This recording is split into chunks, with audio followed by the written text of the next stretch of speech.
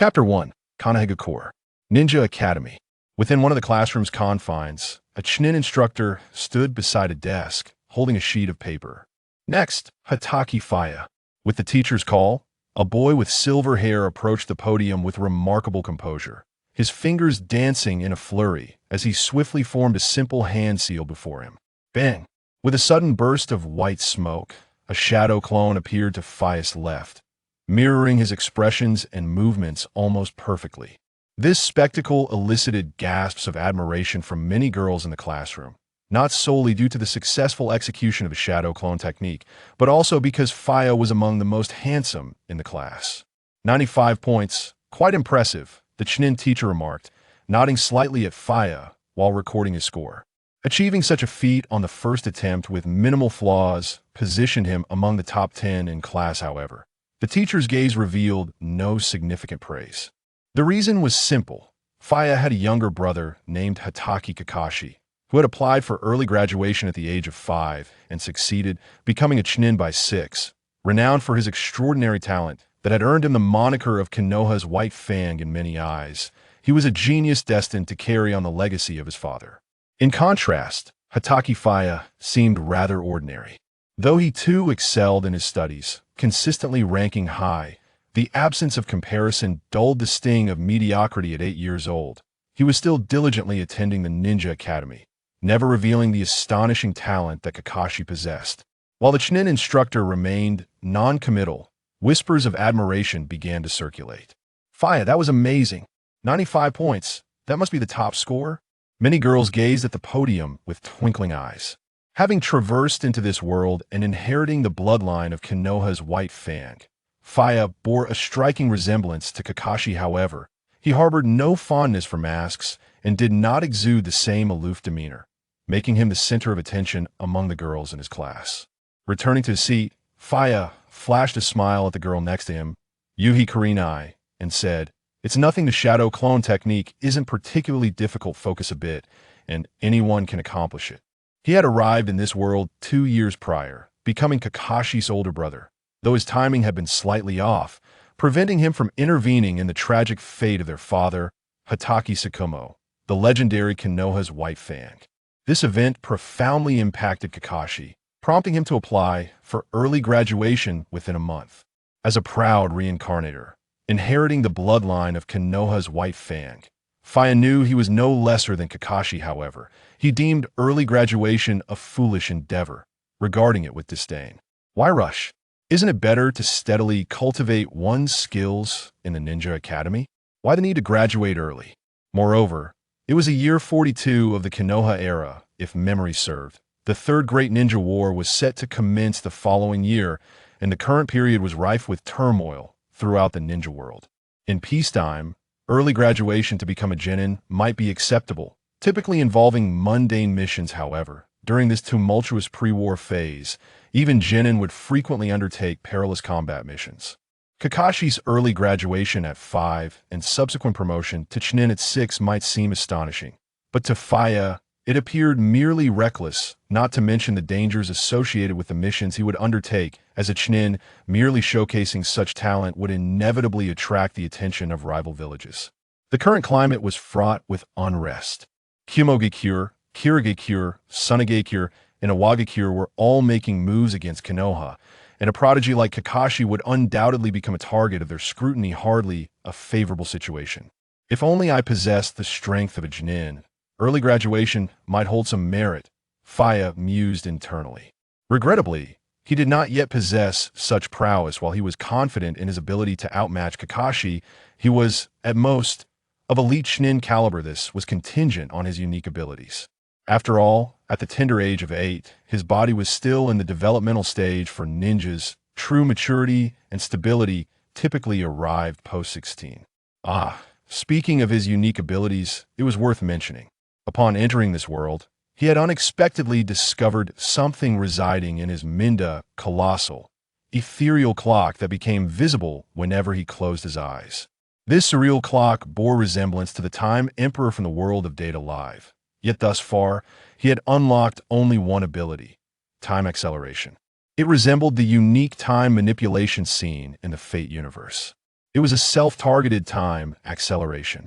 In this state, all of his actions would be expedited, including taijutsu and hand-sealing movements. This was one of the reasons he could best Kakashi.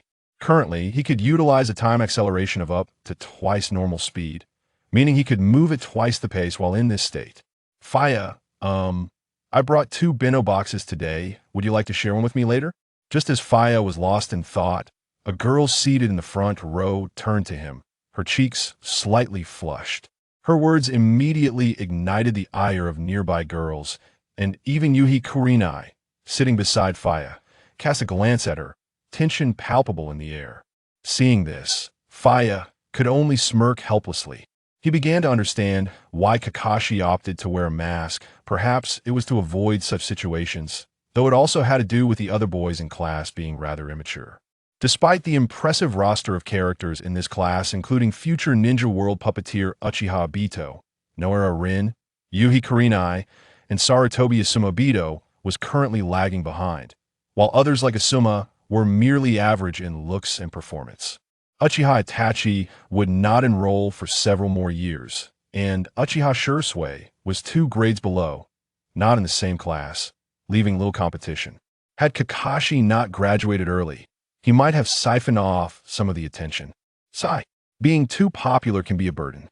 Faya sighed internally. Once envious of such scenarios, however, experiencing it firsthand only led to silent lamentation. Moreover, the precociousness of girls in the world of Naruto surpassed his expectations.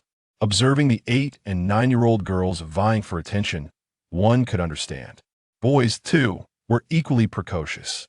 The scene around Faya had drawn jealous glances from numerous classmates, an undercurrent of anger simmering, with some already clenching their fists. That bastard. Truly despicable. I just want to punch him. But you can't even beat him. Shut up. Among the boys, some gritted their teeth, fists clenched, including Uchiha Obito. After all, Noara Rin was among the girls crowding around Faya. Faya paid little mind to the others in class, his only concerns being Might Guy and Uchiha Obito. However, it was the darker version of Obito that caught his attention. The Obito before his descent into darkness posed little threat, merely a laggard. As chaos reigned in the classroom, with girls beginning to clash and boys on the verge of confrontation, the Chunin instructor could no longer contain himself and barked. Silence. Next, Uchiha Obito. The instructor's authority quickly restored order, and the class fell silent. Obito shot Faya a resentful glance before striding toward the podium. His gaze flickered toward Noara Rin, and taking a deep breath, he clenched his fists, mentally preparing himself to surpass Faya in this test. Bang! After forming hand seals, a flash of white smoke erupted. The clone that appeared beside Uchiha Obito looked rather crooked. Although it was technically a clone, it was evident to anyone that it was a mere FA. 50 points. The Chunin instructor glanced at Uchiha Obito with a hint of disapproval. The Uchiha clan was known as a haven for prodigies, with nearly all its members excelling in school. Yet Obito was an exception. I'll try again. Naturally, Obito was unwilling to accept a score of 50 and immediately attempted to perform the technique once more. However, his frayed nerves caused his second attempt to fail spectacularly. Ultimately, his third attempt yielded little improvement, and he finished with a score of just 55, failing to meet the passing threshold. Faya observed this scene, and a singular thought crossed his mind. Darkness truly is absurd. Due to witnessing the tragic demise of Noara Rin, Uchiha Obito, the underachiever, immediately succumbed to darkness. Not only did he awaken the Manjiki Sharingan, but he also unlocked one of the most formidable abilities, Kimui. Furthermore, his combat experience and resolute character underwent a complete transformation, a staggering 180-degree turn. Before long, he stormed into Konohagakure, unleashed the Nine Tails, and indirectly caused the demise of one of the bug characters, the 4th Hokage, Minato Namikaze. It was utterly absurd. Had he not been well-versed in the original storyline, he would have found it unimaginable that Obito, who struggled even to perform a basic shadow clone technique, could evolve into one of the future great antagonists of the ninja world. After shaking his head, Feng Ye withdrew his gaze. He harbored no particular thoughts about Obito after all. Uchiha Madara remained the key figure lurking in the shadows, even in the absence of Obito, Madara would merely conjure another Uchiha, be it Uchiha Kakashi or Uchiha Shursui. What truly mattered was possessing sufficient strength. After all, the Third Great Ninja War was imminent, and during wartime, there would be no graduation assessments by the age of 9. He would be compelled to graduate, meaning that if he wished to remain in the academy, he could only extend his stay by a single year. I wonder if, within a year, I can attain the strength of a Jonin, Feng Ye pondered inwardly. In the Third Great Ninja War, both Jinin and Chunin were effectively cannon fodder fortunately. He was in Konoha had he been in another village. Even Jonin would find themselves reduced to mere pawns, thanks to the existence of Minato Namikes, who could eliminate 50 Jonin in an instant. If he could unlock several more time-related abilities, then, with the power of time alone, he could dominate the ninja world. Alas, thus far, he could only utilize the time acceleration corresponding to a single point. He still had to rely on ninjutsu and taijutsu for his capabilities.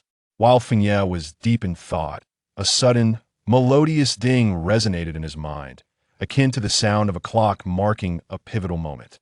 Ah!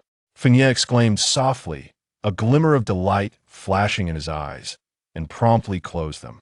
As he shut his eyes, a vast, silvery, ethereal clock materialized in the dark world before him, with golden hour and minute hands clearly visible.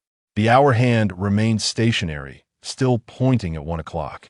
At the center of the illusory clock's face was a mechanical dial that appeared to record dates. However, instead of dates, it documented the amplification factor of time acceleration. It seems I haven't unlocked a new ability, but Feng Ye mused thoughtfully. Click! With a mere thought, the mechanical dial emitted a clicking sound as it rotated, shifting from the numeral 0 to 1, then to 2, and finally halting at 3. Indeed, I can now enter a state of 3 times acceleration. Upon seeing the numbers on the dial, Feng Ye exhaled softly. When he first traversed into this world, his time manipulation was limited to between 1 and 1.5 times the normal speed. Approximately a year later, he heard that same ding, and the maximum rate of time acceleration increased to 2 times. Now, it had risen to 3 times. It seems that around this time last year, I also experienced an increase in the rate limit. Perhaps every year, my capacity for time acceleration will improve. Such a thought flickered through Feng Ye's mind. While he could not confirm it, there seemed to be a pattern whether it was indeed, so it would become clear by this time next year. A tinge of regret lingered as he had yet to acquire any other abilities, and he wondered when the power corresponding to the 2 o'clock marker would be unlocked. Nevertheless, even with his current time acceleration, he was already exceedingly formidable. In a state of time acceleration, the world around him appeared to slow down several-fold his speed and reaction time. Among other aspects, experienced a harmonious enhancement. If an ordinary Chunin could elevate the flow of time to 5 times its usual speed, they could easily contend with a Jonin conversely. If a Jonin could accelerate time by 5 times, even the leaders of the 5 great ninja villages might struggle to prevail. This held true for Feng Ye as well. As long as he maintained Chunin-level strength, he could stand against Jonin, and possessing Jonin-level prowess would place him among the elite of the ninja world, with few capable of matching him. This premise was merely based on a 5-fold acceleration should the ethereal clock's limit rise to 10 times or even higher. His speed alone would constitute an immensely terrifying power. How formidable would the 8 gates be in a 10-fold acceleration state? Feng Ye envisioned a scenario. It was a colossal air cannon, 10 times more powerful than a sunset, capable of piercing through the clouds and obliterating the moon created by Sage of 6 paths in space, shattering it into countless fragments. With such thoughts, Feng Ye couldn't help but draw in a sharp breath, regaining his composure only after several seconds. Although the 10-fold acceleration combined with the 8 gates was still a distant aspiration, it was certainly worth considering, for it was among the abilities most compatible with time acceleration. As for the others, ninjutsu released would not be influenced by time acceleration, nor would their flight trajectory be hastened. The range of time acceleration was confined solely to his own body. However, the speed of hand signs and the release of techniques would also operate at an accelerated state, yielding significant effects. The speed at which a ninjutsu is executed is of paramount importance. Take, for instance, the formidable Flying Thunder God technique. whose power lies in its instantaneous activation devoid of hand seals or delay in release. Remarkably, he has now attained a speed 3 times that of his previous capabilities. In his former twofold speed, he could effortlessly overpower even the already established Nin, Kakashi. Now, at threefold speed, he is likely capable of easily defeating most elite Nin, though there remains a slight gap when it comes to the Nin level. Is he nearing the threshold of special Nin?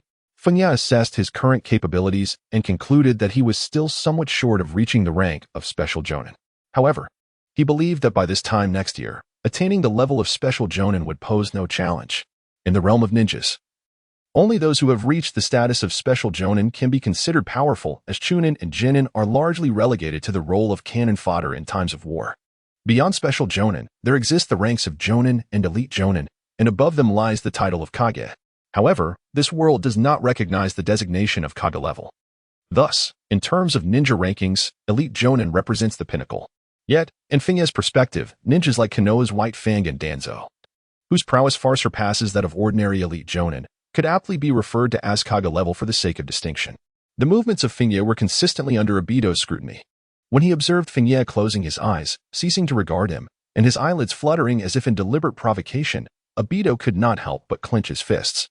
How infuriating it was for someone who had been left behind by his own younger brother to exhibit such arrogance. Obito gritted his teeth in frustration. Yet, Kakashi was also an insufferable brat. Although he had graduated early after less than 6 months, both brothers were equally irksome in their own ways. It was rumored that Kakashi had recently completed an A-rank mission alongside a Jonin. Though somewhat resentful, Obito acknowledged that Kakashi possessed considerable prowess, having already been promoted to Chunin last year, and it was likely that he would ascend to Jonin status in due time. Upon hearing Obito's remarks, someone deliberately interjected. Following his lead, Feng Ye consistently ranks within the top 10 of his class, occasionally even securing the first position. It is challenging to find a suitable reason to deride him based on his academic performance. However, when juxtaposed with Kakashi, the comparison serves to diminish Feng Ye's achievements. After all, when one considers Kakashi, who graduated at 5 and became a Nin at 6, Feng Ye's brilliance is swiftly overshadowed, rendering it nearly impossible to draw a parallel. Those around quickly grasped the intent behind this comparison. Casting a sidelong glance at Feng Ye, one remarked nonchalantly, "Though it's hard to admit, that guy is indeed a genius." Compared to him, some individuals seem rather unqualified to assume the role of an elder brother. Before Feng Ye could respond, a girl seated in front of him, Yamanaka Inoka, rose abruptly, her gaze fiercely directed at Inuzuka Kiba, exclaiming, "Hey, what are you saying?" Faced with the girl's furious glare, Inuzuka Kiba showed no signs of retreating, defiantly retorting, "What's wrong? Am I mistaken?" Yamanaka Inoka seethed with indignation, yet found herself at a loss for words to counter his claim. Feng Ye opened his eyes and gazed at Yamanaka Inoka, a nonchalant smile gracing his lips. Kakashi is indeed a prodigy. It is quite a challenge for an ordinary person to compete with him. Yamanaka Inoka nodded in agreement, replying, "Indeed, Feng Ye. There is no need for you to concern yourself with him. A ninja of your brother's caliber is a rarity that may not appear for many years. There is no need to compare yourself to Kakashi." Yuhi Kurenai also nodded in assent. As long as one refrains from comparing with such an extraordinary individual as Kakashi, Feng Ye stands out as a remarkable genius in this class, free from any blemish. As Feng Ye's words hung unfinished in the air, he was abruptly interrupted. With an innocent shrug, he refrained from further elaboration, merely casting a smile towards Sunset Hong. Inuzuka Kiba, perceiving Feng Ye's disinterest in engaging in a debate, noticed that the girls had reached a consensus. Although reluctant, he could only mumble a couple of words before averting his gaze. Sunset Hong regarded Feng Ye, her beautiful eyes shimmering slightly, and softly remarked, "Having a brother like Kakashi must be quite a burden, doesn't it?" "No." Feng Ye glanced at the setting sun, smiling as he remarked, "Why should there be any pressure? Isn't it better that my younger brother is stronger? After all, he is not from the Hyuga clan." Yuhi Kurenai blinked and replied, "What's wrong with the Hyuga clan?" "Oh, you are unaware, I see." Feng Ye briefly spoke about the Hyuga clan's main and branch families, leaving Yue Hong quite astonished. She glanced towards a figure in the corner of the classroom and silently mused, "I never imagined that the prestigious Hyuga family was like this." The person seated in the corner was Hyuga Hamura, the nephew of the clan leader, Hyuga Hizashi, and a member of the branch family. As a member of the esteemed Hyuga clan, he carried the pride that came with such a lineage. He regarded Feng Ye, who was often surrounded by admirers, with disdain. Consistently ranking first or second in class, he considered only Kakashi a worthy rival. In truth, he could have graduated early. But the elders of his family advised him against it, urging him to pursue his training methodically, which he dutifully adhered to. Upon overhearing Feng Ye mention the Hyuga clan, Hyuga Hamura turned his gaze towards him, slightly furrowing his brow, though he could not discern the specifics of what was said. While he could not hear clearly, he could surmise that Feng Ye was discussing matters concerning the Hyuga clan, prompting a flicker of intrigue in his eyes. Although he found the attention Feng Ye received from the girl somewhat irksome, it was not a matter of great concern. However, speaking of the Hyuga clan was an entirely different issue. Should he go and warn him after class? Hyuga Hamura's eyes glimmered with contemplation. Feng Ye, after all, is not Kakashi. In his eyes, among those of similar age, only Kakashi could surpass him. While Hinata Hayashi was deep in thought, the final student completed the Shadow Clone Technique examination. The CH9 instructor recorded the last results and, glancing at the score sheet, declared, "Today's testing is concluded. Those who did not pass include Uchiha Obito, Yamanaka Ino, and a few others. You are to intensify your practice after class. Tomorrow, there will be another mock test, so be prepared. In 4 days, the formal promotion assessment will take place. Those who fail will remain at school during the winter break for remedial study until they can pass the examination." As the CH9 instructor's words echoed, many students in the class exhaled deeply. Those who had failed, including Uchiha Obito, wore expressions of dismay. No one wished for winter break remediation, not only because it meant losing their holiday, but also due to the humiliation it entailed. "That will be all for today. You may leave early," the CH9 instructor said, placing the score sheet into a folder. After tidying up, he addressed the students. Upon hearing the instructor's words, the students rose, bowing respectfully, and once the teacher nodded and exited the classroom, they dispersed in a flurry. Using the excuse of "I have something to attend to, so I'll head home first," Feng Ye swiftly returned home after extricating himself from the company of girls like Yuhi Kurenai and Yamanaka Ino. Observing the rivalry among these mature 8- and 9-year-old girls was indeed amusing. However, Feng Ye had more pressing matters to attend to, namely, acclimatizing to his tripled speed state. The tripled speed corresponds to a doubled speed, further enhancing his pace. After a simple dinner, Feng Ye made his way to the backyard, entering his tripled speed state and began to practice punching the specialized wooden posts set up there. To expedite his physical growth, Feng Ye not only activated his speed state during training but also during sleep, accelerating cellular division and metabolism. A day for others equated to nearly 2 days for him. Although he was technically 8 years old, due to nearly 2 years of accelerated dreaming, his actual physical age had already reached 9. If he were to maintain the tripled speed state consistently, his body would develop even more rapidly. However, sustaining such a pace in daily life was exceedingly dull. Attending classes felt akin to experiencing a playback at 0.5 speed, stretching every inflection of the teacher's voice and triggering his obsessive-compulsive tendencies. Moreover, to appear normal while in tripled speed, he would need to deliberately slow his speech and movements, which proved to be quite cumbersome. Thus, during his time at school, Feng Ye opted to remain in a normal state. Bang! Bang! Feng Ye's fists relentlessly struck the wooden post, producing a dull thud, while the resilient, specially crafted timber bore unmistakable indentations from his blows. He remained diligent in his physical training. The ability to accelerate time possessed dual functions for him. 1. To grant him a foundational speed multiple times greater than that of an ordinary individual during combat, with the capacity for further enhancement, and 2. To augment the pace of his cultivation, effectively extending the duration of his training. When he practiced under the influence of time acceleration, 3 hours of his effort translated to merely 1 hour in the outside world. It is noteworthy that, whether in a state of battle or training, the apparent benefit of time acceleration seemed solely to be speed. In reality, strength was also encompassed within this enhancement, for according to Newton's second law, force equals mass multiplied by acceleration, a principle that holds true even within the realm of Naruto. Feng Ye vaguely recalls a character from another realm proclaiming, "Such speed equates to power. Have you ever been struck by the speed of light? If time were to accelerate to the point where speed could indeed reach that of light, then the force of a single strike could potentially annihilate the very heavens and the earth." Shadow Clone Technique. After a brief adaptation to the tripled speed state, Feng Ye ceased his movements, his hands swiftly forming seals as he executed the Shadow Clone Technique. With a resounding thud, accompanied by a cloud of smoke, 2 identical Feng Yes materialized, one to the left and one to the right. The Shadow Clone Technique, a formidable aid in cultivation, was not something Feng Ye could overlook. He had acquired its training methods from Kakashi long ago. Were this technique to be employed within the confines of the academy, it would undoubtedly leave onlookers agape.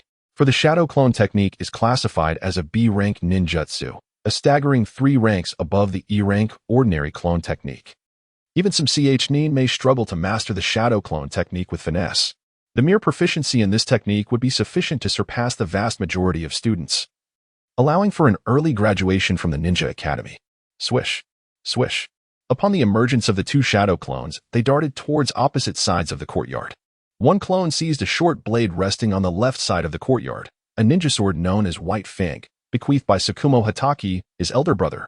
Feng Ye has also diligently practiced the renowned Hatake swordsmanship, as it embodies a fusion of chakra-enhanced martial arts, aligning perfectly with the accelerated temporal state he has attained. It can be posited that should he elevate his swordsmanship to the level of Konoha's White Fang, dominating the ninja world would be well within his grasp. In a state of accelerated speed, he could even contend with those who surpass the ranks of Kage, the other shadow clone, stationed in a different corner of the courtyard. Focused chakra within its palm, condensing it into a spherical form. Indeed, it was the Rasengan. The essence of the Rasengan lies in the transformation of chakra. And being a close combat ninjutsu, it similarly complements the capabilities afforded by his accelerated state. Crucially, practicing the Rasengan enhances one's control over chakra. Currently, Feng Ye has already progressed through exercises such as tree climbing and water walking. To further enhance his chakra control, cultivating the Rasengan is undoubtedly an excellent approach. However, due to his chakra reserves not being as prodigious as Naruto's, his progress in mastering the Rasengan has been rather slow. After several months of training, he has only managed to complete half of the technique. With the tripled speed state, he estimates that within a month, his physical form may mature to that of a 10-year-old, thus barely meeting the standards required to train in the 8 gates. Feng Ye engaged in his cultivation while contemplating the trajectory of his future. The 8 gates of Duanjia held significant importance for him, as its side effects were considerable and his youthful age rendered him ill-suited for such training. Thus, he refrained from seeking to covertly learn from Might Guy. Nonetheless, he understood that acquiring the method of cultivating the 8 gates was imperative. Despite its formidable side effects, the efficacy of this technique was beyond question. Feng Ye is acutely aware of the essence of his cultivation, which lies in the comprehensive enhancement of his strength. In this manner, under the state of accelerated time, he can unleash prowess thrice or even quintuple his typical might. After all, for him, the illusory clock bestows an effect akin to a perpetual temporal dominion devoid of side effects, representing a more advanced iteration of the capabilities found within the Holy Grail world. With the kunai, White Fang, gripped firmly in hand, his shadow clone persistently wielded the chakra-infused short blade on the eastern side of the courtyard. Although shadow clones cannot partake in the time-accelerated state, this does not impede Feng Ye from utilizing them for his training. He merely requires the experience and proficiency in the practice of the Kiba swordsmanship. Meanwhile, another shadow clone concentrates a myriad of chakra within its palm, allowing it to rotate and coalesce into a nebulous spherical luminescence. After a period of diligent training, the 2 shadow clones eventually exhausted their chakra, dissipating into wisps of white smoke. Feng Ye halted his movements, sensing the experiences and memories conveyed by the shadow clones flowing into his mind, swiftly absorbed and assimilated. After taking a deep breath, he formed the hand seals once more. Bang! Bang! 2 more shadow clones emerged. With the second release of the shadow clone technique, a bead of sweat appeared on Feng Ye's forehead, as he could distinctly feel the diminishing chakra within him. The quantity of chakra has always been a persistent concern. Feng Ye let out a sigh. Naruto's ability to train using dozens, even hundreds, of shadow clones is indeed extraordinary, an anomaly among anomalies, virtually absurd. After all, he possesses the physique of the Uzumaki clan and serves as the Jinchuriki of the 9 tails, endowing him with an immense reservoir of chakra that is simply beyond imitation. After practicing for a while longer, the 2 shadow clones dissipated once more into plumes of white smoke. Feng Ye refrained from continuing to create shadow clones, as his physical body was persistently engaged in rigorous martial arts training, resulting in the depletion of chakra. At this juncture, manifesting 2 shadow clones twice was nearly his limit. 1377, 1378, he continuously executed side kicks against the designated wooden post, mentally counting each strike until he sensed his body nearing its breaking point, prompting him to cease. Without disabling the accelerated time state, Feng Ye maintained this temporal enhancement as he approached a corner of the courtyard, gradually lifting a cup to sip water, followed by 2 pieces of biscuit. Under the influence of time acceleration, his recovery was significantly expedited. Should he persist in this tripled temporal speed, each day would equate to 72 hours for him, during which he would need to consume 9 meals and rest thrice. I am uncertain whether he could train while enduring full-body fractures and a soaring fever of 49 degrees. However, it is indeed feasible for him to engage in over 25 hours of exercise daily. Feng Ye silently expressed his thoughts, just as he intended to continue his training. He suddenly sensed something and raised his head towards the upper part of the outer wall of the small courtyard, remarking, "It seems you have developed a habit of avoiding the front door." On the wall appeared a familiar silhouette. Adorned with silver hair and a mask, it was none other than Kakashi Hitaki. "No, I merely happened to return from that direction," Kakashi replied as he leaped down from the wall and landed gracefully within the courtyard, standing in close proximity. The differences between Kakashi and Feng Ye became apparent. Kakashi's hair was slightly longer, he wore a mask, and his stature was noticeably smaller than Feng Ye's. Kakashi addressed Feng Ye, saying, "As you predicted, the tensions between the villages have intensified. Our recent missions have primarily involved mutual ambushes and investigations. Is that so?" Feng Ye encountered no surprises. After all, since his arrival in this world, he had only managed to alter a minor aspect during his time at the Ninja Academy, leaving the trajectory of the world largely unchanged. With the inevitable tide of events, the following year was destined to witness the outbreak of the Third Shinobi World War. Kakashi turned to Feng Ye, inquiring if he had no intention of graduating, as remaining in the academy seemed to yield little further knowledge. Others may have been oblivious, but he was acutely aware of his elder brother's formidable prowess. Thus far, he had never emerged victorious in their duels. It is worth noting that he had already been promoted to Chunin the previous year and had sought to challenge Feng Ye thereafter. Yet he still found himself unable to defeat him. Feng Ye's speed was nearly otherworldly. Feng Ye possesses not only formidable strength but also a resilient spirit. Though merely a year his senior, he demonstrates an ability to assess situations with a maturity akin to that of an adult. Feng Ye gazed at Kakashi with a smile and remarked, "Indeed, there is little left to learn from my teacher. However, remaining at the academy affords me ample time for personal cultivation. By the way, have you had any encounters with the techniques I mentioned recently?" As Kakashi had already attained the rank of CH Nin, the array of ninjutsu accessible to him far surpassed that which was available to Feng Ye. Many of Feng Ye's techniques were acquired from Kakashi, who had also been instructed to focus on 2 particular jutsu, the Flying Thunder God technique and the 8 Gates. The 8 Gates, undoubtedly, was a technique that must be mastered at all costs. As for the Flying Thunder God, it was worth attempting to cultivate, should he succeed. It would grant him a miraculous means of survival, and if not, it would be of little consequence. For someone like him, who could manipulate time, the significance of space-time ninjutsu was not overly paramount. Those techniques were contained within the Book of Seals, and accessing them was no simple feat. Kakashi rolled his eyes. Despite his status as a CH Nin and his access to numerous jutsu, such as Shadow Clone Technique, techniques like the Flying Thunder God and the 8 Gates, which fell under the category of forbidden jutsu, remained elusive. There would always be opportunities in the future.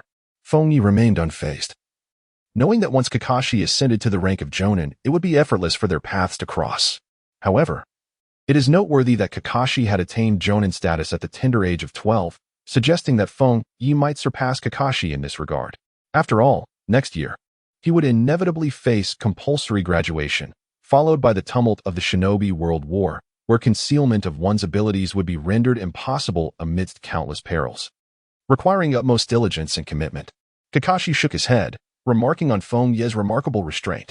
After the tragic suicide of his father, unable to bear the villagers' scorn, Feng Ye was profoundly affected, wishing to evade such scrutinizing gazes. Hence, he unveiled his extraordinary talents, graduating at 5 and advancing to Chunin by 6. Indeed, achieving a status that shielded him from the judgmental eyes of others.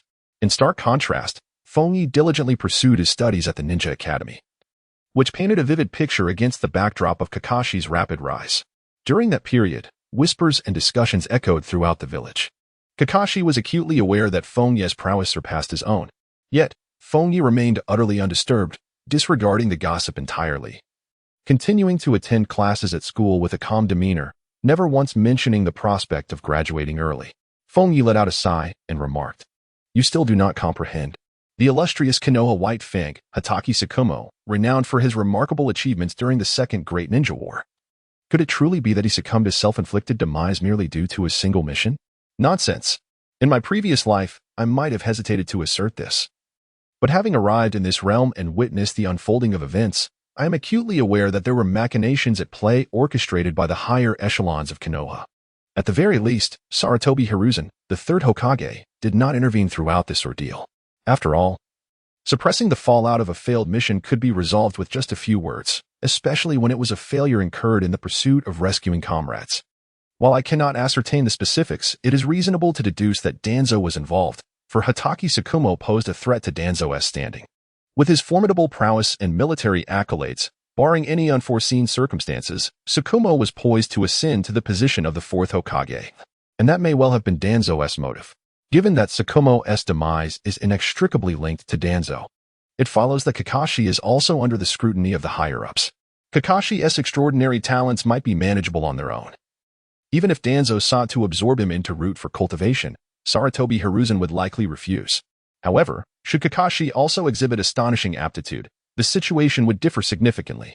Understanding Danzo's character, he would undoubtedly devise a myriad of justifications to persuade Sarutobi Hiruzen to allow one of them, either Kakashi or himself, to join Root. Feng Ye could never possibly join the Root organization. After all, Kakashi was his brother, and it would be inconceivable to allow Kakashi to enter Root and undergo Danzo's indoctrination. What do you understand? Kakashi inquired, looking at Feng Ye with confusion. Feng Ye shook his head, unwilling to elucidate these matters to Kakashi. At this moment, Kakashi was still quite young and possessed a rather impetuous disposition. It would be preferable for him to remain unaware of the darker aspects of Konoha. Nevertheless, it was about time. Feng Ye displayed a contemplative expression. The atmosphere had now escalated into the tense prelude of the Third Great Ninja War. In such circumstances, revealing his true strength posed little risk. Danzo was far too preoccupied with other villages to concern himself with expanding his roots at this moment. The Third Great Ninja War represented both a crisis and an opportunity. Kakashi would ascend to Jonin during the conflict, and Feng Ye would too. Once they both achieved the rank of Jonin and secured sufficient standing, they could emerge from Danzo's shadow. Even after the war's conclusion, Danzo would have no justification to arbitrarily maneuver the village's official Jonin, as Sarutobi Hiruzen would not tolerate such actions.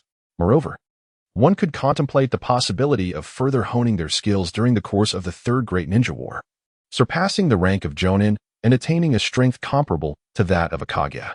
After all, he possessed the illusory clock, a power that allowed him to manipulate time. Speaking of which, I wonder how my elder brother has been progressing in his training. Kakashi glanced at the wooden posts set up in the courtyard and suddenly turned to look at Feng Ye, a glimmer of determination flickering in his eyes. Although he had yet to triumph over Feng Ye, he had never relinquished the ambition to defeat him, especially in recent times, after a series of battles. He felt that his strength had significantly improved. If Feng Ye were to neglect his training, perhaps this time he might not emerge victorious. After all, since becoming a ninja, he had never been idle. He had consistently worked hard and engaged in countless battles, sharpening his skills and steadily advancing in strength. Feng Ye raised an eyebrow. Halfway through his statement, he already comprehended Kakashi's intent. Well, I too am eager to witness how much you have progressed recently. In the Hidden Leaf Village. At the back mountain, Kakashi had attained the rank of CH Nin, and Feng Ye's prowess equally surpassed that of CH Nin. It was evident that their sparring could not take place within the confines of the small courtyard, as it would be far too constricted. Are you prepared? Kakashi, positioned in an open area, held a kunai in each hand, gazing intently at Feng Ye, his body slightly leaning forward, already entering a state of readiness for battle. Feng Ye stood resolutely in place, gripping the chakra short sword, White Fang, and gazed calmly at Kakashi, uttering, "Come." In an instant, as Feng Ye's words fell, Kakashi surged forward. Two shurikens whirled through the air, darting left and right in a relentless assault. Feng Ye, unhurried, wielded his chakra sword with precision, parrying Kakashi's onslaught with deft strikes. Clang! After fending off several attacks, Feng Ye's gaze sharpened, and with a sudden, forceful swing, he cleaved downwards, shattering Kakashi's defense and slicing across his chest. Kakashi's form instantly dissolved into smoke. Shadow Clone. Fire Release. Great Fireball Technique. In the next moment, a voice erupted from behind Feng Ye, accompanied by an intense heat as a massive fireball hurtled towards his back. Feng Ye's expression remained unchanged as he lifted his foot and leapt forward, propelling himself a considerable distance to evade the direct assault of the blazing fireball. Whoosh! Whoosh! In the next instant, 7 or 8 shurikens spiraled forth from the fireball, enveloped in flames, completely sealing off Feng Ye's retreat. The combination of ninjutsu and shuriken usage had already reached a remarkable level of proficiency. Feng Ye smiled lightly, and the short blade in his hand, White Fang, suddenly transformed into a fleeting shadow, exhibiting an eerie speed as it traced delicate lines in the air. In an instant, 7 or 8 shurikens engulfed in flames were decisively thwarted by Feng Ye. Just as he deflected the shurikens, Kakashi's figure emerged from the ground less than a meter behind Feng Ye, his kunai poised to strike at Feng Ye's back, frozen in place. "I have one," Kakashi declared, a bead of sweat trickling down his forehead, his eyes glimmering with a flicker of triumph. This marked the first time he had bested Feng Ye in their sparring sessions. However, at that moment, Feng Ye turned his head and offered Kakashi a faint smile, saying, "Do you truly believe so?" With a resounding thud, as the words left his lips, Feng Ye's body recoiled deliberately against Kakashi's kunai, transforming into smoke and vanishing into thin air. This scene left Kakashi stunned, a look of disbelief etched across his face. A shadow clone. How is that possible? Before Kakashi could fully grasp the situation, a gust of wind rushed from behind him. He swiftly turned, swinging his arm to defend himself, yet was still met with a kick that struck between his arms. The weight of the force bore down upon him, causing Kakashi to stagger back 5 or 6 steps before he managed to regain his balance. Was that truly a shadow clone? Kakashi regarded Feng Ye with incredulity. Throughout the entire exchange, he had not witnessed Feng Ye employing the shadow clone technique. And how could such a technique be executed so silently, without a trace of detection? No. Maple Knight shook his head and said, that was merely an ordinary clone. Kakashi, taken aback, replied in disbelief, impossible. Clones possess no offensive capabilities. How could one possibly intercept my fire shuriken? It was the original that deflected the shuriken. Feng Ye offered a faint smile and said, merely speaking may not convey the essence. You must witness it for yourself. As the words lingered in the air, Feng Ye grasped the hilt of his white blade with one hand while the other executed a sequence of hand seals at an astonishingly rapid pace, akin to an ephemeral shadow, completing 2 techniques in the blink of an eye. Shadow clone technique. Substitution technique. This, Kakashi was momentarily struck dumb. While he too possessed knowledge of the shadow clone and substitution techniques, fundamental skills taught in the Ninja Academy, what truly astounded him was Feng Ye's unparalleled speed in forming hand seals. One-handed seals. Moreover, his speed surpassed that of the conventional 2-handed seals. Although Kakashi had long recognized Feng Ye's extraordinary speed, significantly exceeding his own, this instance revealed a velocity so extraordinary in finger movements that it seemed almost beyond the realm of human capability, nearly imperceptible. What is going on with your fingers?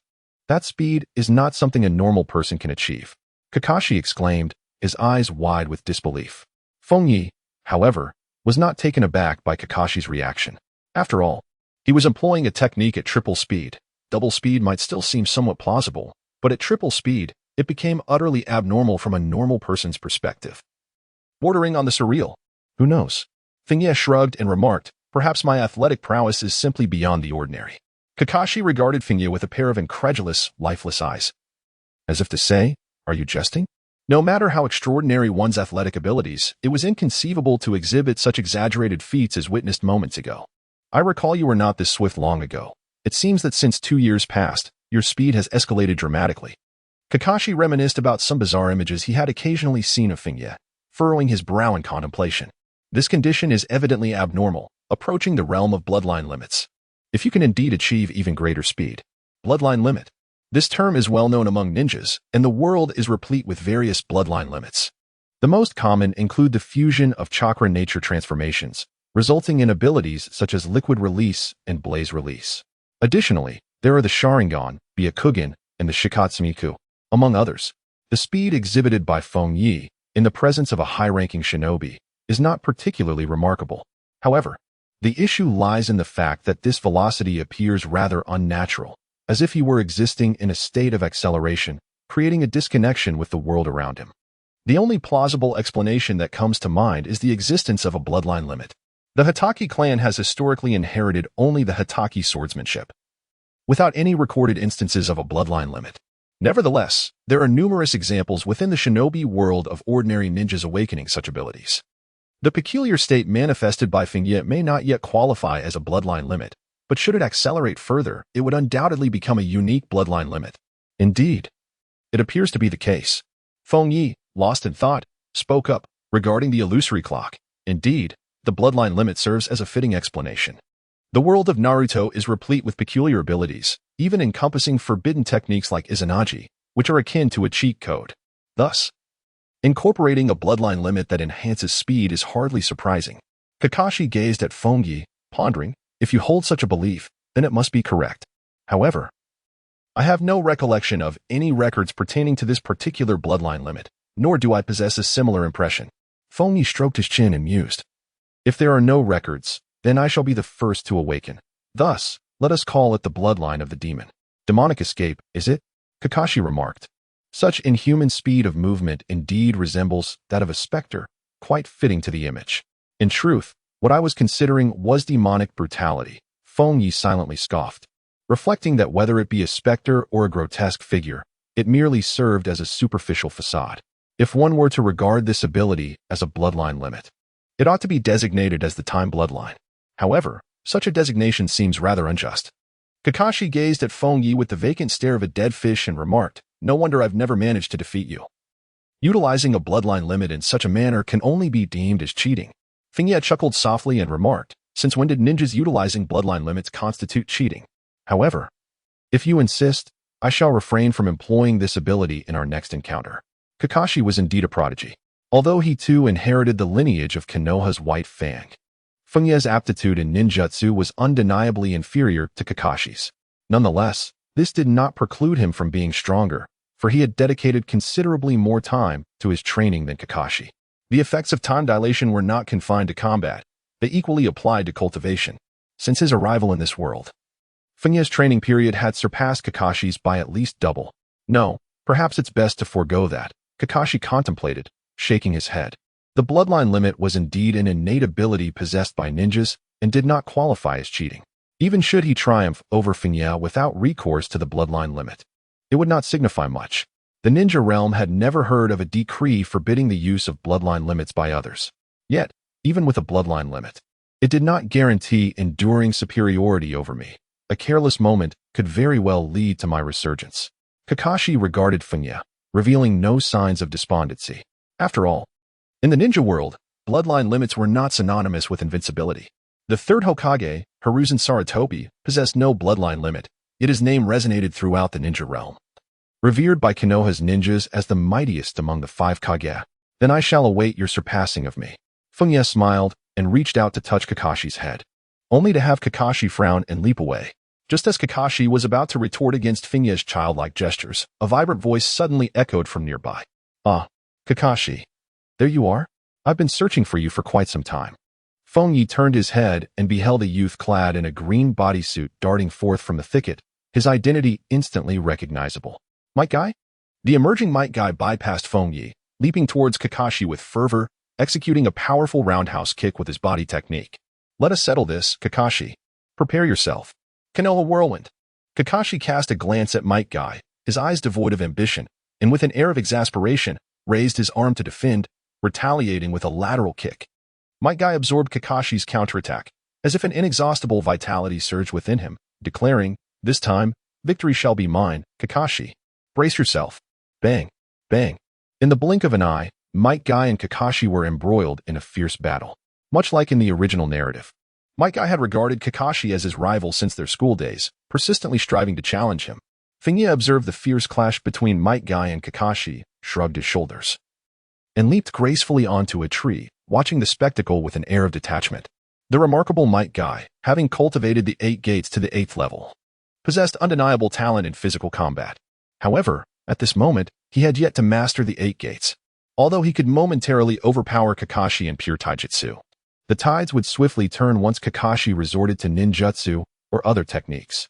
Crackling sounds echoed as Kakashi, feeling disheartened after being bested by Feng Ye, engaged with Guy for a few exchanges before unleashing a lightning technique.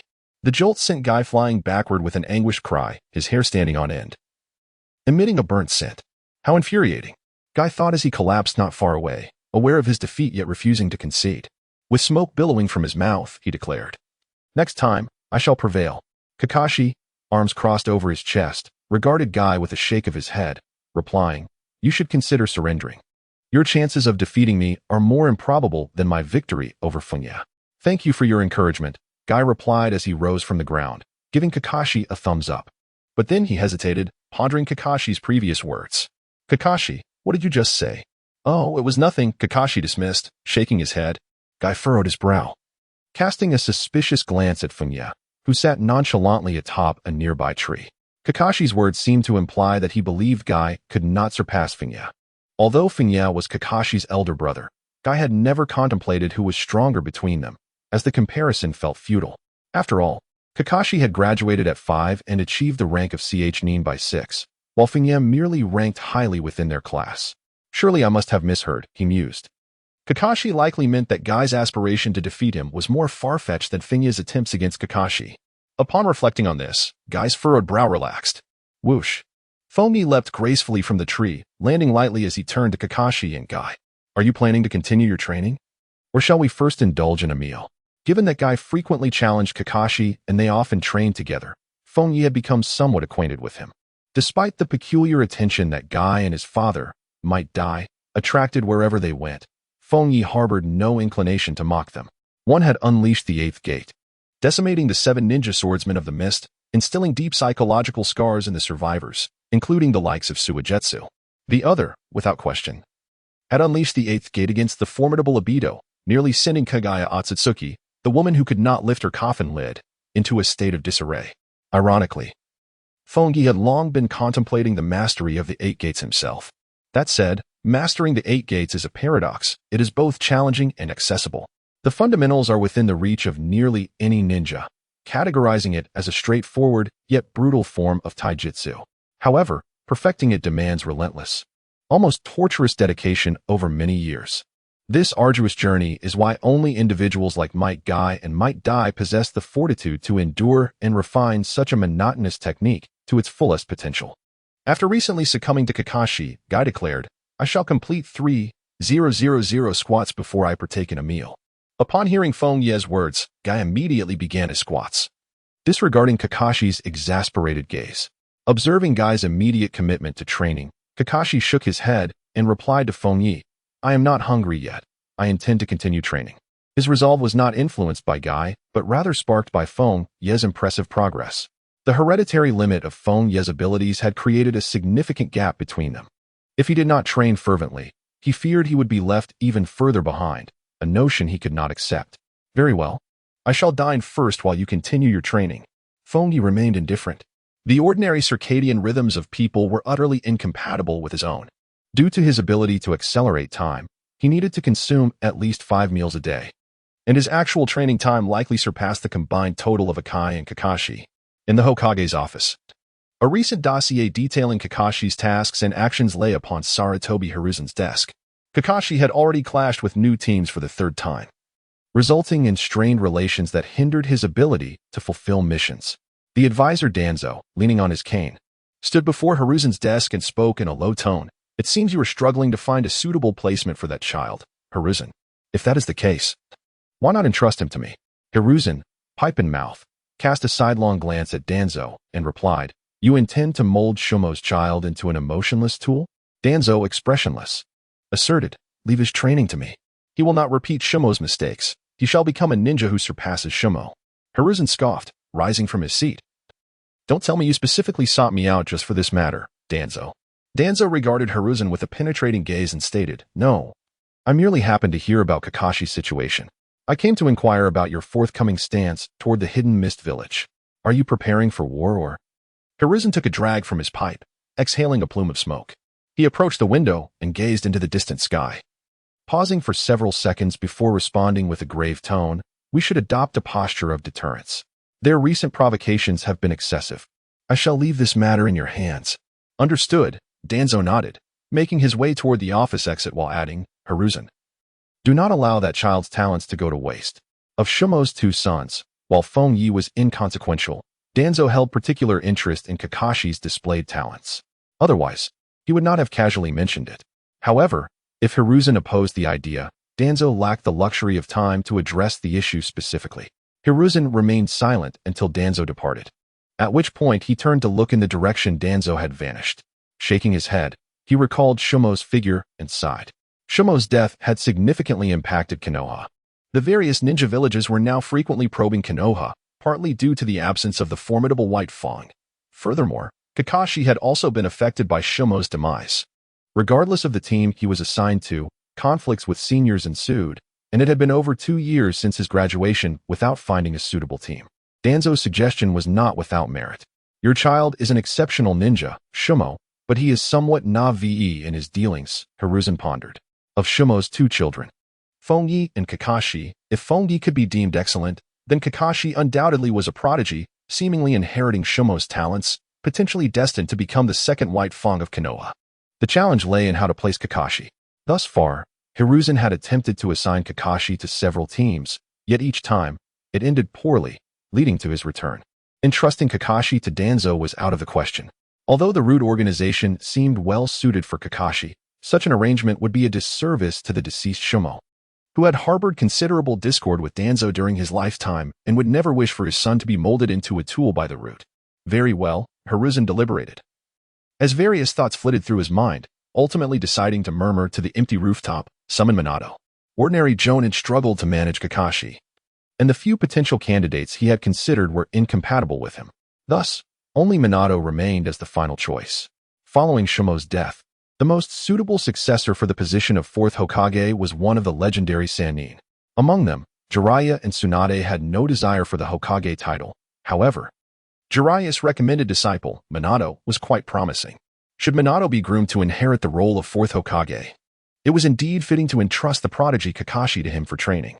Understood, the Umbu on the rooftop acknowledged and swiftly vanished.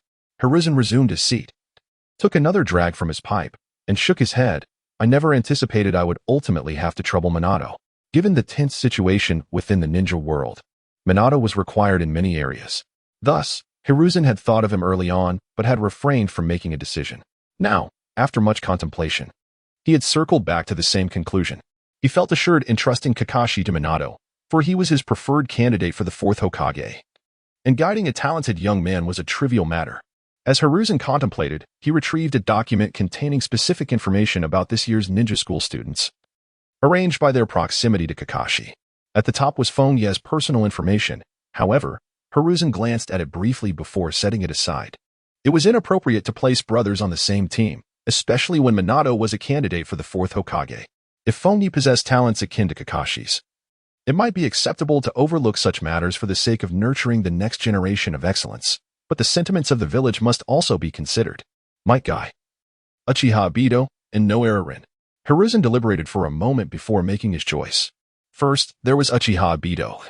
Assigning this member of the Uchiha clan to Minato would mitigate any significant opposition from them regarding Minato's ascension to Hokage.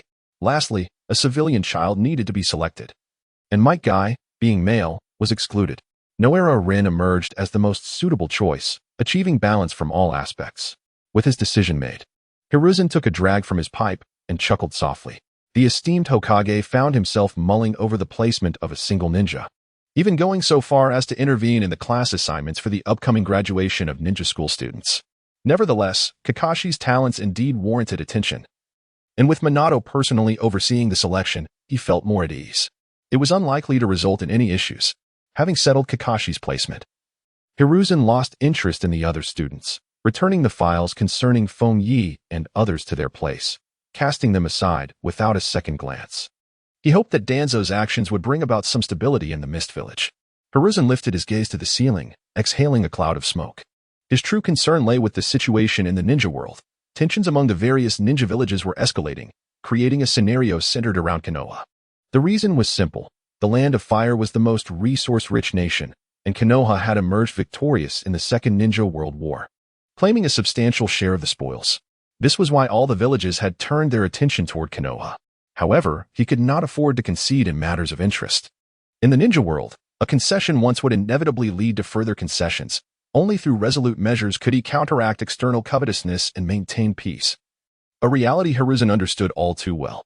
Thus, if the situation could not stabilize and the Third Ninja World War was to erupt, Konoha would have no choice but to confront it with all its might, letting the drums of war speak. As these thoughts crossed his mind, Sarutobi Hiruzen's eyes glimmered with a hint of cold resolve.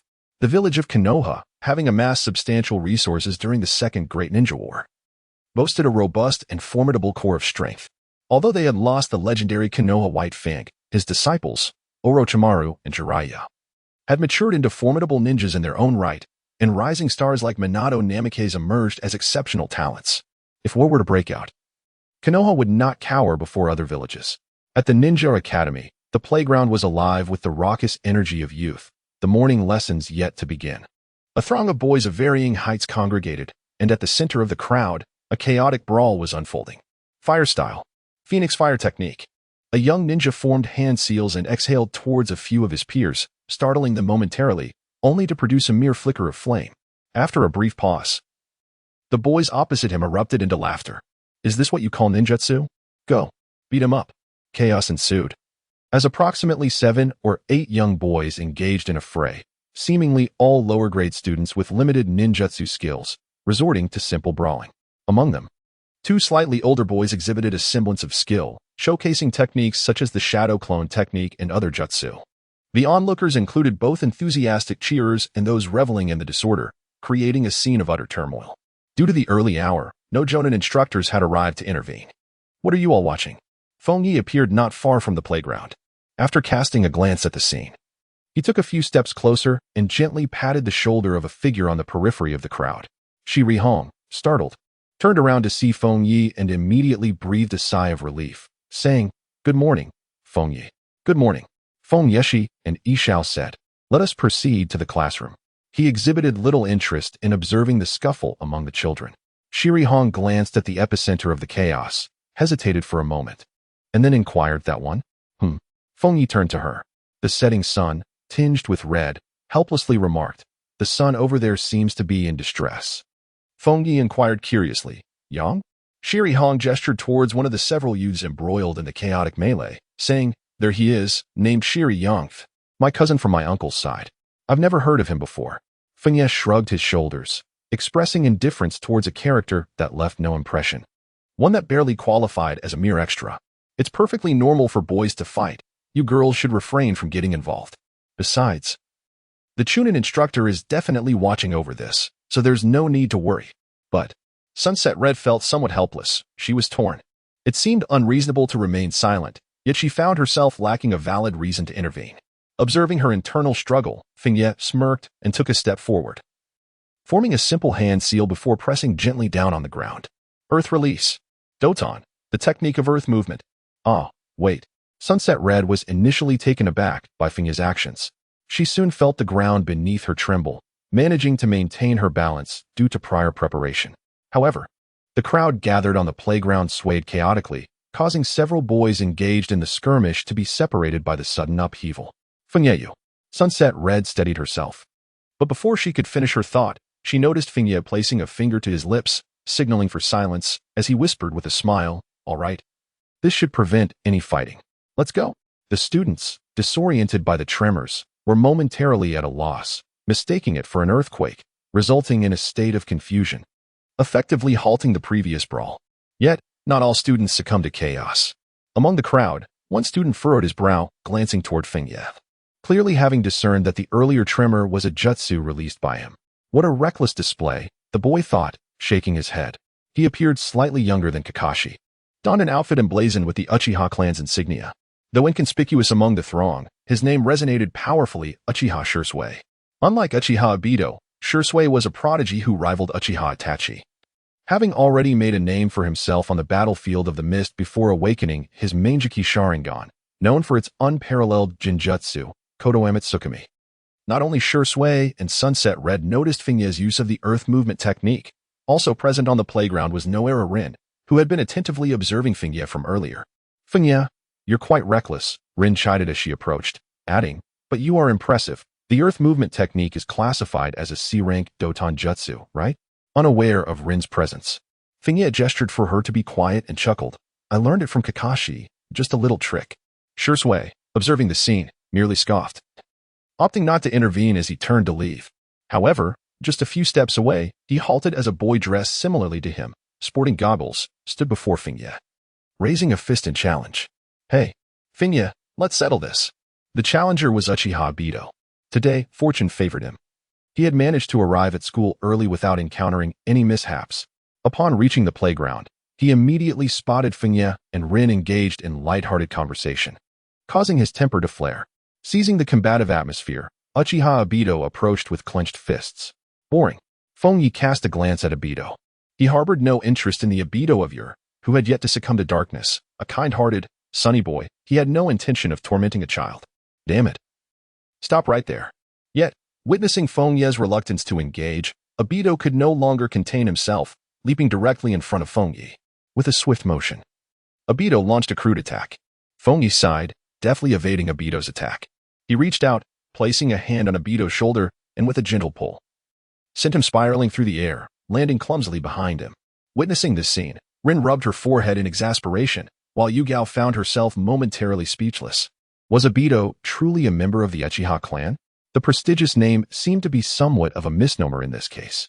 In her recollections, adults spoke of the Uchiha with reverence, for each member was renowned for their extraordinary talent, consistently ranking at the top of their classes. Yet, the disparity presented by Obito was rather stark. Just as Yugao's thoughts lingered, a voice emerged from the side. Such words cannot simply be brushed aside. Uchiha Shisui had approached unnoticed, calmly addressing Yugao. Although Obito shared the Uchiha lineage, their connection was tenuous, and he did not particularly concern himself with it. However, when it came to the Uchiha clan, he could not remain indifferent. You are. Yugao paused, her eyes widening slightly. Uchiha Shisui. The name resonated within the walls of the Ninja Academy, synonymous with excellence, having achieved the highest marks across the board. Just recently, he had even triumphed over a lower-ranked ninja. Such prowess undoubtedly positioned him for early graduation. In the eyes of many, Shisui was the sole talent in this generation whose aptitude approached that of Kakashi.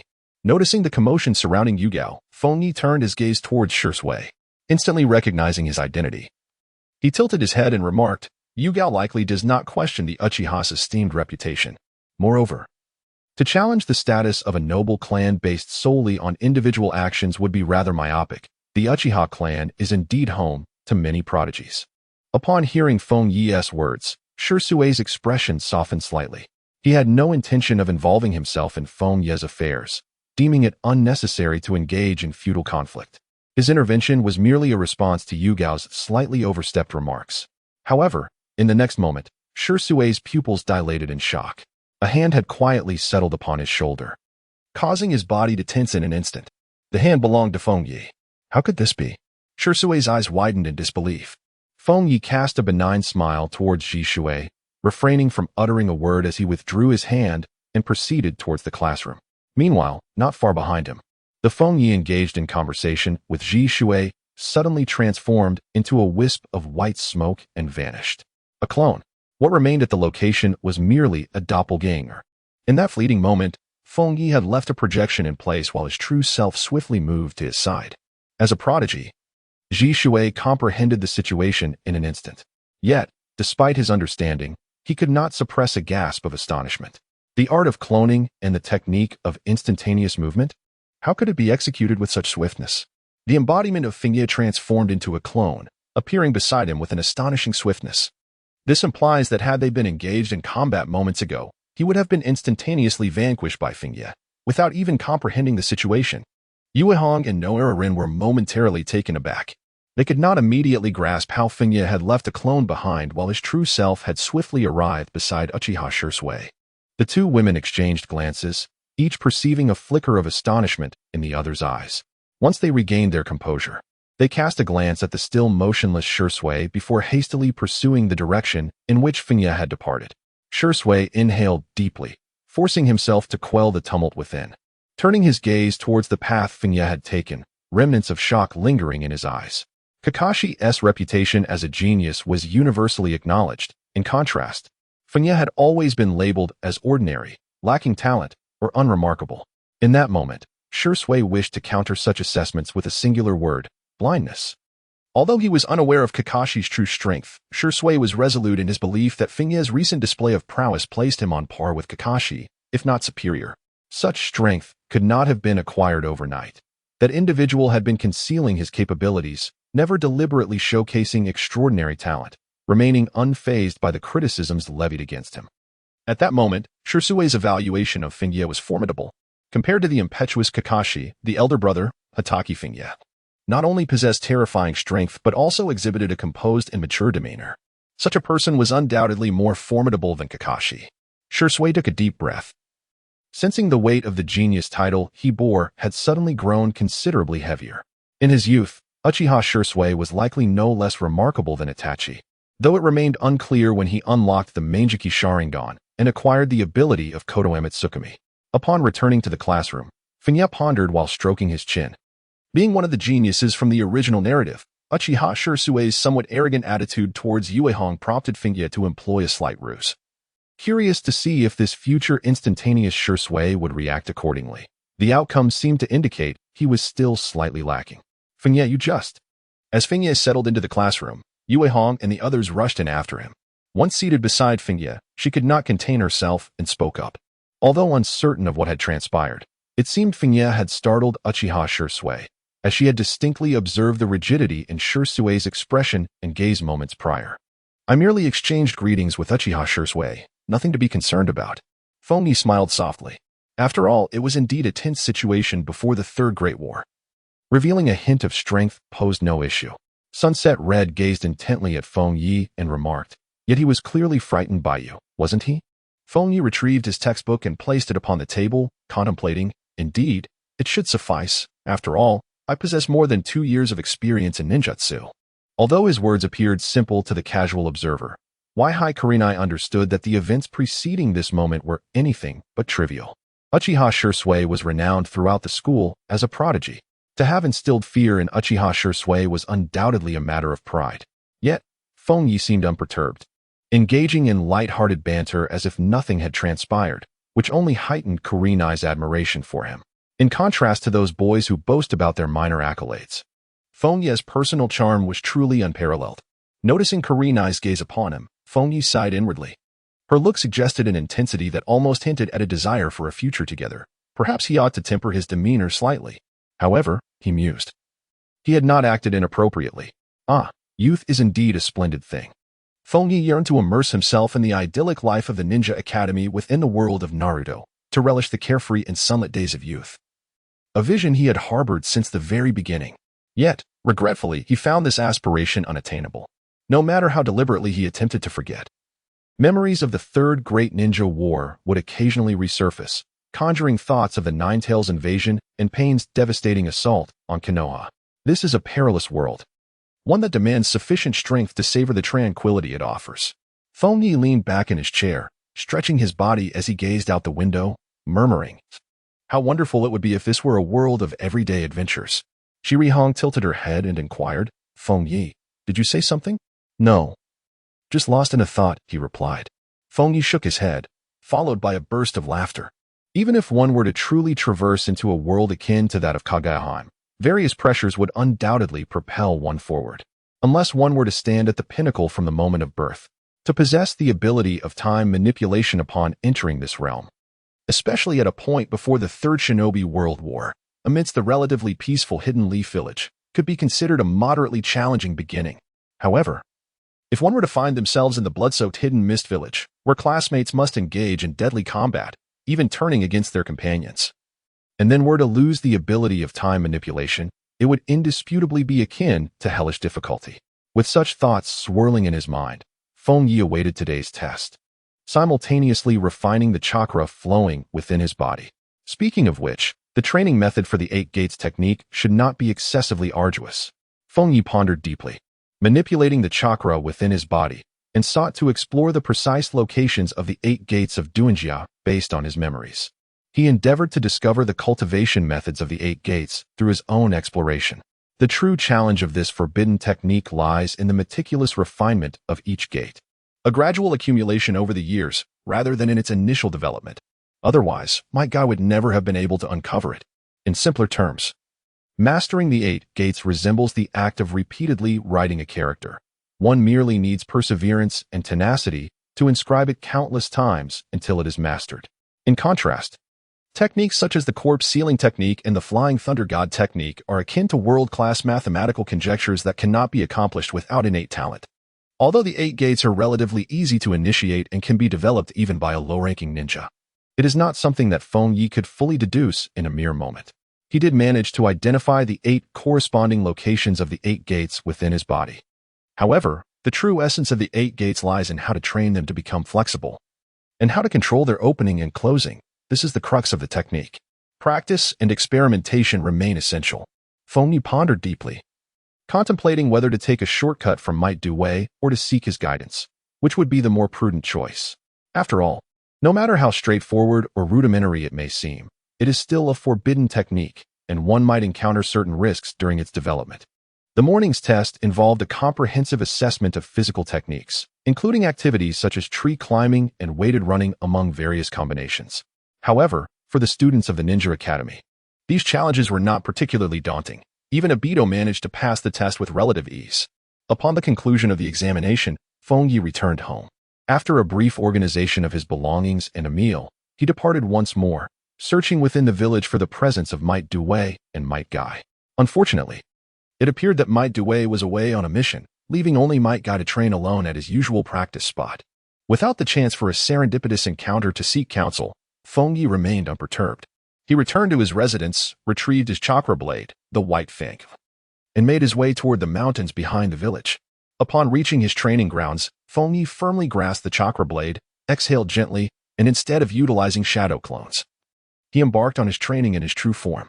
After his battle with Kakashi the previous day, he had returned home to continue honing his skills with the Konoha blade technique, feeling as though he was on the cusp of grasping the threshold of chakra flow.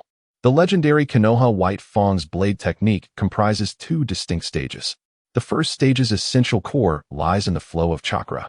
This flow allows the chakra within one's body to adhere to the weapon, enhancing its sharpness and offensive capabilities. Once one masters this ability, the power of the Konoha blade technique experiences a significant surge. The second stage's core represents an advanced version of chakra flow, specifically the transformation of chakra's form. This allows the flowing chakra to solidify, taking on an inherently sharp form. When employed in conjunction with the Konoha blade technique, its potency escalates even further. Regardless of the practitioner's inherent strength, mastering the first stage guarantees one a status equivalent to a CH Nin, while mastering the second stage assures one of Jonin-level prowess. Beyond that, one's innate talent determines further advancement. One should not underestimate the Konoha blade technique just because full mastery is required for it to be considered Jonin level.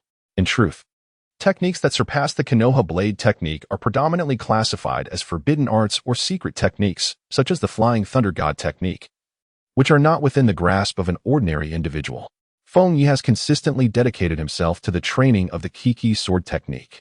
This discipline, inherently a formidable means of manipulating chakra, does not conflict with the majority of physical techniques, even in states such as the 8 gates of death or sage mode.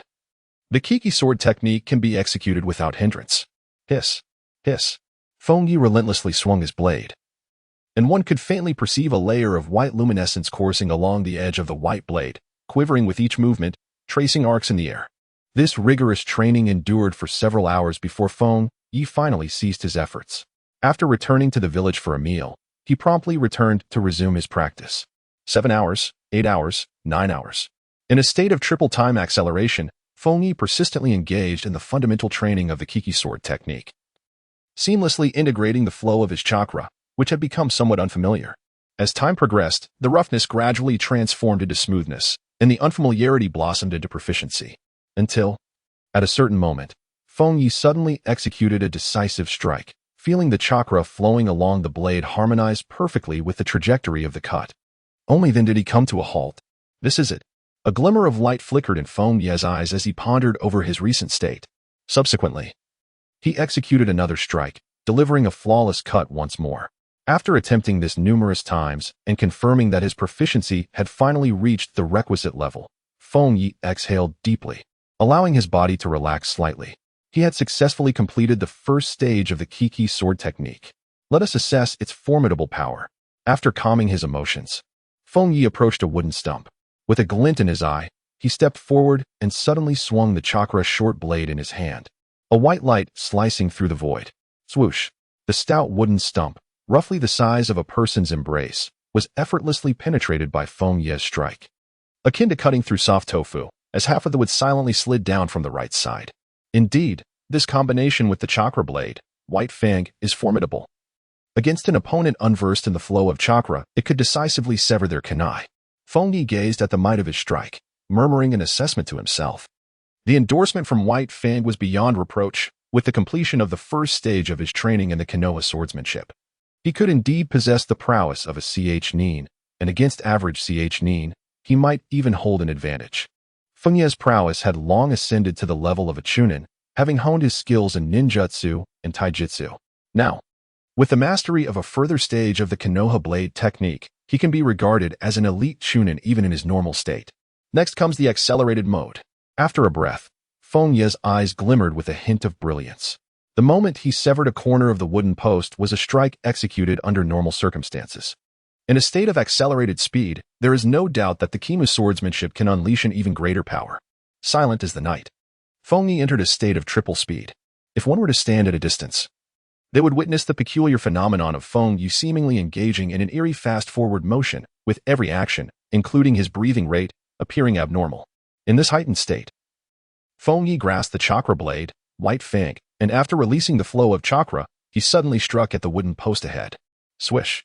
In this state of triple speed, the strike was so swift that it left behind an afterimage.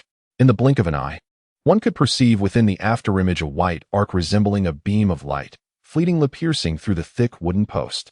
A glimmer of astonishment flickered in Feng Ye's eyes. In a state of accelerated time, the reach of his strike had astonishingly extended beyond the blade, delivering a cut nearly a foot long. This was a feat achievable only by the second stage of the Kiki sword technique. Suppressing the shock within, Feng Ye circled around the stump to its rear, where he clearly observed a line dividing the wooden post in two from the center, leaving a mark upon the ground. While its power may not match that of a true second-stage Kiki sword technique, the reliance on chakra flow and the sword technique indeed allowed for an extended range of slashing in this accelerated state. After taking a deep breath, Feng Ye established a clear understanding of his own level of strength. He was a special jonin, particularly proficient in speed. While it may be challenging to contend with special jonin who excel in illusion techniques or possess forbidden jutsu against ordinary chunin or even elite chunin, his remarkable speed would allow him to eliminate opponents in the blink of an eye. The advantage of being adept in speed lies in the fact that he was not overly intimidated by facing multiple adversaries. Generally, special jonin skilled in illusion or possessing forbidden techniques might struggle against a coordinated attack from 3 or 4 elite chunin. However, in his case, even if he could not swiftly dispatch his foes, his agility would enable him to maneuver in and out of combat with ease. The elevation in his power undoubtedly brought a sense of joy, yet this elation was short-lived as Feng Ye gradually calmed himself. He recognized that although special jonin bore the title of jonin, they occupied a rather precarious position. Due to a lack of balance in various abilities, they did not truly reach the level of a genuine jonin. Consequently, in terms of self-preservation during battle, their capabilities were significantly inferior to those of true jonin, revealing a distinct deficiency in endurance. Feng Ye pondered deeply, lacking the physique of the Vortex clan and devoid of a sealed-tailed beast within him. His chakra levels could scarcely be deemed sufficient to qualify him as an elite chunin, leaving a considerable chasm between him and the status of jounin. As for his physical stamina, one could hardly expect much from a body of merely 10 years. In a state of accelerated time, his endurance was depleted at an equally rapid pace. Should he further pursue the 8 gates technique, he would truly become a fleeting presence, unable to endure beyond a mere 5 seconds. As Feng Ye contemplated this, a hint of helplessness surfaced. Prior to acquiring the sage body, his physical strength and chakra would likely remain his weaknesses. The concept of the sage body was far beyond his current considerations. However, upon further reflection, if the power unleashed in a fleeting moment were sufficiently formidable, the lack of endurance would be inconsequential, much like the legendary Minato Namikaze, who could effortlessly dispatch 50 elite shinobi in the blink of an eye. Even if the quantity of chakra posed a limitation, it would not detract from the resounding fame of the Golden Flash within the ninja world. It seems my future combat style will revolve around resolving battles in an instant. Feng Ye silently murmured a remark. Regardless of whether endurance is a shortcoming, it is imperative to practice the 8 gates of Duanjia. Only by mastering the 8 gates and combining it with the state of time acceleration can he truly possess the capability to resolve battles at the speed of light. As long as his velocity reaches its zenith, what does it matter if his stamina is lacking? The duration of combat becomes inconsequential. In my current state, I should not be inferior to elite Chunin. With a tripled speed, I can be regarded as a particularly esteemed Jonin. To advance further, there are 3 potential paths to consider. Feng Ye pondered deeply. The first avenue of advancement is the most conventional one, to diligently train in physical techniques and cultivate chakra, utilizing time acceleration to expedite bodily growth. By the time his physique matures to around 12 or 13 years of age, he will likely possess the chakra and physical prowess of a J-nin. Furthermore, by mastering a J-nin level ninjutsu, he would embody the essence of a standard J-nin in his regular state. As for the second path of enhancement, it involves the continued practice of the Konoha sword technique. Should he successfully complete the second stage of this technique, even with deficiencies in chakra and physical skills, he could still wield the formidable power of White Fang, thereby attaining the strength of a J-nin. Lastly, the third direction for growth lies in the 8 gates of the lotus. Ideally, it would be best to pursue all 3 paths concurrently. Feng Ye arrived at a conclusion. For the average individual, it is prudent to dedicate oneself to a singular path of advancement, as they lack the sufficient time to pursue multiple avenues concurrently. Such an approach may lead to the regrettable outcome of spreading oneself too thin, ultimately resulting in mediocrity across all pursuits. However, his circumstances are different. Possessing the ability to accelerate time grants him ample opportunity for rigorous training. Should his mastery of the ethereal clock continue to evolve, he may even achieve a pace of 4-fold or 5-fold speed. In this case, he would undoubtedly possess the qualifications to traverse 3 distinct paths simultaneously. Let us set a modest goal, to ascend to the rank of Jonin within 6 months. Feng Ye clenched his fist and took a deep breath.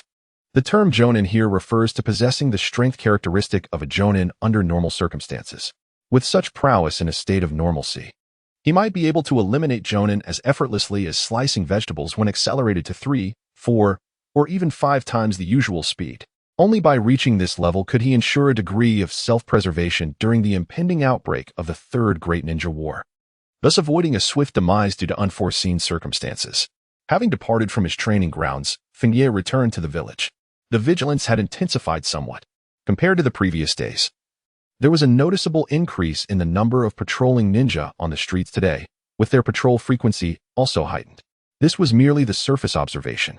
Beneath the surface, the Konoha Umbu, the surveillance force directly under Hokage Sarutobi Hiruzen, were likely keeping a close watch on every corner of the village, searching for potential infiltrators from enemy villages.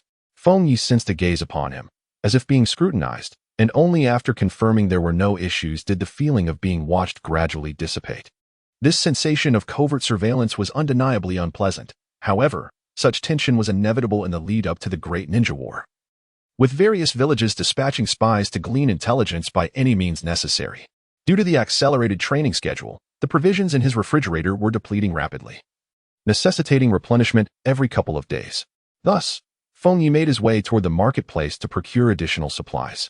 After only a few steps, a somewhat familiar voice emanated from the adjacent butcher shop.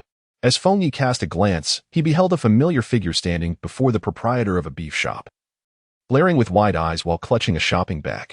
What? The price of beef has soared to 450 yuan. This is utterly outrageous, Mate Dai lamented, unable to accept the exorbitance. The shopkeeper, with a helpless shrug, replied, "The procurement costs are already quite high. It is not my intention to extort anyone." The escalating tensions within the ninja world have undeniably led to a rise in prices.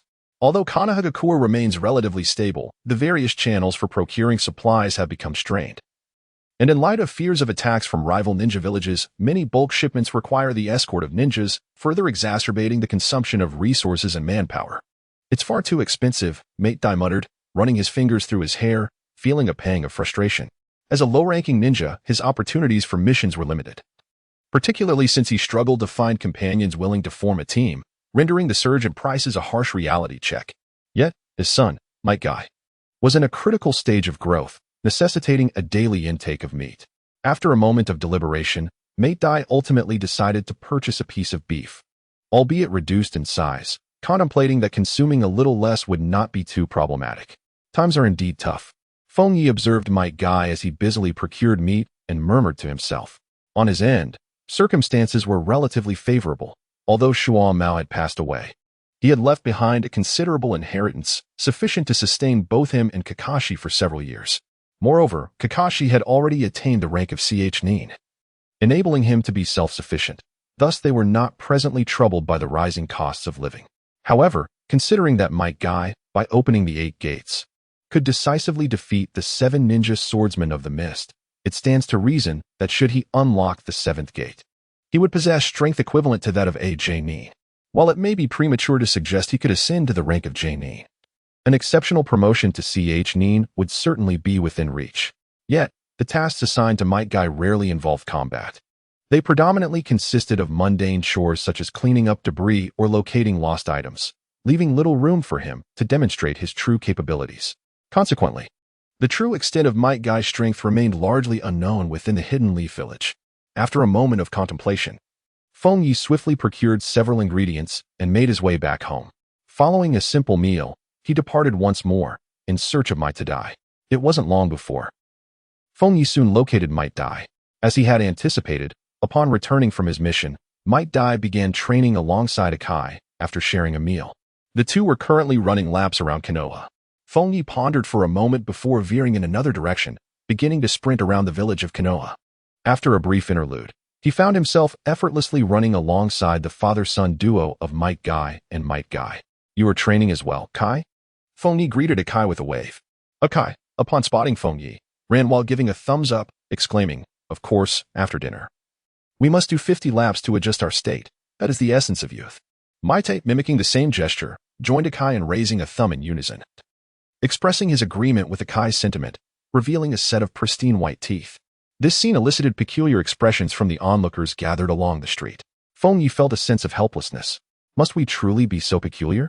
It has come to a point where even he has drawn the attention of others. And he could faintly hear murmurs such as, "Can you believe someone is mingling with that father and son duo?" This left Feng Ye feeling utterly exasperated. As Akai ran alongside him, he inquired breathlessly, "By the way, where is Kakashi? Aren't you two training together?" Akai's concern for Kakashi continued to overshadow his regard for Feng Ye. He must have gone off to train alone, Feng Ye surmised. Feng Ye was aware that Kakashi would not be accepting any missions in the past few days. However, if he were not at home, he was surely off training somewhere. It was also rare for him to train alongside Kakashi. Akai flashed a thumbs up at Feng Ye, grinning as he remarked, "Oh, I didn't expect you to engage in such fundamental exercises. The basics are indeed quite important." Feng Ye smiled thoughtfully and remarked, "Recently, I have been training in physical techniques, and I sense that there are certain boundaries within me that seem ready to be broken. I'm curious if you have felt the same." Akai looked at Feng Ye in confusion and asked, "Boundaries? Are you referring to the limit of physical exhaustion?" "No." Feng Ye cast a casual glance at Might Guy beside him, then continued to address Akai, saying, "It's not that kind of limit. Rather, it feels like a shackle that binds the power of the body." Upon hearing Feng Ye's words, Akai grew increasingly perplexed.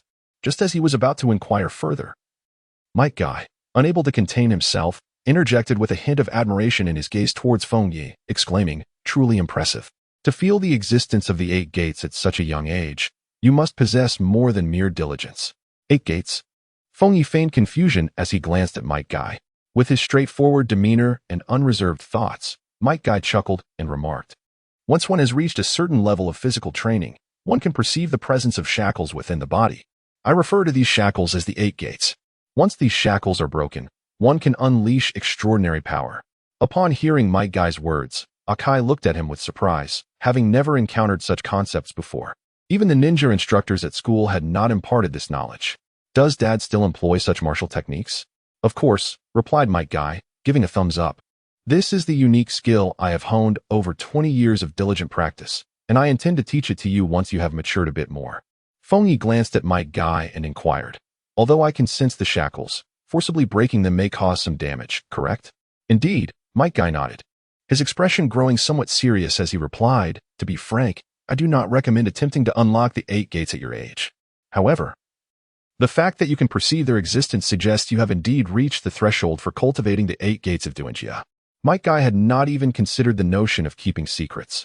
Rather, he had always intended to pass on the technique of the 8 gates.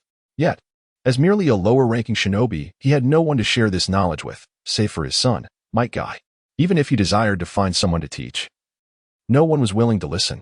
At this moment, upon hearing Feng Ye's inquiry, my guy instinctively shared several key points regarding the cultivation of the 8 gates. Enlightening Feng Ye immediately. "I am grateful for your guidance, esteemed senior," Feng Ye expressed. Feng Ye halted his steps, revealing a hint of gratitude accompanied by a smile as he earnestly bowed to Might Dai. Observing Feng Ye's demeanor, Might Dai chuckled heartily and remarked, "There is no need for such formality. It brings me joy to share my experiences with you. After all, you are a classmate of Kai. Who would have thought someone would be interested in hearing a lowly genin like me expound upon the intricacies of taijutsu? Ah, my youth." The initial part of his statement seemed relatively normal, yet the latter half veered into a humorous tangent, prompting a sigh from Feng Ye. Might Guy, half puzzled and half bewildered, turned to his father and inquired, "Father, what is the 8 gates, and can I learn it?" Kai, Might Dai, recovering from his emotional state akin to being on the verge of tears, firmly patted Kai's shoulder and declared, "Your training is still lacking. Come. First, complete 50 laps. And then I shall enlighten you on the 8 gates." As he spoke, Might Dai resumed running with Kai. The two of them swiftly disappearing into the distance amidst a chorus of bewildered gazes from those nearby. Feng Ye initially intended to pursue further, but upon observing the situation, he helplessly shook his head. Perhaps it is for the best. He had finally acquired the cultivation method of the 8 gates of Duanjia, which proved to be remarkably accessible, just as he had anticipated. However, he felt a twinge of guilt. Perhaps he would seek an opportunity to repay this favor in the future. After thoughtful consideration, Feng Ye returned home, drawing upon the key points mentioned by Maidadai, as well as his own explorations of physical techniques. He meticulously compiled the training methods for the 8 gates of Duanjia. The essence of mastering the 8 gates lies in shattering the internal shackles of the 8 gates. However, forcibly breaking these barriers would inevitably inflict harm upon the body's meridians. Hence, preliminary cultivation and training are essential for adaptation, and this training involves resistance exercises. In the initial stages, one can utilize various tools, such as weights, to maintain the body in a state of continuous pressure. Consequently, once this pressure is alleviated, the body's adaptability to breaking the 8 gates will be significantly enhanced. The practice of the 8 gates of Duanjia is a repetitive cycle of this process. Therefore, it is necessary to acquire some weights. Feng Ye rummaged through the ninja tools at home and unearthed some weights. However, their mass was not particularly substantial. They were suitable for ordinary training, but not for the foundational practice of the 8 gates. The absence of weights was not a significant issue either, as the ninja village was never short of equipment. With the funds left by Shuo Imo, acquiring a set of weighted tools was certainly feasible. Before long, having expended a considerable sum, Feng Ye procured a complete set of weights. Unlike the weights used by Shaoli in the original narrative, the ones he acquired were modular, encompassing everything from a vest to wrist and ankle supports, forming a comprehensive ensemble. The material of these weights was rather enigmatic, their heft defying logical explanation. After conducting a thorough investigation into the burdensome equipment, Feng Ye concluded that it falls within the realm of the unscientific, akin to a beheading sword that grows through blood consumption or the ever-lengthening kusanagi. These items are creations made through certain extraordinary means. So heavy, he remarked. Once fully donned, he could distinctly feel the weight pressing down on his entire body, making his movements somewhat unsteady as he walked. It took him a while to adjust. Having procured the ninja tools and acquired the training methods, Feng Ye decided to rest for a while. In a state of accelerated time, approximately 2.5 hours later in the real world, he awoke, had a meal, and then proceeded toward his usual training location. The place where Feng Ye typically practices is situated in the rear mountains of Konoha. This location is often frequented by many for their training, yet now, under the cloak of night, it lies eerily deserted. Beneath the moonlight, serenity envelopes the surroundings. Feng Ye commenced his rigorous training. The art of the 8 gates of Duanjia demands nothing less than relentless practice. Shortcuts are a mere illusion. The fanciful notion of permanently opening the gates is wholly unrealistic, and the idea of reverse cultivation is nothing more than nonsensical fantasy, utterly impractical. For hours have elapsed. Feng Ye was unaware of when he had shed his burdens, now resting against a rock. His garments were thoroughly soaked with perspiration, rendering him as though he had emerged from the depths of water. The practice of the 8 gates of Duanjia was far more arduous than the conventional training of ninjutsu or physical techniques, although Feng Ye had the ability to accelerate time. This enhancement merely altered his perception relative to the world around him. The entirety of his training process afforded no shortcuts or expedient methods. Ah, he sighed. Having taken his seventh respite, despite his body having nearly recovered, he remained reluctant to rise. For hours, under the influence of a threefold time acceleration, equated to a staggering 12 hours. It was about time to return, indulge in a brief slumber, and then continue his endeavors. Feng Ye sensed a certain fatigue weighing upon his spirit, prompting him to abandon his intention to continue. Rising to his feet, he tidied up the burdens he had cast aside, planning to retreat and rest. Yet, at that moment, he suddenly froze, halting his movements, and set the weights down once more, straining his ears. A crackling sound echoed faintly through the woods, as if someone were traversing the underbrush. It was already past midnight.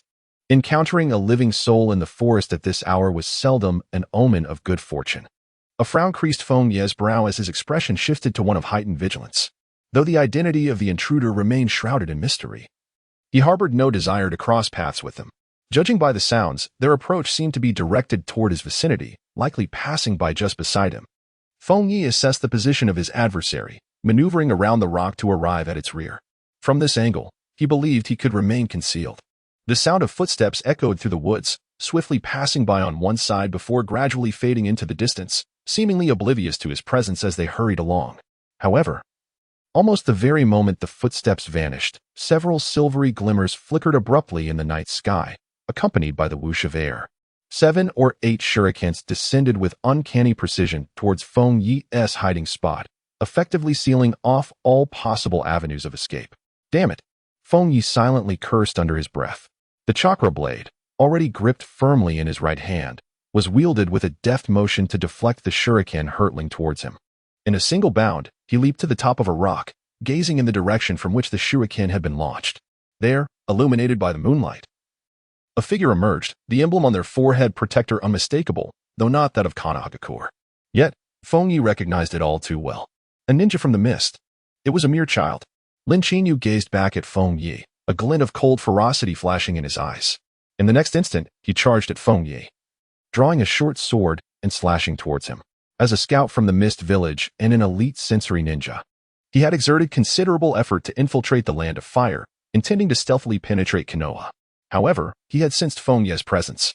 Initially startled, he feared he had walked into an ambush. Yet, upon further scrutiny, he realized that only Feng Ye was present, and his chakra fluctuations were relatively weak. In that fleeting moment of contemplation, he decisively conjured a shadow clone to create the illusion of footsteps, diverting attention, and launched a surprise attack on Feng Ye. Feng Ye intercepted his attack, catching him slightly off guard. However, upon noticing that Feng Ye appeared to be no older than 10, he felt a sense of relief and decisively took action. Time was of the essence. They were perilously close to Konoha. Any significant commotion or prolonged struggle could spell danger. It was imperative to swiftly eliminate Feng Ye and then attempt to infiltrate the area. The vicinity of the village was no longer safe. It seemed he would have to forego training here at night in the future. As he observed Lin Qinyu, who harbored a clear intent to kill without any inclination for dialogue, a thought flickered through Feng Ye's mind. He brandished his ninja blade, White Fang, to parry the incoming strike.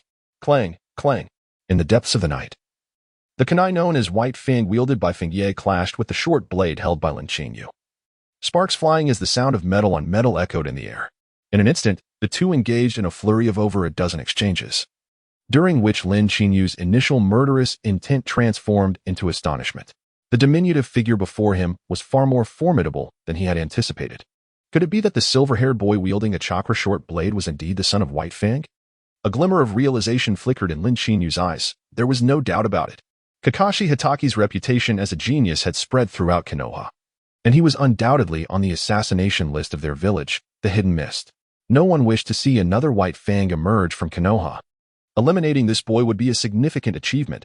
Even if no intelligence was gleaned, he could return to his village with a sense of accomplishment.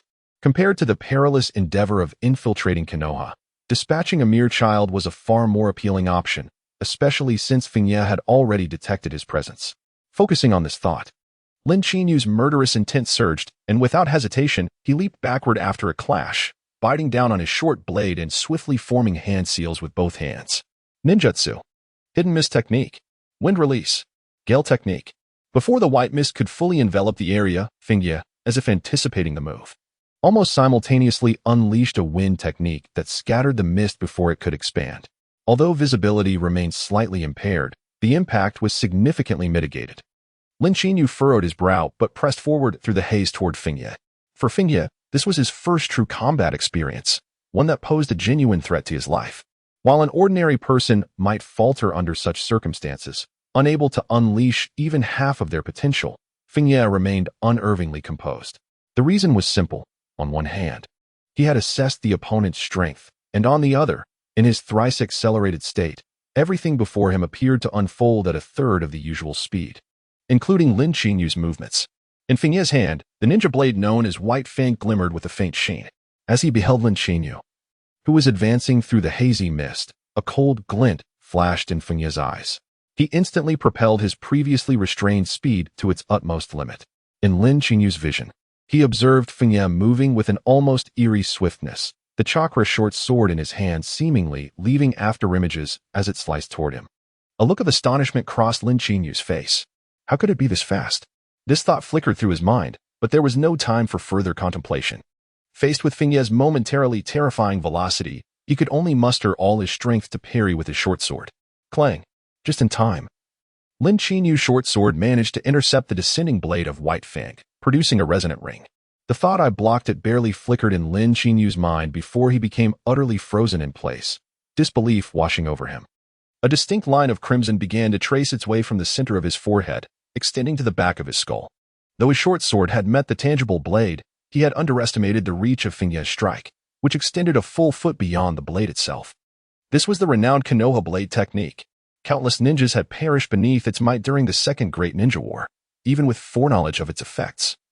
One would find it nearly impossible to withstand. In the fleeting moment before consciousness slipped away, Lin Qinyu recalled the terror that had gripped countless ninjas at the hands of that chakra short sword, White Fang. He never imagined that someone as young as Feng Ye had already mastered the secret technique that had once sent shockwaves through the ninja world. Silently, Lin Qinyu swayed slightly, his lifeless body descending toward the ground.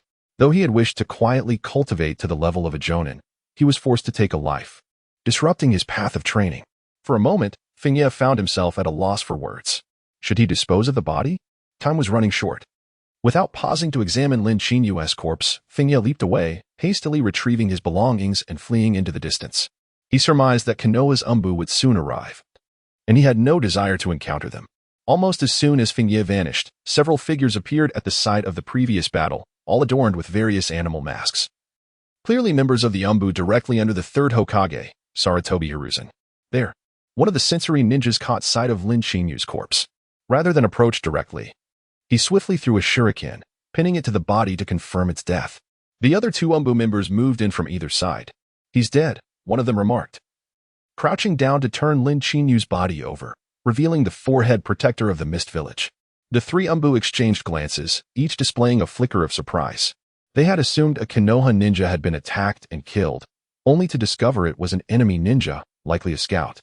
Though they were unaware of who had dispatched him, this man must be an elite chunin from the mist. The crouching ninja quickly examined the corpse, a hint of confusion crossing his features as he turned to his companions, stating, "From your perception of the battle, only a minute has passed, correct?" "Yes," the sensory ninja replied, frowning. To eliminate an elite scout from the mist in such a short time frame, it must have been a jonin from our village. However, I have no recollection of that chakra signature, and it seems the assailant did not intend to confront us. The examining ninja wore a contemplative expression but suddenly froze, scrutinizing the wound on Lin Qinyu's head with a look of astonishment. "This wound, what is it?" Both of his companions turned to him. After a moment of hesitation, the examining Umbu finally said, "This type of wound resembles the scars left by Lord Tsukumo's techniques." "Impossible!" The other two Umbu exclaimed in unison, disbelief etched on their faces. The examining ninja, still incredulous, rechecked several times before stating, "This wound is undoubtedly the result of Lord Tsukumo's blade, though it cannot have been his doing. If it were, this forehead protector would have been severed as well." Upon hearing this assessment, the Umbu exchanged glances. The Konoha blade technique was a closely guarded secret of the Hitaki clan, akin to the Nara clan shadow techniques or the Yamanaka clan's mind techniques. After Tsukumo's demise, only a select few had the capability to wield it. "Let us compile our findings and report to the Hokage," one of them suggested. "Agreed," came the reply as they swiftly returned to the village. The death of an enemy scout did not constitute a significant event in such a tense situation. and it was not urgent enough to disturb Sarutobi Hiruzen in the middle of the night. Thus, it was not until the following morning that Hiruzen learned of the previous night's events in his office. An elite scout from the mist had perished at the hands of the Konoha blade technique, and the altercation had lasted no more than a minute. Upon receiving the Umbu's report, Hiruzen was momentarily taken aback. An elite scout from the mist capable of infiltrating near Konoha would at least be an elite Chunin, and to dispatch such a ninja in a mere minute would require a Jonin's prowess. However, it seemed that Konoha had no Jonin skilled in the Konoha blade technique. Could it be him? Hiruzen thought, a vision of Kakashi flashing through his mind, sending a shiver down his spine. Had Kakashi grown to such a level that he could eliminate a mist scout in under a minute? Was he not still under 8 years of age? Despite his incredulity, Hiruzen found no other candidate that fit the criteria, prompting him to take a deep breath and say, "Where is Kakashi? Have him come to me. I have questions for him." Understood, the nearby Umbu responded, vanishing swiftly. Moments later, Kakashi appeared outside the Hokage's office. Upon entering, he greeted Hiruzen. "Hokage-sama, you summoned me?" Hiruzen rose and approached Kakashi with a warm smile, admiration shining in his eyes. "It seems your training has progressed significantly of late. I never expected you to master Lord Tsukumo's techniques to such an extent at your age." Kakashi blinked in confusion. Hiruzen patted Kakashi on the shoulder, saying, "Seeing you is like looking at a younger version of Tsukumo. Don't you have anything to report to me?" Kakashi gazed at Hiruzen in puzzled silence, hesitating before responding, "Hokage-sama. What do you mean?" Hiruzen's surprise was evident, followed by a chuckle. He hadn't anticipated the young and ambitious Kakashi would learn to conceal his true abilities. It appeared he had finally matured.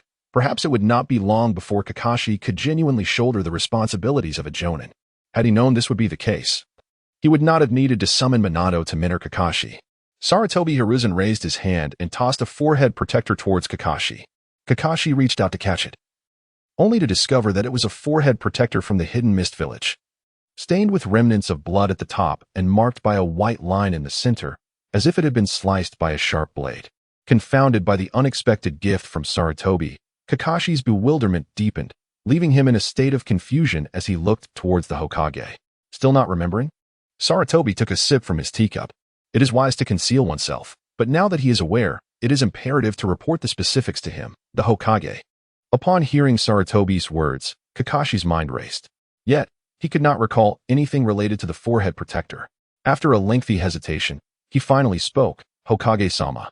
What exactly does this forehead protector signify?" Sarutobi furrowed his brow, surprised that Kakashi would still hold back, and replied nonchalantly, "You should clarify the details of last night's battle to me." Last night, Kakashi was momentarily taken aback, then immediately adopted a serious expression, "Hokage-sama. I was at home the entire night and did not engage in any battle." At that moment, Kakashi's mind raced with the possibility that someone might have disguised themselves as him and infiltrated the village to carry out some nefarious deeds. Such a situation was undoubtedly grave. Yet he remained unperturbed, for he had indeed been at home, and any occurrence could withstand scrutiny. At home the entire time?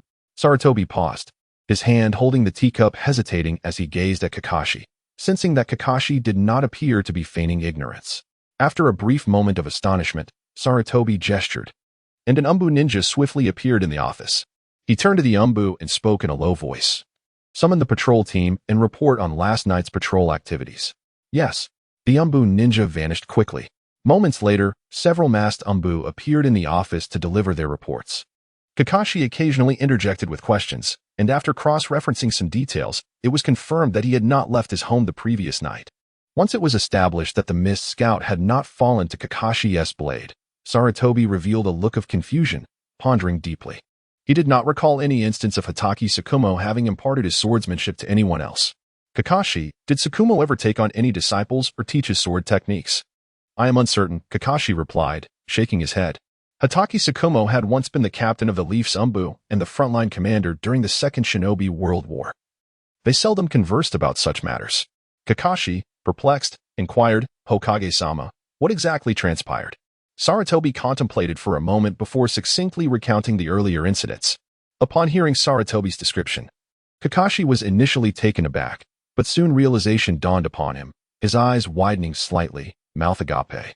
Noticing Kakashi's expression, Sarutobi asked, "What have you deduced?" Kakashi hesitated, suspecting that it likely involved Kamizuki Kid, weighing whether to disclose this thought. Observing Kakashi's knowing demeanor, Sarutobi frowned and insisted, "Please report to me everything you know in detail." Kakashi recalled that Ki did not mention this matter to him yesterday and perhaps did not intend for him to assist in concealing it. He replied, "If that is the case, I may know who is responsible." "Who?" Sarutobi inquired, his gaze fixed on Kakashi. "My brother, Kid," Kakashi whispered, silently reminding himself that this was not his concern. Sarutobi was momentarily taken aback, incredulously asking, "Who did you say?" Kakashi repeated his statement quietly. The reaction was not limited to Sarutobi. Even an Umbu captain standing nearby and a Nin awaiting a report exhibited expressions of shock. "Kid?" Sarutobi stared at Kakashi in disbelief. "Are you certain?" "Kakashi, that was an elite scout from the mist, and the battle concluded within a minute."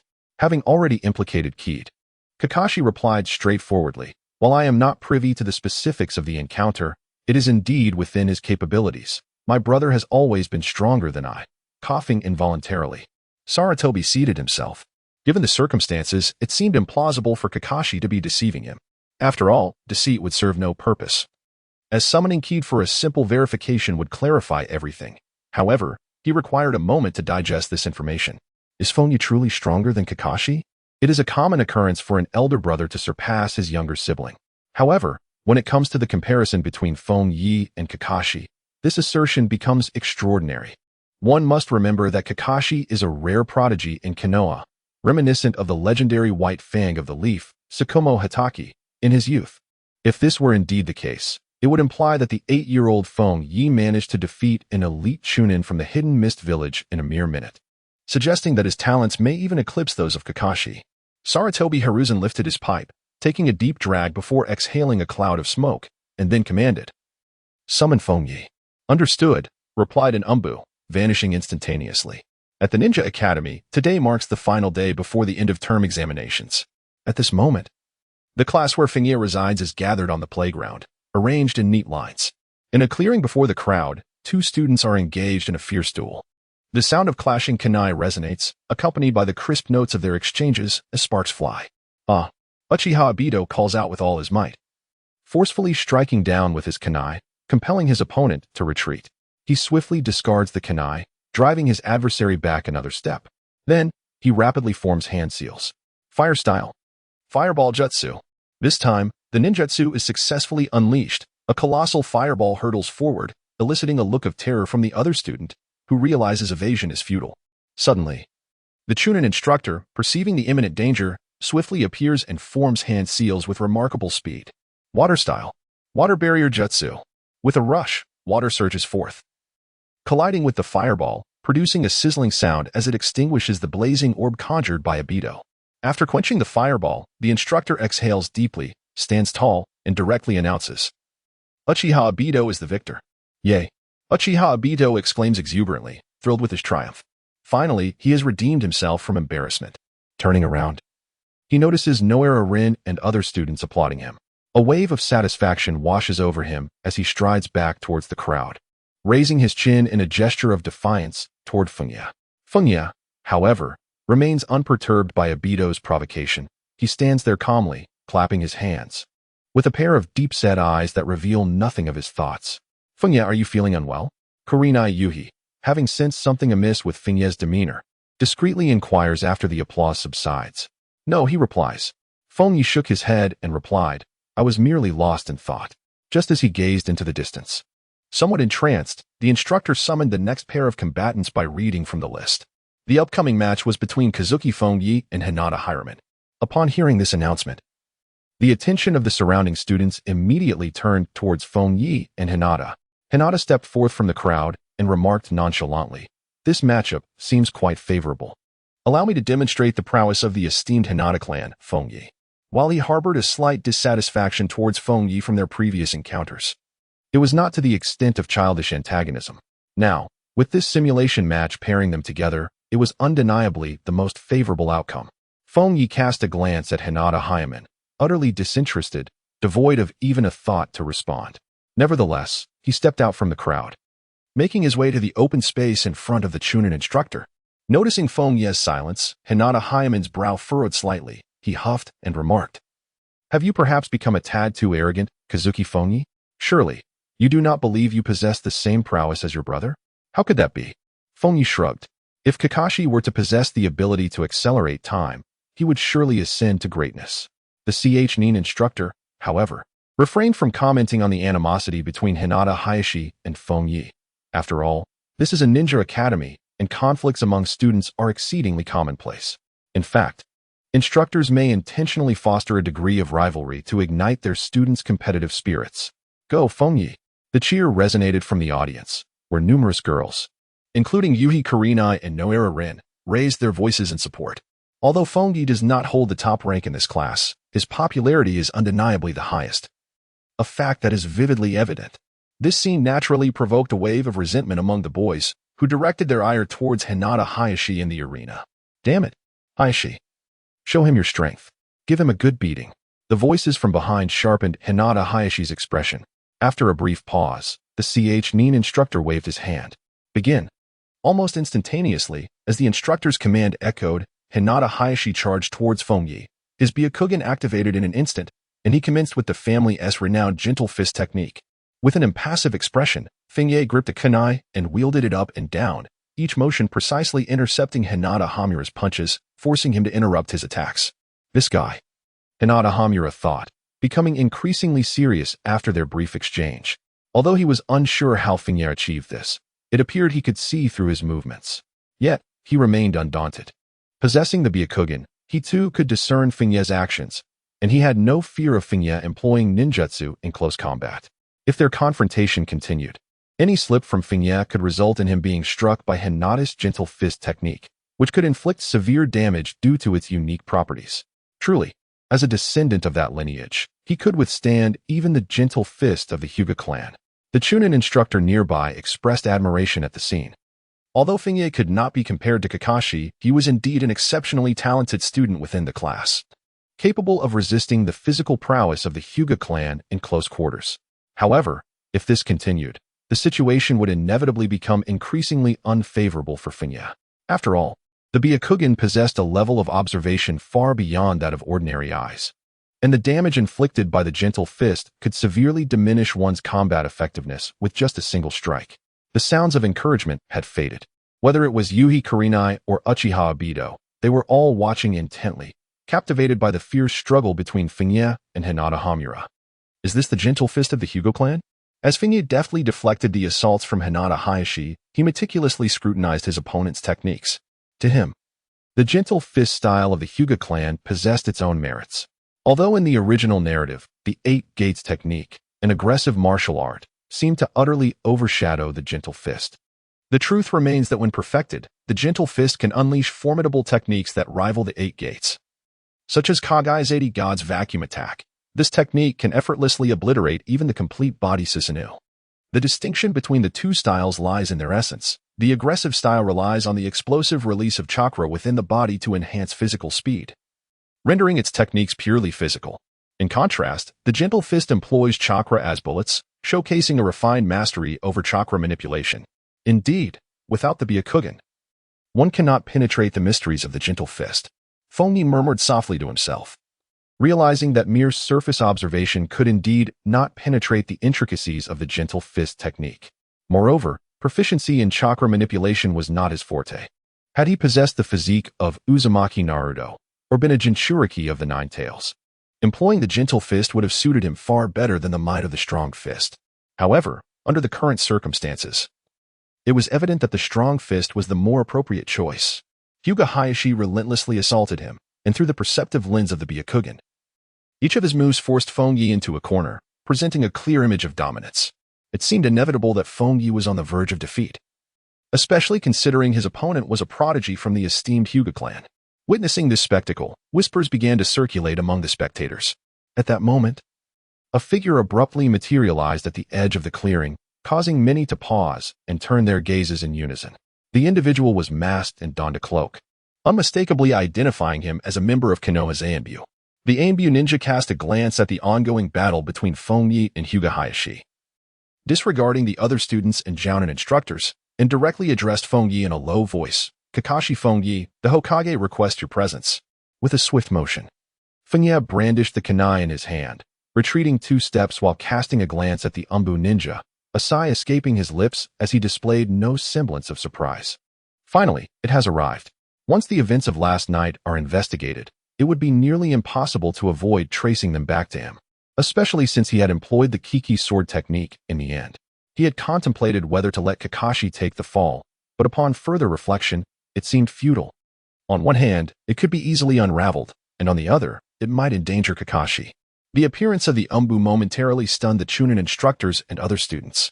The Hokage summoned Feng Ye? What could have transpired? Numerous onlookers cast bewildered glances at Feng Ye. Hinata Hayashi was similarly taken aback. Just as he was on the cusp of defeating Feng Ye, such an incident unfolded, causing him to frown slightly and remark, "The battle is not yet concluded." He refrained from elaborating further. The Hokage's summons to Feng Ye undoubtedly held far greater significance than the ongoing combat assessment. Thus, the fight had to be interrupted, leaving Hayashi somewhat displeased.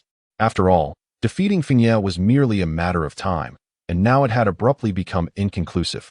The Chunin instructors understood the gravity of the situation as well, and one nodded toward Feng Ye, saying, "You should meet with the Hokage first.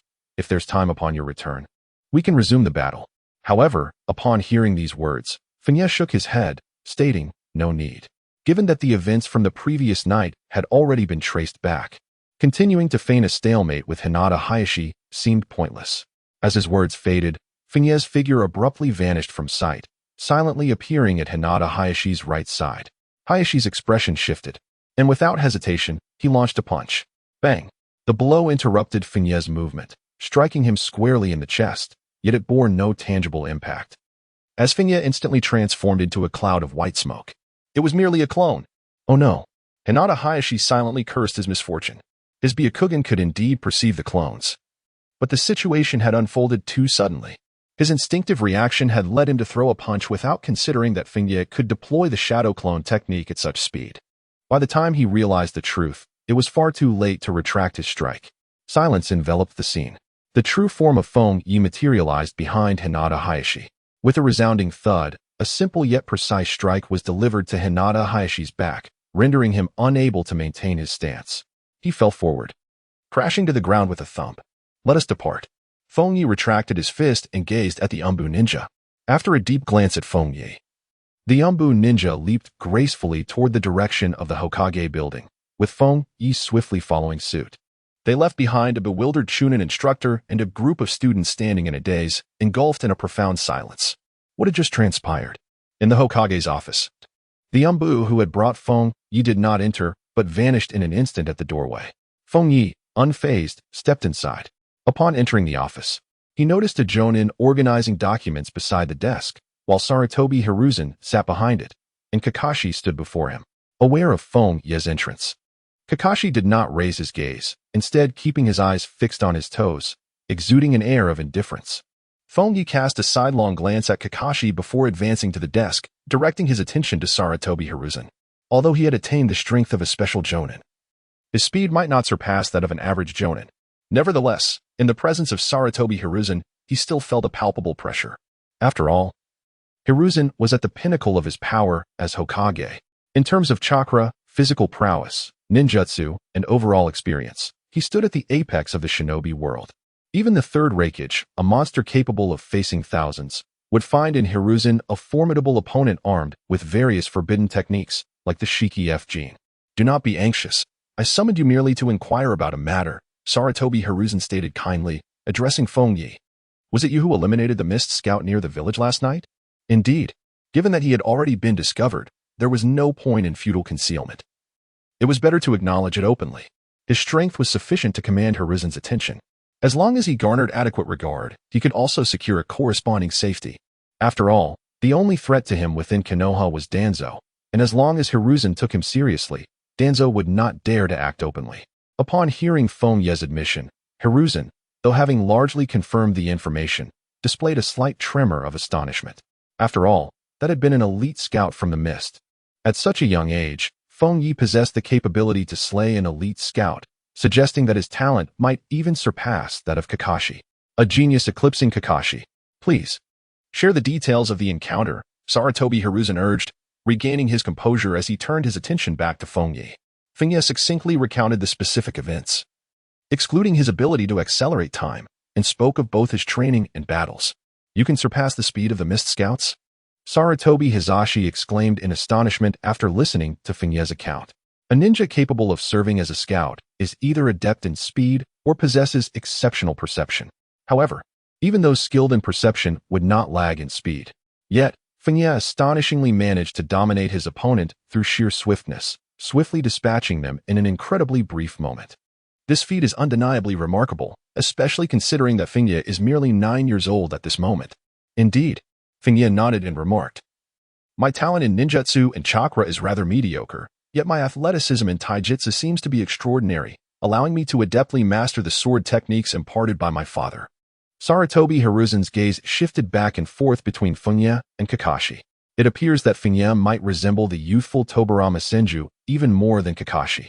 After a brief moment of astonishment, Sarutobi Hiruzen exhaled a puff of smoke and inquired of Feng Ye, "Given that your prowess has consistently surpassed Kakashi's, why do you remain in the Ninja Academy, where you can scarcely glean anything of value for your advancement?"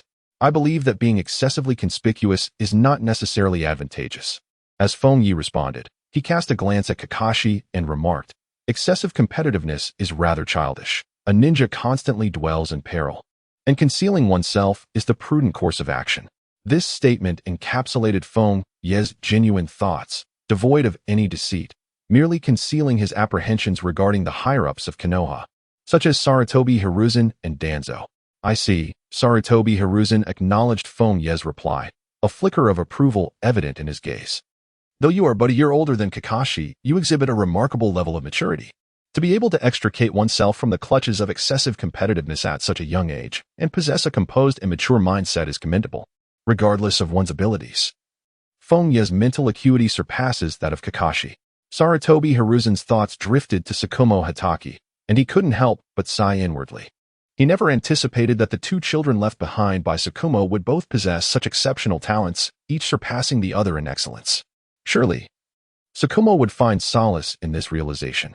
"Given your circumstances, you are more than ready to graduate from the academy," Sarutobi Hiruzen remarked, refocusing his attention on Feng Ye. As Feng Ye contemplated, he realized that only half a year remained before his expected graduation. Moreover, after graduation, class assignments would pose additional complications. Transferring into a graduating class was indeed a cumbersome process. Indeed, such was the case. Sarutobi Hiruzen nodded slightly. Integrating Feng Ye into the previous year's cohort would prove challenging due to the pre-established assignments, especially since the current class still had half a year before their graduation. However, upon recognizing Feng Ye's innate talent and capabilities, Sarutobi Hiruzen pondered the possibility of allowing him to graduate early, thus becoming a full-fledged ninja and engaging in formal training. After a moment of hesitation, he reached a decision. "If you prefer not to graduate early, I shall respect your wishes and allow you to graduate with your current class." Upon hearing Hiruzen's words, Feng Ye bowed respectfully and expressed his gratitude. "Thank you, Lord Hokage." Sarutobi Hiruzen sighed, reflecting on Shikumo's two fine sons, and then smiled warmly at Feng Ye, saying, "In that case, you may return for now." After Feng Ye nodded, he departed from the Hokage's office, vanishing from sight. Kakashi remained in place. Once Feng Ye had left, Sarutobi Hiruzen raised his teacup to sip, glancing at Kakashi and stating, "I did not expect your elder brother, being merely a year your senior, to possess such maturity in his thought process. Kakashi, you ought to learn more from him." If Kakashi could embody Feng Ye's composure, he would not be burdened with the dilemma of class assignments, and he had even entrusted this task to Minato. Sometimes, however, his brother's prudence could be excessive. Upon hearing Sarutobi's words, Kakashi could not help but retort. Despite the multitude of jibes directed at him, he remains unperturbed. "This is the distinction between you and him." Sarutobi shook his head, increasingly impressed by Feng Ye, remarking, "Though he has yet to graduate, he already embodies the qualities of an exceptional ninja." Listening to Sarutobi's teachings, Kakashi's lips quivered slightly, his eyes revealing an urge to scoff. Previously, he had never heard anyone commend Feng Ye for his steadiness. Thus, it seems that strength is paramount. Kakashi believed this to be the correct conclusion. Regarding Feng Ye, Sarutobi ultimately decreed that information should not be disseminated freely and concealed the news of Feng Ye having slain an elite scout from the Mist Village. Kakashi's exhibited genius had already placed him on the assassination list of enemy villages. If Feng Ye were to be exposed, it would similarly invite peril. For talents like Feng Ye and Kakashi, who were deeply rooted in their lineage, Sarutobi naturally adopted a protective stance. It is only upon Feng Ye's graduation and his official status as a ninja that the brilliance of Konoha's prodigies will truly shine. In the land of fire, at the border. In a humble inn room, Danzo sat cross-legged on a cushion, a map of the land of fire spread before him. Recently, he had clashed with ninjas from the mist on several occasions, delivering ruthless retaliations to those who sought to probe Konoha, leaving no survivors. Given the current trajectory, war was inevitable. Sarutobi's stance was excessively lenient. In times like these, preemptive strikes would be the most prudent course of action. Danzo murmured to himself as he studied the map. In his view, Sarutobi's actions were overly conservative. Merely countering the provocations from other villages was insufficient. The present circumstances warranted instigating a war to decimate a ninja village. With Konoha's current strength, obliterating a single ninja village would be far from difficult. However, should they face a coalition from multiple villages, it would lead to protracted conflict, a significant complication. To Danzo, Sarutobi merely feared the stigma of initiating war. Yet, this was an essential path toward unifying the ninja world, necessitating sacrifices. Just as Danzo meticulously examined the map, contemplating strategies against the mist ninjas, a root ninja silently appeared in the room. Danzo did not turn to regard the newcomer, continuing to scrutinize the map, and asked, "What is the situation on the village's end?" Though stationed at the border of the land of fire, he had retained a faction of root ninjas within Konoha to oversee developments and report periodically. The root ninja responded in a monotone voice. "The Hokage's stance remains unchanged, still requiring you to maintain the current situation.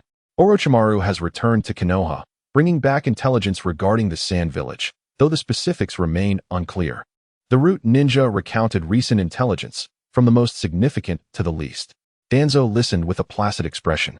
After nearly half an hour of reporting, the root ninja continued.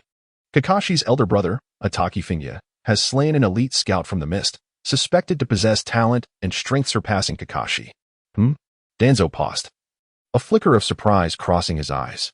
This news, while not of paramount importance compared to earlier reports, was unexpected. All other intelligence had aligned with his predictions, save for this singular revelation. Is this information accurate? Indeed, the root ninja solemnly replied. Danzo narrowed his eyes slightly, pondering. Does the son of White Fang also possess such prodigious talent, and has he concealed it all along? The demise of Konoha's esteemed shinobi, Tsukumo Hatake, is indeed directly linked to Feng Ye, albeit unintentionally. Tsukumo's choice to forsake a mission for the sake of his comrades was merely a tragic accident.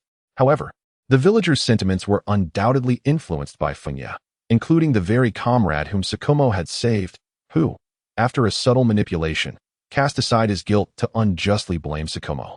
This was a calculated effort to undermine Tsukumo's reputation, as he was on the verge of being named the successor to the fourth Hokage by Hiruzen Sarutobi. Feng Ye could not allow Tsukumo to ascend to such a position of power. Unexpectedly, this situation led Tsukumo into a spiral of self-doubt, culminating in his tragic suicide, a fate far from Feng Ye's intentions. Despite their differences, Tsukumo was an invaluable asset to Konoha, and should he have attained the title of fourth Hokage, he would have served as a potent ally. After a moment of contemplation, Danzo gestured to the root ninja, urging him to proceed with his report. Although the incident concerning Feng Ye had sparked some thoughts, he was currently preoccupied with the affairs at the border of the Land of Fire, particularly concerning the village of Kirigakure, and could not afford to dwell on such matters until he returned to the village. 2 months had elapsed since the execution of the elite scout from the Hidden Mist. During this period, Feng Ye continued his regular attendance at school. However, the earlier display of his prowess in swiftly defeating Hinata Hayashi's son had instilled a sense of awe among his peers. The admiration from the young girls, including Kurenai Yuhi, had grown to an almost overwhelming extent. The ease with which he vanquished Hinata had led many to believe that his strength had reached the level of a nin. And while he may not surpass Kakashi, he certainly was not as lacking as the rumors suggested. This adulation had prompted some of these precocious young girls to engage in actions that Feng Ye found somewhat excessive, leaving him both amused and exasperated by their youthful innocence. In these 2 months, his training yielded remarkable results. Although his actual age had just crossed 9, the effects of his time acceleration ability had rendered his physical maturity closer to 11.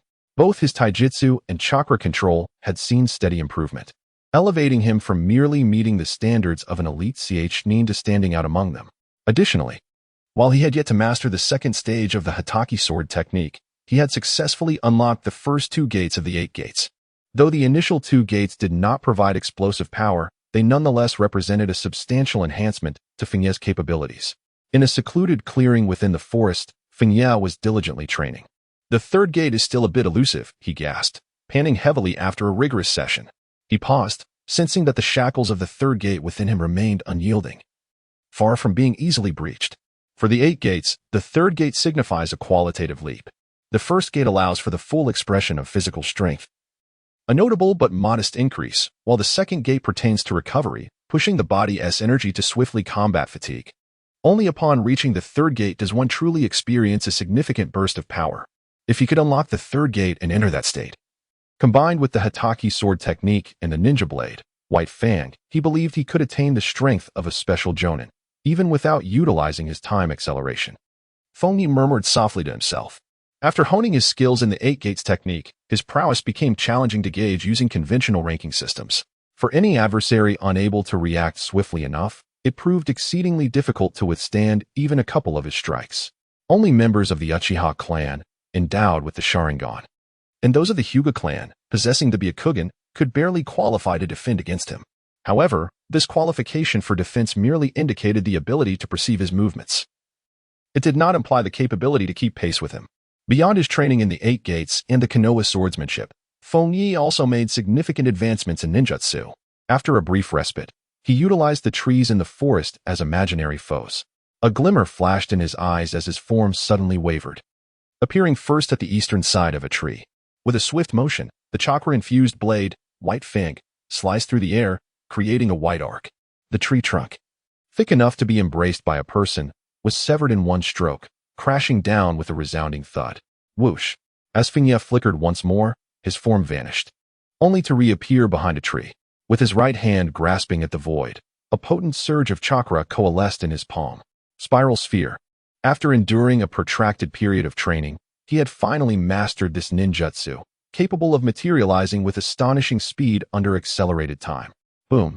The spiral sphere struck the middle of the trunk, erupting with a thunderous roar as the center of the tree collapsed instantaneously, shattering under the relentless assault of chakra, erasing a vast section from existence. Following the destruction of the tree, Feng Ye's figure flickered again, returning to the rear of the first tree. With his left hand, he formed a singular hand seal, while his right grasped the chakra blade, White Fang, which suddenly became enveloped in arcs of lightning, crackling and intertwining. Lightning release, Thunder Slash. This was a self-created ninjutsu. By infusing a layer of lightning into the flowing chakra, he aimed to enhance the sharpness and speed of his attack, making it his most formidable technique to date. Swish! As he executed the strike, a tangible arc of slashing energy materialized, extending nearly 3 feet before fading from near to far.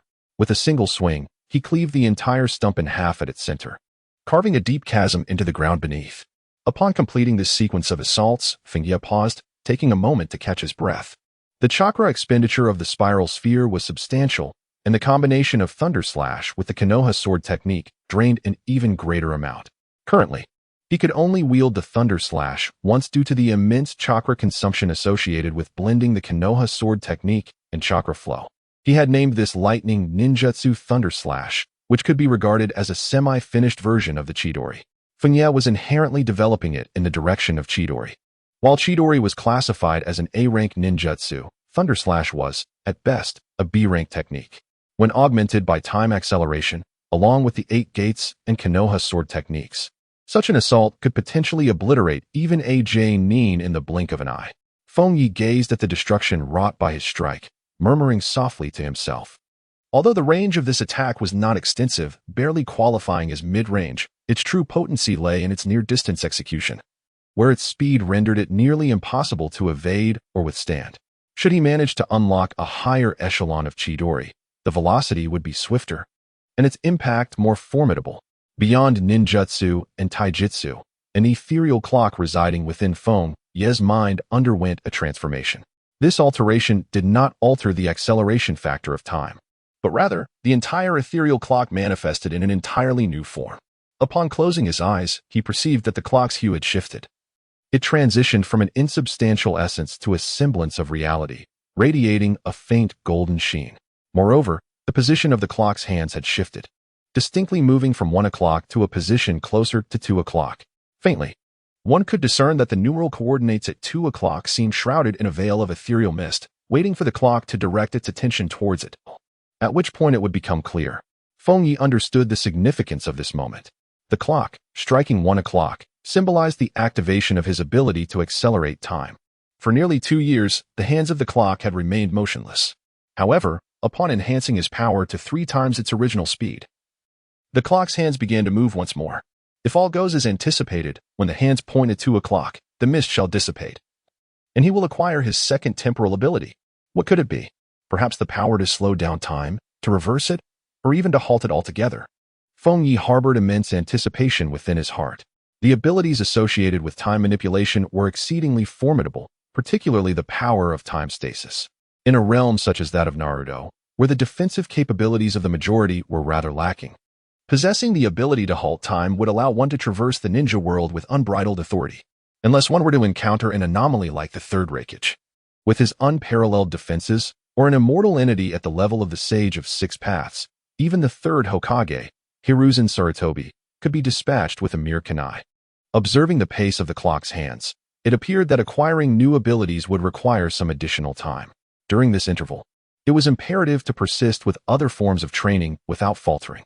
The forthcoming focus of his training would remain steadfast on the development of Chidori, the 8 gates, and the mastery of the Konoha swordsmanship. Each of these areas still held potential for further enhancement. Upon evaluating the results of his recent training, Feng Ye crystallized his subsequent path of cultivation, maintaining the previous trajectory. The 8 gates were self-evident in their necessity. Similarly, the Konoha swordsmanship was essential. At least prior to surpassing the level of a Kage, it could wield immense power in combat and resonated deeply with him.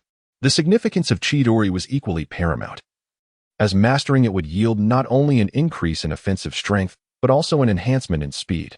In the original narrative, Sasuke, having trained Chidori for merely a month, was able to attain a speed comparable to that of a weightless Rock Lee. Thus, lightning-based ninjutsu had consistently been Feng Ye's primary focus. In truth, when compared to Chidori, Feng Ye yearns to acquire the secret technique of lightning release chakra passed down through generations by the Fourth Raikage. However, this technique is a closely guarded secret of the Cloud Village, likely unrecorded even in the archives of Konoha's sealing techniques. For now, it remains a distant aspiration, utterly unattainable. Ultimately, what Feng Ye seeks is the pinnacle of speed, faster, swifter, the fastest. When velocity reaches its zenith, no foe remains capable of evading instant annihilation. Should such a foe exist, it merely signifies an inability to prevail, necessitating a hasty retreat. It is time to return. Feng Ye meticulously organized his pockets. The provisions he had brought along were completely consumed. As he ventured out for training, he typically carried 2 meals and a bento, with each session lasting approximately 12 hours. Due to the accelerated passage of time, only around 4 hours had elapsed in the outside world. Currently, he practiced during the day on the back mountain, while in the evenings, he confined his exercises to his small courtyard, engaging in fundamental workouts such as weighted push-ups and squats. Just as Feng Ye returned to the village and approached his home, a figure suddenly appeared before him, blocking his path.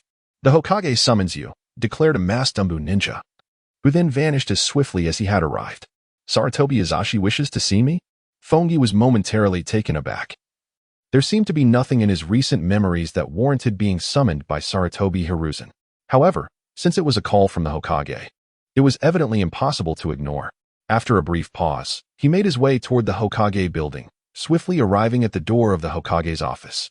Upon entering the office, Feng Ye immediately sensed that the atmosphere in the Hokage's office was markedly different from his previous visit, imbued with a subtle tension and oppression. Moreover, seated in a chair beside the desk was a man leaning on a cane, exuding an ominous aura simply by his presence. Danzo. Feng Ye was unaware of Danzo's intentions, but he had not faced any disturbances from him in the past 2 months. To encounter him in the Hokage's office was unexpected, causing a slight tightening in his chest. Surely, he mused, this could not lead to being trained by Sarutobi Hiruzen for Danzo's purposes. Could it? In an instant, a myriad of thoughts flooded Feng Ye's mind, including how he would respond should he be assigned to the root organization. Just as Feng Ye's mind raced with these considerations, Sarutobi Hiruzen spoke in a deep, resonant voice. "Feng Ye, you have arrived. Lord Hokage, Feng Ye replied. Feng Ye bowed respectfully to Sarutobi Hizen and inquired, "What brings you to me?" Sarutobi, holding a pipe yet refraining from smoking, gazed intently at Feng Ye and asked, "How has your training progressed of late?" Upon hearing this inquiry, Feng Ye's brow subtly furrowed, and he cast a fleeting glance at Danzo, who sat not far away. Must he truly align himself with Danzo's roots? Such a development is rather difficult to accept. With this thought in mind, Feng Ye presented himself as a confident prodigy, declaring, "I have made some progress in my training and developed a B-rank lightning release technique." "Oh?" Sarutobi responded, momentarily taken aback. A B-rank technique is considered the pinnacle among ordinary ninjutsu, while A-rank techniques fall into the realm of forbidden arts, and S-rank techniques are deemed supreme. Even Jonin typically possess only a handful of B-rank techniques. The fact that Feng Ye, at such a young age, has managed to develop a B-rank technique is indeed remarkable. At your age, to have developed a B-rank technique, you truly embody the legacy of your father, the White Fang. Danzo's voice resonated from his distant seat. Although his words were laced with praise, his tone remained notably calm and unexcited. Neither he nor Sarutobi doubted the veracity of Feng Ye's claim. There was no reason to fabricate the creation of a B-rank technique, as it could be easily discerned as a falsehood. Feng Ye gazed at Danzo and remarked, "Lord Danzo, you flatter me. It seems you are even more remarkable than I had anticipated." Sarutobi Hiruzen looked at Feng Ye, unable to restrain a note of admiration, and then slowly said, "Although it may come as a surprise to you, who have yet to graduate, I have a mission to entrust to you." "A mission?" Feng Ye was momentarily taken aback. If it were a matter of him joining the roots of Danzo, the term mission would hardly be appropriate. Before Feng Ye could ponder further, Sarutobi Hizashi spoke in a grave tone. "The task entrusted to you is to apply for early graduation and participate in the Chunin exam 5 days hence." The Chunin exam? Feng Ye revealed a hint of surprise. The prospect of graduating early was one thing, but the fact that a task had been entrusted to him indicated that it was indeed meant to be undertaken in his capacity as a formal ninja. However, to receive a task upon graduating early and subsequently partake in the Chunin exam, what sort of mission was this? Allow me to elucidate the situation, for you should be able to comprehend. Sarutobi Hiruzen rose from his desk and stepped forward, stating as he walked, "The ninjas from the Hidden Cloud and the Hidden Mist will arrive in Konoha the day after tomorrow. In 5 days, they will participate in the Chunin exam. Thus, this Chunin exam serves not merely to select exceptional Chunin, but rather as a prelude to a conflict with the Hidden Cloud and Hidden Mist." The implications of Sarutobi's words took Feng Ye aback. The current state of the ninja world was evidently becoming increasingly precarious. The Third Ninja World War was on the horizon for the following year. In such a context, it was rather audacious for the Hidden Mist and Hidden Cloud to send representatives to Konoha for the Chunin exam, likely bearing intentions of both demonstration and negotiation. With this realization, it became clear why Sarutobi would assign him such a mission. Given that this Chunin exam was intended for demonstration and negotiation, it necessitated a serious approach. It would be inconceivable to select just any genin to participate. Having swiftly grasped the situation, Feng Ye addressed Sarutobi, "I understand, Hokage-sama." "Very well, prepare yourself thoroughly," Sarutobi nodded, signaling that Feng Ye could take his leave. After Feng Ye paid his respects to Sarutobi Hiruzen, he departed from the office. Once Feng Ye had left, Danzo turned to Sarutobi Hiruzen and spoke slowly, "He is more exceptional than I had anticipated. After the Chunin exams, entrust him to me for training, Hiruzen." Sarutobi Hiruzen shook his head in response. "Let us not discuss this matter further, Danzo." Danzo furrowed his brow, unwilling to relent. He stood up, fixed his gaze upon Sarutobi Hiruzen, and asserted in a low voice, "I do not oppose Kakashi being trained by Minato, but it is imperative that a ninja walks in the shadows, bearing the weight of darkness. Thus, entrusting Feng Ye to me is the most suitable choice. You should understand this. To burden Feng Ye with the darkness?" Sarutobi Hiruzen murmured, his brow slightly furrowed. Undeniably, Danzo's words held some truth. The current prosperity of Konoha was due to the presence of both the enlightened Hokage and Danzo, who managed the shadows. This was also the reason why Sarutobi Hiruzen had turned a blind eye to many of Danzo's actions. As the Hokage standing at the pinnacle of the ninja world, Sarutobi Hiruzen was acutely aware that where there is light, there will also be shadow. Darkness cannot simply vanish. Should Minato succeed him as Hokage, it would indeed require a ninja versed in the dark arts to assist him. After a moment of contemplation, Sarutobi Hiruzen returned to his seat and stated, "I need to reflect on this further. Danzo regained his composure. Sarutobi Hiruzen's response was entirely within his expectations. As long as Sarutobi Hiruzen did not outright refuse and instead expressed the need for further consideration, it indicated that he was already somewhat swayed. There was no need for excessive pressure. Utilizing subtleties in their conversation would suffice to achieve his goals. Exiting the Hokage's office, Feng Ye sighed in exasperation. Ultimately, he could not graduate in the conventional manner.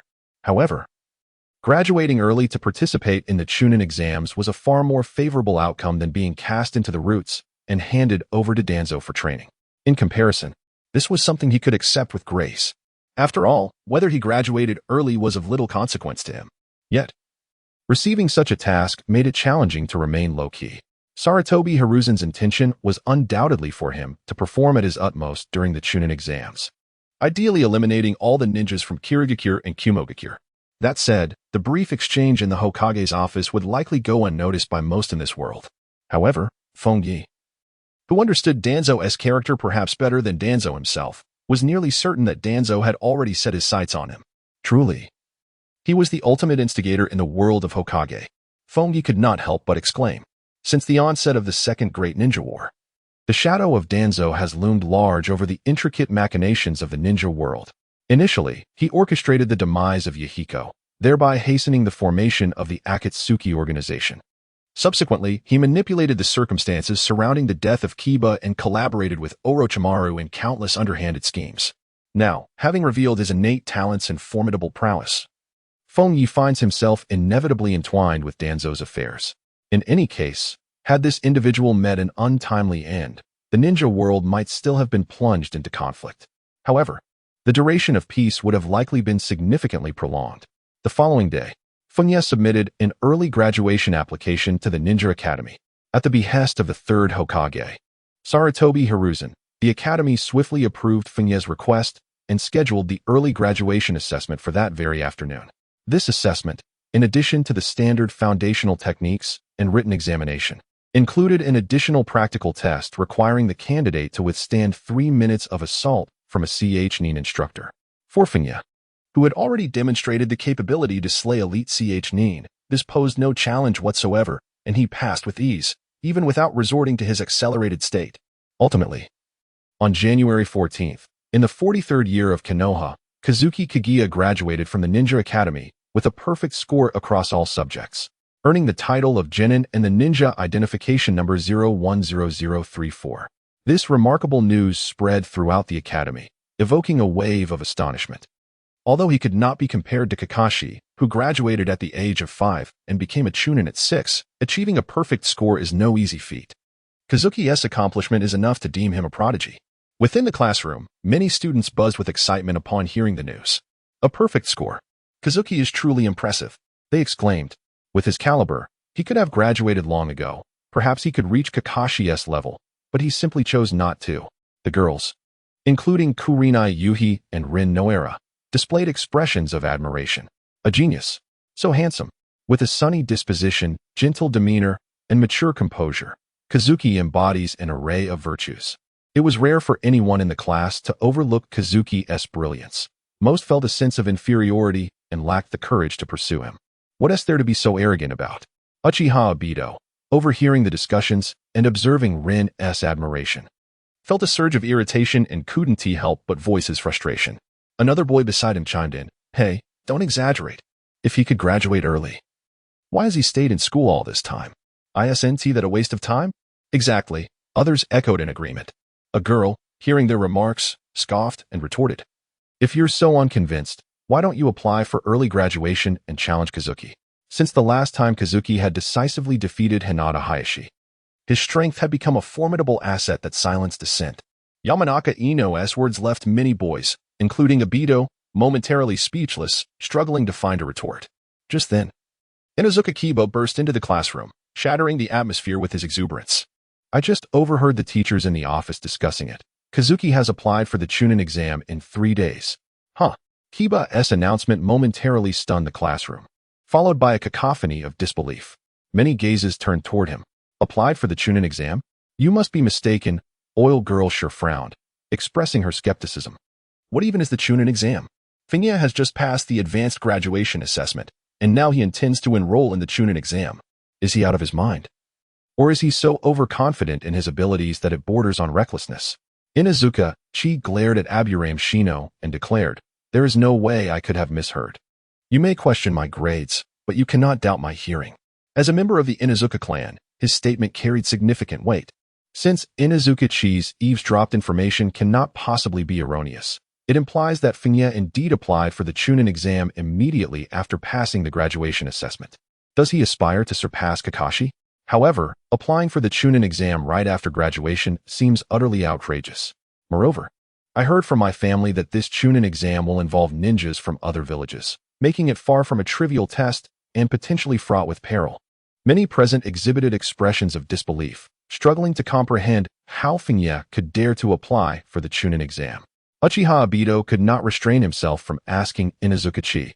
In this situation, they should reject the application, right? No. Inuzuka Chi shook his head and replied, for some unknown reason, they did not decline it. I specifically went to confirm, and Feng Ye's name is indeed on the latest list of participants for the Chunin exam. Upon hearing Inuzuka Chi's confirmation, someone gasped. That guy is far too audacious. Does he even realize what the Chunin exam entails? Even if he graduated with top marks, it does not mean he can simply participate in the Chunin exam. He must be overly confident in his own strength.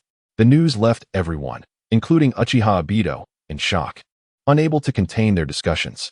Meanwhile, those who had previously admired Feng Ye for achieving full marks in his graduation assessment, such as Yugao, now wore expressions of concern. Listening to the chatter around them, Yugao's complexion shifted as she inhaled sharply, saying, "How could Feng Ye possibly sign up for this Chunin exam?" Typically, the internal Chunin exams within Konoha pose minimal danger, merely assessing the overall qualities of the ninjas. However, the joint Chunin exam with other villages is entirely different. The ninja clashes between villages are merciless, with casualties occurring every time. This particular Chunin exam is especially perilous due to the heightened tensions within the ninja world. Its dangers akin to those of a war. Noera Rin hesitated, pondering. Feng Ye should be aware of these risks. Perhaps this was a well-considered decision? Yugao's expression grew grave as she replied, "No, he might not realize that this Chunin exam includes ninjas from other villages. I must find him and persuade him to withdraw from this exam." With that said, Yugao could not help but dash out of the classroom. She was privy to this information because her father, Yuya Akane, is the chief examiner for this Chunin exam, and he had mentioned it during dinner the previous night. Yugao. Seeing Yugao rush out of the classroom, Noera Rin called after her. When Yugao did not respond, she hesitated momentarily before deciding to follow her out. At the doorstep of Feng Ye, after listening to a flurry of breathless and anxious reminders and warnings from Zairong, he could not help but chuckle and say, "You all came all this way just to remind me of this? I assure you, what I said is true." Zairong, noticing Feng Ye's relaxed demeanor and apparent disregard for her words, could not help but speak with urgency. "This information I obtained from my father, who is the chief examiner for this Chunin exam. The news cannot be erroneous." Noera Rin, with a serious expression, turned to Feng Ye and cautioned, "I understand, Feng Ye, that your abilities should not be inferior to those of a Chunin. Yet, this particular exam carries excessive peril. It is unnecessary for you to take such risks. Perhaps it would be wiser to participate in the Chunin exam scheduled for 6 months from now." All right, I understand. Let us discuss this further inside." Feng Ye observed the demeanor of the two with a sense of helplessness, shrugging slightly as he gestured for them to enter. However, Ziyuri Hong, unable to contain herself, stamped her foot and exclaimed, "Feng Ye, do you even understand what I'm saying?" Feng Ye did not respond but instead cast a glance down the street, ensuring no one was nearby. Suddenly, he reached out and pulled both Ziyuri Hong and Noera Rin into the entrance, swiftly shutting the door with a resounding thud. Startled by the abruptness of being drawn inside, both Ziyuri Hong and Noera Rin froze momentarily, their youthful minds racing like a runaway train, hurtling towards distant thoughts in an instant. What does Feng Ye intend to do? Suddenly pulling her into the room. Could it be that he desires? But Noera Rin is also nearby. Is he contemplating involving both of them? This is utterly scandalous. No, it is absolutely unacceptable. Yet, this could also be an opportunity. On the other hand, Noera Rin harbored similar thoughts, her expression and movements betraying a slight rigidity as her mind raced away. It is not a confidential mission, so sharing this information poses no issue. However, it is best to keep it from others. Yes. Participating in the Chunin exam is a task entrusted to me by Lord Hokage. Amidst this peculiar atmosphere that rendered both of them speechless, Feng Ye spoke as he made his way toward the living room. Feng Ye's words momentarily stunned Shi Rihong. She exchanged a glance with Lin, and they both shared a fleeting, awkward expression before turning their heads away in unison, the earlier hint of hostility dissipating. Feng Ye observed their demeanor, unable to suppress a smile. If they were adults, one might sense the palpable tension in the air. Yet, in the case of these two girls, scarcely 9 years old, the scene could only be described as endearing. However, one must wonder what thoughts were occupying the minds of these two young lasses just moments ago. Feng Ye strolled into the living room, poured himself a glass of water, and gestured towards the refrigerator, saying, "There is milk and soda inside. Feel free to take whatever you desire." "Oh well." Upon hearing Feng Ye's words, Sunset Red and Lin gradually regained their senses. Red glanced at Feng Ye, a flicker of astonishment crossing her gaze, and inquired, "Did you just mention a mission from Lord Hokage?" "Indeed." Feng Ye nodded and said, "It's quite similar to what you already know. This Chunin exam resembles a war, and the outcome could significantly influence the negotiations between Konoha and the Hidden Mist Village. Even a slight impact is of utmost importance. Therefore, we in Konoha shall respond with full effort, and I am one of those specifically designated to participate in the exam." Upon hearing this, Lin was momentarily taken aback and inquired, "So, the matter of graduating early was also an instruction from the Hokage?" "Indeed," Feng Ye nodded, exasperatedly raising his hands in surrender.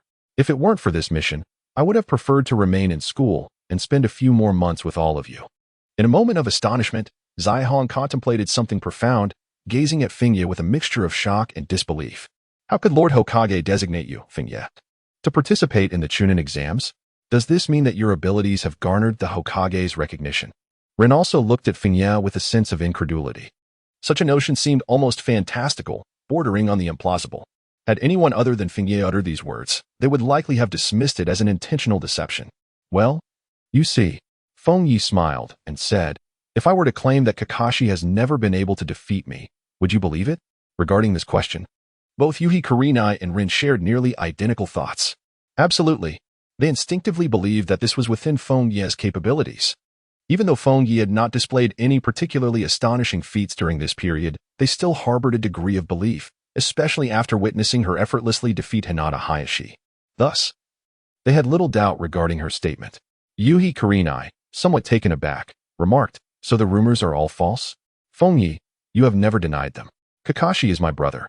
Must I truly compete with him?" Feng Ye smiled and remarked, "Moreover, if I were to graduate early, I would not have had the fortune of becoming friends with you all. Which is quite regrettable." Both Zai-Rong and Lin nodded in agreement, their cheeks subtly flushed with a delicate crimson hue unbeknownst to them. Furthermore, upon reflection, it was astounding how Feng Ye remained so composed amidst the incessant chatter surrounding him. He attended classes with gaiety and laughter, seemingly untouched by the juvenile antics of the impulsive boys in the class, who were utterly incomparable to him. His flaws were nearly non-existent. Perhaps this sensation of being enraptured was what it felt like. The gaze of the two upon Feng Ye began to overwhelm him, prompting a gentle cough to dispel the peculiar atmosphere.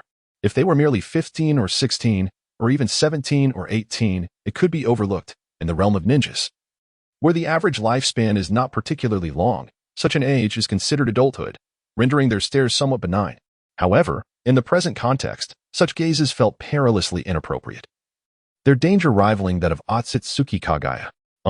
I didn't expect to visit your home under such circumstances. I apologize for my rudeness." Zai-Rong quickly averted her gaze, attempting to shift the conversation.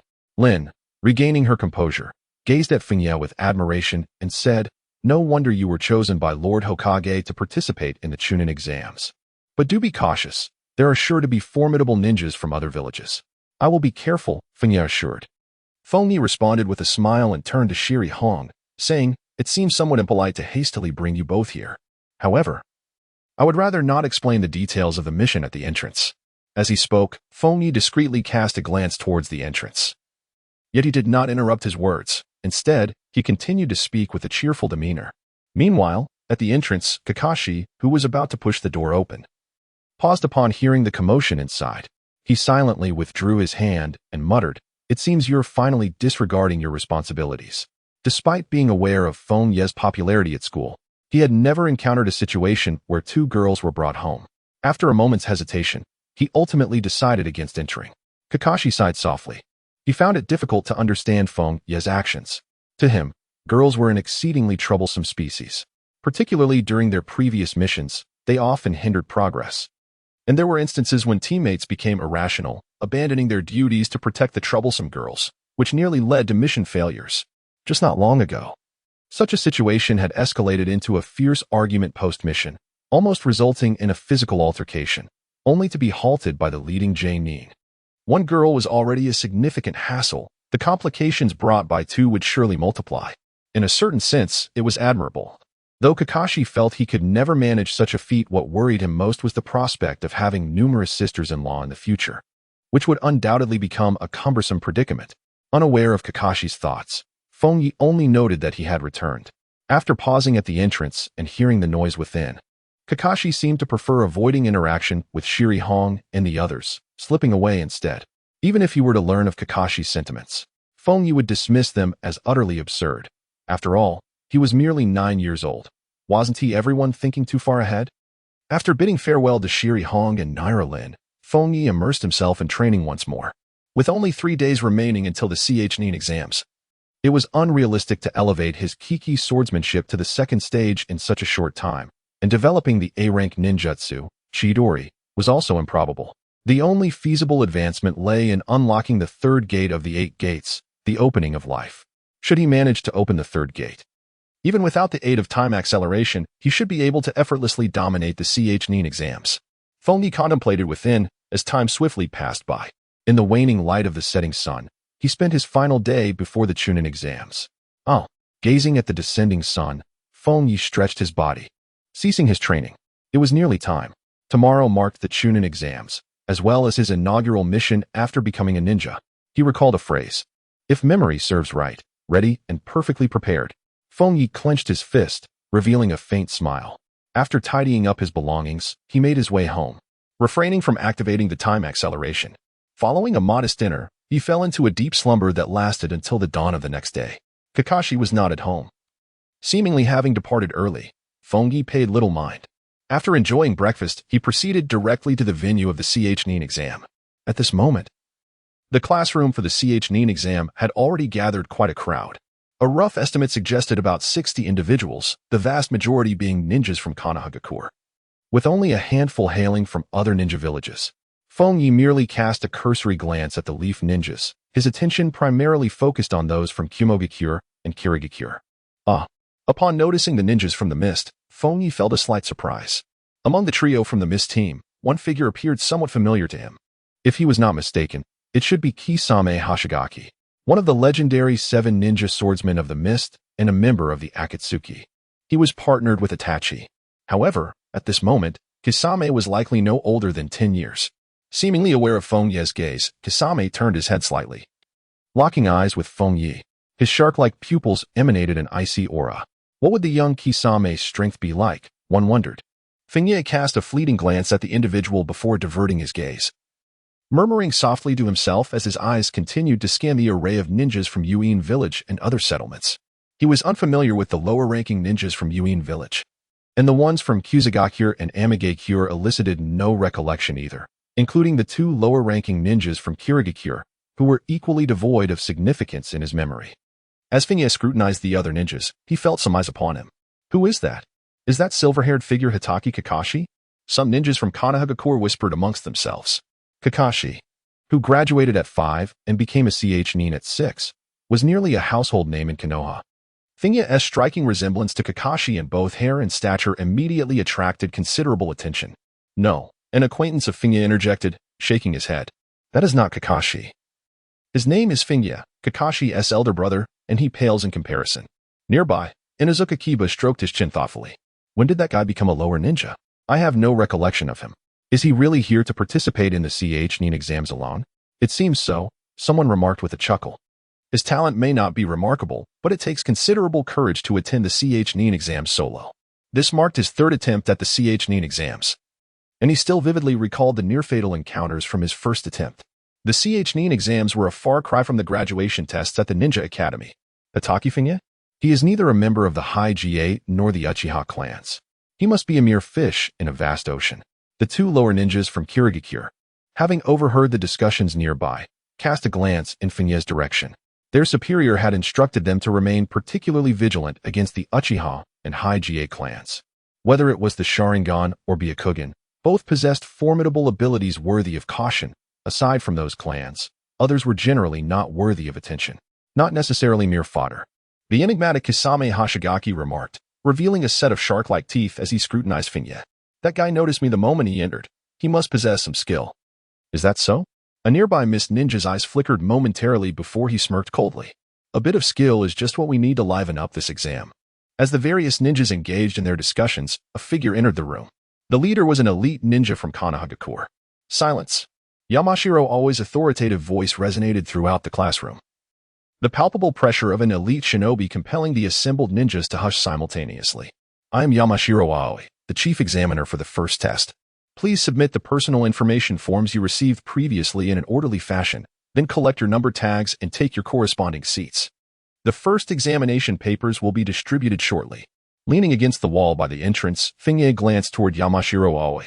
If memory served him correctly, that was Ino's father, one of the legendary Ino Shikicho trio from the previous generation.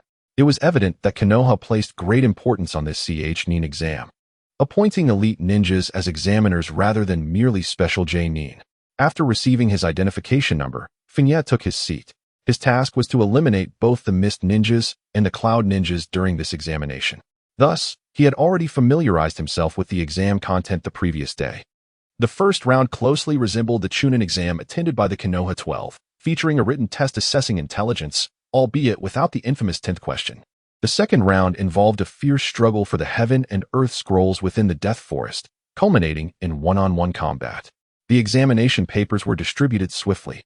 With a flurry of movement, Feng Ye began to write fervently. Having foreseen the exam's content, he encountered little difficulty prior to entering the classroom.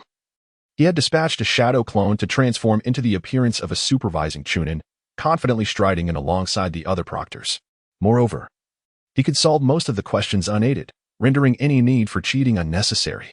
In mere moments, he completed the entire exam. Submitting early? Observed Yamashiro Kai with a glimmer of surprise in his eyes as he caught Feng Ye's gaze. After examining the paper and confirming that the answers were largely correct, he nodded in acknowledgement and said, "Well done, you have passed." The premature submission of his exam paper by Feng Ye left many students participating in the Chunin exam in a state of astonishment. As they all lifted their gazes in his direction, did he pass? How could he possibly solve such challenging questions? Some students, still grappling with the realization that the essence of this examination was cheating, gazed with disbelief in their eyes. They were unable to answer any of the 10 questions on the paper. Yet Feng Ye had astonishingly completed it in such a brief span. Surely, even a top student would not be so exaggerated. One student squinted at Feng Ye's departing figure. Sensing something amiss, that individual seemed rather suspicious. He had long since perceived that the crux of the examination lay in deception. However, the few Chunin hidden among the crowd, who were diligently solving the problems, had yet to finish their papers. While Feng Ye had already written his conclusion, it was somewhat outrageous. Could it be that he had prior knowledge of the exam questions and answers? How infuriating. With this thought, he could not help but silently curse. Casting a hostile glance at Feng Ye, under the scrutinizing gazes of numerous candidates within the classroom, Feng Ye exited the examination hall with an air of nonchalance. Upon stepping outside, he paused abruptly. There stood Kakashi, who had seemingly appeared out of nowhere, casually leaning against the wall, his usual indifferent gaze scanning the surroundings. Feng Ye turned to Kakashi, raising his chin slightly, and inquired, "What brings you here?" Monitoring the examination, Kakashi replied, his arms crossed over his chest. "I am responsible for escorting candidates who have been caught cheating 5 times. However, it seems the quality of this year's candidates is relatively good." As soon as he finished speaking, a voice echoed from within the examination hall. "Candidate number 51, disqualified." Feng Ye merely shrugged. Kakashi, with a resigned gesture, entered the examination room, expelling the 3 disqualified candidates from the premises. Watching Kakashi depart, Feng Ye yawned and proceeded towards the venue for the second round of the Chunin exam. Swiftly arriving at the predetermined location, the second round of the Chunin exam did not take place in the Death Forest of Training Ground 44, but rather in Training Ground 31, known as the Death Cavern. As he gazed around, he observed that the examination area, surrounded by barbed wire, was almost devoid of any vegetation. The terrain was rugged, resembling the intricate landscapes eroded by water in the land of rain. Various small hills dotted the landscape, and numerous interconnected caves could be glimpsed in the distance. This was the venue for the Chunin exam, and entry was strictly prohibited. A nearby ninja, having spotted Feng Ye, approached him and sternly interjected. Feng Ye withdrew his gaze and produced his examination admission ticket, stating, "I am a candidate for the Chunin exam. I have completed the first round and arrived early." "Ah," the ninja replied, casting a mild look of surprise at the admission ticket in Feng Ye's hand. "Then you shall wait here for the proctor to arrive, as entry is prohibited before the designated time." "Understood." Feng Ye stepped aside to wait. It wasn't long before the first examination concluded, resulting in the elimination of nearly half of the 60 lower ninjas, leaving only around 30. The 3 lower ninjas from the Hidden Mist Village and the 3 from the Hidden Cloud Village passed the test with ease. After all, they were elites sent by their respective villages, and such a rudimentary assessment posed no challenge for them. So this is the venue for the second examination? One of the Mist Ninjas surveyed the death cavern, surrounded by barbed wire, a chilling smile creeping across his face as he licked his lips. "TSK. It's practically prepared for us," he remarked.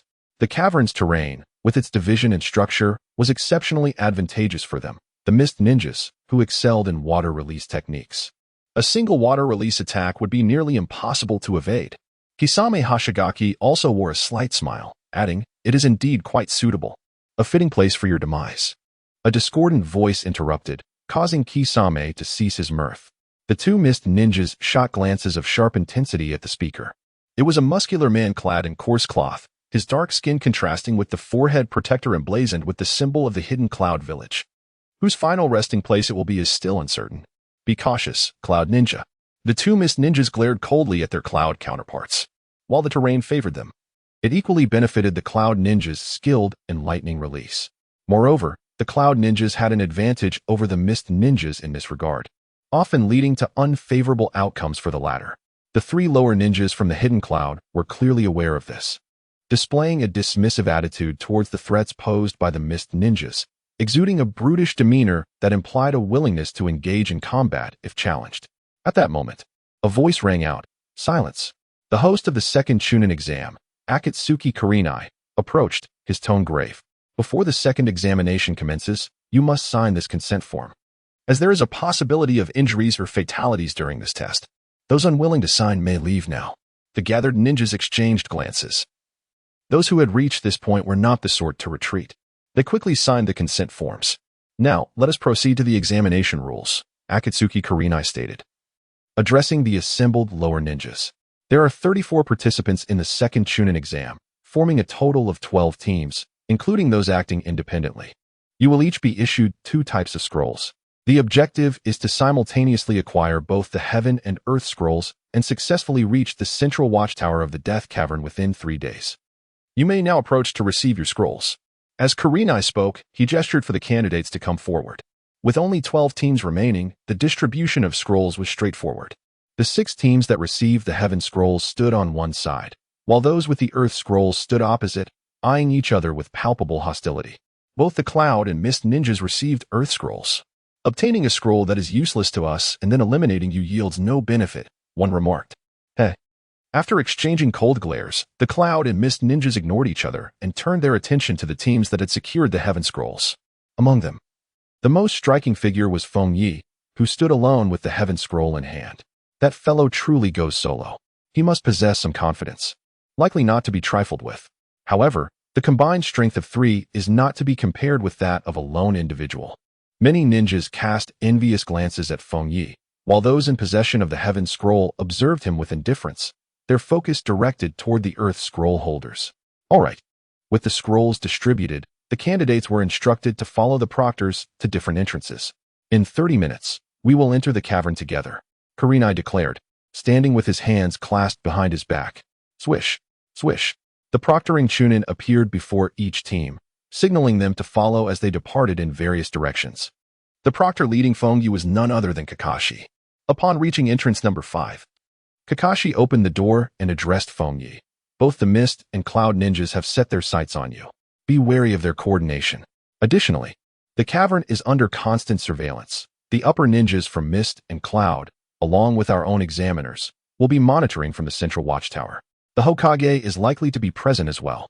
Understanding Feng Ye's capabilities, Kakashi felt no concern for his safety. In a one-on-one scenario, no one could best him. However, he did wish to caution him about the potential threat of coordinated efforts from multiple opponents, as Feng Ye likely lacked experience in facing several adversaries simultaneously. Rest assured. Feng Ye cast a faint smile at Kakashi and remarked, "If you have no issues, how could I possibly have any?" Kakashi's lips twitched slightly. Her words irked him profoundly. Yet their logic rendered him unable to counter. Soon, the second round of the Chunin exam was declared open. Kakashi nodded towards Feng Ye, who then proceeded into the examination arena. Almost simultaneously, two ninja teams, positioned at the nearest entrances to Feng Ye, converged towards him without prior agreement. That kid must have gone through entrance 5, or perhaps entrance 4. In any case, this direction is certainly correct. In the lead, Inuzuka Joie sprinted forward, his eyes gleaming, accompanied closely by a loyal ninja dog. Feng Ye's audacity to participate in the Chunin exam alone may stem from a certain degree of confidence.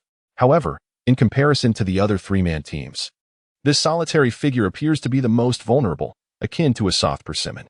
In a low voice, young Jiwei remarked, "I believe there is no necessity to select him. After all, he is the brother of Kakashi and may possess other mates. Moreover, he is one of our Konoha ninjas. Perhaps choosing someone from the Kusagakure village would be more appropriate. What are you saying?" Inuzuka Joie shot a glance at Yun Jiwei and scoffed, "Without the requisite strength, one lacks the qualification to advance to Chunin. If he dares to participate alone, wouldn't it be better for him to be eliminated early if he lacks the power? Securing his scroll is certainly preferable to letting the Cloud or Mist ninjas acquire it." Yun Jiwei shook his head, asserting, "My intuition suggests we should refrain from choosing him." "Your intuition is a bug?" Inuzuka Joie retorted dismissively.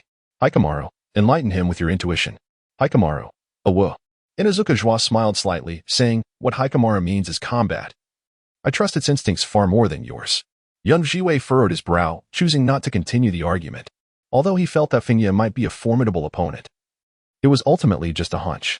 Since Inuzuka Joie and Hikamaru had reached such a conclusion, it was essential to maintain unity among them. Before long, the group arrived at the path Feng Ye was traversing. Hikamaru sniffed the air and swiftly identified Feng Ye's direction, barking a few times before racing off in a specific direction. Found him. Inuzuka Joie and Yun Jiwei immediately followed suit, the trio darting swiftly through the rocky terrain, pursuing Feng Ye with Hikamaru leading the way. As they continued their pursuit over a considerable distance, Hikamaru abruptly halted, lowering his voice to emit a sound, conveying a message to Inuzuka Joie. Just ahead, Inuzuka Joie quickly grasped the situation and gestured to Yun Jiwei and the others. They rapidly dispersed, ascending nearby hills to encircle from both the left and right flanks, soon catching sight of a figure emerging from the valley below. Whoosh! Whoosh! The three of them landed almost simultaneously, surrounding Feng Ye in the center. However, upon landing, they did not immediately launch an attack. Instead, astonishment flickered across their faces, for there was not just Feng Ye present. To Feng Ye's left and right lay several figures sprawled on the ground, identifiable as ninjas from another team. At that moment, Feng Ye appeared unperturbed as he searched the bodies, retrieving a scroll from one of them. "Did you defeat all three of them?" Inuzuka Joie gazed at Feng Ye in disbelief. Although the strength of the fallen trio remained unclear, they constituted a three-man team, and Feng Ye had single-handedly taken them down. Could it be that Yun Jiwei's intuition was indeed correct, and Feng Ye was a particularly formidable adversary? Yes, I initially did not wish to engage them, but they were pursuing too closely. Feng Ye stowed away the scroll of the earth, casting a glance at Inuzuka Joie and his companions, and remarked, "Are you all contemplating seizing the scroll from me?" Inuzuka Joie did not respond immediately. A flicker of trepidation crossed his eyes. However, at that moment, Yun Jiwei, standing nearby, spoke in a grave tone, "Attack. He has just endured a battle. Do not allow him the opportunity to recuperate." Initially opposed to targeting Feng Ye, Yun Jiwei now perceived this as an opportunity and decisively struck, gesturing forward as a swarm of black insects surged toward Feng Ye. Inuzuka Joie quickly regained his composure, realizing he had almost been intimidated by the young man. Beast mimicry ninjutsu. Tooth for tooth. With Inuzuka Joie's low shout, he and his canine companion intertwined in the air, spinning like a drill, converging upon Feng Ye with lethal intent. Feng Ye cast a flat gaze over several individuals. In the next heartbeat, he vanished abruptly, his speed eclipsing even the swiftest of attacks, akin to a fleeting shadow as he darted towards Yun Jiwei. The expression on Yu Jiwei's face shifted dramatically. He quickly extended his arms, unleashing a swarm of dark insects in an attempt to thwart Feng Ye's assault. Yet, Feng Ye's velocity was almost beyond belief, as he effortlessly maneuvered around the insect cloud and appeared behind him. How could such speed be possible? Beneath his sunglasses, his pupils constricted sharply, and at that moment, he realized he had no time to react. The ninja blade, White Fang, in Feng Ye's hand, sliced through the air with a swift motion. Despite the insect's attempt to deflect some of the blade's edge, the strike still grazed his back, inflicting excruciating pain and causing blood to splatter as he collapsed to the ground. Jiwei. At the sight of this, Inuzuka was momentarily taken aback. She began to grasp how Feng Ye had managed to eliminate an entire trio. Such speed was beyond that of a mere lower ninja, bordering on the unbelievable. In the blink of an eye, Feng Ye transformed once more into a fleeting shadow, charging towards Inuzuka. In yet another swift exchange, she too was left grievously wounded on the ground, while the last remaining member attempted to flee. However, Feng Ye had no intention of letting him escape. And with another flash of the ninja blade, he dealt a devastating blow. One must pay a price for making erroneous choices. Feng Ye turned his head to glance at the 6 fallen individuals. All 6 were ninjas from Konoha. He had not taken their lives, but merely incapacitated them. After all, one could not simply let go of those who made erroneous choices. Enemies on the battlefield are seldom merciful. So perhaps the aspiration to become a Chunin would have to wait for another occasion. Though he had delayed slightly, it should not have a significant impact. After stowing away the scroll, Feng Ye directed his gaze towards the center of the death cavern, murmuring softly before his figure swiftly vanished. In the very heart of the death cavern stood a towering hill, its shape somewhat peculiar and indescribable. At the summit of this hill lay a hollow space, adorned with skylights on all sides, revealing a vast interior comprised of multiple chambers. Within one such chamber, numerous proctors, predominantly special jonin, were fixated on the surveillance screens that encompassed the entirety of the death cavern. Given that the second part of the Chunin exam was to last 3 days, the proctors were on a rotating watch. However, this room also housed ninjas from the Mist and Cloud villages, who were the leading jonin. The ease with which 2 squads were defeated raised questions. Was this young man's strength truly formidable, or were the other Konoha ninjas merely lacking in capability? The leading jonin from the Mist, one of the 7 ninja swordsmen, Suigetsu, observed one of the screens and began to speak. The Konoha ninjas were astonished by Feng Ye's performance. Most were unaware that he had been designated by Sarutobi Hiruzen to participate in the Chunin exam. They merely assumed that as Kakashi's brother, he must possess some level of skill. However, they never anticipated he could dispatch 2 lower ninja squads, including Inuzuka. In such a brief span, my disciple is not lacking in strength, remarked Inuzuka's supervising jonin, his expression serious as he watched the unfolding events on the screen. Clearly taken aback by Feng Ye's displayed combat prowess, Suigetsu glanced over, revealing a toothy grin, and said, in that case, this Chunin exam should not be dull for Kisame. Upon hearing Suigetsu's words, many Konoha ninjas shot him glances filled with disdain, their eyes betraying their displeasure. Such arrogance was intolerable. It was akin to belittling their lower ninjas. Just wait and see, muttered a nearby Konoha jonin with a huff. The crowd returned their focus to the screen, but as time passed, the expressions of the Konoha ninjas began to shift. In less than 3 hours, Kisame's team had eliminated 2 Konoha squads. The entire process was a seamless and ruthless annihilation. The power exhibited by Kisame was anything but that of a mere lower ninja. His B-rank jutsu were unleashed with ease, and his chakra reserves appeared to rival those of a jonin, rendering him almost monstrous. What kind of chakra is this? Is that boy Jinchuriki? Exclaimed a Konoha ninja, fixated on the screen. Suigetsu chuckled, fool. There's no way we would send a Jinchuriki to participate in your Chunin exam. Kisame is not a Jinchuriki. He possesses an inherently unique and monstrous physique. Suigetsu's words left the Konoha ninjas visibly unsettled. Although Konoha had the largest number of teams entering the second round of the Chunin exam, a total of 8, just half a day in, 4 teams had already been disqualified. What was most disheartening was that Kisame's team had acquired enough scrolls, but showed no intent of heading to the finish line. Instead, they continued to hunt down other teams within the death cavern. It appeared they aimed to eliminate everyone in this second round. Do not look at me like that. Our Mist Village's examination system is far more brutal, Suigetsu noted, observing the Konoha ninjas' unfriendly expressions. Weaklings without strength have no right to become ninjas. In Suigetsu's eyes, Konoha's examination system was indeed too lenient. Upon graduating from their academy, mist ninjas were required to kill their comrades, with only one of two allowed to survive. The Chunin exam was a bloody and merciless affair from beginning to end. Thus, every survivor was an elite. Is this the style of the Blood Mist Village? Questioned the Jonin leading the Cloud Village team, casting a glance at Suigetsu, a glimmer of intrigue in his eyes.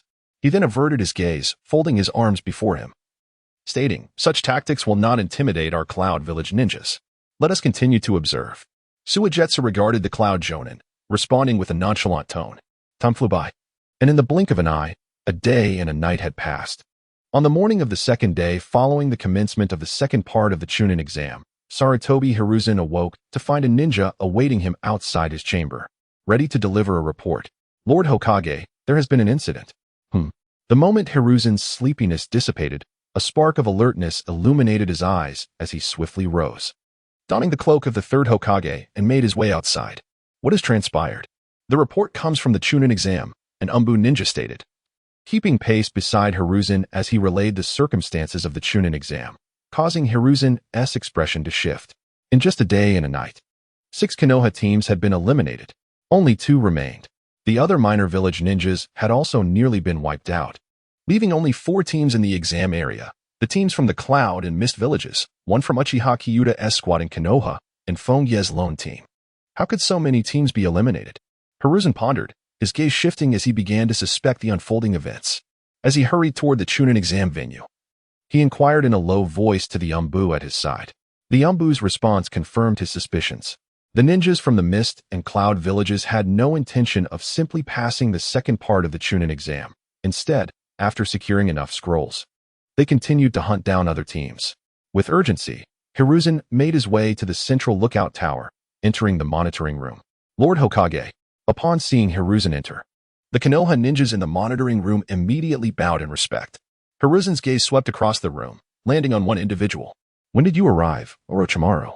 In the center of the monitoring room stood Orochimaru, eliciting a sense of awe among the nearby Konoha ninjas, both Chunin and Jonin alike. The demeanor of Suigetsu and the Cloud Jonin had also shifted from arrogance to one of caution as they regarded Orochimaru with wary eyes. "A tad earlier than you, Sarutobi-sensei." Orochimaru replied with a slight smile, his voice slightly hoarse. "I heard that some particularly remarkable lower ninjas have emerged in this Chunin exam, so I decided to come and take a look." Hiruzen slowly stepped into the monitoring room, fixing his gaze on the images displayed on the screens. "At a time like this, do not entertain any misguided intentions, Orochimaru." As Orochimaru's mentor, he possesses an unparalleled understanding of him. His interest in the special genin implies the potential for Orochimaru to resort to underhanded tactics. However, now is certainly not the time to engage with the Mist or Cloud ninja. Any act of aggression would equate to an outright declaration of war. "Ah, I see." "Sensei Sarutobi," Orochimaru replied with a smile, yet his demeanor instilled a sense of pressure in Suigetsu and the elite ninja from the hidden cloud. From Orochimaru's attitude, it was impossible to discern his true intentions. One could only assume that without explicit orders from Sarutobi Hiruzen, he would refrain from taking action. After all, he is one of the most perilous figures among all the ninjas in Konoha. As the atmosphere in the room grew somewhat oppressive, a sudden image on one of the screens captured everyone's attention, including that of Orochimaru and Sarutobi Hiruzen. The screen revealed Konoha's last remaining 3-person squad encountering the likes of Kisame Hashigaki near the central tower. "You must have gathered enough scrolls by now, Uchiha Kyuta," the focal point of this genin team, stated with a serious expression as he faced Kisame and his companions from the Mist. He had acquired the Earth and Sky scrolls and had no desire to engage in battle with the Mist ninjas. Kisame casually shrugged. "I've already got more than enough scrolls, so step aside." Uchiha Kyuta replied in a low voice, "Not so fast." Kisame smirked, his eyes flashing with intensity. "It seems you've misunderstood. While I have enough scrolls, I have no intention of letting you pass. Besides, we'll inevitably clash in the 3rd round, so why not let you fall here instead? By the way, I've already obtained 6 scrolls." Kisame's declaration caused Uchiha Kyuta's expression to shift slightly. Without hesitation, he activated his Sharingan, the tomo spinning slowly in his eyes as he gripped a kunai, warily watching Kisame. "Make your move," Kisame stated crisply, immediately initiating the confrontation. The 3 from the Mist engaged in fierce combat with Konoha's trio. Relying on the power of the Sharingan, Uchiha Kyuta managed to maintain the situation for a brief moment. However, as time went on, his chakra began to dwindle, while Kasame appeared to expend little energy. It seems your chakra is running low. Maintaining that Sharingan must consume quite a bit, Kasame remarked with a grin. He then swiftly formed hand seals, unleashing a B-rank jutsu. Uchiha Kyuda's face paled in shock. He hadn't anticipated that Kisame could still wield enough chakra for a B-rank technique at this stage of the battle, forcing him to evade hastily. Yet, in this terrain, dodging a large-scale water release technique proved nearly impossible, and he was ultimately struck. Your chakra levels are rather abnormal. Indeed, a peculiar physique, Orochimaru observed from the surveillance footage. A glimmer of interest flickering in his eyes. Sarutobi Hiruzen and many other Konoha ninjas were somber expressions.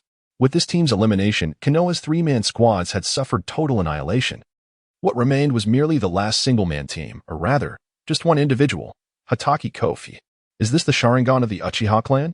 Kisame approached Uchiha Kyuda, his eyes glinting with intrigue as he crouched down. The Sharingan from the Uchiha clan is indeed a valuable asset. However, just as Kasame intended to seize Uchiha Kyuda's Sharingan, an Anbu ninja from Konoha appeared silently. Although the examinees participating in the Chunin exams had signed death warrants, Konoha could not turn a blind eye to the theft of a Sharingan. TCH, Kasame muttered upon spotting the Anbu ninja, realizing his chance to claim the Sharingan had evaporated. He retracted his hand from Uchiha Kyuda and stood up, stating, "The hunt is drawing to a close. Let us depart." The two mist ninjas nodded and departed alongside Kisame.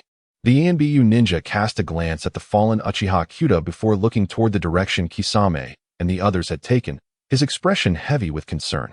With even the Uchiha's Chunin eliminated, it was evident that the mist had sent formidable challengers. This Chunin exam might very well become a source of ridicule for Konoha. In the monitoring room, Sarutobi Hiruzen maintained a serious expression, pausing for several seconds before turning to the proctoring ninja beside him and asking, "Where is Kofi? Has he passed?" The proctor hesitated, seemingly unsure how to respond. After a few seconds, he finally said, "Well, he should be considered as having passed. He gathered enough scrolls early on and reached the tower's exterior, but he has yet to enter." Sarutobi Hiruzen raised an eyebrow in surprise, glancing back at the monitor. "He hasn't entered?" "Yes," the proctor confirmed with a nod. The chief examiner, Yuhi Kurenai, approached, looking up at the screen. Perhaps he does not intend to pass directly. He might want to test the strength of other ninja. He can enter at any moment. Sarutobi Hiruzen murmured in agreement. This was indeed something Kofi could do. Yet with all other genin eliminated, the pressure of the third round now rested solely on him. Contemplating this, Sarutobi Hiruzen shook his head. He had anticipated that the ninja sent by the mist and cloud would be the elite of the elite, but the situation was even graver than expected. Fortunately, he had designated Kofi to participate in this Chunin exam. Given Kofi's strength, once he entered the third round, he would likely perform admirably. Ultimately, the situation would still be manageable. At that moment, Kofi sat motionless on a protruding rock wall outside the central lookout tower, his body cloaked in a layer of yellow dust, making it nearly impossible to discern his presence. In the stillness, he suddenly opened his eyes, gazing in a particular direction. A glimmer of light passing through his gaze as he murmured, "Finally, someone has arrived." He had been waiting here for quite some time. Not far from the central lookout tower, Kisame and his companions, having dispatched the last Konoha squad, hastened towards the finish line of the second round of the Chunin exam, forming a triangular formation with Kisame leading the way. One of the two behind him chuckled as they ran. "I never imagined that the Uchiha clan, whom teacher Hoshigaki warned us to be wary of, would turn out to be so lacking. They have overestimated Konoha's ninjas. Indeed, there were a total of 12 teams, and we took down 6 of them. The Uchiha also eliminated 1, making a total of 7 teams destroyed. If the Cloud Ninjas have also eliminated a team, then only 3 teams will remain in the third round. If they have taken out 2 teams, it will be a showdown between us and them. Such accomplishments should satisfactorily fulfill Hoshigaki's directive." However, just as Tangazayasu was feeling pleased with his self-assessment, a foreign voice suddenly echoed beside him. "Is that so?" The voice caused Tangazayasu's heart to race, an instant wave of terror washing over him. He attempted to react, but it was already too late. Swoosh. In an instant, blood splattered as if he had collided with an invisible, razor-sharp thread. Tsukasa Yasu was cleaved in 2 at the waist, his upper and lower halves separated with eerie precision. A flicker of terror and disbelief lingered in his eyes. Whoosh. Whoosh. The figures of Kakashi and another mist ninja sensed the sudden upheaval behind them, their expressions shifting dramatically as they halted in their tracks. Upon turning, all they beheld was the lifeless body of Tsukasa Yasu and the calm figure of a silver-haired youth standing nearby, a short blade gripped in his hand. Kikuchi Kofu. Tsukasa Yasu. The expression of the mist ninja beside Kakashi transformed drastically, revealing a mixture of shock and incredulity as he involuntarily gasped. Tsukasa Yasu was their perceptive ninja, the cornerstone of their team's ability to hunt down rival squads, relying heavily on his keen senses. Logically, he should have been the fastest to react to an ambush or surprise attack. Yet now, he had been eliminated in the blink of an eye. He hadn't even had time to employ techniques like the body replacement or instantaneous movement. Cough. Cough. Though cleaved in two, Tsukasa Yasu did not succumb immediately. Blood erupted from his mouth as his upper body lay there, gazing in disbelief toward Kofu. Having approached the finish line and engaged in conversation with Kakashi and the others, he had indeed grown somewhat careless, neglecting to remain fully alert. Consequently, he failed to sense the impending attack from Kofu in time. However, the crux of the matter lay not in his momentary lapse, but in the sheer swiftness of the assault. The movements of Feng Ye were so swift that he barely had time to mount any form of resistance. Such speed was beyond what a mere Chunin could possess. Even a Jonin would likely struggle to match it. Caught off guard by a sudden assault from a Jonin, and without the benefit of vigilance, it was inevitable that he would be struck down in an instant. "It's you," remarked Kasame Hashigaki, his gaze fixed upon Feng Ye, betraying no hint of anger or disarray at the loss of his companion, as if the fallen comrade were merely an inconsequential figure.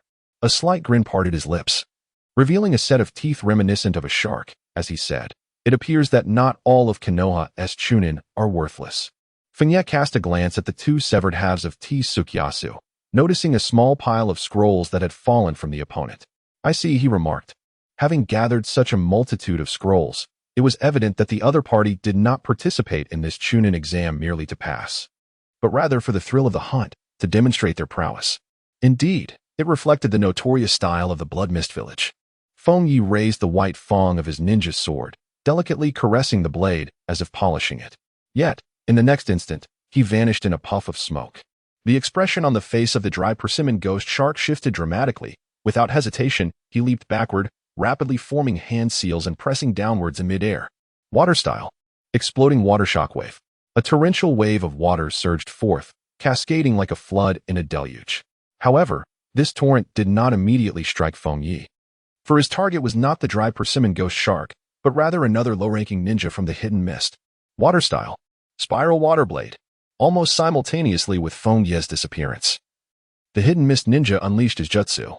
He opened his mouth and, like spiraling threads, water surged outward from him in all directions, each strand a highly pressurized stream that sliced through nearby protruding rocks with ease. Yet, in the very next moment after casting his technique, Feng Ye's figure had already appeared to his right. Faced with the incoming spiral water blades, Feng Ye did not evade. Instead, he exhibited an almost uncanny speed, performing a mid-air rotation and slipping through the narrow gaps between the spiraling streams. Not good. The hidden mist ninja's countenance paled, his eyes widening in disbelief. He could hardly fathom that Feng Ye would dare to charge directly into the attack range of the spiral water blades, and yet he truly maneuvered through the narrow openings. Without sufficient speed and acute dynamic vision, such a maneuver was akin to dancing on the edge of a blade. One misstep could lead to dire consequences. With a swift motion, the hidden mist ninja drew his kunai, meeting Feng Ye's advance with a fierce strike. The clash of steel rang out, echoing in the air.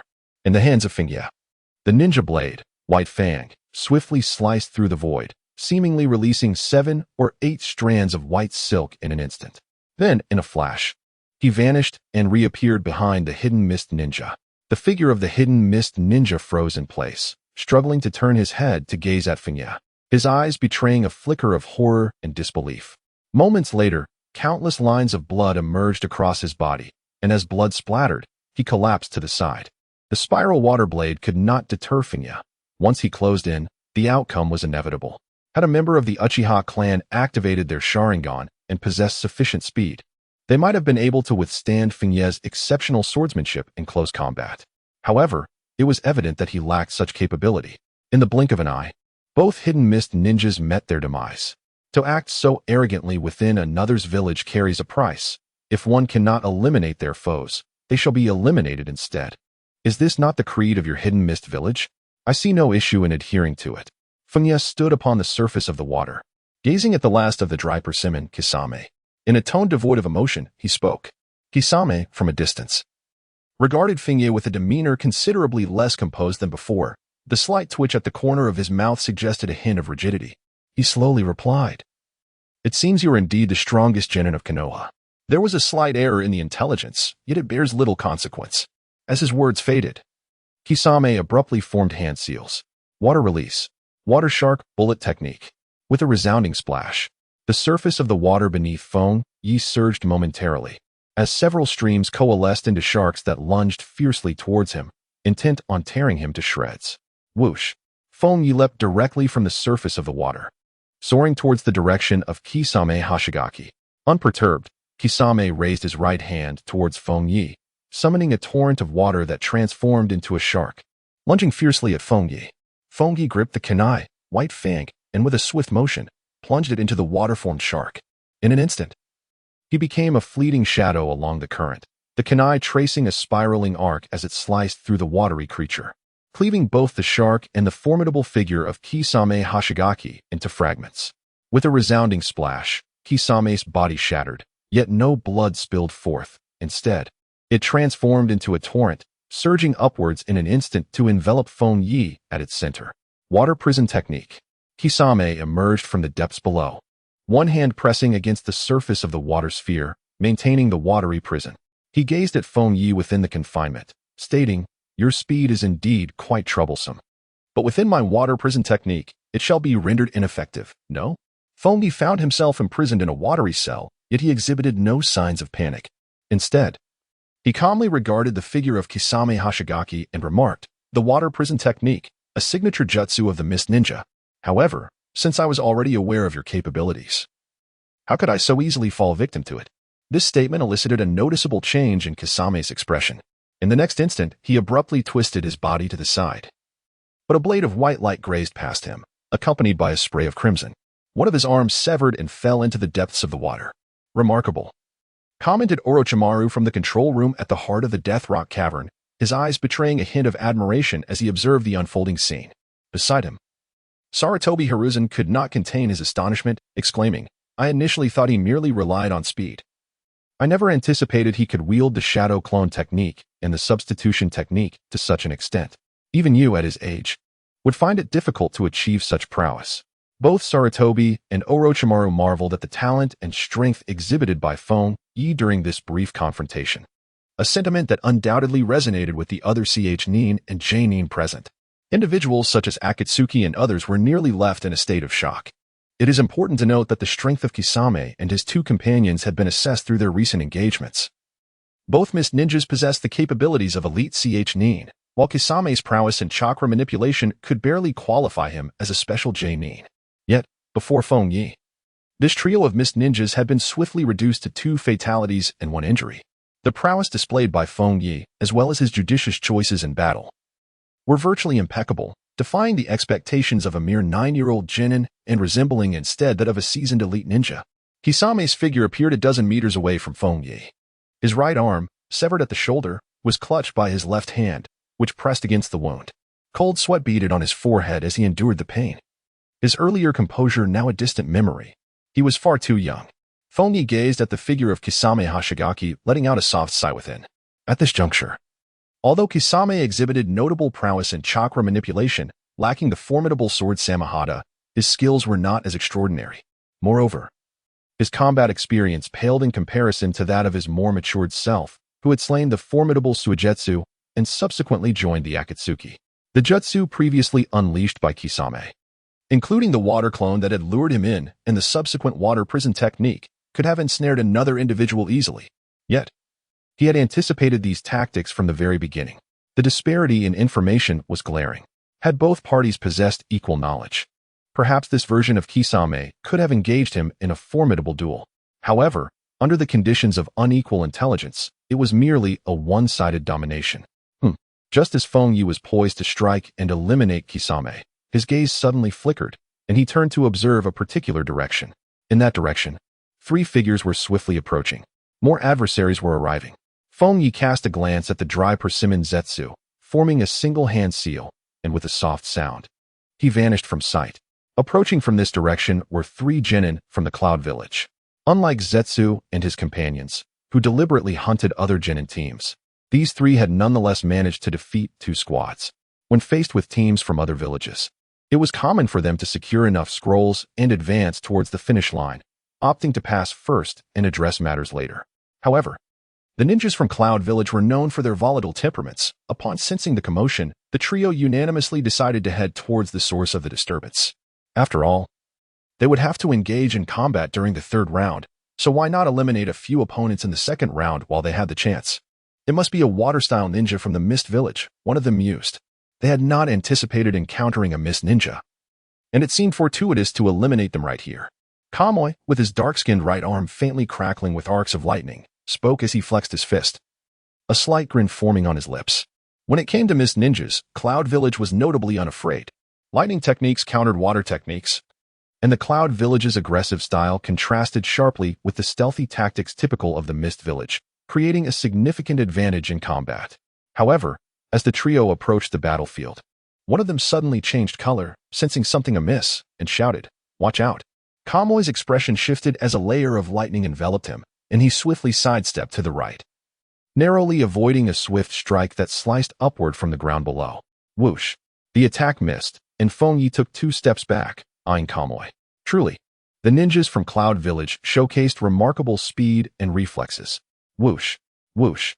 The other 2 Cloud ninjas swiftly surrounded Feng Ye, while Kamui regarded him with a cold smile, stating, "I thought you were a Mist ninja. I didn't expect you to be from Konohagakure."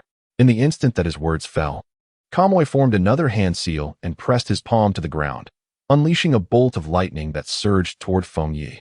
Whoosh! Feng Ye leaped back nimbly, evading the onslaught of 2 Cloud Village's genin who approached from either side. Within the narrow confines of their assault, he exhibited an uncanny swiftness, deftly weaving through their strikes. It was unexpected for a Konoha genin to possess such speed, yet this alone would not suffice to ensure his escape. Kamui's gaze was icy as he charged towards Feng Ye, while the other 2 ninjas bore fierce expressions, attempting to flank him once more in a concerted effort to eliminate him.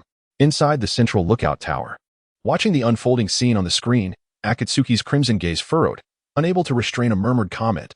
This is too reckless.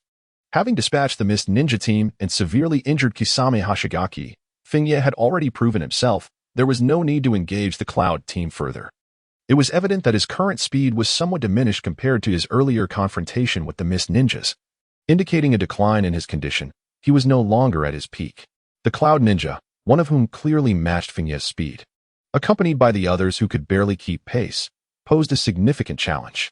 Under such circumstances, not only would defeating the Cloud Ninjas be difficult, but even escaping would prove arduous. The other examiners from Konoha appeared tense, sharing the unspoken concern. Though Kisame's arm had been severed, and he had not perished at Feng Ye's hands, the destruction of the scroll meant his elimination was assured.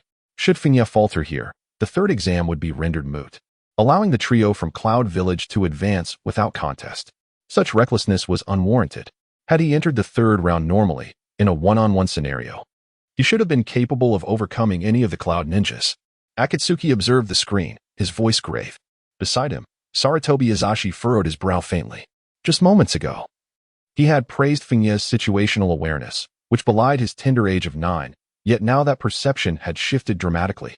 After slaying 2 Mist Ninjas and wounding Kisame, it seemed Feng Ye had grown overconfident, abandoning the most prudent course of action. Indeed, despite his mature reasoning, he was merely a child of 9.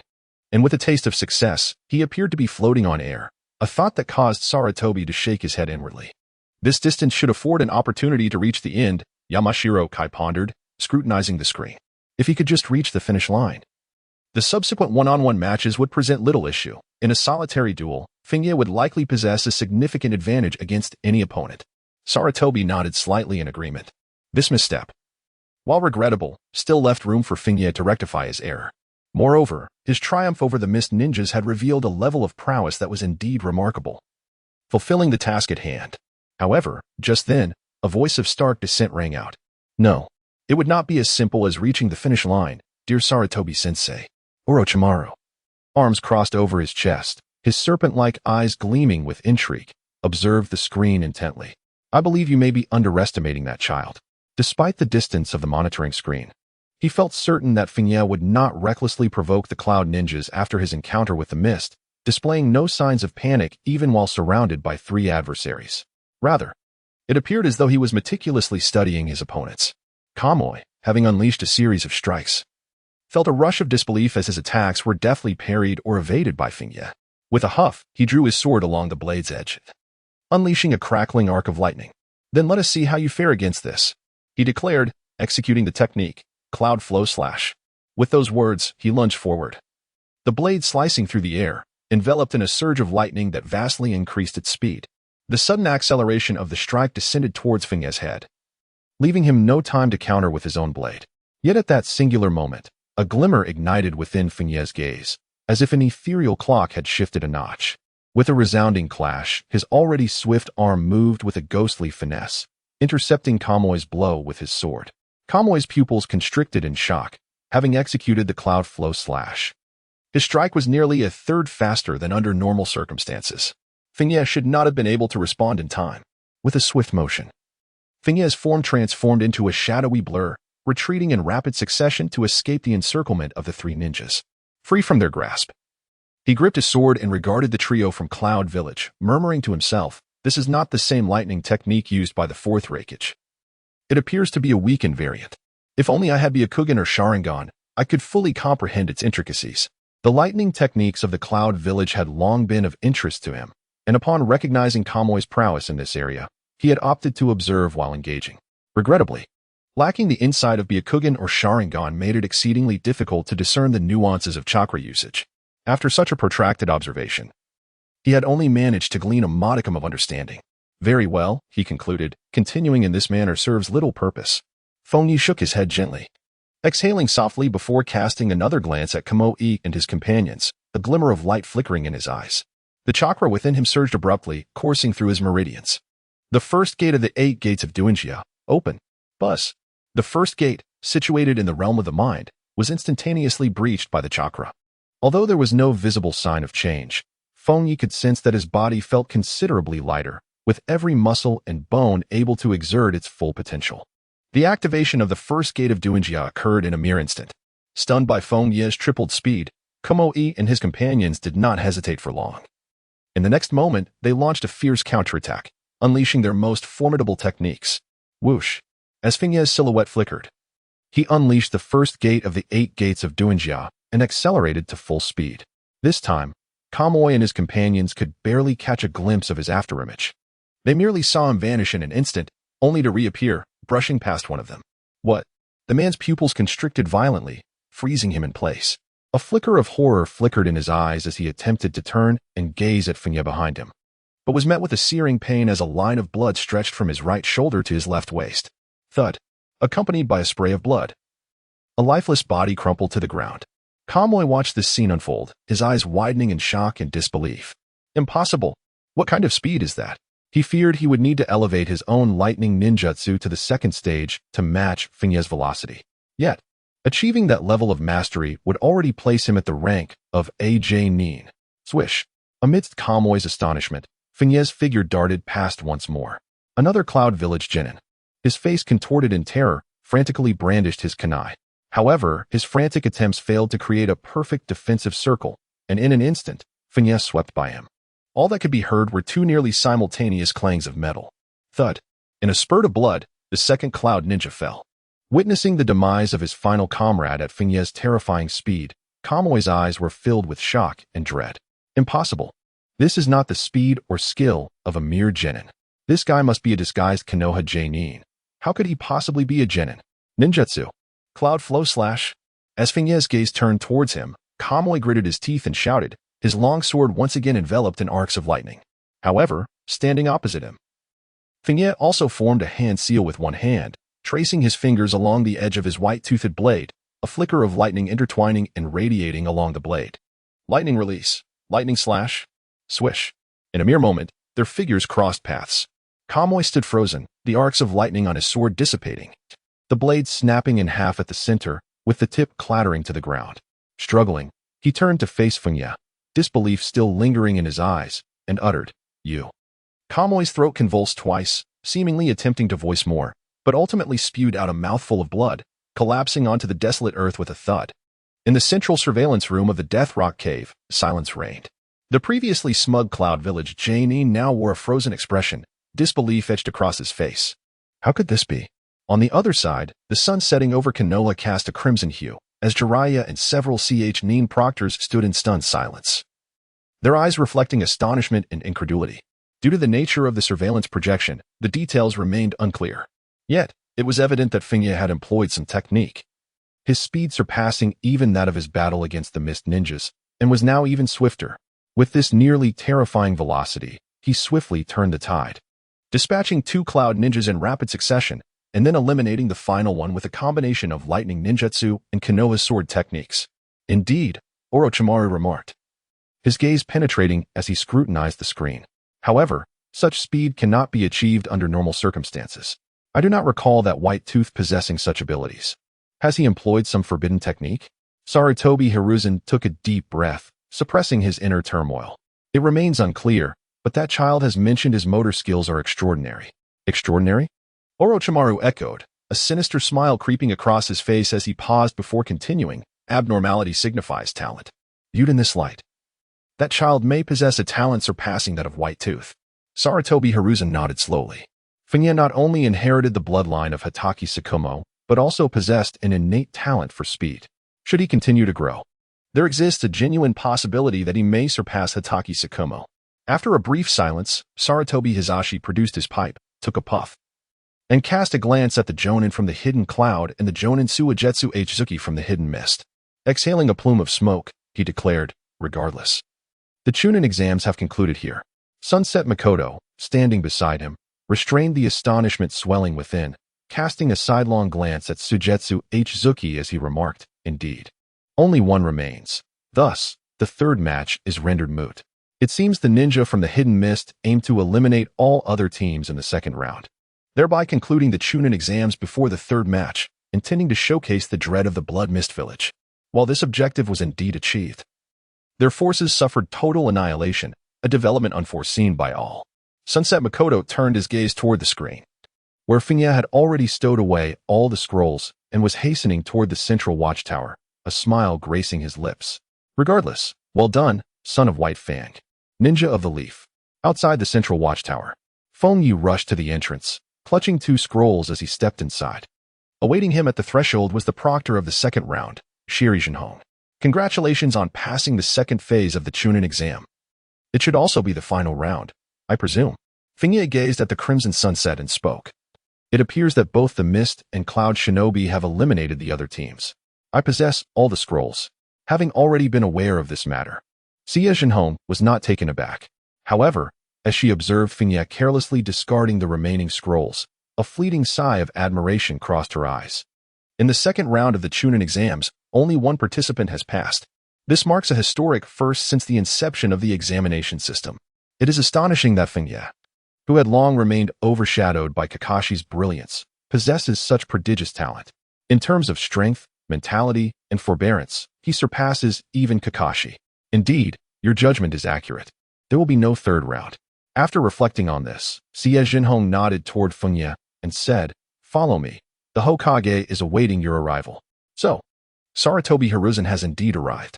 Feng Ye was not surprised, after a slight nod. He followed the crimson sunset and soon arrived at the central hall on the second floor of the watchtower. Sarutobi Hizashi stood in the middle of the hall. Feng Ye's gaze flickered momentarily in astonishment, for besides Sarutobi Hizashi stood the figure of Orochimaru. Was Orochimaru the main examiner behind this? No, it shouldn't be. In a fleeting moment, a thought crossed Feng Ye's mind. The Jonin responsible for this Chunin exam held a position of considerable authority, making it improbable for Orochimaru to serve as the chief examiner. Dismissing this notion, Feng Ye refrained from further contemplation and respectfully saluted Sarutobi Hiruzen, saying, Hokage-sama. Simultaneously, he sensed 2 hostile gazes directed toward him. These menacing stares emanated from the Jonin of Kirigakure, Suigetsu Hzuki, and an unnamed Jonin from Kumogakure. Upon lifting his gaze, Feng Ye briefly met the eyes of Suigetsu and his companion before returning his attention to Sarutobi Hiruzen, unfazed by the presence of the adversarial Jonin. It was true that defeating a Jonin, especially someone as formidable as Suigetsu, a member of the legendary 7 ninja swordsmen, was a daunting challenge. However, this was Konoha, where numerous Konoha Jonin were present, alongside Orochimaru and Sarutobi Hiruzen. Thus, Suigetsu and his comrades could only cast him a cold glance, refraining from unleashing any murderous intent. As for the future, should they cross paths on the battlefield, with his rapid growth, Feng Ye might find himself no weaker than these two, or perhaps by then, he would have surpassed the Jonin, attaining true Kage-level prowess. Congratulations, you have passed the Chunin exam. Sarutobi Hiruzen looked at Feng Ye with a kind smile and said, You performed admirably. From this day forth, you are a Chunin of Konoha. Remember the duties of a ninja. Yes. Feng Ye lowered his head in response. Orochimaru stood beside him, observing Feng Ye with a subtle smirk at the corner of his mouth. In your father's lifetime, he bestowed upon me certain favors. Do you recognize me, Hatake Feng Ye? Noticing that Orochimaru seemed somewhat intrigued by him, Feng Ye's mind raced with thoughts. He respectfully bowed and said, You must be the legendary Sannin, Lord Orochimaru. Orochimaru chuckled lightly, extending his arms. If you are aware of my identity, that is indeed promising. Given your caliber, it would be challenging for an ordinary Jonin to serve as your mentor. How about becoming my disciple? Sarutobi Hiruzen, taken aback by Orochimaru's words, furrowed his brow. After a brief moment of contemplation, he suddenly made a decision. In that case, Feng Ye, you shall study under Orochimaru. Feng Ye, what on earth? I haven't even spoken yet. His lips quivered slightly, overwhelmed by a sense of helplessness. Becoming Orochimaru's disciple was undeniably perilous, as evidenced by the curse marks affixed to nearly all of his students. Yet, upon reflection, this period did not seem entirely unfeasible. On one hand, becoming Orochimaru's apprentice would allow him to evade the troubles posed by Danzo. On the other hand, from Orochimaru, he might acquire much of the ninjutsu he yearned to learn. To conspire with a tiger is one thing, but to conspire with a serpent is quite another. With this thought, Feng Ye let out a sigh. Hiruzen Sarutobi had made a decision, leaving no room for contemplation. He could vaguely surmise why Hiruzen had arrived at such a conclusion. At present, Hiruzen had not yet definitively chosen the 4th Hokage. Although Orochimaru's character was somewhat hazardous, Minato Namikaze was still too young, lacking the achievements and experience that Orochimaru possessed. While Hiruzen leaned toward Minato in his heart, he could not express his stance so plainly at this juncture. Should he refuse to hand Feng Ye over to Orochimaru and designate Kakashi as Minato's disciple, it would not only raise eyebrows among certain villagers but also provoke Orochimaru's ire. The situation within the ninja world was fraught with tension. Maintaining sufficient stability within the village was imperative. Hiruzen's words elicited a faint smile from Orochimaru, who, at this moment, still harbored aspirations for the Hokage position. Proposing to accept Feng Ye as a disciple reflected both his recognition of Feng Ye's talent and a subtle probing of Hiruzen's stance. To become Hokage, one must possess a successor capable of bearing the burdens of governance. Relying solely on oneself to manage the myriad responsibilities necessary for the village's stability was unfeasible. A successor was required to assist in this endeavor. By entrusting the gifted ninja Kakashi to Minato for training, Hiruzen was implicitly positioning Minato as a candidate for the 4th Hokage. Having discerned a shift in Hiruzen's attitude, Orochimaru seized the opportunity to conduct a subtle test. If he were to take Feng Ye as his disciple and Hiruzen intervened, it would signify that Hiruzen had dismissed him as a contender for the 4th Hokage. However, the current dialogue suggested that Hiruzen's position remained ambiguous. The question lingered in Orochimaru's mind. Whom would you ultimately choose, teacher Hiruzen? Having met with Orochimaru, he pondered silently. Feng Ye bowed respectfully to Orochimaru. The matter had been settled. There were no alternative choices left, and thus, he could only proceed along this path while contemplating potential strategies for coping. Orochimaru, with a somewhat sinister chuckle, gazed at Feng Ye and remarked, This affair has reached its conclusion. Come with me. As soon as the words left his lips, Orochimaru's figure flickered and vanished from the hall. Feng Ye cast a glance at Sarutobi Hiruzen, who nodded in acknowledgement. After bowing respectfully, he disappeared in a flash, swiftly following Orochimaru. Whoosh, whoosh. The two departed rapidly from the central watchtower. Feng Ye trailed behind Orochimaru, pondering how to confront the enigmatic teacher.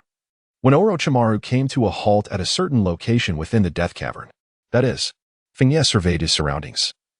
Recognizing the site of his previous battle with the formidable Kisame Hashigaki, the once torrential waters had nearly receded, leaving the ground damp and muddy.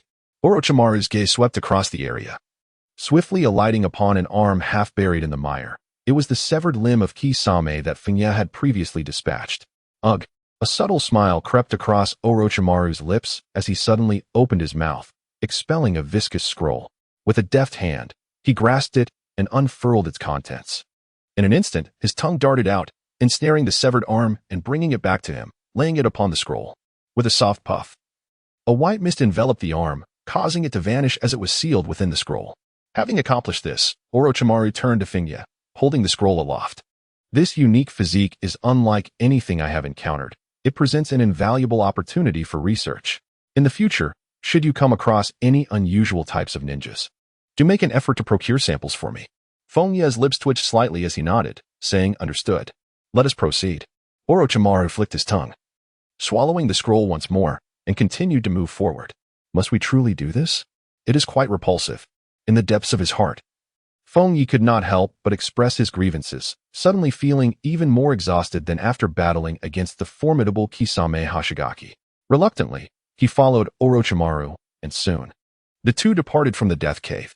Upon reaching a location near Konoha, Orochimaru formed a single-handed seal, and the ground beneath them unexpectedly revealed a passage leading underground. This must be Orochimaru's hidden sanctuary. Feng Ye silently assessed the situation as he followed Orochimaru inside. Upon entering the facility, he was greeted by a predominantly dark atmosphere.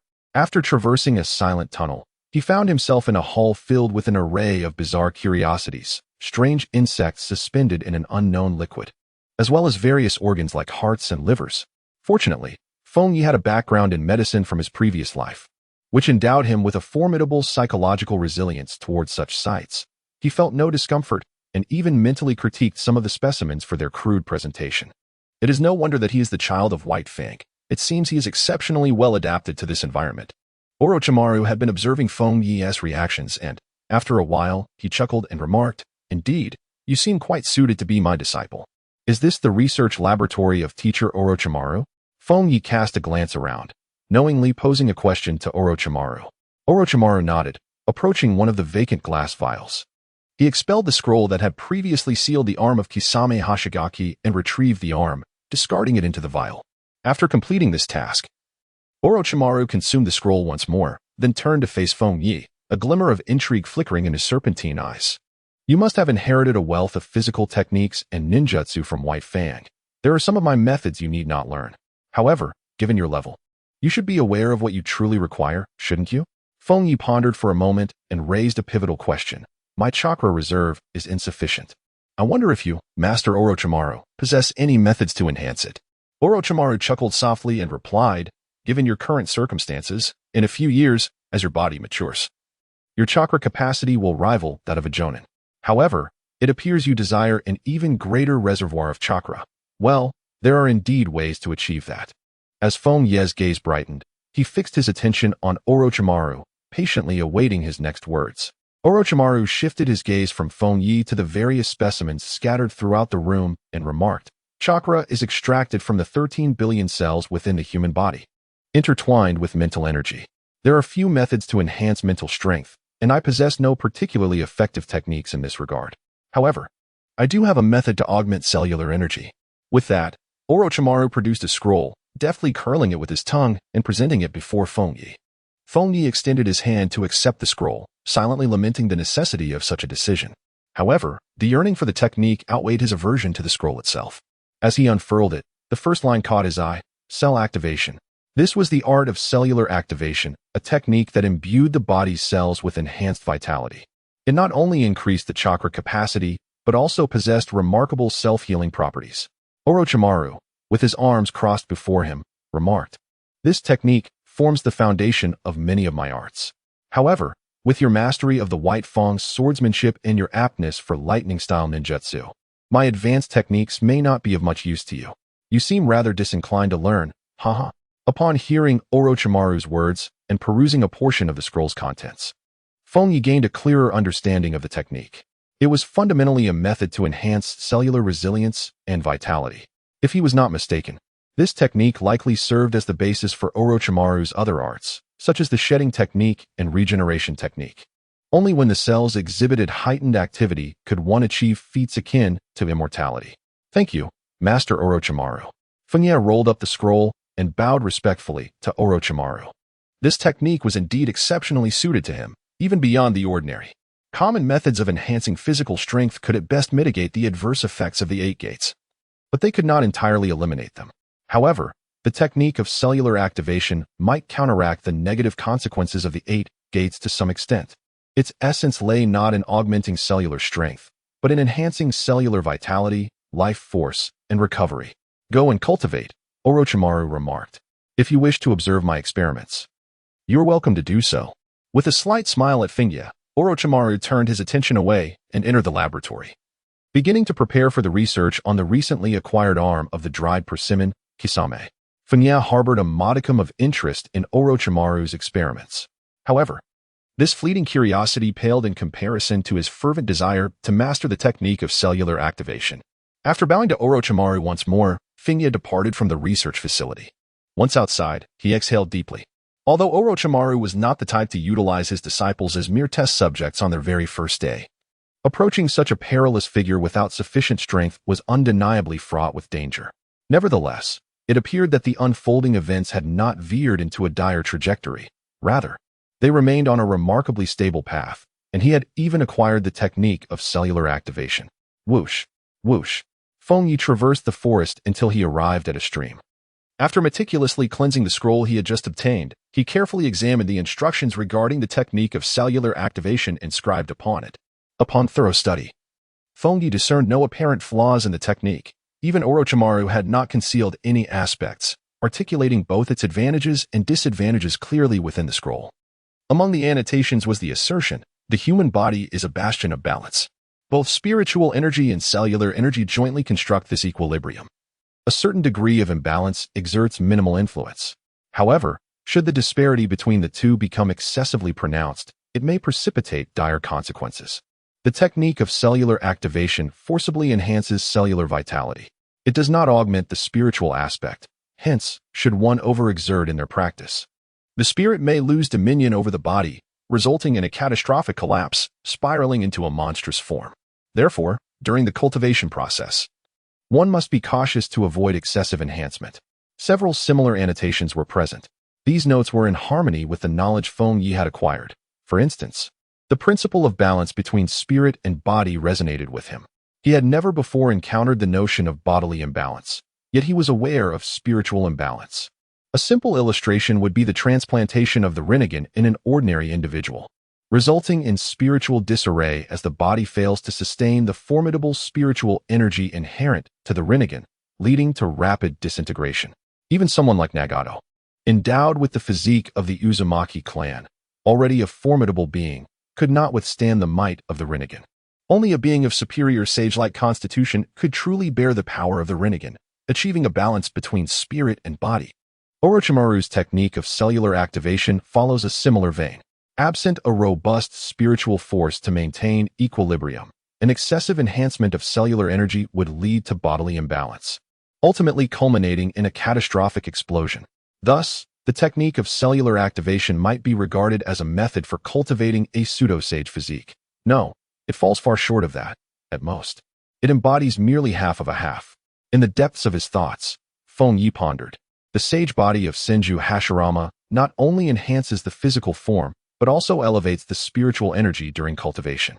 In contrast, the technique of cellular activation achieves only a fraction of this enhancement, and its efficacy pales in comparison to the sage body, lacking the cultivation of natural energy. If one were to build upon the foundation of cellular activation and simultaneously cultivate the sage mode, merging the two practices, it could be deemed a pseudo-sage body. During the Fourth Great Ninja War, Kabuto Yakushi was likely in such a state. The true sage body represents the ultimate progression. Thus, it appears that both the physical and spiritual realms are divided into 3 tiers. On the physical side, we have cellular activation, the pseudo-sage body, and the authentic sage body. While on the spiritual side, we encounter the Sharingan, the Meijiki Sharingan, and the eternal Meijiki Sharingan. Feng Ye believed his judgment to be sound. The combination of the eternal kaleidoscope and the sage body yields the Rinnegan, and by integrating vast natural energy or becoming the Jinchuriki of the Ten Tails, one could attain the Sage of 6 Paths body and enter the 6 Paths mode. In summary, with the technique of cellular activation as a foundation, the fog before him was almost entirely dispelled. After traversing the jungle, Feng Ye returned to the village. Following a meal, he retired to his home, entered his bedroom, and sat cross-legged, placing the scroll before him. Thus, let us commence. In the depths of Konoha village, at the root base, Danzo leaned upon his cane within a chamber, listening to reports from his subordinates, his expression betraying little. Yet, his fingers tightened around the sturdy wooden staff, leaving faint impressions upon its surface. Orochimaru, he mused, taken aback by Orochimaru's unexpected decision to take Feng Ye as his disciple. In Danzo's estimation, Feng Ye's future path would either lead him to be designated by Hiruzen Sarutobi, to join the Umbu, or to join his own route. With a few strategic moves, it should have been simple to cultivate Feng Ye within route. However, Orochimaru's actions disrupted his train of thought. Moreover, Hiruzen's ambiguous stance suggested he had not entirely relinquished the idea of Orochimaru succeeding as the fourth Hokage, a development that infuriated him. What of the negotiations? Danzo inquired. The Hokage has signed a contract with the Mist Village, while the Cloud Village negotiations have reached an impasse. The Jonin from Cloud Village should depart soon. A root ninja replied solemnly. As he absorbed this report, Danzo tightened his grip on the cane even further. Given Konoha's current strength, even facing 2 or 3 other villages simultaneously would not pose a challenge. Annihilating a village was not a daunting task. Yet, Hiruzen was reluctant to initiate war at this opportune moment for Konoha to unify the ninja world. Nonetheless, engaging in peace talks with the Mist Village was advantageous. Danzo's eyes narrowed slightly. Without perceiving substantial benefits, the Mist Village would not recklessly tear up the contract to incite war. If he could devise a method to instigate conflict between the Stone and Cloud villages, it would present an unprecedented opportunity for Konoha.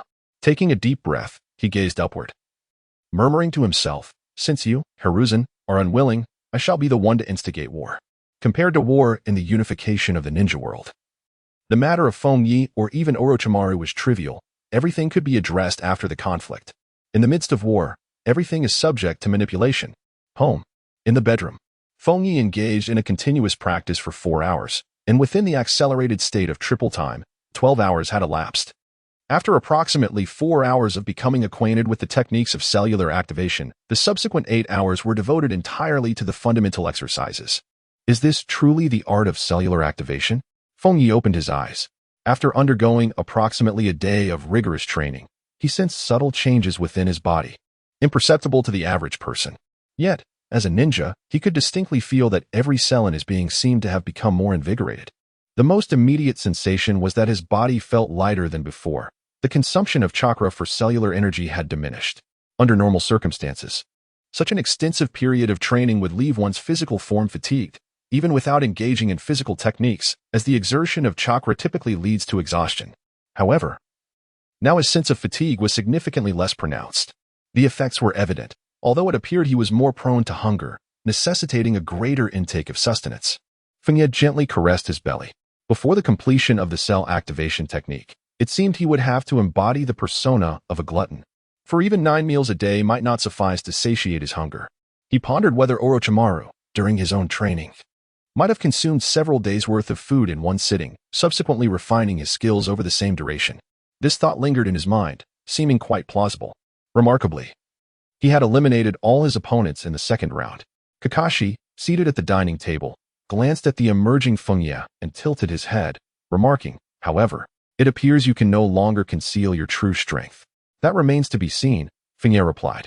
Feng Ye stifled a yawn, retrieved a few rice balls from the refrigerator, and heated them briefly before carrying them to the table. "Our current abilities have been largely revealed. Yet I believe there are no pressing tasks for me in the immediate future. I shall simply continue my training," he remarked. Kakashi cast a sidelong glance at Feng Ye and responded, "No pressing tasks in the near term? I think you may be mistaken. After becoming a Chunin, one is frequently assigned missions." At this juncture, Kakashi reclined against the back of his chair, his arms crossed behind his head, and added, "By the way, I have a mission tomorrow. Would you care to join me?" Feng Ye regarded Kakashi with a hint of curiosity and inquired, "Is it a free team assignment? Have you accepted a mission?" Within the village, there exist 2 categories of tasks. One is the voluntary missions obtained from the request office, which are non-compulsory and allow for the formation of teams, enabling individuals to invite others to participate. Upon completion, one receives a record of mission accomplishment and corresponding monetary rewards. The other type consists of mandatory assignments designated by superiors, which typically come with various stipulations, and the personnel are often appointed by higher authorities or even the Hokage himself. Indeed, Kakashi replied, gazing contemplatively at Feng Ye. Recently, I have taken a liking to a particular ninja's sword, yet my savings fall short. Thus, I must undertake some high-reward missions. The ninja swordom, were it not for my unintended arrival, the white Feng Ye's blade would rightfully belong to Kakashi. It seems I inadvertently seized what was meant for him. Nevertheless, I find the white Feng Ye's sword quite manageable. Perhaps I shall seek an opportunity to procure a Kusanagi sword as compensation for Kakashi in the future. Contemplating this, Feng Ye addressed Kakashi, stating, "If you wish to purchase a ninja blade, there are still some funds at home. Should you find yourself short by a little, I can offer you some assistance." Kakashi appeared to have been anticipating these words from Feng Ye, replying, "After completing this mission, I will likely still be in need of around 2,000. Feng Ye replied promptly, "No problem." Kakashi nodded and suddenly reminded Feng Ye, the expenses after becoming a chunin will be significantly greater than before. Even if the village does not assign missions or you refrain from accepting commissions, the money left by your father will eventually be depleted. Feng Ye contemplated his remaining assets and mused that, should he refrain from purchasing consumables such as ninja tools and explosive tags, he would have sufficient resources to last for the next few months. However, if he were to undertake any missions, it would be imperative to engage in further training for a while, ensuring he was thoroughly prepared in advance. Feng Ye pondered whether to impart the technique of cell activation to Kakashi. After some contemplation, he concluded that while Orochimaru would likely not object to such a matter, it would be prudent to seek Orochimaru's permission to avoid any unnecessary complications. With preparations in place, Kakashi, upon hearing Feng Ye's words, couldn't help but twitch the corner of his mouth, remarking, "With your prowess, accepting some D-rank or C-rank missions would pose no danger." Feng Ye let out a sigh and remarked, "You do not understand. As a time traveler, the burden of misfortune and unexpected attributes invariably amounted to a staggering 99. Even when undertaking D-rank missions, there exists a considerable probability of unforeseen events, potentially escalating the situation to B-rank or even surpassing A-rank perilous circumstances. Therefore, one must contemplate not merely the task at hand, but also the possible contingencies. The current strength is woefully inadequate." "Kakashi," he nearly blurted out, "what confidence do you possess to assert that, when you, who have never undertaken a mission, tell me, a ninja who has completed dozens of C-rank tasks, that I do not comprehend?" However, he managed to restrain himself, recalling that he could not overpower Feng Ye, who was, after all, his elder brother. Thus, all the words of retort he harbored were ultimately swallowed, transforming into a brooding gaze. "I am off to sleep. After dinner." Feng Ye entered a state of sleep at triple speed and awoke after approximately 2 hours. Following a light meal of bread, he resumed his training in his room. By the time Kakashi finished breakfast and departed the next morning, Feng Ye had effectively engaged in over 12 hours of training without stepping outside. He temporarily set aside the development of Chidori, the 8 gates, and the Hataki swordsmanship. At this moment, what he needed most was the cell activation technique. Deemed an essential foundation, once mastered, it would significantly aid in the development of Chidori and the cultivation of the 8 gates. During this repetitive training, while only a day and night had passed externally, the results of his practice equated to what an ordinary person would achieve in 3 days. Meanwhile, discussions about the Chunin exam had become the central topic at the Ninja Academy over the past couple of days. Typically, students at the academy showed little interest in the Chunin exam. However, once Feng Ye, a highly regarded student, graduated early and participated in the exam, interest surged dramatically. A group of girls gathered, with Ino pondering aloud. "If I remember correctly, the Chunin exam usually consists of 3 rounds. The 3rd round seems to be public, and we can attend." Yuhi Kurenai nodded, appearing somewhat distracted. Despite her faith in Feng Ye's abilities, her father, Yuhi Jinhong, had expressed concerns about the dangers of this Chunin exam, leaving her unable to feel completely at ease. Just then, Inazuka Kiba, passing by, overheard their conversation and scoffed. "You're thinking too much. It's uncertain whether Feng Ye can even pass the first 2 rounds. This Chunin exam includes ninjas from other villages." Yamanaka Ino adjusted her sunglasses and remarked, "My father mentioned that the 2nd round has historically had the highest elimination rate."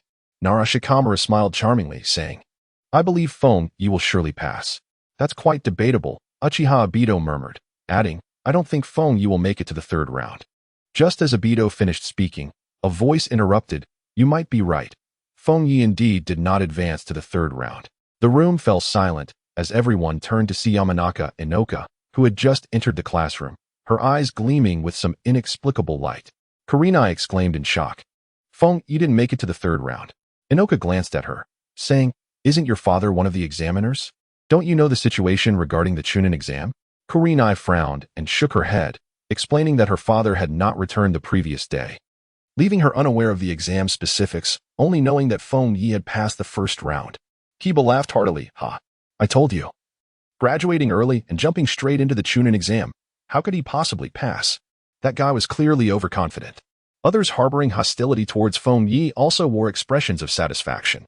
Yet, at that moment, Inoka shot a glance at Kiba, saying, Who told you that Feng Ye didn't pass the Chunin exam?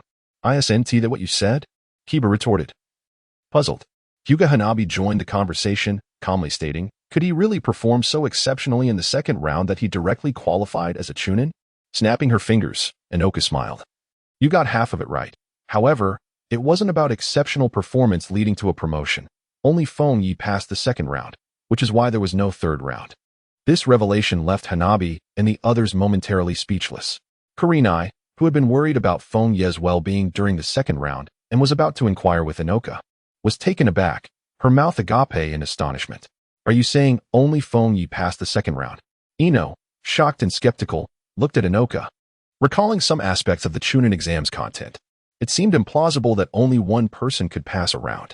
Kiba, equally bewildered, exclaimed, Hey, do you think we're fools? It's absurd to claim that only Feng Ye passed the second round. The others shared similar skeptical expressions. Just then, the Chunin instructor entered the classroom, surveying the students before stating, Well, Inoka is correct. In this Chunin exam's second round, indeed only Feng Ye passed, while all others were eliminated by him. At this point, the instructor felt a surge of emotions within. Although he had learned this news the previous night, even on this day, he found it hard to remain composed. Graduating early, perfect scores. In a few days, participating alone in the Chunin exam, Feng Ye had eliminated every other team in the second round, resulting in the cancellation of the third round. Such an achievement was almost beyond belief. Feng Ye's regular performance in class had not been exceptional, yet achieving perfect scores and eliminating all competitors in the second round was evidently not an improvement that could be achieved in a short span. This indicated that Feng Ye's talent may well be on par with Kakashi's. In such circumstances, Feng Ye remains composed, attending classes at school without exhibiting any extraordinary behaviors, a mindset that is indeed astonishing. If he were an adult ninja, it would be understandable, but Feng Ye is merely 9 years old. An undiscovered genius, the Chunin instructor mused. Much like the legendary Orochimaru and Tsukumo Hatake of yore, the talent and temperament displayed by Feng Ye are undoubtedly the hallmarks of a rare genius in decades. The classroom was enveloped in silence. All right, everyone, return to your seats and prepare for class. The Chunin instructor's voice shattered the stillness. Standing frozen were Inuzuka Kiba, Uchiha Bito, and others, somewhat stiffly making their way to their respective positions, their eyes reflecting disbelief. Was Yamashiro Aki's claim truly accurate? The second round had eliminated all others. How could this be possible? Might Guy was momentarily taken aback. He had always believed that Kakashi's talent and strength far surpassed Feng Ye's. Yet, it seemed that the situation was not as he presumed. Having graduated early and immediately passed the Chunin exam, achieving such remarkable feats therein, Feng Ye likely did not lag far behind Kakashi. For an entire morning, almost no one could concentrate. The undeniable reality before them was irrefutable. As they emerged from their shock and disbelief, the emotions of Kiba and the others became remarkably complex. Feelings of jealousy and disdain lingered, albeit less intensely than before, replaced instead by a profound sense of loss. They had not accepted Feng Ye's existence, but felt an overwhelming distance had suddenly emerged, rendering him somewhat distant. Whether jealousy or resentment, those emotions began to feel ephemeral. Having graduated early from the Ninja Academy, becoming a genin, and subsequently passing the Chunin exam, Feng Ye had accomplished a remarkable leap from a novice ninja to a Chunin in just a few days, imparting an almost surreal sense to the experience. Only a few, including Might Guy, managed to maintain their composure. At this moment, Guy had placed Feng Ye almost on par with Kakashi, viewing him as a new target to surpass. The competition had transformed from one opponent to two, igniting a fervor within his youth. Clenching his fists, determination sparkled in Guy's eyes. News of Feng Ye's ascension to Chunin swiftly spread throughout the Ninja Academy, astonishing not only his classmates but students from various grades as well. After all, it had only been 2 days since his early graduation. Had he truly become a Chunin? In a corner of the classroom, Uchiha Shursui pondered the murmurs of nearby students. Just as he had anticipated, Feng Ye surged forward following the revelation of his talent. As a prodigy of the Uchiha clan, the title of genius now felt somewhat unworthy for him. He must strive harder to keep pace with Feng Ye and Kakashi. Time flew by. Half a month passed in the blink of an eye. During this time, Feng Ye diligently practiced the cellular activation technique, finally reaching the current limits of his progress. He could distinctly feel that every cell in his body brimmed with vitality. If he were to cut himself, the wound would heal at a speed several times faster than that of an ordinary person. Although this self-healing ability pales in comparison to the Baika technique in Sage mode, its effects were still evident under conditions of accelerated time, as the wound visibly closed at a slow pace. Feng Ye refrained from making further attempts, for he harbored a distaste for self-harm. He merely needed to acknowledge that his body possessed a healing capacity several times greater than that of an ordinary person. Minor wounds required no bandaging, while deeper lacerations could swiftly mend after a simple dressing, rendering him unconcerned about the perils of infection. The 8 gates of Duanjia. The third gate, the gate of life, has been opened. Amidst the woods of the Konoha-backed mountains, Feng Ye inhaled deeply, and suddenly, the chakra within him surged, effortlessly breaking through the third gate located just above his chest. Having mastered the cellular activation technique, he easily surpassed the bottleneck of the third gate, progressing toward the fourth. Buzz. With the third gate now unsealed, Feng Ye was enveloped in a soft green luminescence. He could sense the chakra within him erupting, the latent energy within his body stirring vigorously. Both his speed and strength had escalated significantly compared to the initial opening of the first gate. Thus, upon unsealing the third gate, the chakra entered a state of frenzy, making it increasingly challenging to control. Feng Ye felt the surge of power within himself and murmured softly. It appeared that his previous notions had been somewhat naive. He believed that he could still employ techniques such as the shadow clone technique and the body replacement technique while in the state of the 8 gates. However, the reality was that under the explosive circumstances of the 8 gates, his chakra went into a frenzy, becoming exceedingly difficult to manage. Furthermore, having cultivated the cell activation technique, the current amount of chakra he possessed had surpassed that of an elite Chunin, edging towards the level of a Jounin, making control during this tumultuous state even more challenging. Triple speed. Feng Ye took a deep breath, and with a focused thought, entered a state of triple speed.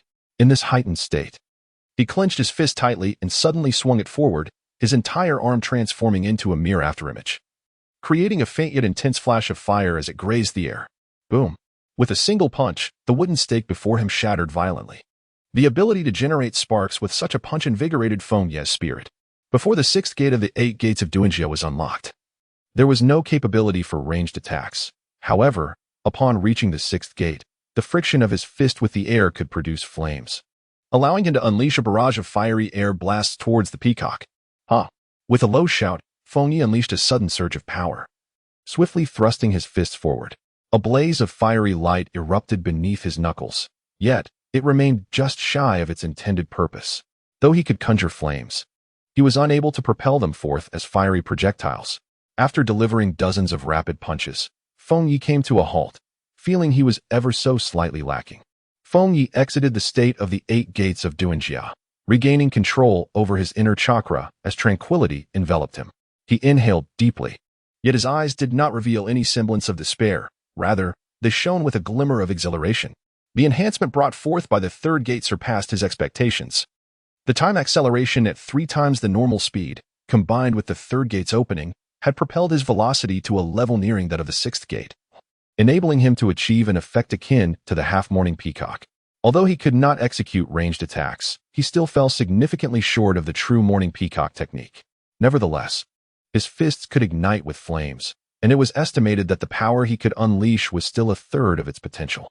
Feng Ye took a deep breath, his swinging fists igniting friction with the air, resembling fiery fists, a form of martial art in its own right.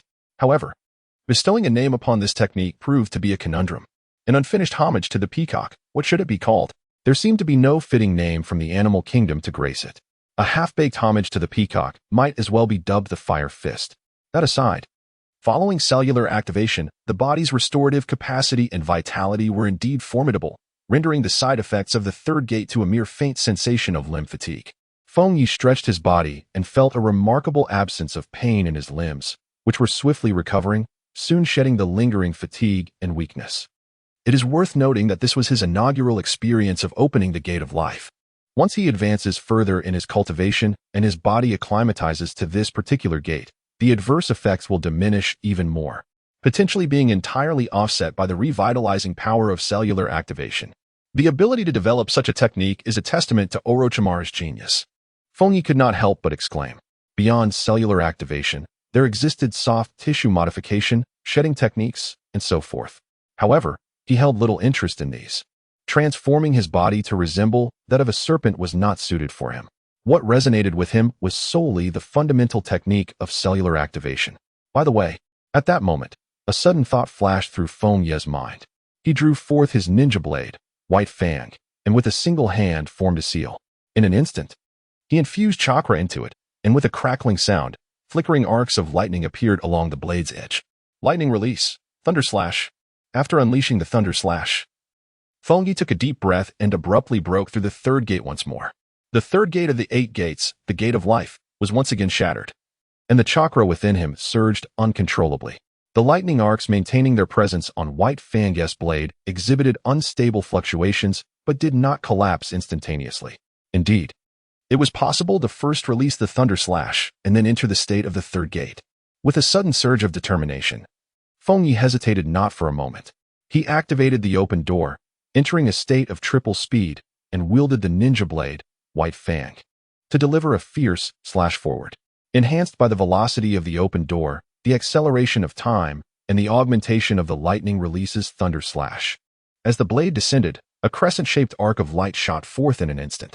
With a resounding crash, this crescent arc, approximately 3 feet in length, cleaved through the earth before him, carving out a chasm that extended 5 meters ahead before fading into obscurity. It worked, Feng Ye exclaimed, a smile breaking across his face. This was an effect achievable only at the second stage of the Hatake sword technique. Empowered by the Thunder Slash, the third gate of the 8 gates, and the tripled acceleration of time, he had forcefully penetrated the realm of the second stage of the Hatake sword technique through sheer speed and strength. The destructive power he unleashed had unequivocally met the standards of the second stage, and such an attack, erupting in an instant, would be exceedingly difficult for even a Jonin to evade, with the potential for a single strike to bring about their demise. Feng Ye assessed the potency of his strike.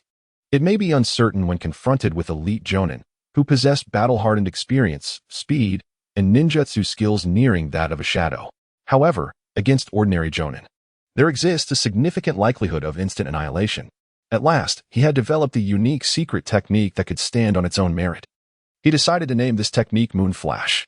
Feng Ye exhaled softly, sealing the life gate. The repercussions of consecutively opening the life gate twice in a short span were undeniably significant.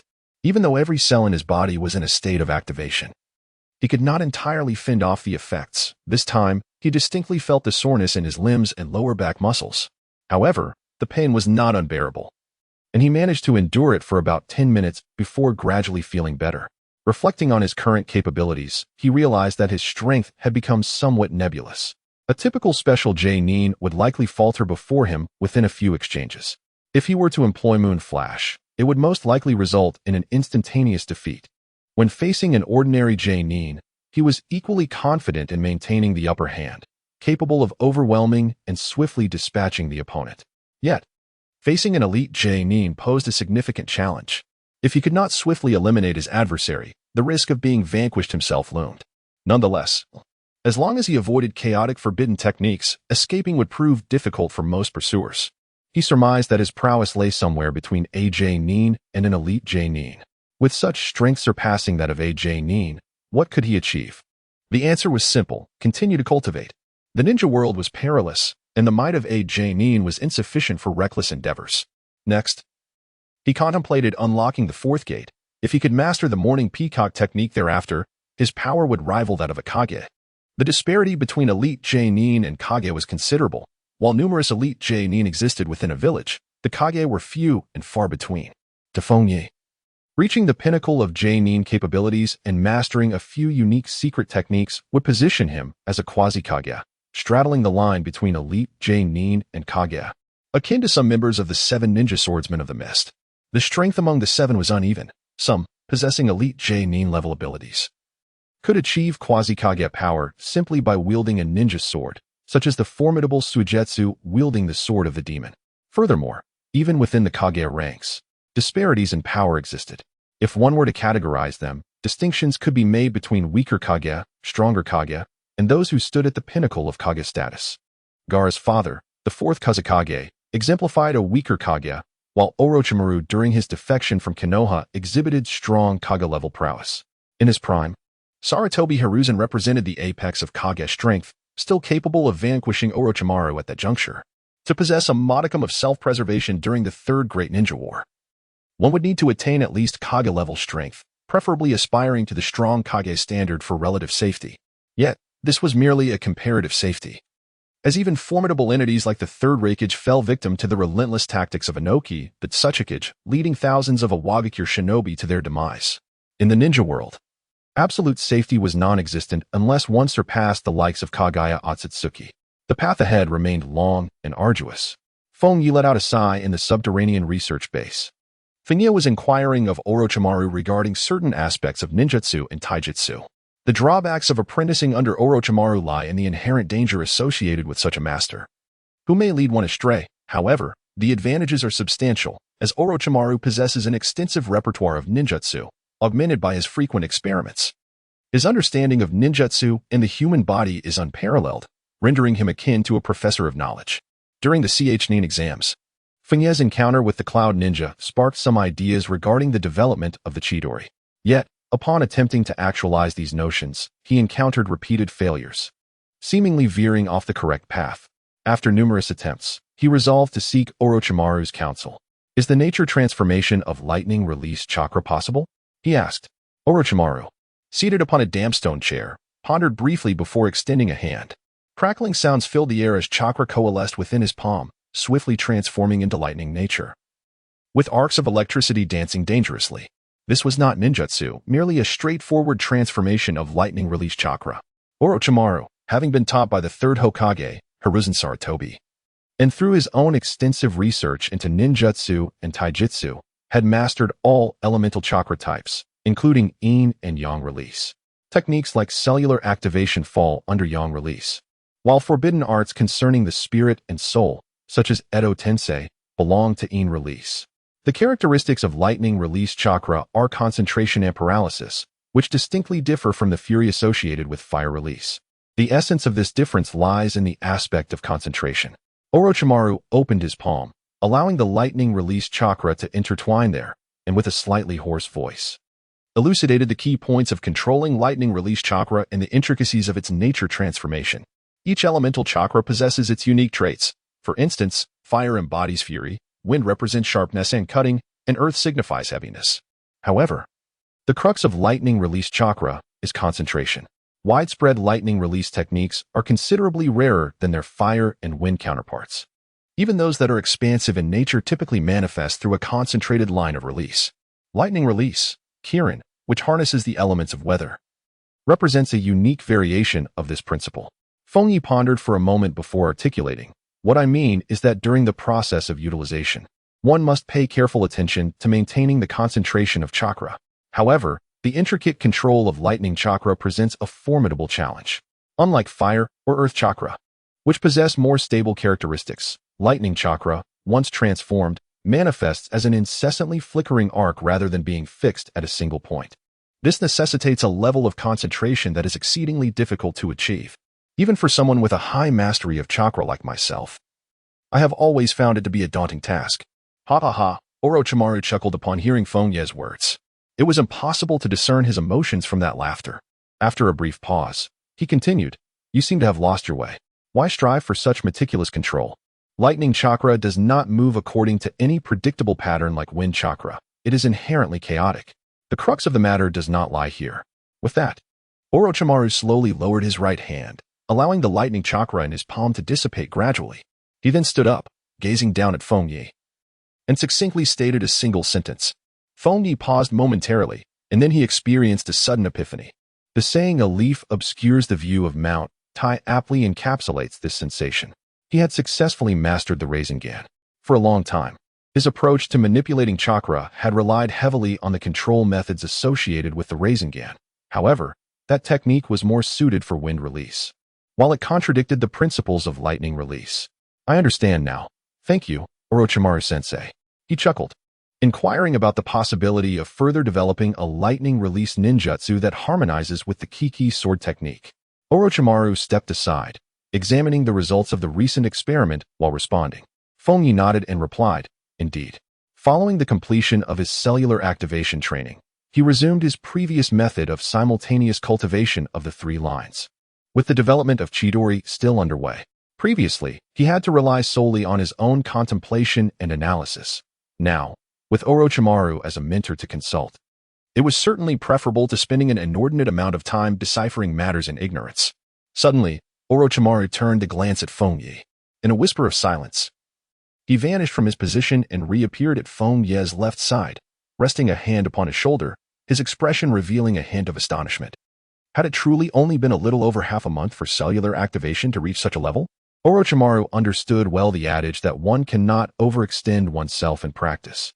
Even for a genius, cultivating multiple techniques simultaneously is feasible, provided their natures are sufficiently aligned to facilitate mutual enhancement. However, cellular activation and the nature transformation of lightning release are fundamentally distinct techniques. In the brief span of half a month, Feng Ye sought guidance on the nature transformation of lightning release, prompting Orochimaru to perceive a lack of focus in him. Yet, upon a simple investigation, he discovered that Feng Ye's cellular activation had progressed to a profound degree. At this level, even the training of his soft body modification would suffice. This pace, it was likely a tad faster than my own initial opening of the first gate at 3 times the speed. Clearly, I still have a considerable distance to cover to reach such an existence, even having mastered the 3rd gate of the 8 gates. I find myself unqualified for any form of arrogance. A myriad of thoughts flickered through Feng Ye's mind as he maintained his composure and replied, "This technique is not particularly difficult to cultivate. I recall you mentioning that the key lies in controlling the pace, correct?" "Indeed," Orochimaru said, his gaze fixed on Feng Ye with keen interest for several moments. It was uncertain whether his "indeed" referred to Feng Ye's accurate response or to the impressive progress in his cellular activation training. "Having reached this level, you may begin to learn some of my techniques. However, my techniques conflict with the Kenjutsu of Tobirama, and they are likely unsuitable for you." The Kenjutsu of the Hitaki clan is characterized by its robustness, renowned for its speed and lethality, rather than the insidious nature of assassination techniques. It does not harmonize with his soft body modifications. In fact, cultivating such modifications may not only fail to yield positive results but could potentially have adverse effects. Feng Ye was well aware of this. After a moment of contemplation, Orochimaru remarked, "There is nothing amiss with your training. Should you have any further inquiries, feel free to return and ask me." Feng Ye turned to Orochimaru and inquired, "Master Orochimaru, could you impart the technique of cellular activation to my brother Kakashi?" "Certainly." Orochimaru replied with a light chuckle. His serpentine eyes sparkled with a hint of intrigue as he added, "It is entirely natural for you to care for your brother. However, he lacks the ambition that you possess and may tread a path distinctly divergent from yours." This statement abruptly altered the atmosphere, rendering it somewhat eerie. "Hee. There is no need to conceal," Orochimaru remarked, having noticed Feng Ye bowing his head, seemingly attempting to mask the fluctuations of his emotions. He let out a somewhat hoarse laugh and continued, "Your performance in the Chunin exams, along with your enduring restraint, betrays an ambition you cannot hide. The moment I laid eyes on you, I was convinced of it. I simply remain unaware of the nature of your aspirations. So, might you share with me what it is that you desire?" Upon hearing Orochimaru's words, Feng Ye appeared somewhat flustered. Yet, within his heart, he remained composed, fully aware that Orochimaru's desire for control was far less intense than that of Danzo. He would not be perturbed by the ambitions of his disciples or subordinates. In fact, from Orochimaru's perspective, ambition is a commendable trait, indicative of stronger conviction, and thus, more deserving of cultivation. Feng Ye's body swayed slightly after a moment of hesitation. He took a deep breath and raised his gaze towards Orochimaru, his eyes glimmering with intensity. "What I seek is power. It was impossible to completely conceal oneself in the presence of Orochimaru. Thus, Feng Ye had contemplated numerous strategies for navigating this encounter, ultimately deciding not to disguise his ambition. Different individuals necessitated varied approaches. Even during the darkest times, when he was forced to join the route due to Danzo's machinations, he had considered multiple ways to respond. I believe my father's demise stemmed from weakness. Had he been sufficiently powerful, he would not have had to forsake his mission to save his comrades. Rather, he could have accomplished both. The voice of Feng Ye resonated with intensity, his fists clenched tightly, as if struggling to contain the tumultuous emotions within. It was not entirely an act. These sentiments truly reflected his innermost thoughts, devoid of any falsehood, leaving no room for others to discern any flaws. However, his aspirations extended far beyond merely surpassing the legendary Konoha White Fang. He sought to ascend to the pinnacle of the ninja world, to stand tall at the zenith of the Six Paths. I see, Orochimaru observed Feng Ye, a smile gracing his features. Feng Ye inhaled deeply, seemingly recovering from a momentary loss of control, casting a somewhat anxious glance towards Orochimaru. Your thoughts are not misplaced, Orochimaru interjected, his serpent-like eyes fixed upon Feng Ye, revealing a smile that seemed capable of piercing the depths of one's soul and enchanting the heart. Possessing formidable strength indeed allows one to accomplish anything and confront any challenge. Such ambition is never deemed erroneous by anyone. Though you are still rather feeble at this moment, as long as you follow in my footsteps and persistently advance forward, you shall grow stronger, and you will inherit the name of the White Fang, surpassing it. In such moments, revealing a hint of emotion is undoubtedly optimal. Yet it also risks exposing vulnerabilities, especially since Feng Ye had previously deceived Orochimaru by revealing his true intentions. To jeopardize all of that now would lead to significant trouble. Thus, Feng Ye donned a confident expression, taking another deep breath. Teacher Orochimaru, he said, you are remarkable and exude confidence, and I too believe you can surpass your father. Orochimaru displayed a smile that contrasted somewhat with his usual demeanor, appearing almost radiant, and remarked, then continue your training. Should you encounter any issues, feel free to seek me out. Understood. Feng Ye respectfully acknowledged and turned to leave. As he departed from Orochimaru's research base, he maintained a composed demeanor, yet inwardly he sighed with relief. Intentionally revealing his ambition for power in front of Orochimaru by self-destructing would likely ensure his safety for the time being. And such perilous topics would probably not arise again in the short term. As for the long term, there was no need for concern. The ninja world war was imminent. And once the conflict commenced, everything would revolve around warfare. Throughout this protracted struggle, he would continuously enhance his strength, as long as his power was sufficient to surpass Orochimaru. And even the third Hokage, Hiruzen Sarutobi, he would be able to face any situation with poise. His next objective was to attain the status of a Kage. Feng Ye's gaze flickered as he murmured softly to himself. Time flew by, and 2 months had passed once more. The Ninja Academy finally celebrated the graduation and class division of this cohort, with all students, including Uchiha Obito and Might Guy, having successfully passed the graduation examination. At this moment, in Feng Ye's home, Yugao was staring in shock at the silver-haired youth seated on the sofa. Could it be that the esteemed Orochimaru, one of the legendary Sannin, has taken Feng Ye as his disciple? She had not seen Feng Ye's name on the graduation class list, and in her astonishment, she sought him out for clarification, only to learn that he had indeed become Orochimaru's apprentice. Indeed, Feng Ye replied. It appeared that Orochimaru had no intention of forming a three-man cell. Feng Ye nodded with a smile, fully aware of what Sunset Hong was pondering. It was merely the fact that after he became a disciple of Orochimaru, they could no longer be placed in the same class. Truthfully, this fact also caused a tinge of regret in Feng Ye. Initially, he envisioned a conventional graduation, a typical class assignment, and a life as an ordinary Konoha genin. He anticipated joyfully and effortlessly undertaking the duties of a genin while simultaneously nurturing a bond with the young woman in their trio, savoring the vibrancy and beauty of youth. However, unforeseen circumstances had interrupted those plans. The likelihood of being assigned to a team with 2 others had now vanished. After a moment of shock, Sunset Hong expressed her slight disappointment, remarking, "It seems we will not be able to be on the same team, Feng Ye, under different circumstances." She might have attempted to persuade her father to alter the class assignments, but when it came to matters involving Orochimaru, any changes were simply impossible. Yera Rin has also been taken under Lady Tsunade's wing as a disciple, she added, standing beside them. Feng Ye Ran remarked, thus, it appears that Lord Jiraiya is the only one without a disciple. Noira Rin smiled charmingly and responded, although Lord Jiraiya has not taken on a disciple, his sole pupil has indeed taken one under his wing. Your brother Kakashi is a prime example. Is he not a Jonin Minato? Feng Ye smiled gently and said, let me guess, one of the other two is you, and the last one is Uchiha Obito. Noira Rin looked at Feng Ye in surprise and asked, Feng Ye, have you seen the class assignment list for this issue? No, he replied. Feng Ye shook his head and remarked, Kakashi informed me. I recall I might not have mentioned it. Suddenly, Kakashi, who had seemingly appeared out of nowhere in the living room, muttered something before sighing. Why must it be like this? One is a straggler, and the other a troublesome girl. This team feels more troublesome than before. Faced with Kakashi's unrelenting sarcasm, Lin offered a somewhat awkward smile.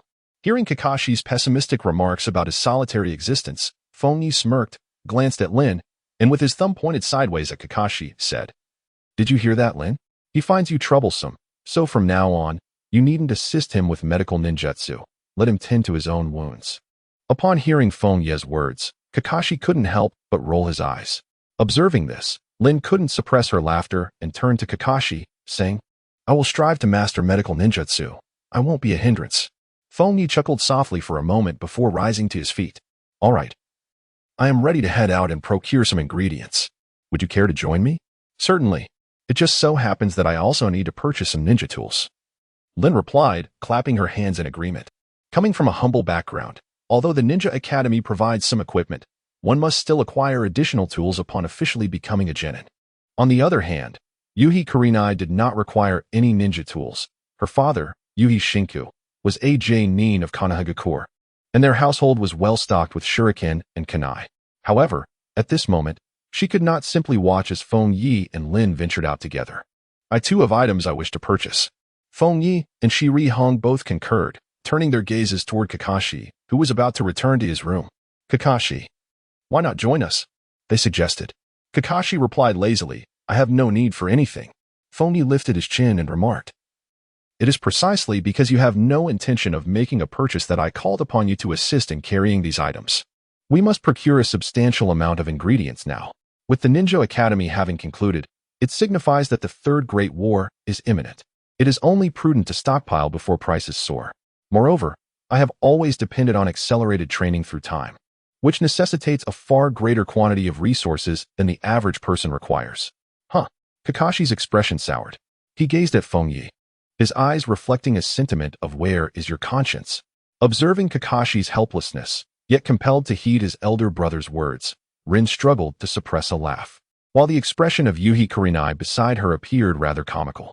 Although Kakashi was merely a year younger than Feng Ye, the latter's accelerated training had led to a more rapid physical development, making him appear as though he were 12 or 13 years old, towering over Kakashi by more than half a head, as if he were frequently subjected to bullying. Enough with the chatter, let us be on our way. Feng Ye gave Kakashi a light tap on the head before making his way towards the door. Kakashi did not evade, merely displaying a gaze filled with despair, as if he had lost all hope, and followed suit. The quartet swiftly made their way onto the bustling street. There exists another reason for Feng Ye to invite Kakashi along. It would indeed appear rather peculiar for him to be accompanied solely by two young women. Should either Yuhi Kurenai's father or Rin's father happen to catch sight of them, it could lead to some unfortunate complications. Although it is likely that these two gentlemen would be no match for him, the concern transcends mere physical prowess. With Kakashi present, the quartet would seem perfectly ordinary. Even should they encounter any scrutiny along their path, it would likely amount to nothing more than a cursory glance. Soon enough, Feng Ye procured a collection of supplies, filling 4 bags, with Kakashi each carrying 2. Lin and Tsunade attempted to assist Feng Ye in carrying the items, but he playfully declined their help, prompting Kakashi to suppress a chuckle at the scene. As the group continued their journey down the bustling street, the sounds of commotion ahead captured their attention. I'm so sorry, I won't make any more mistakes. Please let me join this mission, Meidodai implored. Standing before a certain Chunin with palpable anxiety, his words laden with regret as he repeatedly apologized. However, the Chunin frowned, responding, this isn't the first time. Your words have lost their credibility. You cannot be included again. Please, don't say that, Meidodai beseeched, lowering himself in the street before the Chunin. I promise I will work harder than ever. Please trust me once more. The Chunin, witnessing Dai's humble plea, displayed a flicker of reluctance in his gaze. Yet, after a brief moment of hesitation, He replied, "I'm sorry, seek assistance elsewhere." With that, he swiftly departed. "Please don't do this. Grant me another chance." Dai reached out, attempting to stop him, but the Chunin leaped away, vanishing from sight. As Feng Ye and Shiri Hong happened to pass by, they witnessed the unfolding scene. Shiri Hong, gazing at Might Guy, hesitantly murmured, "Isn't he the father of Kai?" Noera Rin softly commented, "It seems he has encountered some trouble." It was apparent that he had likely been expelled from his team, and she found herself at a loss as to how to assist him. Being merely a recently graduated genin, Kakashi observed Might Guy, and the image of Kai flashed through his mind, reminding him of the numerous times he had faced discord with his own ninja team. However, Kakashi noted that his situation was quite different from that of Might Guy. What puzzled Kakashi was that Might Guy was merely a genin, rather clumsy and often causing chaos, while Kai had entered the academy as a reserve student. Despite this, Kai consistently sought challenges against him, and Might Guy seemed to believe that Kai could surpass him. Kakashi could not comprehend the source of their confidence. Nevertheless, it must be acknowledged that Kai's talent and physical techniques was indeed astonishing, making him feel the strongest among the genin he had faced. Even with his poor aptitude for ninjutsu, there remained hope for his promotion to Chunin. Just as Kakashi was deep in thought, Feng Ye suddenly approached Might Guy, catching the attention of Shiri Hong and Rin. "Senior Dai, it seems you are in a predicament." Feng Ye approached Might Guy and initiated a conversation. Might Guy was gazing in the direction where the Chunin had departed. Upon hearing Feng Ye's words, he turned to face him and quickly recognized his identity. "Ah, it's you. In the blink of an eye, it seems you've grown quite a bit taller, even surpassing Kai," he remarked, a hint of astonishment evident in his voice. Although his expression bore a certain heaviness. With the soaring cost of living, sustaining oneself without undertaking missions has become exceedingly difficult. As a lower-ranked ninja, it is nearly impossible for him to secure a mission independently. Being expelled from the ninja squad is undoubtedly a significant blow to him. With this thought in mind, Might Guy sighed and said, "I made some mistakes earlier, and as a result, I was ejected from the team by the Chunin. I had hoped to plead my case again today, but alas, I was still not forgiven. I must have made you laugh at my predicament." Feng Ye gazed at Might Guy, pondering slightly. "Senior Dai, do you require assistance in forming a ninja team? If so, I could indeed be of service." Might Guy looked at Feng Ye with mild astonishment and replied, "You must have just graduated, correct? It seems that a squad led by a genin would not typically allow someone like me to join." Feng Ye shook his head with a smile and said, "No. My situation is quite unique. I am currently without a team. If you don't mind, I could temporarily join forces with you." Having previously gleaned numerous insights into the 8 gates of Duanjia from Might Guy and successfully cultivated its prowess, he could not simply overlook the troubles faced by Might Guy. It was impossible for Might Guy to integrate into Kakashi, Rin, or Kurenai's squad, so the responsibility of forming a team fell to him. Of course, repaying the kindness of others was one aspect. Another was the added safety of undertaking missions alongside Might Guy, which might even prove to be more secure than accompanying Orochimaru. Presently, Orochimaru had yet to reach the pinnacle of his power. Facing the 7 ninja swordsmen alone would be a formidable challenge, and managing to escape would be nearly the limit. Eliminating 4 while sustaining injuries to 3 was simply infeasible. However, Might Guy was capable of such feats. Though the full 8 gates unleashed by Might Guy may not possess the sheer strength of Might Guy, it would undoubtedly surpass the level of a Kage. Ensuring that embarking on missions with Might Guy would provide a fighting chance even against the likes of the 3rd Raikage or the 3rd Suchikage. The likelihood of encountering such situations was exceedingly low. Generally, when Might Guy opened the 7th gate, while he may not attain Kage level, he would at least possess the strength of a Jonin, and combined with his capabilities, he would be more than sufficient to handle ordinary scenarios. As Feng Ye concluded his contemplation, several nearby ninjas displayed expressions of astonishment. Someone was actually willing to proactively team up with the perpetual genin, Might Guy. Huh. Kakashi's expression fell upon hearing Feng Ye extend the invitation to Might Guy, his countenance reflecting disbelief at the absurdity of the situation. What kind of decision was it to team up with Might Guy? Even if one wished to assist him, this seemed excessive, clearly. Might Guy's circumstances made him prone to significant errors during missions, having already been ousted by other squads. Undertaking missions solo, and then offering a portion of the commission as support or a loan to Might Guy would surely be a more prudent course of action. Kurenai and Rin also appeared taken aback. They had not anticipated that Feng Ye would propose teaming up with Might Guy, a gesture evidently aimed at aiding him. Was this merely because he was the father of a fellow classmate? How illuminating. Feng Ye might indeed ascend to the position of Hokage. This thought simultaneously emerged in the minds of Yujito and Rin, and they found it neither implausible nor far-fetched. Rather, they increasingly believed that such a future was inevitable. Upon hearing Feng Ye's words, Might Guy was taken aback, not bothering to discern the true meaning behind Feng Ye's mention of a special situation. Instead, he hesitated, saying, "This might not be a good idea. I could potentially cause trouble. Were it an adult in his place, they would have readily expressed profound gratitude and assured their utmost commitment to the endeavor, but with Feng Ye, there existed a certain reluctance. Feng Ye, being a classmate of Akai, is well aware of his own circumstances. He often encounters various issues, and he fears that if he teams up with Feng Ye, he might falter and hinder this junior's progress. I have faith in your abilities, senior." Feng Ye spoke earnestly. If even Might Guy, who can open all 8 gates, is not to be believed, then there are hardly any in Konoha who are worthy of trust. The current Might Guy, after all, possesses the capability to overpower the third Hokage, Hiruzen Sarutobi, along with Danzo, with ease.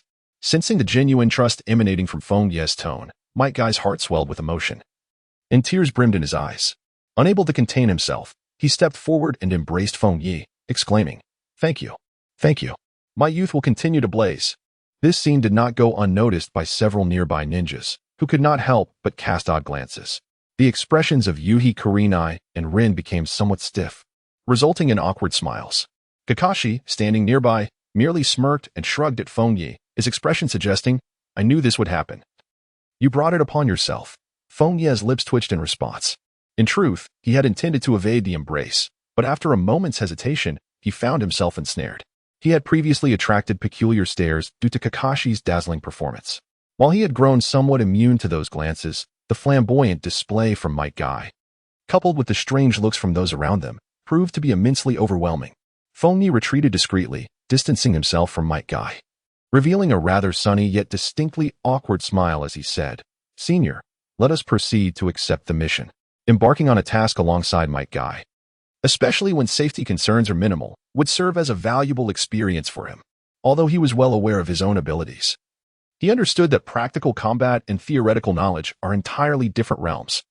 Just as if the 8 gates technique wielded by Might Guy were to land a final blow on Uchiha Obito, it could result in an immediate conclusion. A slight miscalculation could lead to complications, not only failing to resolve the initial issue but potentially creating even more dilemmas. I apologize. Might Guy seemed to realize the discomfort he had inadvertently caused Feng Ye, as he simultaneously expressed his remorse while hastily wiping away the tears of emotion streaming down his face with his sleeve. Feng Ye took a deep breath, calming his emotions before turning to Shiri Hong and the others. "Hong, Lin, I shall first accompany Senior Dai to seek out a mission. By the way, could you kindly take care of these, Kakashi?" he said while speaking. Feng Ye placed the 2 enormous bags he had been carrying in front of Kakashi. A few question marks appeared above Kakashi's head, and his expression immediately soured. This is what happens when you revel in someone else's misfortune. Feng Ye cast a fleeting glance at Kakashi, acknowledging that having a younger brother was an opportunity to be fully utilized. He greeted Might Guy and proceeded towards the mission assignment office in Konoha. For a ninja, missions and assignments are of paramount importance for survival and serve as the essence of existence. Thus, the significance of managing mission assignments is self-evident. The mission assignment office in Konoha is located on the first floor of the Hokage building. To undertake tasks of B rank or higher, ninjas must report to and receive approval from Hokage Sarutobi Hiruzen. Meanwhile, C and D rank tasks are directly handled by the J-nin in charge of management, who merely record the outcomes in the ninja's personal files for reporting to Sarutobi Hiruzen. Yet, there were still no D rank tasks available. As Might Guy entered the mission assignment office, he glanced at the outermost bulletin board designated for D-rank tasks, only to find it completely barren. D-rank missions typically involve mundane tasks such as searching for lost pets or assisting in the harvesting of taro, which are commonplace during peacetime. However, amidst the escalating tensions of impending war, even the basic necessities of life demand considerable effort, resulting in a scarcity of individuals willing to post such requests. Noticing the emptiness of the D-rank bulletin board, Might Guy turned his attention to the C-rank bulletin board. "Oh, you're back again." A CH-nin responsible for managing the assignments, seated beside the bulletin board, remarked with a hint of impatience upon seeing Might Guy approach. "If you are alone, I cannot allow you to take on a C-rank mission. That's the village's rule. Didn't your previous team refuse to accept you anymore?" These words left Might Guy feeling somewhat awkward, and just as he was about to respond, Feng Ye glanced at the CH and calmly interjected, "Pardon me, but this individual is now a member of my team." The ninja at the mission office looked slightly taken aback. In Feng Ye's words, he referred to my team. However, as a lower-ranking ninja, one is unable to form a team, but can only join an existing one.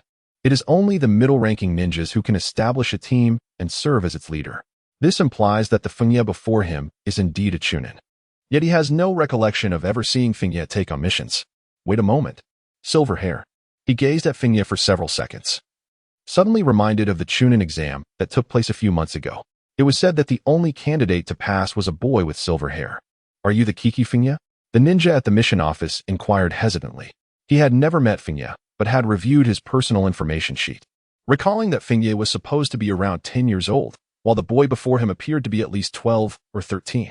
Yes. Feng Ye nodded and provided his ninja identification number. The ninja at the mission office responded with a brief, "Please hold on," and swiftly searched for the relevant information corresponding to the number. Soon, he verified Feng Ye's identity. Upon confirmation, he gazed at Feng Ye with a hint of surprise and inquired with curiosity, "According to the registered data, you are only 10 years old. Yet you appear to have matured rather quickly." As Feng Ye smiled nonchalantly, he inquired, "Am I permitted to accept a mission now?"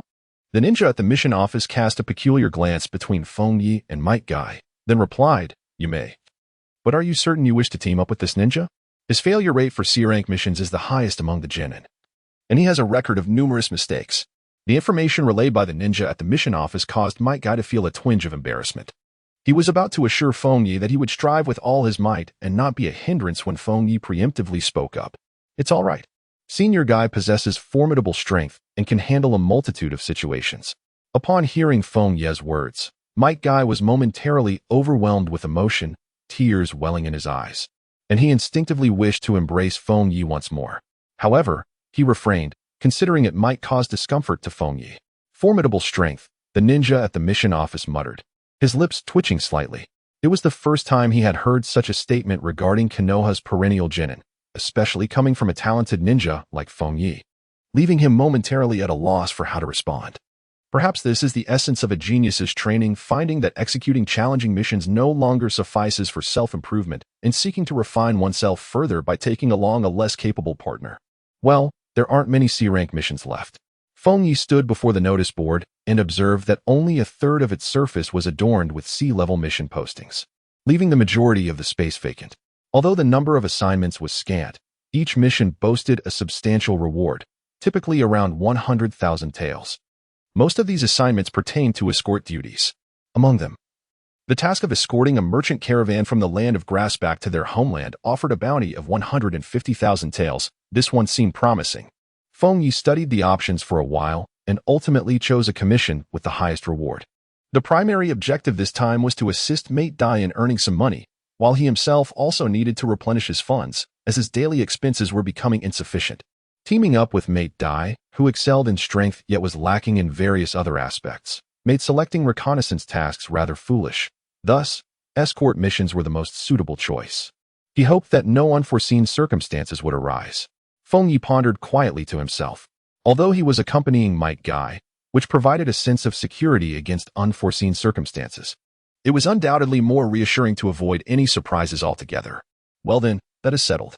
After the ninja at the mission office received the assignment, he reviewed the information and registered it before stating, "The individual who commissioned the task is currently residing at the Konoha Inn. You may seek them there." Feng Ye nodded and beckoned to Might Guy, saying, "Senior, let us proceed." The two departed the mission office under the gaze of peculiar stares. Once outside, a few ninjas engaged in task handover in the vicinity glanced towards the CH at the mission office and remarked, "Is this truly acceptable? Allowing him to undertake a mission with that perennial genin, regardless of his talent. It seems this is his inaugural mission, does it not? Everything should adhere to the regulations." The CH at the mission office, somewhat helpless, shrugged and replied, "There has been no violation of rules. I cannot intervene here. However, the merchant caravan from the land of grass is unlikely to accept this arrangement and will most likely request a replacement." Indeed, the ninja nodded thoughtfully. It is worth noting that whether or not the caravan from the land of grass is aware of Might Guy's reputation as a long-standing genin, one glance would reveal his lack of reliability, as he appeared rather feeble. As for Feng Ye, despite being a nin, his youth does not inspire confidence. It is highly probable that they will be sent back, demanding a change of personnel. At the Konoha Inn, after leaving the Mission Commission office, Feng Ye led Might Guy directly to this location, where they soon encountered the caravan that required escort. The caravan comprised only 7 individuals, reportedly transporting a batch of goods to the Land of Fire for sale, which had now been entirely sold, and they were preparing to return to the Land of Grass. You say you are here for the escort mission? A younger boy from the caravan looked at Feng Ye and Might Guy in astonishment, exclaiming, "Are you truly just the two of you?" "Indeed," was the succinct reply. Feng Ye nodded slightly. The young man widened his eyes in disbelief and exclaimed, "Hey, what's going on? You two from Konoha really think you can handle the escort mission?" Might stepped forward, his voice resolute, declaring, "Rest assured, I will do my utmost to ensure your safety." The young man remained unconvinced and was about to voice his objections when a middle-aged man with graying whiskers suddenly leaned in and whispered something in his ear. The young man was momentarily taken aback. The middle-aged man halted the youth's protests, turned to Feng Ye and Might with a smile, and said, "I am Yura, the captain of this merchant caravan. We have faith in the strength of the Konoha ninjas, and we will rely on your expertise for our safety moving forward." Feng Ye raised her brow ever so slightly, and after a moment of contemplation, she said, "Very well, then. In the time to come, I shall rely on your guidance. I trust everyone is prepared. Let us convene at the village entrance tomorrow." "Thank you for your efforts." Yura Daisuke nodded in agreement. Feng Ye greeted Maite Dai briefly, and the two promptly departed from the inn. Shortly after their departure, the young man turned his gaze towards Yura Budaijia and remarked, "Why not request a replacement from Konoha? These two ninjas appear to be utterly mediocre." Yura Budaijia responded with a solemn expression, "Currently, our financial resources are scarce. Even if we were to expend all our funds, we could only afford a team of elite ninjas from Konoha for escort. However, such an action might attract unwanted attention. It is far wiser to proceed discreetly. Rest assured, I shall do everything in my power to ensure your safe return to your territory." The young man's expression shifted several times before he finally let out a deep sigh. Outside the Konoha Inn, as Feng Ye strolled, he spoke up, "By the way, Senior Dai, let us split the commission for this task equally." "Huh?" Mate Dai was momentarily taken aback. Feng Ye, with a hint of apology, remarked, "I am currently experiencing a slight shortage of funds. However, if you, esteemed senior, deem it unfeasible, then you may take 60%. No, that is not my intention." Maite Dai quickly responded, waving his hands in a fluster. "Dividing it equally is already quite unreasonable. You are the leader of the nin team." Upon seeing this, Feng Ye smiled and said, "Let us divide it equally. There is no need for you to worry excessively. This commission task may offer us a chance to acquire additional remuneration." Methria, taken aback by the prospect of receiving an equal share, couldn't help but ask with a hint of confusion, "More remuneration?" "Indeed, but it is merely a possibility." Maple Knight nodded. Due to the activation of his cells, his auditory perception was 2 to 3 times superior to that of an ordinary person. He faintly caught the whispers of Ubu Daisuke near the ear of the youth. The words were brief, yet they conveyed the implication that the youth's identity was akin to that of a young master, suggesting that this merchant convoy was not as straightforward as it appeared. For safety's sake, it would be prudent to change tasks. However, given his current level of training and the presence of Might Guy, he felt adequately prepared. Even if unforeseen circumstances arose, he could manage, and should the situation deviate significantly from the task description, he could demand compensation for a higher-tier commission. Perhaps the commission earned in one go would suffice for his expenses over the next 6 months. Furthermore, during wartime, provisions would be regularly supplied by his superiors, which would be quite sufficient. As for Might Guy, his consumption needs were not as substantial. Thus, undertaking such a task could alleviate any concerns about livelihood for the next 2 to 3 years. After weighing the pros and cons, he concluded that this task was indeed feasible. At the Task Commission office, the intermediary known as Shiranui Hanjin waited until evening. He did not see the merchant convoy from the Land of Grass approaching to request a personnel change, nor did he see Maple Knight and Might Guy return to select a new task. The prolonged silence suggested that the convoy from the Land of Grass had accepted Maple Knight and Might Guy for the escort mission. It was surprising that the merchant convoy from the Land of Grass had not requested a personnel change. As time passed, Shiranui Hanjin gradually became somewhat bewildered. Doubts began to stir in his heart. Although Feng Ye is a talented chunin, he has yet to undertake a single mission, and as for Might Guy, his qualifications are even less reassuring. The pairing of these two for an escort mission feels rather precarious. Should such a protective task fail, it would undoubtedly tarnish Konoha's reputation. Forget it, he thought after a moment's hesitation. It would be best to report this situation. Generally, C-rank missions do not require notification to Sarutobi Hiruzen. Yet given the current circumstances, it seemed prudent to do so. Soon, Sarutobi Hiruzen, who was engrossed in reviewing documents within the Hokage's office, received the report. A C-rank escort mission? He expressed mild surprise and found it perplexing that Feng Ye had chosen to team up with Might Guy. Given Feng Ye's temperament and strength, executing a C-rank mission should pose no issue. However, the unpredictability introduced by Might Guy was concerning. Nevertheless, after some contemplation, Sarutobi Hiruzen decided against intervening. After all, no mission is devoid of potential mishaps. Moreover, the current state of the ninja world is increasingly tense, making such non-combat missions quite suitable for Feng Ye's training. If an unforeseen circumstance were to arise and they failed, it would serve as a lesson for Feng Ye not to overestimate his abilities or assume he could easily manage his team members. After parting ways with Might Guy, Feng Ye returned home to gather his belongings. He prepared the standard equipment essential for a ninja, including explosive tags, shurikens, and kunai, ensuring that his most crucial weapon, the White Fang sword, was also among his possessions. Kakashi appeared at the doorway, leaning against the frame with arms crossed, and addressed Feng Ye. "Are you truly planning to team up with Guy's father?" "Yes," Feng Ye replied. Feng Ye calmly responded, "Previously, I learned a technique from Kai's father and benefited greatly from him. In times like this, it is only fitting that I extend my assistance. You too are a beneficiary in this regard, as the technique I acquired is the 8 gates of Duinjia that I have imparted to you." After mastering the first 2 gates under Might Dai's tutelage, Feng Ye subsequently passed this knowledge on to Kakashi. While the latter gates may not be suitable for Kakashi, the first and second gates hold significant value for him, as evidenced in the original narrative where Kakashi also undertook their study. "Is that physical technique something you learned from him?" Kakashi inquired, a hint of disbelief shading his expression. He had always assumed it was an innovation of Feng Ye's own making.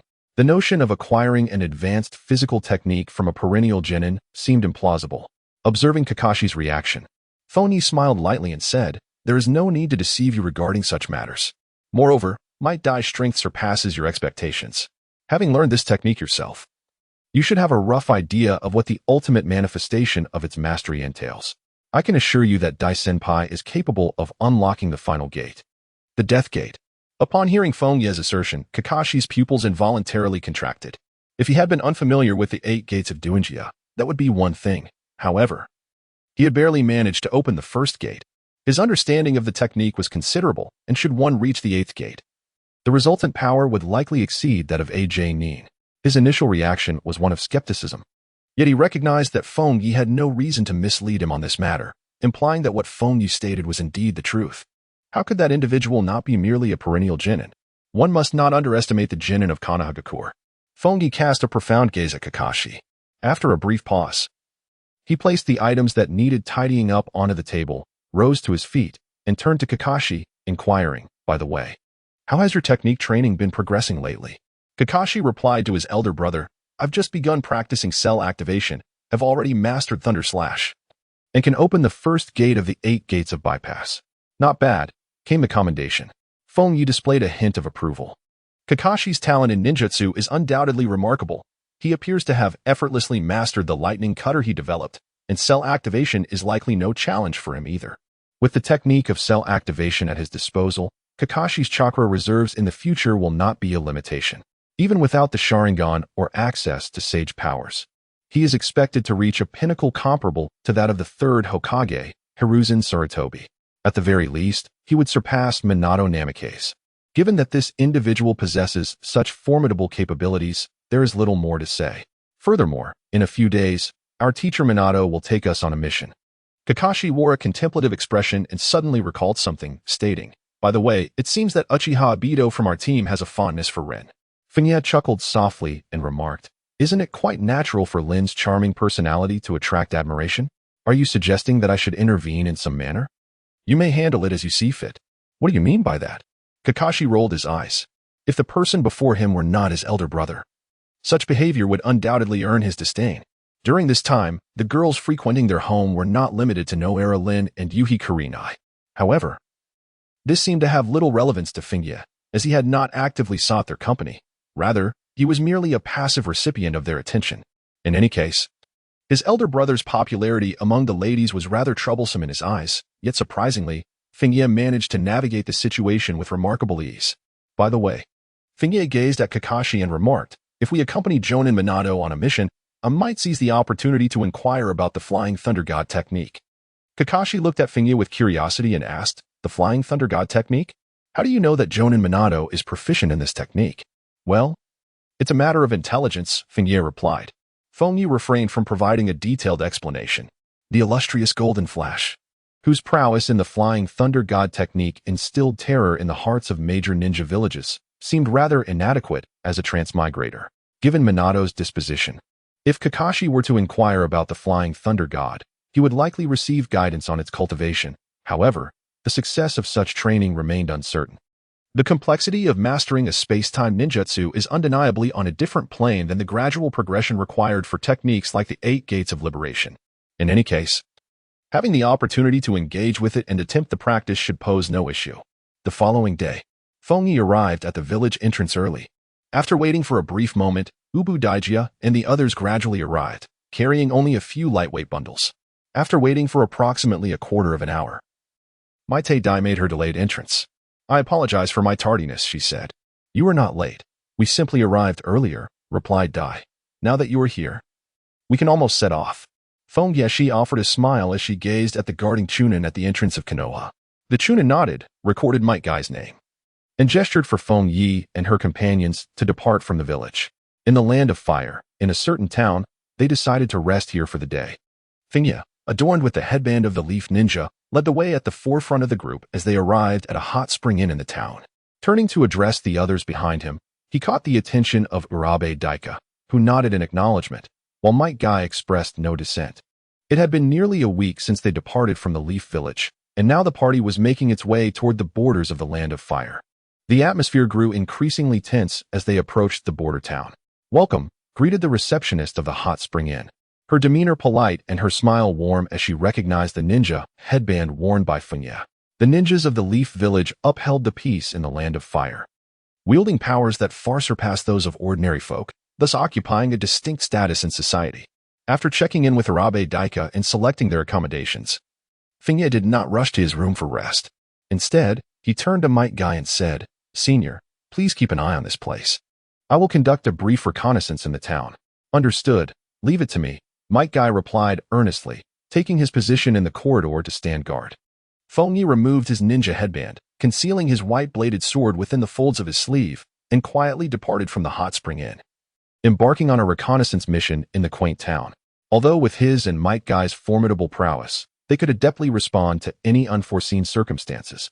A thorough investigation could yield invaluable insights, perhaps even uncovering spies from a Wagakure infiltrating the Land of Fire. Eliminating such threats could potentially provide significant intelligence. Soon, Feng Ye strolled through the town, initially intending to conduct a routine reconnaissance. To his surprise, he detected the subtle fluctuations of a ninja's chakra, which instantly heightened his alertness. Although the chakra he sensed was minimal, it emanated a profound aura, indicating that it was far beyond the capabilities of an ordinary ninja. It was likely the chakra of a genin, if not that of an elite leader. Feng Ye inhaled deeply. This had indeed become a remarkable turn of events. In an instant, he had entered a state of triple speed, his vigilance heightened to its utmost. "Feng Ye?" At that moment, a somewhat familiar voice suddenly reached his ears. Shortly thereafter, a well-known figure appeared not far away, gazing in his direction. It was none other than his classmate, Shizen, who looked at him with surprise. Lowering the kunai in her hand, and said with a hint of delight, "This chakra fluctuation truly is you, Shizen." Feng Ye paused momentarily. If Shizen was present, it implied that the chakra she sensed was indeed an extraordinary presence. In the next instant, the sound of something shattering echoed from the nearby gambling den, followed by the sound of hurried footsteps. Suddenly, a familiar figure emerged, beckoning Shizen. "Shizen, we must flee at once." "Huh? Lady Tsunade?" Shizen was taken aback, only to see a large group of individuals armed with clubs, looking fierce and menacing, chasing after them with loud shouts. Startled, she hastily followed Tsunade in flight. Within just a few strides, Shizen caught up to Tsunade, glancing back at the pursuing throng, and exclaimed, Lady Tsunade, what is happening? Ahaha, I inadvertently lost everything. I even squandered the borrowed high-interest loans. For now, we must escape. What? Shizen was momentarily stunned. She had left with a considerable number of chips. However, there was no time to inquire about the specifics. She could only follow Tsunade in their rapid retreat. Not far away, Feng Ye, observing this scene, released his grip on the white-toothed ninja blade and shrugged innocently. What a coincidence, it truly is Tsunade, given that the war was approaching. It was remarkable that Tsunade would bring her newly acquired disciple, Shizen, to gamble. It seemed that Tsunade was entirely unconcerned with the village and the impending conflict. Nevertheless, once the war truly erupted, even with her hemophobia preventing her from entering the battlefield, Sarutobi Hiruzen would likely summon Tsunade back to the village, if only to take responsibility for the medical corps. As he watched Tsunade's fleeing figure, Feng Ye contemplated. He had thoughts regarding Tsunade's medical ninjutsu, particularly the mitotic regeneration, as it was almost comparable to the sage body in terms of self-healing capabilities, or rather, in some aspects, it was akin to the sage body. Since the time of Senju Hashirama, no one from the Senju clan had been able to cultivate the sage body, and thus, there were no concrete methods for its cultivation. In the future, Feng Ye aspired to attain the sage body through one of two avenues. One was to transplant Hashirama-S cells, and the other was to devise a method of his own through deep contemplation. However, he would refrain from the cell transplant unless absolutely necessary, given the significant risks involved. Even if successful, it would only yield a defective sage body. As for self-contemplation, mere daydreaming would not suffice. A solid foundation was essential. First and foremost, he needed to activate Orochimaru's cells, a technique he had already acquired. Following that, he would require mastery of the three great sage arts from Mount Myaboku, the Dragon Cave, and the Wet Bone Forest, along with Tsunade's mitotic regeneration. With these 5 foundational elements in hand, Feng Ye was confident he could cultivate a true sage body. However, his current training had become rather convoluted. After pondering for a moment, Feng Ye ultimately shook his head. It was not yet the appropriate time to cultivate the 100 Heroes technique. Even if he were to approach Tsunade to obtain this technique, he would still be unable to practice it for the time being. Mastery of this technique necessitates an immense chakra reserve, which he currently lacks, as he does not possess the constitution capable of extraordinary chakra levels. This implies that he must first focus on the Yin sealing technique, resulting in an overwhelming number of skills to master without any immediate enhancement of his strength. The sage body remains a distant aspiration for him. At present, he must prioritize training that can directly augment his power. Once he attains a level of strength comparable to that of a shadow ninja, acquiring the prowess to navigate the ninja world with ease, it would be more fitting to contemplate the 100 Heroes technique in sage mode. On another note, in his quest for the method to cultivate the 100 Heroes technique, perhaps he could rely on Shizun, although it might entail the sacrifice of his masculine charms. Wait a moment.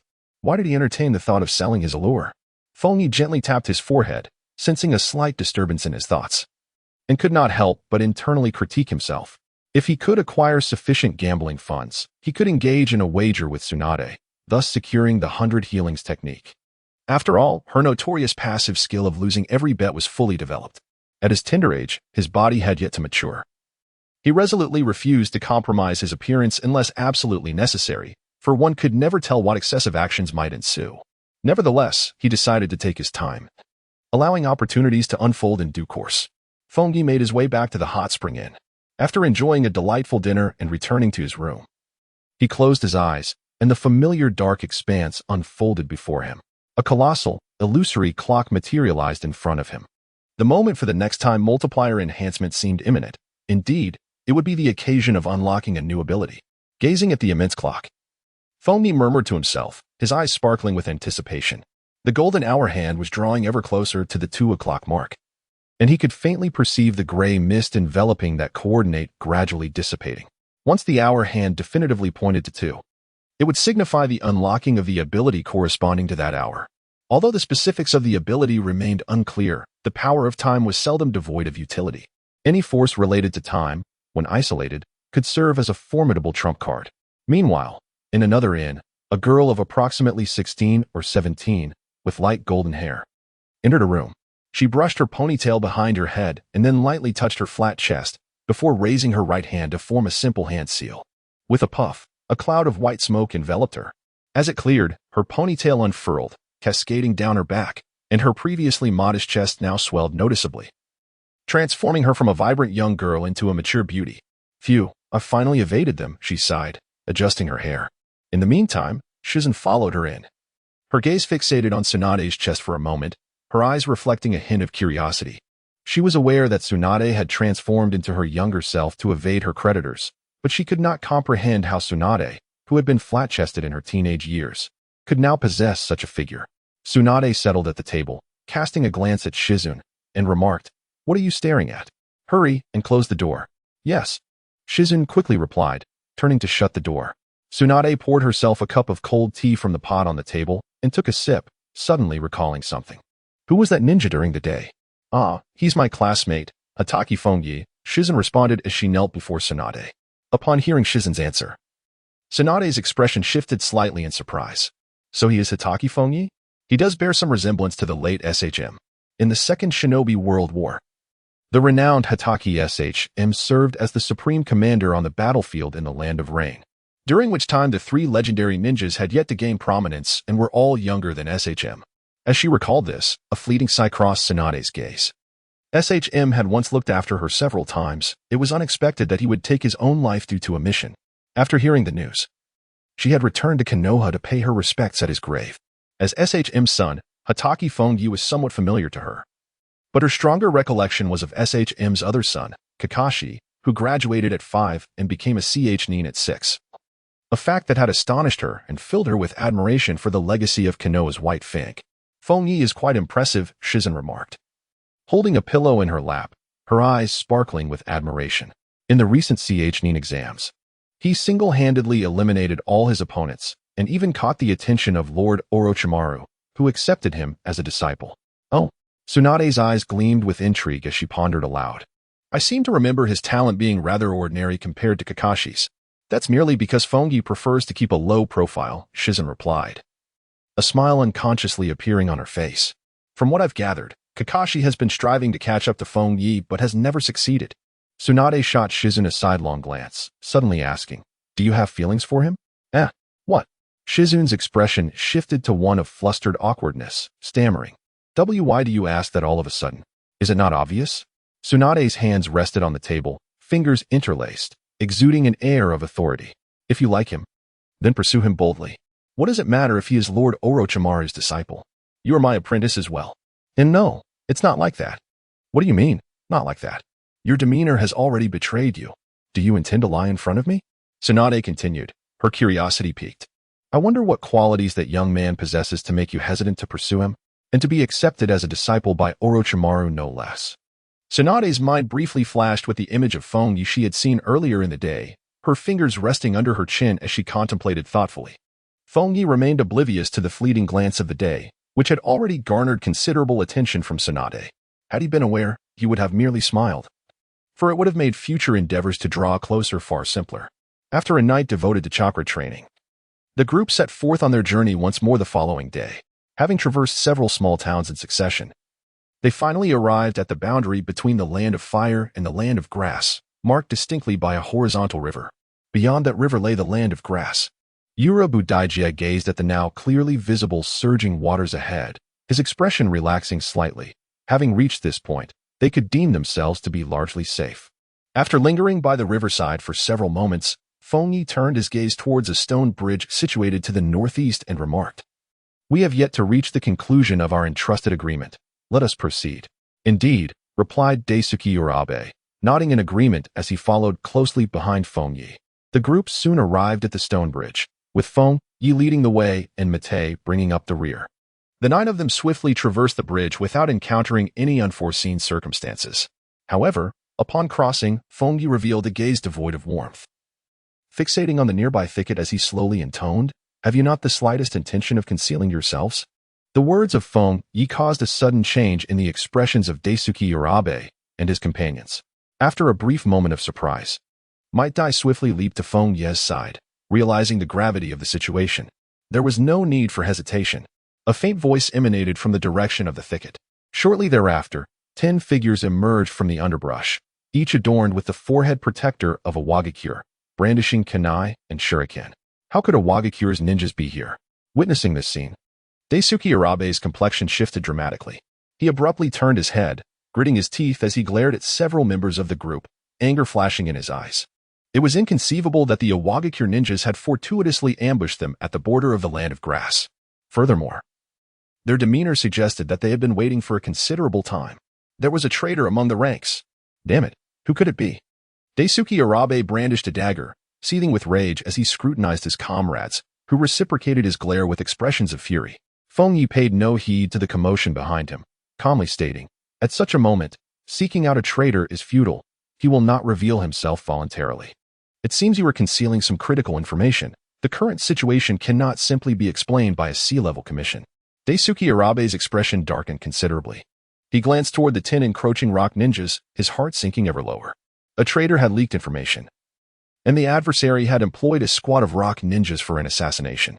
Meanwhile, they had only hired a diminutive team of 2 from Konoha. It was utterly insurmountable. Their only hope lay in the fact that the enemy's objective was not to kill them, but to capture them alive for imprisonment, but still leaving a glimmer of survival. Gritting his teeth, Daisuke Arabe addressed the rock ninjas. "What is your mission? Are you here to kill us? We can offer double the payment." "Our task is to capture him alive," replied the leading genin of the rock ninjas. A flicker of disdain in his gaze as he pointed a finger at the youth behind Daisuke Arabe. "As for the rest of you, we can only bid you farewell." It was beneath the dignity of the ninjas from the esteemed Rock Village, one of the 5 great ninja villages, to alter their mission for monetary gain. A tactic only employed by the third-rate ninjas of lesser villages. With the finality of his words, 3 rock ninjas lunged toward Feng Ye, while another 3 advanced on Might Die, their expressions steely and devoid of unnecessary words. In that moment, Daisuke Arabe's face turned ashen. Although the young master was not their target for slaughter, if they perished here and the young master were captured, the prospects of reversing the situation would dwindle to nothingness. The position of the daimyo of Shuangyue town would inevitably fall into the hands of that individual. It was inconceivable that a traitor would emerge from among the most trusted confidants of the late daimyo. Such an eventuality was unfathomable. One misstep would lead to irrevocable ruin. Hikaru coldly regarded Daisuke Arabe and the others. The commission they had accepted was classified as B-level, with him, a J-nin, leading 3 elite CH-nin and 6 genin.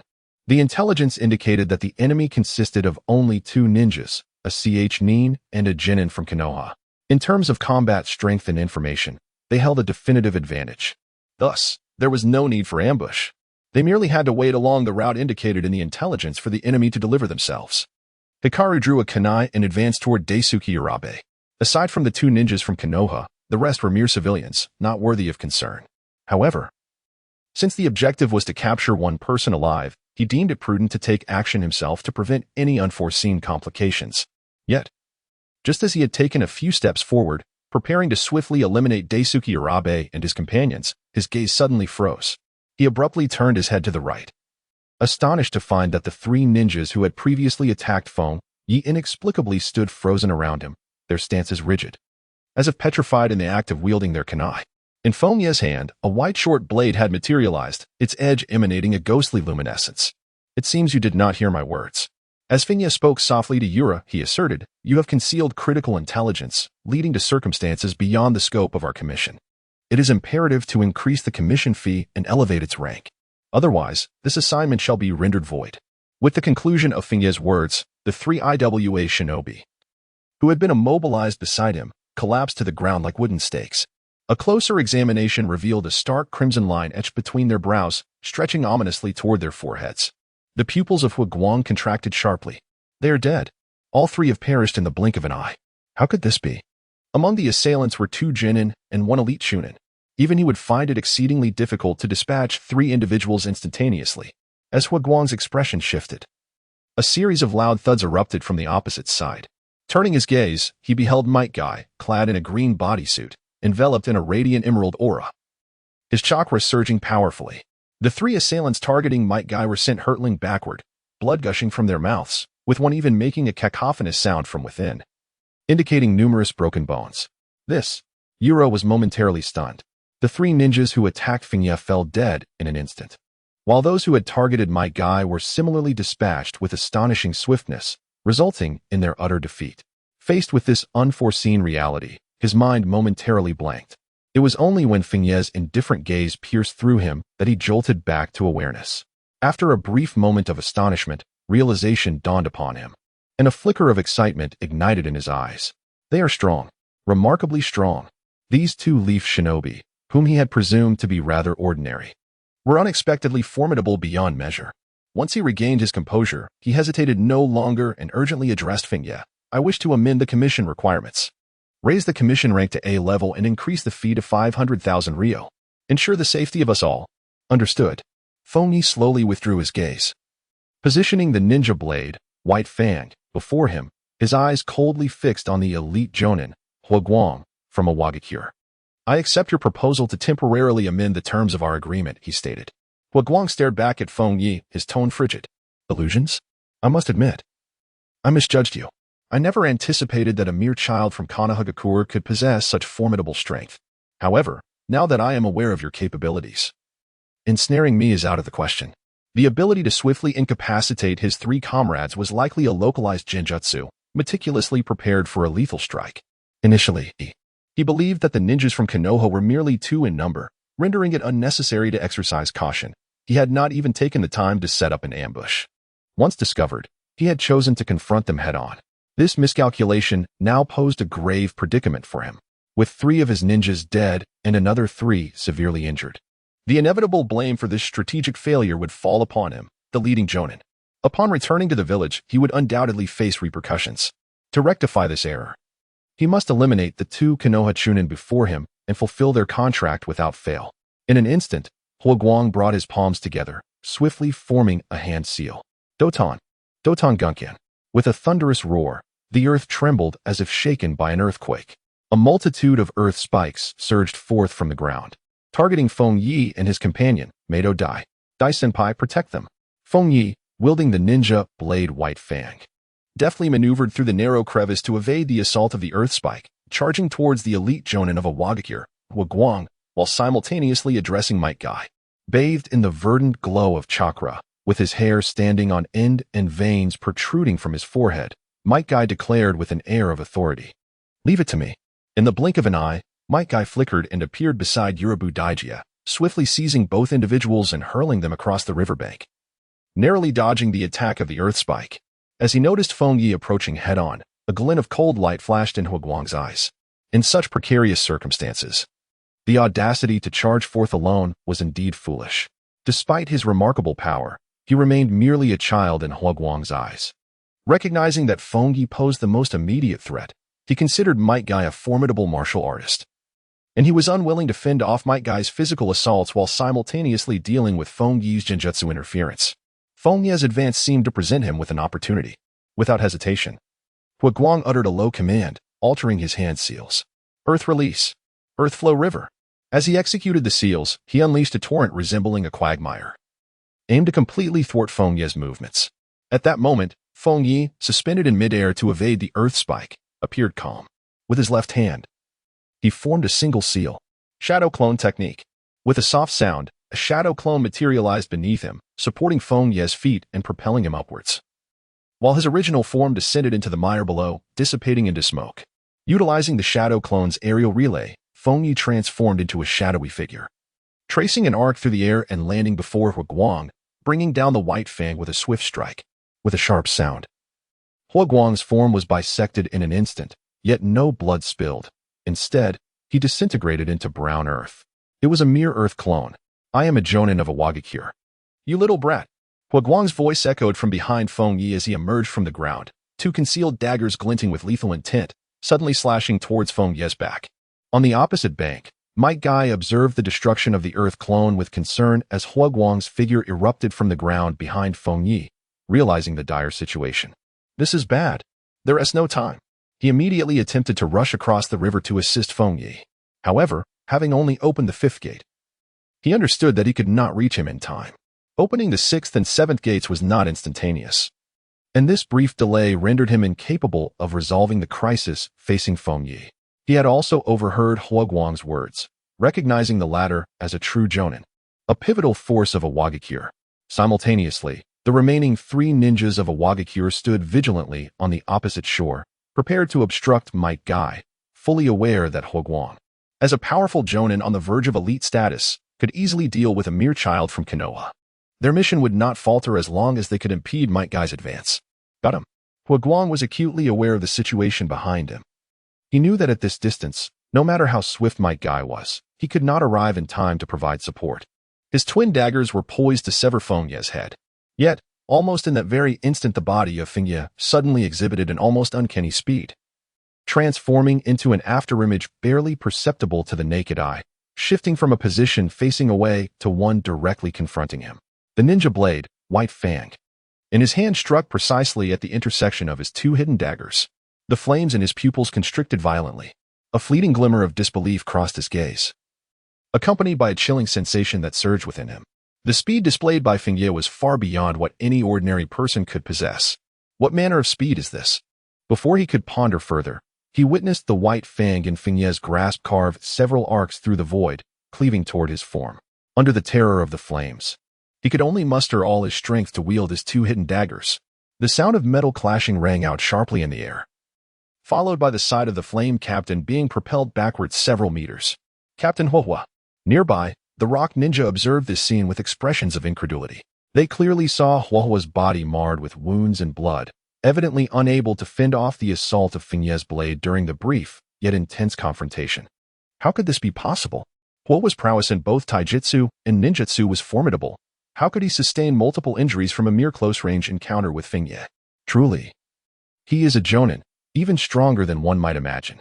Feng Ye gazed at the retreating figure, a distance of over 10 meters, with a visage of sheer horror illuminated by the flickering flames.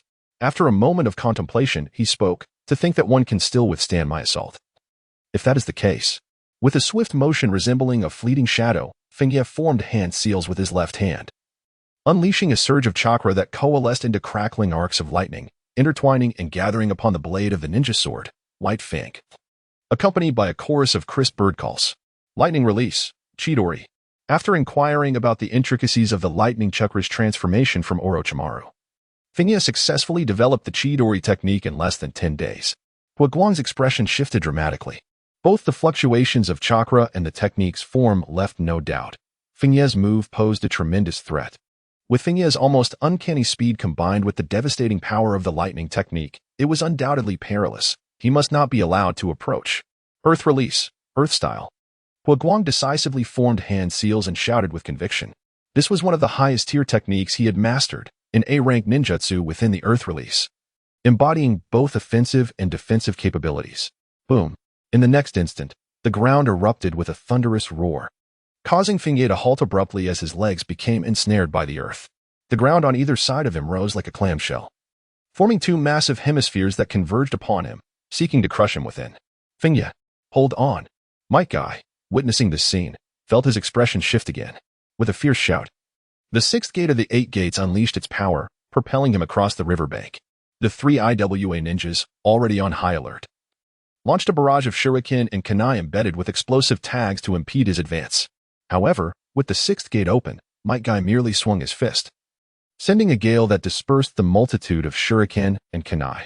The 3 IWA ninjas were taken aback by this display of terrifying taijutsu.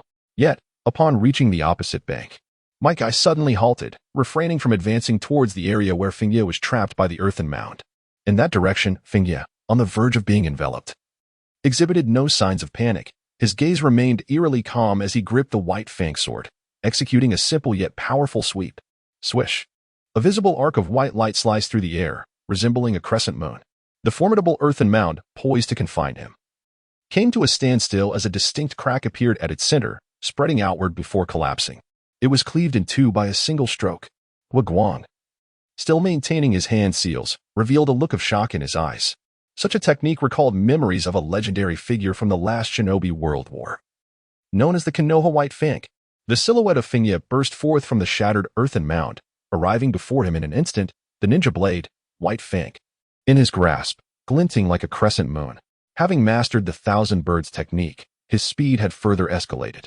In a state of triple velocity, he could execute the moon flash without the need to open the 3rd gate of the 8 gates of Duanjia. Their figures intertwined, fleeting past one another. Sizzle.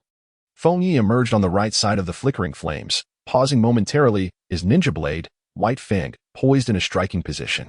Guang remained frozen in place, his two hidden blades still raised in a futile attempt to parry. Yet, a distinct line of crimson flowed from his brow down to his abdomen. Moo, my white Feng? A glimmer of disbelief flickered in his eyes. Feng Ye slowly withdrew the ninja blade, white Feng, and turned to face the flickering flames, calmly stating, "That is my father." So it was. Upon hearing Feng Ye's words, Guang murmured to himself, a fleeting rush of regret and resentment washing over him, before his consciousness ultimately succumbed to darkness, collapsing to the ground amidst a pool of blood. No, it cannot be. This must be a deception, he thought. The three already fearful IWA shinobi, witnessing this scene, could hardly conceal their disbelief, their eyes reflecting an almost unbearable reality. How could a formidable jonin, so deeply trusted within the village, perish at the hands of a mere child? It seemed I had been overly concerned. Might Guy, also glancing in Feng Ye's direction, breathed a sigh of relief upon witnessing the jonin fall to Feng Ye's blade, simultaneously marveling at the young man's prodigious talent and prowess. Maple Knight is in the same class as his son, Might Guy, who is at most 10 years old this year. Yet he possesses strength that can surpass that of a jonin. Is this what genius truly is? Guy, it seems you must exert even greater effort to catch up with him and Kakashi. Contemplating this, Might Guy turned his gaze towards the remaining 3 rock shinobi. Upon noticing his attention, the 3 rock shinobi froze almost simultaneously, beads of cold sweat trickling down their foreheads. Those imbeciles conveying information. What do you mean by merely 2 ordinary leaf shinobi escorting them? They are unequivocally 2 monsters. Run. Almost in unison, the 3 fled along the riverbank, devoid of even a trace of will to continue the battle. However, in the presence of Might Guy, who had opened the 6th gate, the notion of escape was utterly implausible. Before they could retreat far, their steps halted abruptly. Might Guy, resembling an afterimage, soared past them from behind, landing directly in their path. Then, they heard incomprehensible words about feeling the burning youth, followed by an overwhelming force striking their bodies, sending them flying backward into darkness. As consciousness faded away, after dispatching the final 3 rock shinobi, Might Guy exited the 6th gate state, collapsing onto the riverbank, gasping for breath in exhaustion. Feng Ye searched the corpse of Yin, who lay concealed beneath the flickering flames, yet found nothing of value. He approached Might Guy and inquired, "How are you, senior? Are you all right?" "Ah, I'm fine," Guy replied, though his voice was strained. "However, I may not be of much use for a while." Despite being capable of opening the 8th gate at this moment, the side effects of having opened the 6th gate still weighed heavily upon him, leaving him in a state of prolonged fatigue and muscle soreness. "Do not worry, senior. Please take your rest. I shall handle things from here." Feng Ye nodded slightly. As long as the situation did not require medical treatment, all was well. At present, Might Guy had already managed to open the 8th gate. The side effects of merely opening the 6th gate did not seem to reach the level of injury. Feng Ye then turned his gaze toward Daisuke Urabe and his companions on the opposite bank. At that moment, Daisuke Urabe and the others appeared somewhat dazed. For them, the battle between Feng Ye, Might Guy, and the enemy jonin had transcended the limits of their understanding. On one hand, the jonin from the 5 great shinobi villages were far more formidable than those from the grass country's Kusagakure. On the other hand, the seemingly ordinary Feng Ye and Might Guy had displayed a level of power that could only be described as astonishing. "These are indeed the ninjas of the great ninja village," Daisuke Urabe murmured in shock. As Feng Ye's gaze fell upon him, he finally snapped out of his astonishment, and his thoughts raced as he turned to look at his companions. Almost at that moment, one of his comrades suddenly stepped forward, pressing a knife directly against the neck of the young lord he was meant to protect. "Don't come any closer," Karenki exclaimed, beads of cold sweat trickling down his forehead, his eyes still reflecting fear. While transmitting information to the grass country, he had never anticipated that a peculiar duo from Konoha, consisting of a bizarre individual and a mere child, would possess such terrifying prowess. Even an elite IWA ninja detachment had been utterly defeated.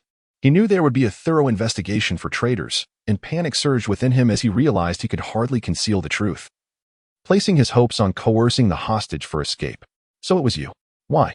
Daisuke Urabe glared at Karenki, his eyes filled with rage. Karenki gritted his teeth and replied, "The daimyo has long abandoned this unit. How could you possibly gain the approval of those clans? Your thoughts are far too naive." "You." Daisuke Urabe fixed him with a fierce stare. Just then, a hand silently grasped Karenki's wrist, effortlessly twisting his knife-wielding hand open and flinging the weapon several meters away, where it clattered to the ground. After this decisive action, Feng Ye turned to Daisuke Urabe and spoke calmly, I do not interfere in your family matters. Thank you very much. Daisuke Urabe knelt on the ground, immediately bowing in gratitude to Feng Ye. He then picked up the knife that had been taken from him and, with a cold expression, strode toward Karenki. Feng Ye harbored little interest in the power struggles and internal conflicts surrounding the lordship of a small town in the land of grass. He found himself disinclined to listen further to the ensuing conversations, instead lost in contemplation of the battle he had just experienced. The adversary he faced was likely an ordinary jonin from a Wagakure, and his strength aligned closely with his prior assessments. After mastering the Chidori technique, eliminating a jonin had become a trivial endeavor. Merely activating the first of the 8 gates and employing Chidori once allowed him to effortlessly cleave through an A-rank Doton ninjutsu, simultaneously dispatching its user on the spot. Had he exerted his full capabilities, even against an elite jonin, he would likely have gained the upper hand with ease, potentially vanquishing his opponent in a remarkably brief span of time. This encounter reaffirmed a notion he held. The strategy of overwhelming numbers bore little significance in the face of his prowess. The ability to annihilate a jonin in the blink of an eye implied that even a coalition of multiple jonin, if unable to match his speed, would fall one by one before him. Should the numbers swell further, he could rely on his swiftness to retreat at leisure. Unless faced with an elite jonin possessing the rare Manjiki Sharingan, capable of discerning his movements, any others, despite wielding certain forbidden techniques, would find themselves rendered ineffective before him, unable to execute their jutsu in time. Having reached this conclusion, Feng Ye exhaled softly. It meant that with his current strength and skills, as long as he did not encounter a Kaga-level opponent or find himself encircled by a multitude of ninjas, he could maneuver freely even against a squad of jonin. Such power afforded him a degree of self-preservation within the contemporary shinobi world. After all, Kaga-level individuals were not easily encountered. Each village boasted but a handful capable of reaching such heights, representing the pinnacle of village authority. Just then, suddenly, the figure of Minato Namikaze flashed through Feng Ye's mind. He recalled the astounding feat during the impending Ninja World War, where the opponent had instantaneously dispatched 50 elite shinobi, leaving the major ninja villages in shock. A faint smile graced his lips. Instantaneously eliminating 50 elite shinobi, perhaps he could attempt such a feat himself. After approximately half a day's rest, once Might Guy was able to walk normally again, the group resumed their journey toward the destination of their mission, the Frost Moon Town in the Land of Grass. Along the way, they encountered no further mishaps and arrived safely at their destination. Thank you both for your escort. I must apologize for having concealed some information regarding this mission's remuneration, said Daisuke Urabe, producing a ticket worth 500,000 ryo and bowing respectfully to Feng Ye. Feng Ye extended his hand to receive the money offered by Ubu Daijia, briefly counting it with a flick of his fingers before nodding. Thus, our commission concludes here. However, just as Feng Ye was about to divide the earnings with Might Dai, a subtle shift in his expression occurred. He turned his gaze toward the distance, his eyes flickering several times. Instead of proceeding with the division, he swiftly tucked the money into his pocket. Dai, let's go. With that exclamation, Feng Ye dashed in the direction from which they had come.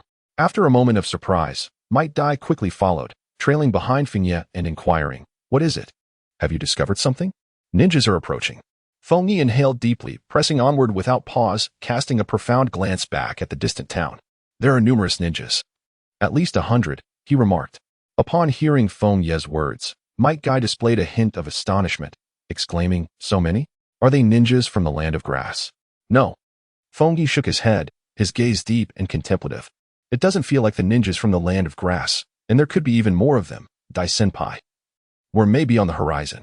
As soon as he finished speaking, Feng Ye entered a state of double speed, enhancing his pace as he swiftly departed from the small town, moving further away. Observing this, Might Dai also opened the first gate of the 8 gates, hastily pursuing Feng Ye. Once they distanced themselves from the town, the two leaped into the forest, traversing through the treetops.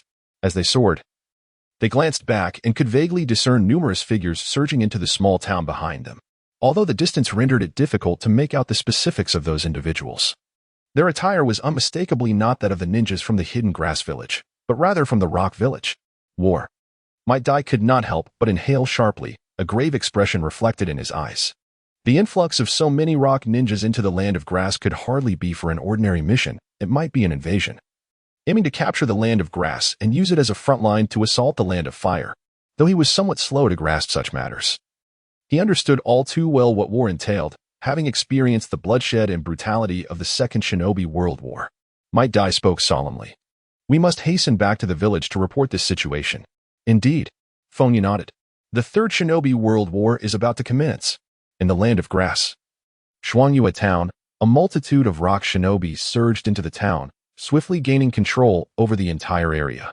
The scattered ninjas from the grass-hidden village stood no chance against the might of the rock shinobi. What do you want? Arabe Daisuke's voice trembled as he addressed them, having already fallen under the control of the rock shinobi. Before him stood a burly rock shinobi who raised a finger and softly shushed him, saying, "Just a moment of quiet. We are merely borrowing your territory as a temporary encampment for the war." War. Upon hearing this, Arabe Daisuke's complexion turned pale. Those who had experienced the Second Shinobi World War understood all too well what war entailed, especially for a small nation caught between great powers. It often devolved into a frontline battleground for the major shinobi villages, with no means of resistance, allowing the combatants to ravage the land at will. Lord Hongtu has already secured control over the town, reported a Chunin, kneeling on one knee before the speaking rock shinobi. Hongtu stood with his hands clasped behind his back, calmly stating, "Do not harm too many civilians. We still require them as labor for the rear troops and to prepare resting quarters." "Yes," replied the Chunin, promptly setting off to relay the orders. Hongtu cast a cold glance at the pale-faced Arabe Daisuke and some of the captured higher-ups from Shuangyue Town, gesturing for them to be imprisoned. At that moment, another ninja appeared, reporting, "Lord Hongtu, there is no news regarding the Konoha Jounin." "How can there be none?" Hongtu raised an eyebrow. The mission they accepted in the Land of Grass should have concluded days ago. Continue searching. Once found, inform them to come directly to the frontline camp and join the advance team without returning to the village. Understood. The ninja responded and swiftly vanished.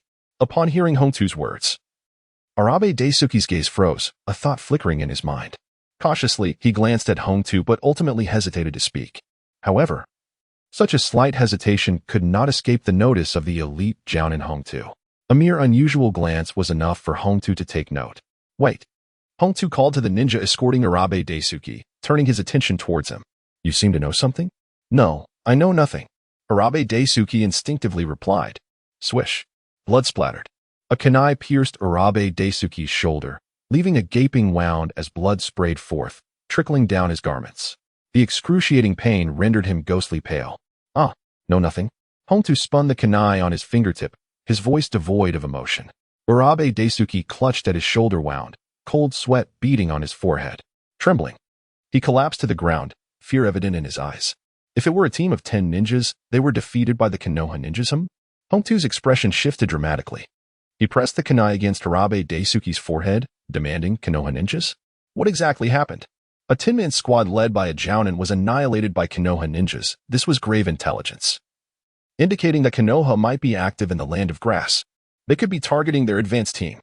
A careless move could lead to a trap or ambush by Konoha ninjas, resulting in dire consequences and placing them at a significant disadvantage at the war's outset. Coughing, Arabe Daisuke, his forehead bloodied, stammered as he recounted the mission and the events that transpired. As he spoke, Hongtu displayed a hint of astonishment. The other rock shinobi nearby also wore expressions of uncertainty. Realizing that Huiguang and his team had not fallen victim to a Konoha ambush but had been eliminated by 2 Konoha ninjas hired for an escort mission, this was utterly absurd. Huiguang's accomplishments in the village were nearly on par with elite Jounins, leading a squad of 10, including sensory and medical ninjas.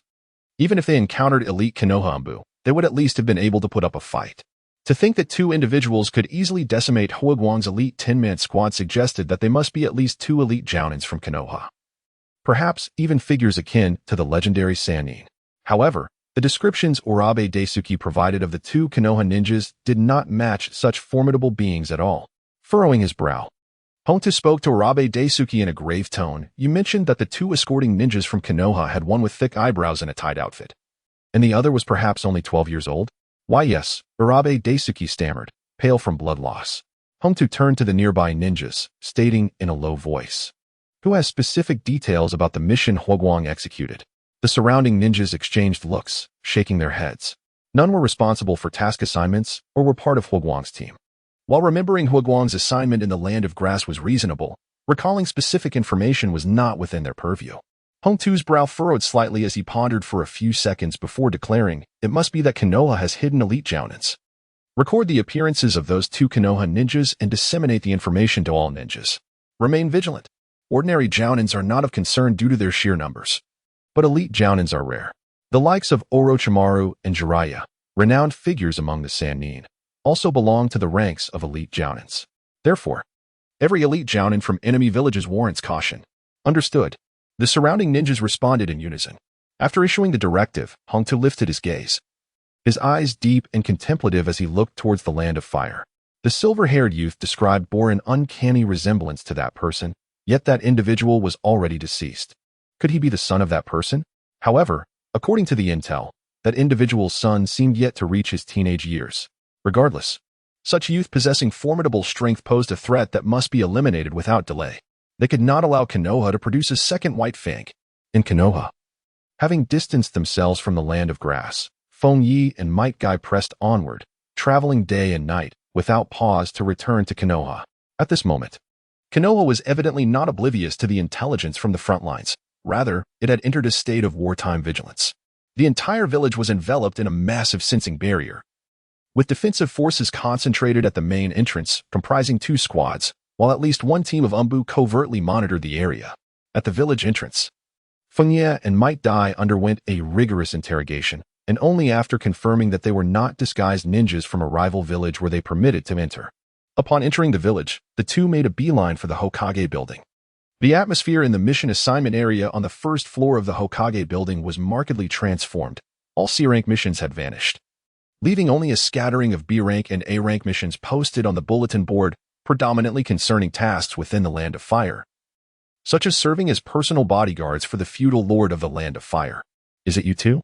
Nara Shikahisa, who remained responsible for task handovers on the first floor, was momentarily taken aback upon seeing Feng Ye and Might Dai enter, but soon heaved a sigh of relief. It seems you didn't encounter any rock shinobi in the Land of Grass. You were quite fortunate. The intelligence regarding large-scale movements of rock shinobi in the Land of Grass had already been discovered by the scouts of Konoha and relayed back to the village. He recalled that Feng Ye and Might Dai's mission involved escorting a merchant convoy to the Land of Grass. Under such circumstances, it was undoubtedly perilous.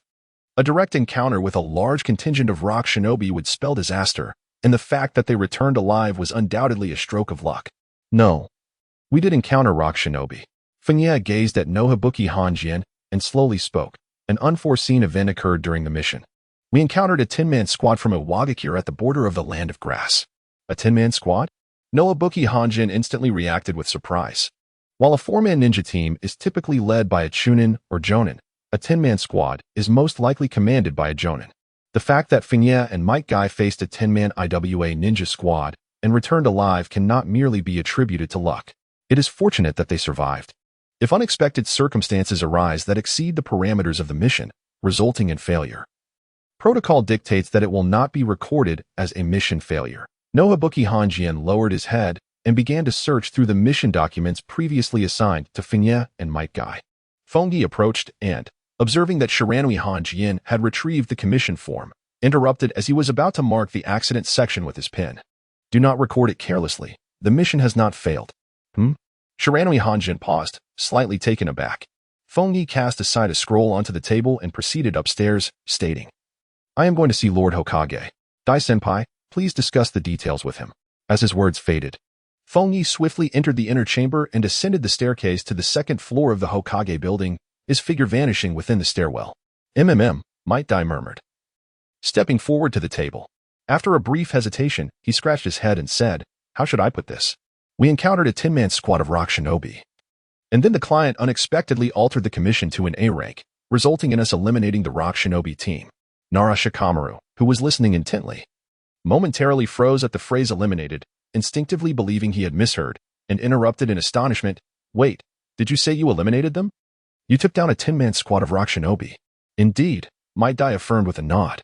Nara Shikamaru frowned, fixing his gaze on Might Dai and queried, What kind of nonsense is this?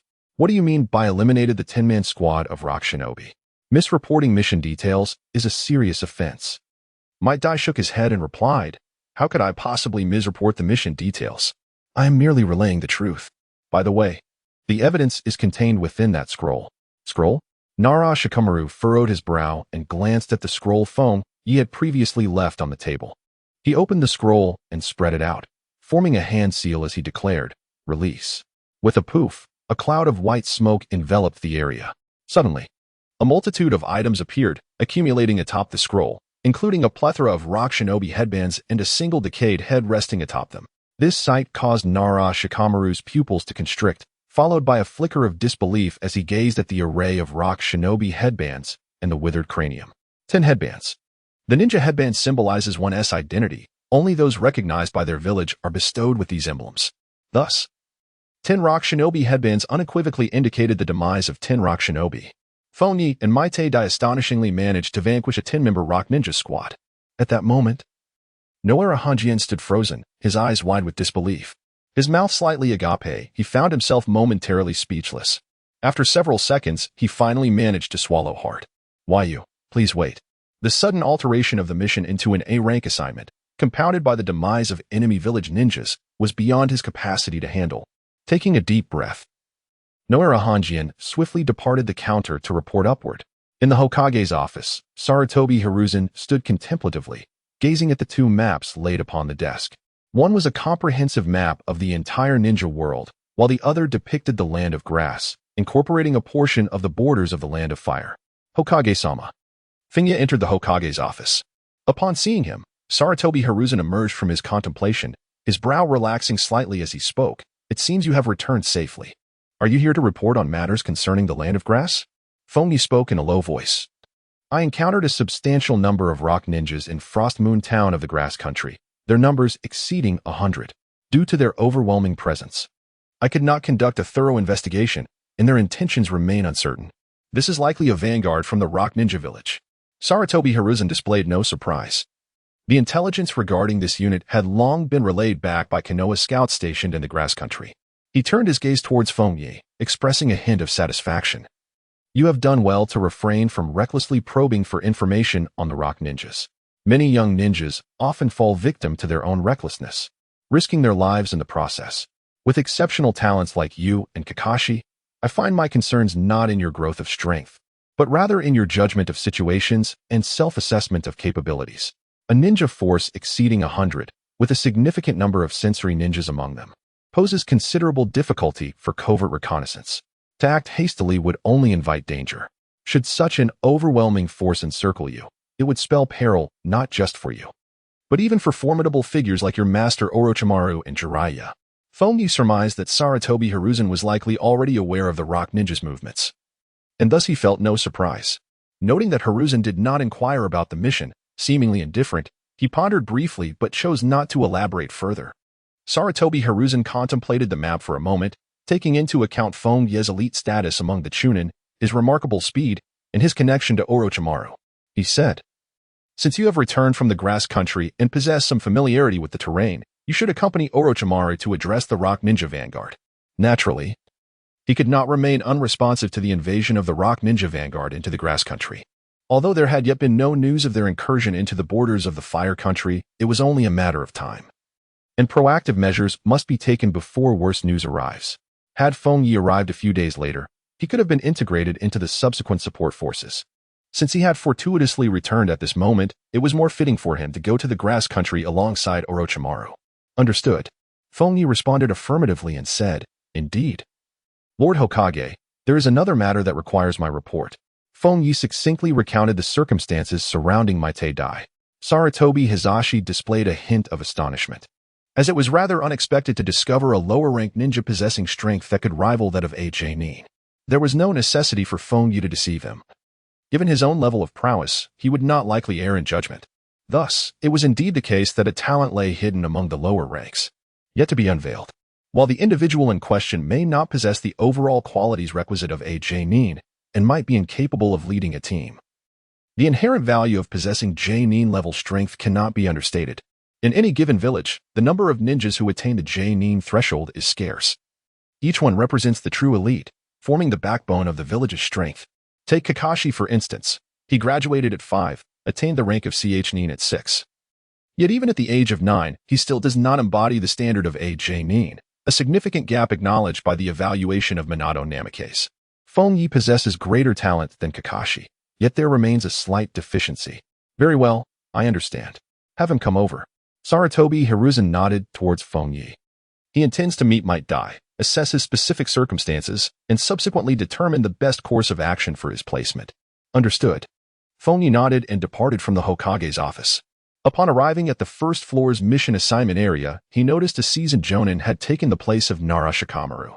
Inquiring in detail about the specifics of a situation involving Might Guy, when Feng Ye descended the stairs, a glimmer of astonishment flickered in the jonin-esque gaze. He had already learned from Might Guy that Feng Ye had slain a jonin from the Rock Village. This was indeed a formidable jonin. The distinction between jonin and chunin is profound. The number of chunins within a village is exceedingly vast, far surpassing that of genins. Most genins advance to chunin upon reaching a certain age. However, among 10 chunins, it is rare to find even one who might ascend to the rank of jonin, particularly when considering the exceptional talents classified as special jonin. At merely 10 years of age, Feng Ye had dispatched a jonin. Had it not been for the head of his opponent as evidence, it would have been nearly impossible to believe such a feat. It is worth noting that the fastest ninja in the village to attain the rank of jonin was merely 14 years old, and that individual's name was Orochimaru. Despite the tangible proof, the jonin could not help but inquire of Feng Ye, "Was the jonin you encountered during your mission in the Land of Grass truly slain by you?" Feng Ye tilted his head and glanced at Might Guy, displaying an expression that suggested, "This is not what we agreed upon." Might Guy scratched his head, appearing slightly embarrassed, and replied, "I apologize. I'm not the most articulate, and I certainly don't wish to overshadow your accomplishments." Upon witnessing the situation, Feng Ye could not help but let out a sigh and confessed, "Indeed, it was I who committed the act." As anticipated, Might Guy was overly straightforward. The notion of allowing him to take the blame for the assassination of an upper ninja was virtually non-existent, regardless of any prior agreements made. However, it mattered little. If he were to attract attention, so be it. With his current prowess, even if targeted by shadow-level adversaries, he could always evade confrontation. Presently, there were not many in the ninja world capable of posing a genuine threat to his existence. The intention behind having Might Guy take the fall was to ensure he accumulated sufficient merit to justifiably ascend to the rank of Special Jonin. Yet, even without such merit, given his abilities, Hiruzen Sarutobi would likely promote Might Guy to Special Jonin regardless, though it might incite some controversy. As for the alternative of joining the Umbu, that was practically out of the question. The Umbu's masks held no significance for Might Guy, and his temperament was ill-suited for the role of an Umbu ninja. Hiruzen Sarutobi would never make such a decision. Hiss. Upon hearing Feng Ye's admission, the upper ninja could not help but draw a sharp breath. His gaze towards Feng Ye now tinged with a sense of solemnity. In his eyes, Feng Ye's current demeanor bore an uncanny resemblance to that of the youthful Konoha White Fang. "Ah. By the way, esteemed senior, the Hokage wishes to see you." Feng Ye, after candidly admitting, maintained a remarkably calm demeanor as he turned his gaze towards Might Guy. The esteemed jonin, upon hearing this, hesitated momentarily before responding. "It so happens that I also need to report to Lord Hokage. Let us proceed together." "Very well," Might Guy replied, casting a grateful glance at Feng Ye. With a smile, Feng Ye gave a thumbs up to Might Guy before turning away from the Hokage building. Instead of hurrying to the rendezvous point, he chose to head in the direction of home. Inside the Hokage's office, Might Guy entered alongside the high-ranking jonin, Sarutobi Asuma, from the Mission Dispatch Department. Sarutobi Hiruzen, with a pipe in his mouth, sat behind his desk, deep in contemplation regarding the upcoming troop deployments. It was not feasible to simply send Orochimaru to the front lines in the Land of Grass. A certain number of personnel were also needed to guard Sunagakure in the Land of Rain, while vigilance against Kumogakure and Kirigakure could not be relaxed either. "Lord Hokage," Asuma announced as he entered, bowing respectfully. He reported, "There is something I must convey." The team of Hatake Feng Ye and Might Guy, while undertaking a C-rank escort mission in the Land of Grass, encountered an attack from IWNine. Feng Ye succeeded in slaying the enemy's jonin, who has been confirmed as Iwa's jonin. Hikari. Initially, Hiruzen paid little heed to the first part of the report, merely glancing over while lost in thought. However, the latter half completely disrupted his reflections. Hiruzen looked at Asuma in astonishment. "Feng Ye killed a jonin from IWA?" Asuma drew a breath and replied, "Indeed, and it does not end there." Alongside Might Guy, they annihilated the opposing team of 10. In that moment, Hiruzen found himself at a loss for words. He had assumed that Feng Ye's escort mission to the Land of Grass had faltered, considering it a mere C-rank assignment, and had not thought to inquire further.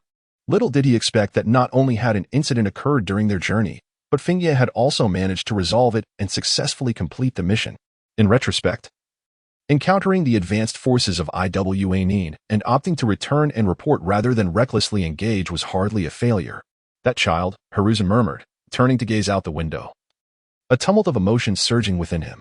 At just 10 years old, at 9, he had slain an elite scout from an enemy village, and now at 10, he had taken down an Iwa Jonin.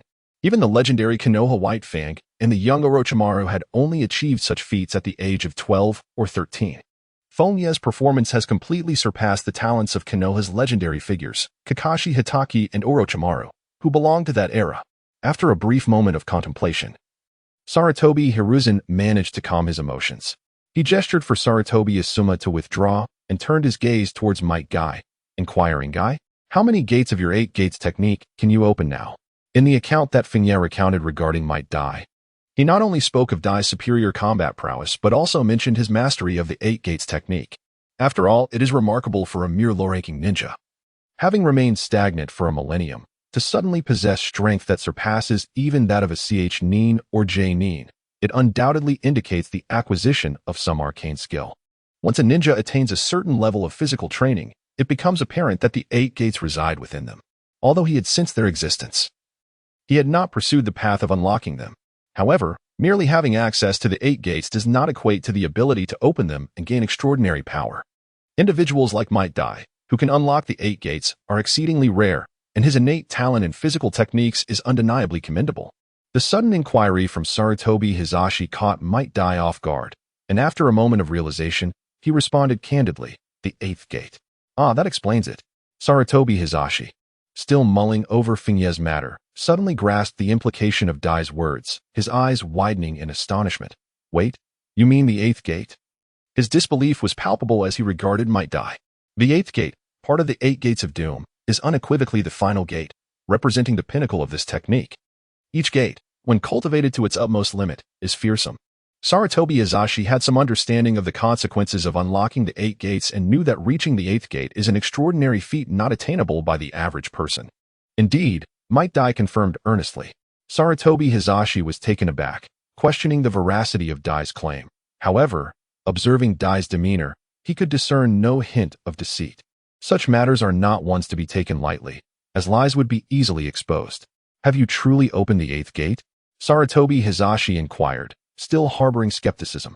Might Dai hesitated momentarily before replying, "No, the repercussions of this technique are severe, and I can feel that unlocking the 8th gate would likely result in death." Upon hearing this, Sarutobi Hizashi inhaled sharply, and the remnants of his doubt began to dissipate. The act of unlocking the 8 gates is not without cost. Every forbidden technique bears its own side effects, and it is entirely reasonable for the ultimate limit of this technique to equate to death. However, the realization that Might Dai could achieve the 8th gate and push this technique to its extreme was unexpected, a feat beyond the capabilities of ordinary individuals, representing a different form of innate talent. Although he remained uncertain about the true power unleashed by opening the 8th gate, the strength derived from sacrificing one's entire life force would undoubtedly be formidable, perhaps even reaching the caliber of a Hokage, a level of power comparable to his own. "Might Dai, I hereby promote you to Special J-Nin," Sarutobi Hizashi declared solemnly. "Your previous assignments have been commendable, but there is no time for rest. I require you to head to the front lines." Given Might Dai's extraordinary combat abilities, it was only fitting that he serve as a frontline ninja, particularly as a vanguard capable of handling unforeseen circumstances. Even in dire situations, upon unlocking the 8 gates, he could ensure the safe retreat of others. "Yes," Might Dai responded, elated. Truly, as Feng Ye had predicted, he had been elevated to the rank of Special J-Nin, soaring from a lowly Jin into a respected J-Nin within the village. Moreover, from Sarutobi Hizashi's demeanor, he could sense the gravity of this recognition, a testament to the Hokage's esteem. His blood surged with the fervor of youth, a sensation akin to flames igniting within him. In this moment, even if tasked with charging into battle and unleashing the 8 gates, exchanging his life for the enemy's casualties, he would not hesitate in the slightest. Feng Ye pushed open the door and stepped inside. Kakashi was not at home, likely accompanying Minato Namikaze on a mission and had yet to return. He made his way to his bedroom, casually tossing a stack of mission rewards from his pocket onto the table before promptly taking a seat and closing his eyes.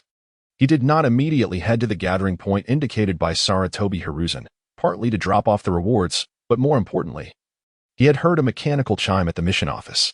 At last, he thought, as he closed his eyes and calmed the tumult within. Before him materialized an ethereal, colossal golden clock, its hands clearly indicating the hour of 2. The Roman numeral 2, signifying 2 o'clock, was no longer shrouded in mist but shone with clarity, glimmering with a hint of dark luster. Feng Ye inhaled deeply, refraining from urgently utilizing his newfound temporal abilities. Instead, he sought to first activate the power of time acceleration. With a mechanical click, the pointer on the ethereal clock shifted slightly, realigning itself to the position of 1 o'clock. The scale in the center of the clock began to rotate at his command, clicking rhythmically until it finally settled at the 4th mark. Fourfold acceleration. It had indeed increased by another factor, aligning closely with my expectations. The range of time acceleration I could command expands by 1 mark every year. Feng Ye let out a soft sigh. In a state of quadruple speed, employing the 3rd gate of the 8 gates of Duanjia, even a shadow-level powerhouse would find it exceedingly difficult to keep pace with him. The act of eliminating elite Jonin would become significantly more effortless. Below the shadow level, he could wreak havoc with impunity, and even those of shadow rank would struggle to contend with him. Only a speedster of the caliber of the 4th Raikage could pose a genuine threat by matching his velocity. Following this is the revelation of a new ability. After calming his emotions, Feng Ye concentrated, and with a mere thought, the hour hand moved once more, pointing towards the position of 2 o'clock. The black Roman numeral 2 emitted a faint, dark luster. Upon realizing the activation of this ability, it was as if instinct took over. Feng Ye instantly comprehended the capacity corresponding to the 2 o'clock mark. A surge of overwhelming excitement welled up within him, momentarily difficult to contain. Feng Ye inhaled deeply, opened his eyes, and drew the concealed ninja blade, White Fang. He extended his palm, gritted his teeth slightly, and struck his hand with the blade. With a sharp sound, accompanied by a surge of pain, a line of blood emerged, flowing immediately from the wound. Feng Ye endured the pain, fixating on the wound. A flicker passed through his gaze, as if a golden clock emerged from the depths of his pupils, its hands rotating swiftly in reverse. Silently, the blood that flowed from the wound began to retreat, ascending back into the injury. Immediately, the gash that had nearly bisected his palm vanished without a trace. As expected, a faint smile graced Feng Ye's face. Such an extraordinary sight requires little contemplation to discern its significance. It embodies the curvature of time, a reversal of the flowing moments. A journey back through the corridors of time. Feng Ye gripped the ninja blade, White Fang, with his right hand and slashed it across the wooden floor, tearing a fissure approximately a foot in length into the surface. He then focused intently on the crack, attempting to invoke his ability. However, the fissure remained unchanged. It appeared that, much like the acceleration of time, this power could only be exerted upon his own body. After arriving at this conclusion, Feng Ye exhaled softly, gazing at the crack in the floor in silence for several seconds before bursting into laughter. Ha, ha ha, ha ha ha. Though it was not the time-stopping ability he most desired, and he could not exert influence beyond himself, the potency of this ability was undeniably formidable. Regardless of the nature of the injury, as long as it was not instantly fatal, the effects of time reversal would allow for immediate restoration. Furthermore, Feng Ye found himself uncertain about the precise threshold that constitutes a fatal moment. The illusory clock was intricately intertwined with his very soul. Should the body be reduced to mere fragments, if it were still possible to activate the ability of time reversal, then in terms of restorative power, one could argue that neither the 100 Treasures technique nor even the body of an immortal, let alone the 6 Paths body, could be compared. It should be akin to the circumstances of impure reincarnation. Feng Ye stifled his laughter, murmuring softly to himself. Although it was impossible for him to shatter his own skull for the sake of an experiment, he felt confident in his assessment.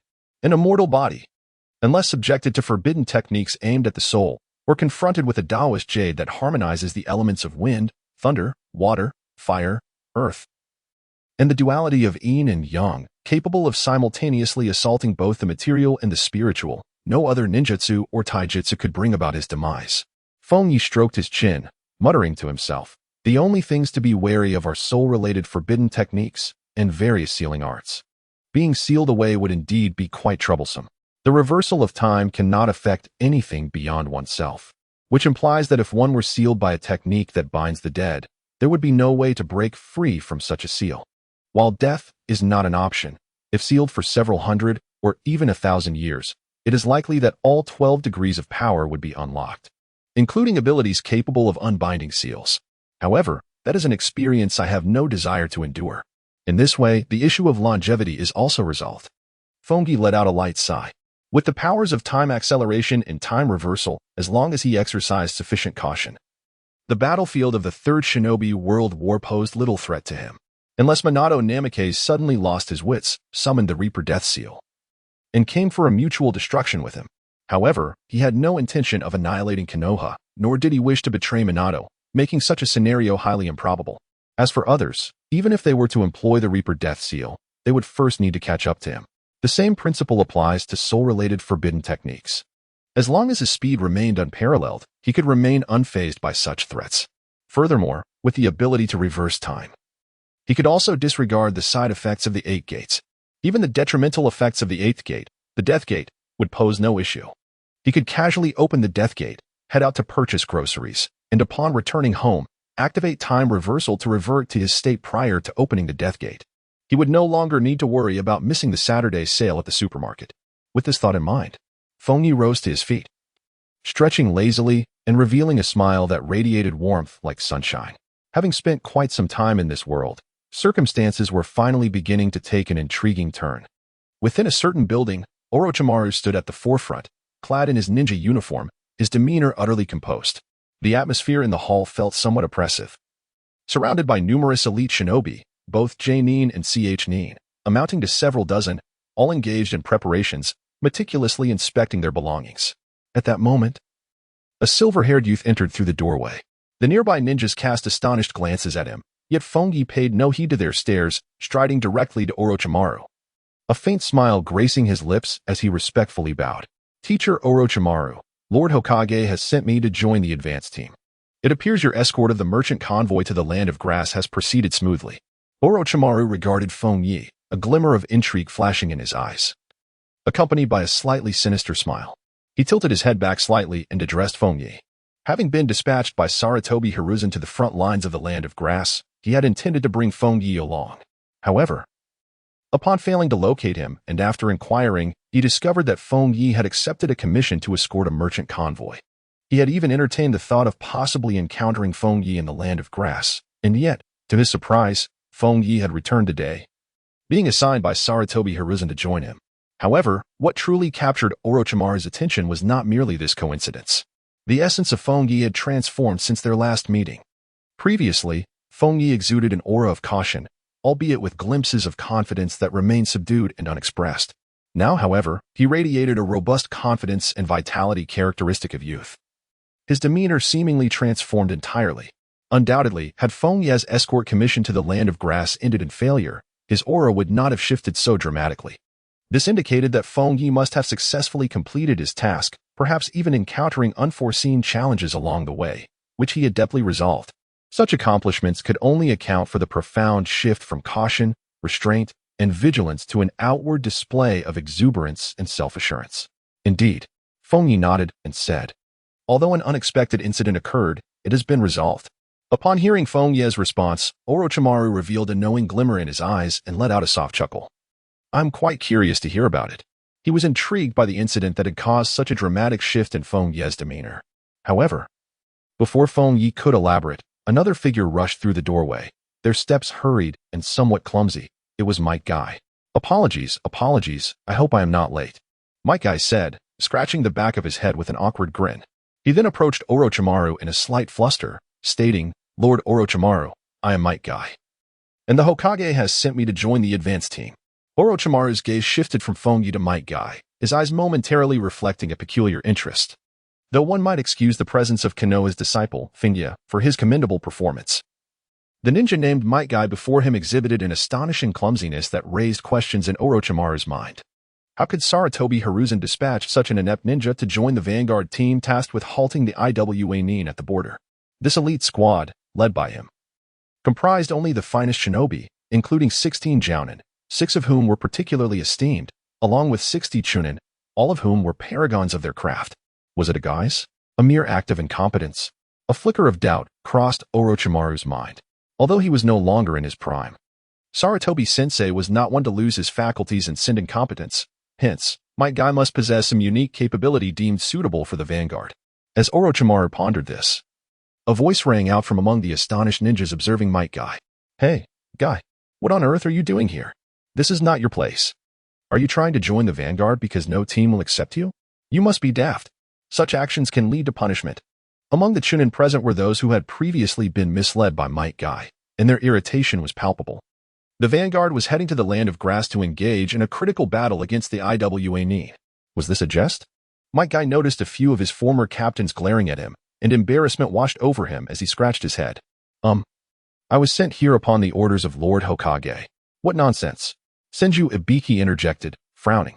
How could a mere genin be dispatched by the Hokage to join the vanguard? If you continue this farce, the consequences will be dire. A genin? Orochimaru tilted his head, perplexed by Might Guy's insistence. Clearing his throat, Might Guy placed his right fist against his chest and straightened his posture. Actually, I am no longer a genin. I am a special jounin now. Enough. Senju Ibiki could no longer contain his exasperation and stepped forward from the crowd, intending to eject the obstinate Might Guy who continued to disrupt the proceedings. Orochimaru narrowed his eyes at the unfolding scene, refraining from intervening, his curiosity piqued. He too was eager to discern what peculiar talent Might Guy possessed, or whether he was merely a reckless genin daring to make a spectacle of himself. However, just as Senju Ibiki approached Might Guy, a voice unexpectedly interjected. Guy-senpai is indeed a special jounin. I can attest to that. This declaration momentarily stunned Senju Ibiki, and many present shared a look of surprise upon realizing the speaker was none other than Feng Ye, standing beside Orochimaru. Ibiki furrowed his brow.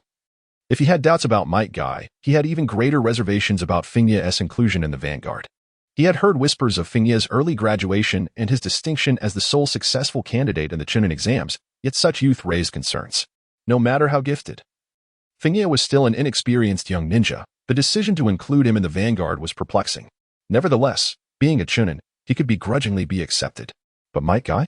To permit a perpetually clumsy, task-fumbling genin into a unit meant to confront the Iwa seemed ludicrous. He could not fathom Sarutobi Hiruzen making such a decision. Hey, kid? Refrain from speaking without understanding the situation. Do you even know the extent of this guy's notorious reputation? The Hokage would never allow such a character into the vanguard. Senju Ibiki admonished Feng Ye sternly. Feng Ye wore a faint smile as he remarked, I have not spoken falsely. Senior Dai has indeed been exceptionally promoted to special jounin. You must possess the directive, correct? Oh, I almost forgot. Upon hearing Feng Ye's words, Might Dai suddenly recalled, rummaging through his pockets until he produced a directive stamped with an official seal. Senju Ibiki gazed in astonishment at this scene. Orochimaru raised an eyebrow, accepting the directive from Might Dai and glancing over it briefly. His serpentine eyes narrowed slightly, revealing a serious expression as he regarded Might Dai. I see, he murmured, his gaze flickering contemplatively before he made a decision. He stowed away the directive and stated, Might Dai, you and Feng Ye shall not be assigned to any other squads for the time being. Accompany me instead. Might Dai exhaled in relief and affirmed, yes, Lord Orochimaru. Senju Ibiki stared in bewilderment at the unfolding events, momentarily lost in thought. He couldn't help but turn to Orochimaru, inquiring, Lord Orochimaru, what does this mean? You will understand when the opportunity arises, Orochimaru replied, casting a deep glance at Might Dai once more. Receiving such a response from Orochimaru left Senju Ibiki and the others exchanging perplexed glances, struggling to comprehend how Might Dai had positioned himself alongside Feng Ye. What on earth? Has that fellow truly become a special jounin? Those familiar with Might Dai displayed expressions of incredulity. Orochimaru did not question the authenticity of the directive, implying its validity as a genuine order from the Hokage, yet the command was undoubtedly perplexing. Initially preparing to adjust their mindset for the battlefield, they were suddenly joined by a 10-year-old child and Might Dai, which disrupted the equilibrium they had just established. The situation held the potential for significant complications. At the border of the Land of Fire, Orochimaru led nearly 100 ninjas, including Feng Ye, to a small town that lay in ruins. The town had been reduced to a desolate wasteland, with flames still flickering in certain areas and many corpses scattered about. Report to you, Lord Orochimaru. These are the remnants of a battle from 3 days prior. A ninja hastily surveyed the devastated town before relaying the information to Orochimaru. A glimmer of danger shimmered in Orochimaru's serpentine gaze as he scanned the town and rasped. The traces from 3 days ago indicate that the rock ninjas must no longer be here. However, we have entered their operating territory. It is only a matter of time before we encounter them. Prepare to set up camp and rest here.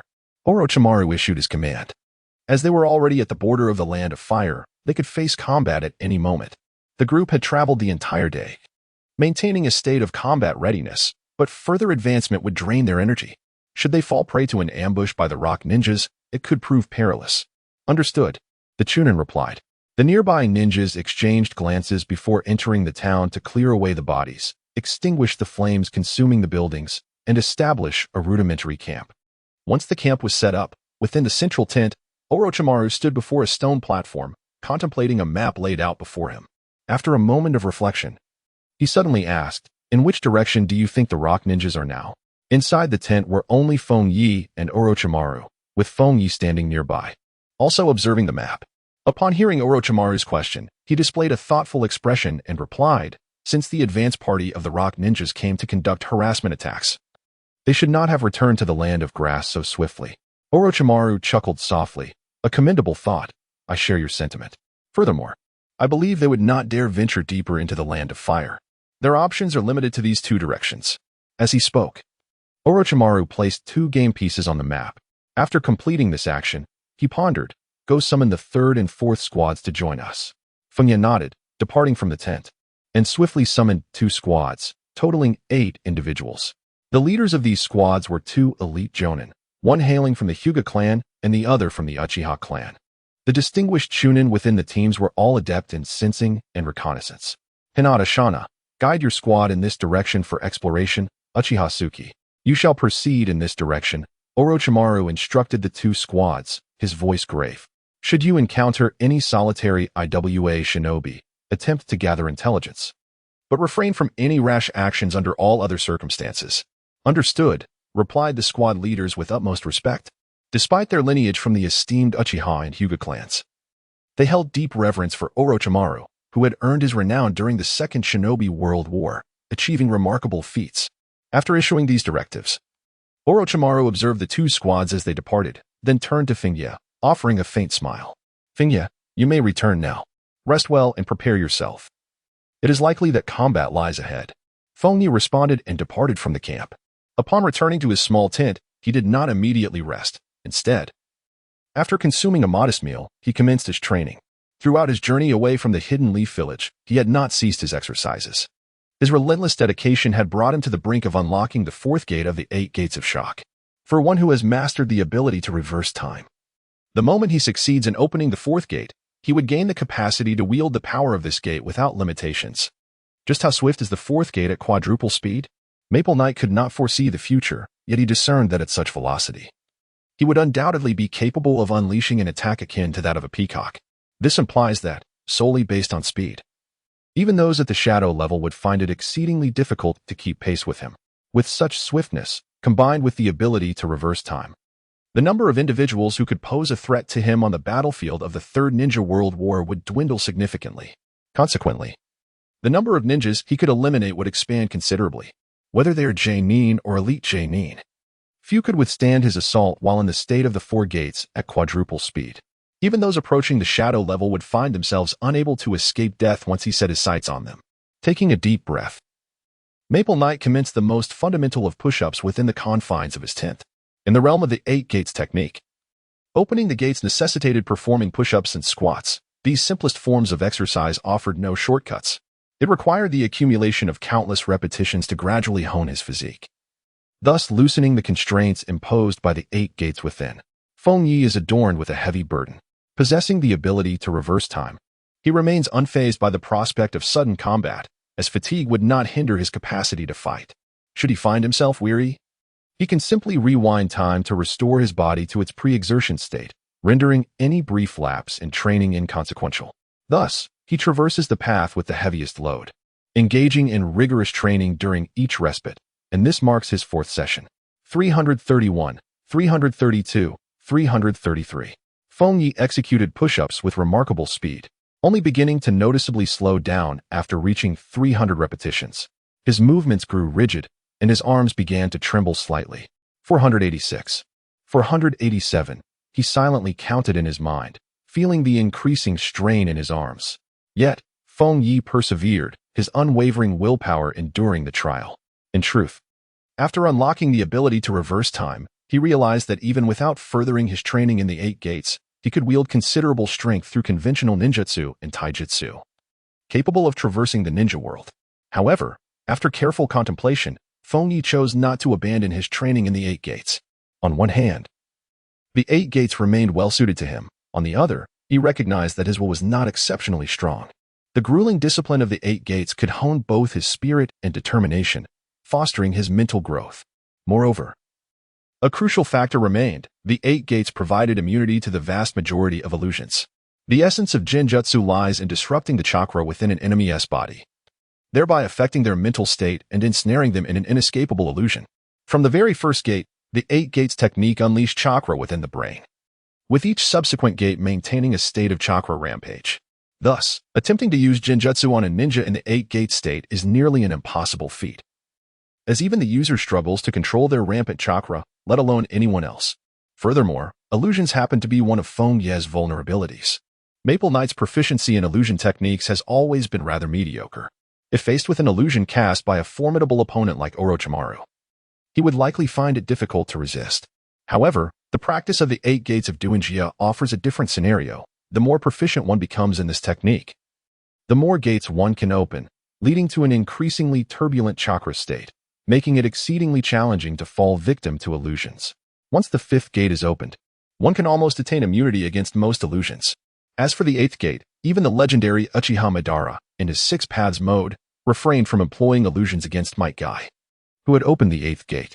Given Madara's extensive combat experience, the absence of illusion usage suggests one possibility. Against Might Guy in the state of the 8 gates of Duinjia, illusions would be utterly ineffective. Disrupting the chakra of Death Gate Guy, which has reached its peak, would be an unattainable feat, even for the power of the Rinnegan at the 6 paths level. As for whether Uchiha Shirsui's extraordinarily powerful illusion, Kodo Amatsukami, or the ultimate illusion, Infinite Tsukuyami, could affect someone in the state of the 8 gates of Duinjia, such speculation remains impossible, as the original narrative does not provide any evidence. Feng Ye remained uncertain. However, he would not allow the influence of other deities to take hold of him, nor would he permit the endless Tsukuyami to transpire. As long as he could attain immunity to the vast majority of illusions, that was sufficient for him. This was the very reason he persevered through hardship, continuing his training in the 8 gates of Duinjia. 775, 776, 777. As the numbers ascended, Feng Ye's breaths grew increasingly labored, sweat cascading from his brow. Finally, upon reaching 777, his arms weakened, and he collapsed onto the ground. After gasping for breath for a full half-minute, he managed to sit up once more. Alas, there was no means to reverse time and alleviate his fatigue. Maple Knight shook his head. Reversing time merely restores the body to a previous state. Utilizing this phenomenon to alleviate fatigue is akin to erasing the memory of having performed hundreds of push-ups, a rather exasperating predicament. After resting for several minutes, Maple Knight sipped some water and glanced at the ground, dampened by sweat. Shaking his head, he remarked, "Forget it, I might as well head outside. It would save me the trouble of dealing with the pungent odor of sweat lingering in the tent, not to mention the hassle of cleaning up." Thus, he stepped outside the tent. Feng Ye clasped her hands behind her head and commenced her squatting exercises. Push-ups, squats, and sit-ups constitute the foundational triad of physical training, effectively engaging the arms, legs, and core. These exercises serve as the most efficient means of invigorating the body's meridians. 221, 222, 223. Feng Ye continued to silently count in his heart. His squatting exercises outside the tent caught the attention of several ninjas. "Hey, what is that guy doing?" someone remarked. Noticing Feng Ye's movements and addressing a comrade nearby who was busy moving supplies, Morino Ibi carrying a box, followed the gaze of his companion and beheld Feng Ye persistently squatting, a peculiar expression crossing his face. "Is he training his physical skills?" "It seems so," Morino Ibi replied, a slight twitch at the corner of his mouth betraying his thoughts. "Why does he seem a bit, not very bright? Is that kid truly the prodigy that Lord Orochimaru has taken as his disciple? We are at the border. A battle could erupt at any moment. At such a time and place, instead of resting and conserving energy, he is expending it on physical training. I almost want to ask if he has a screw loose." Yet, he restrained himself, opting for the milder phrasing of "not very bright." After all, Feng Ye was a disciple of Orochimaru. "Who knows?" sighed the companion. shrugging with a hint of exasperation. What sense does it make to continue training at a time like this? What was he doing before? Mori no Ibi Mu felt a pang of frustration. If a fight were to break out suddenly, they might have to protect the defenseless Feng Ye. What was the rationale behind sending such a young and inexperienced ninja into the advance party? If they were still in the village, he would likely have questioned Orochimaru about this decision. But now, it was too late. They had already arrived at the front lines, and there was no way to send Feng Ye back. Forget it, Mori no Ibi Mu ultimately decided, shaking his head as he retreated into the tent. After all, Feng Ye was a disciple of Lord Orochimaru. Even if his actions were somewhat foolish, it was Orochimaru's responsibility to guide him. It was not their concern. And even if he proved to be a burden, there was little that could be done. As time passed, Feng Ye transitioned from performing squats to engaging in sit-ups, subsequently repeating his push-up routine. He paid no heed to the peculiar gazes of the onlooking ninjas, for he could sense a burning vitality coursing within him. And he felt the shackles of the fourth gate, the injury gate, gradually loosening. In this state, although his muscles began to ache and each movement became increasingly arduous, he gritted his teeth and persevered. The fourth gate was within his reach. Just a little further, and he would be able to push it open. The training of Feng Ye did not only capture the attention of other ninjas, even Orochimaru noticed it. He cast a distant glance towards Feng Ye, his brow slightly furrowed, filled with a sense of perplexity. At such a moment, still practicing physical techniques? Compared to Sanaya Biki and others, he was somewhat more familiar with Feng Ye. And in his opinion, Feng Ye ought to be above engaging in such seemingly foolish and meaningless endeavors. Feng Ye, burdened by weight, often seized moments to train during his journey from Konoha to the borders. He was aware of this dedication, yet chose not to intervene. In Orochimaru's eyes, unwavering diligence and constant effort in training, regardless of circumstances, constituted exemplary behavior. However, the situation had shifted. They were now at the borders of the Land of Fire, where the specter of battle loomed ever close. Given Feng Ye's mental acuity, he ought to have comprehended this reality. The fact that he opted to continue his training under such conditions suggested a singular possibility. He was on the verge of a breakthrough with a particular technique. The 8 gates, perhaps? Orochimaru pondered momentarily, then shook his head slightly, deciding against impeding Feng Ye. The likelihood of an abrupt confrontation was minimal. If Feng Ye truly stood on the brink of enhancing his power, it was a risk worth taking to pursue that breakthrough. The prowess of Feng Ye has likely reached the level of a jonin. Should he refine his mastery of the 8 gates further, he might, in the state of the 8 gates opening, rival even an elite jonin, although the duration of this state may be short-lived and accompanied by significant side effects. The combat strength of an elite jonin remains formidable, even on a battlefield teeming with adversaries. Orochimaru chose not to intervene. Despite the other ninjas finding Feng Ye's actions somewhat absurd, there was no directive from Orochimaru to restrain him, leaving them with little recourse but to express their incredulity. Initially, it was believed that Feng Ye, despite his youth, would possess a certain reliability as a chunin, yet it has become evident that he is equally unreliable. Feng Ye clasped his hands behind his head, silently counting the repetitions of his sit-ups in his mind. Sweat cascaded down his brow as he exerted himself to rise. Acutely aware that the strength in his core was nearing its limits, yet he persevered through gritted teeth. The chakra within him flowed, continuously converging at the position of the 4th gate of the 8 gates of Duanjia, where he could feel a searing heat and a faint sting. At last, after yet another rise, Feng Ye sensed a profound transformation at the 4th gate. The previously faint sense of obstruction had completely vanished, and he realized that, should he desire, he could unlock the 4th gate of the 8 doors of Duanjia. This sensation was not unfamiliar to him.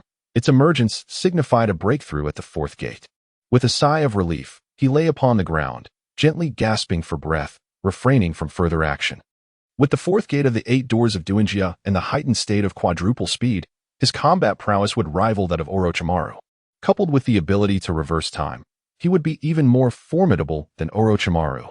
Considering the acceleration of time, I am akin to a 12-year-old, nearing 13. While Uchiha Itachi awakened his Mangeki Sharingan at the age of 13, Feng Ye murmured softly to himself. Although he appeared to be merely 10 years old, in reality, he was 13, possessing the strength of a shadow-level ninja at such a tender age, thus preserving the dignity of a transmigrator. After a brief respite, Feng Ye departed from the camp alone, making his way to the rear of the encampment, where he conducted a simple test on the state of the 4th gate of the 8 gates of Duanjia. As he had anticipated, in the state of the 4th gate combined with quadruple speed, He was indeed able to unleash the technique known as Chao Kong Ke.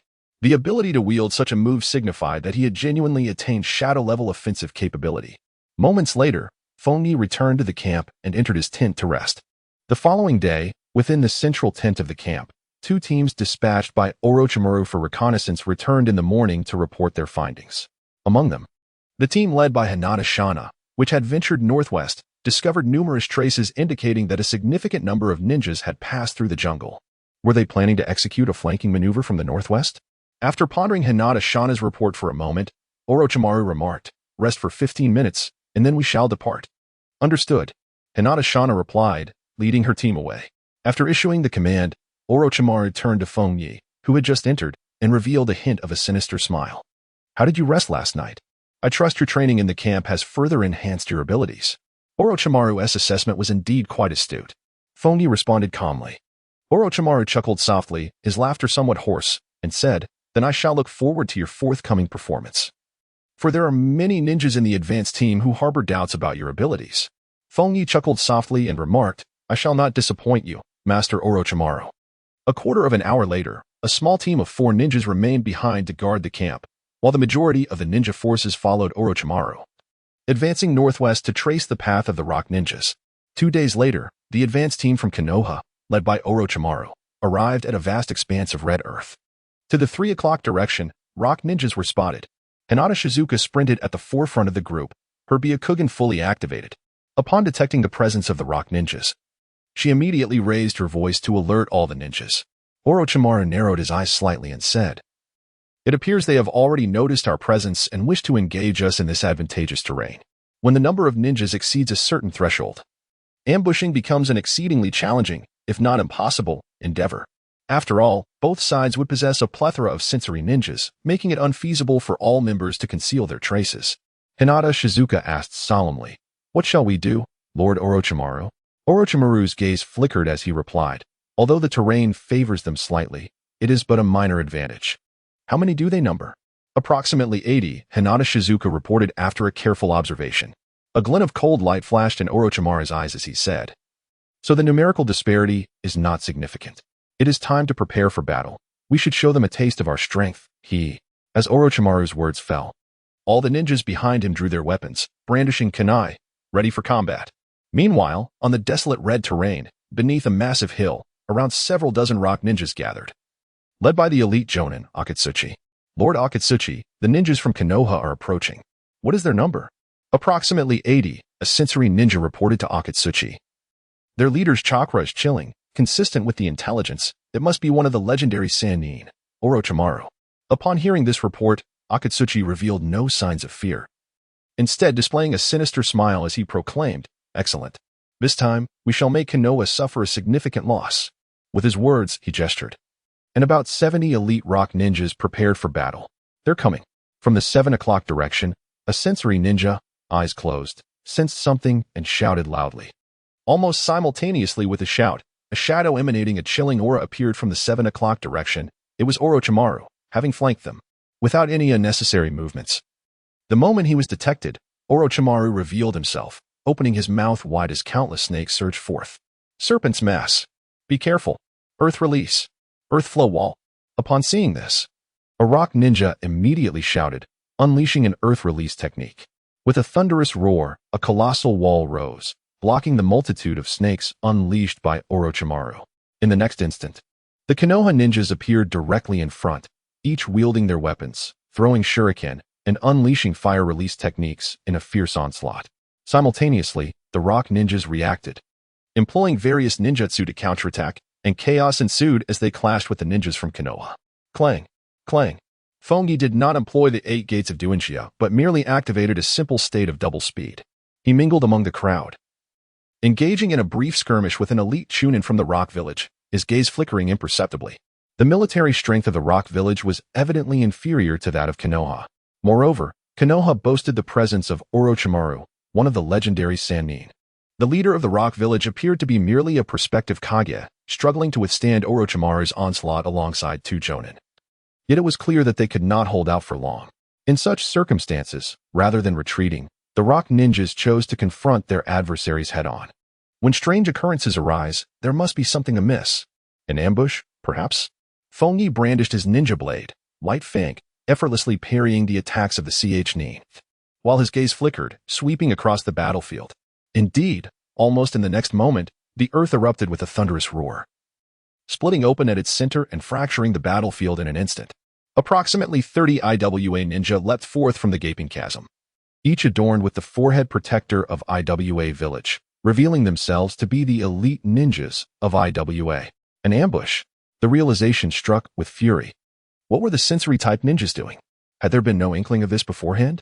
Witnessing this scene, the faces of the Konoha ninjas turned ashen.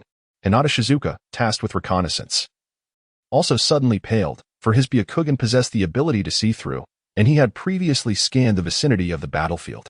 Yet, he never anticipated that the enemy had used earth techniques to conceal themselves deep underground, evading his detection. It was an arduous task to elude the gaze of the Byakugan, akin to a rat burrowing underground and hiding for such a long time. The numerous IWA ninja that emerged from the depths revealed sinister smiles. Hongtu, who was fending off Orochimaru's assault, also displayed a chilling grin, remarking, "Orochimaru of Konoha, your strength is indeed formidable. However, regrettably, your forces are insufficient. Today, you may well meet your end here." For this attack, IWA Village had meticulously orchestrated their plans. They had deliberately leaked information about their advance party to Konoha, launching a frontal assault into the land of grass, allowing Konoha to gauge the overall combat strength of their advance unit and dispatch corresponding forces.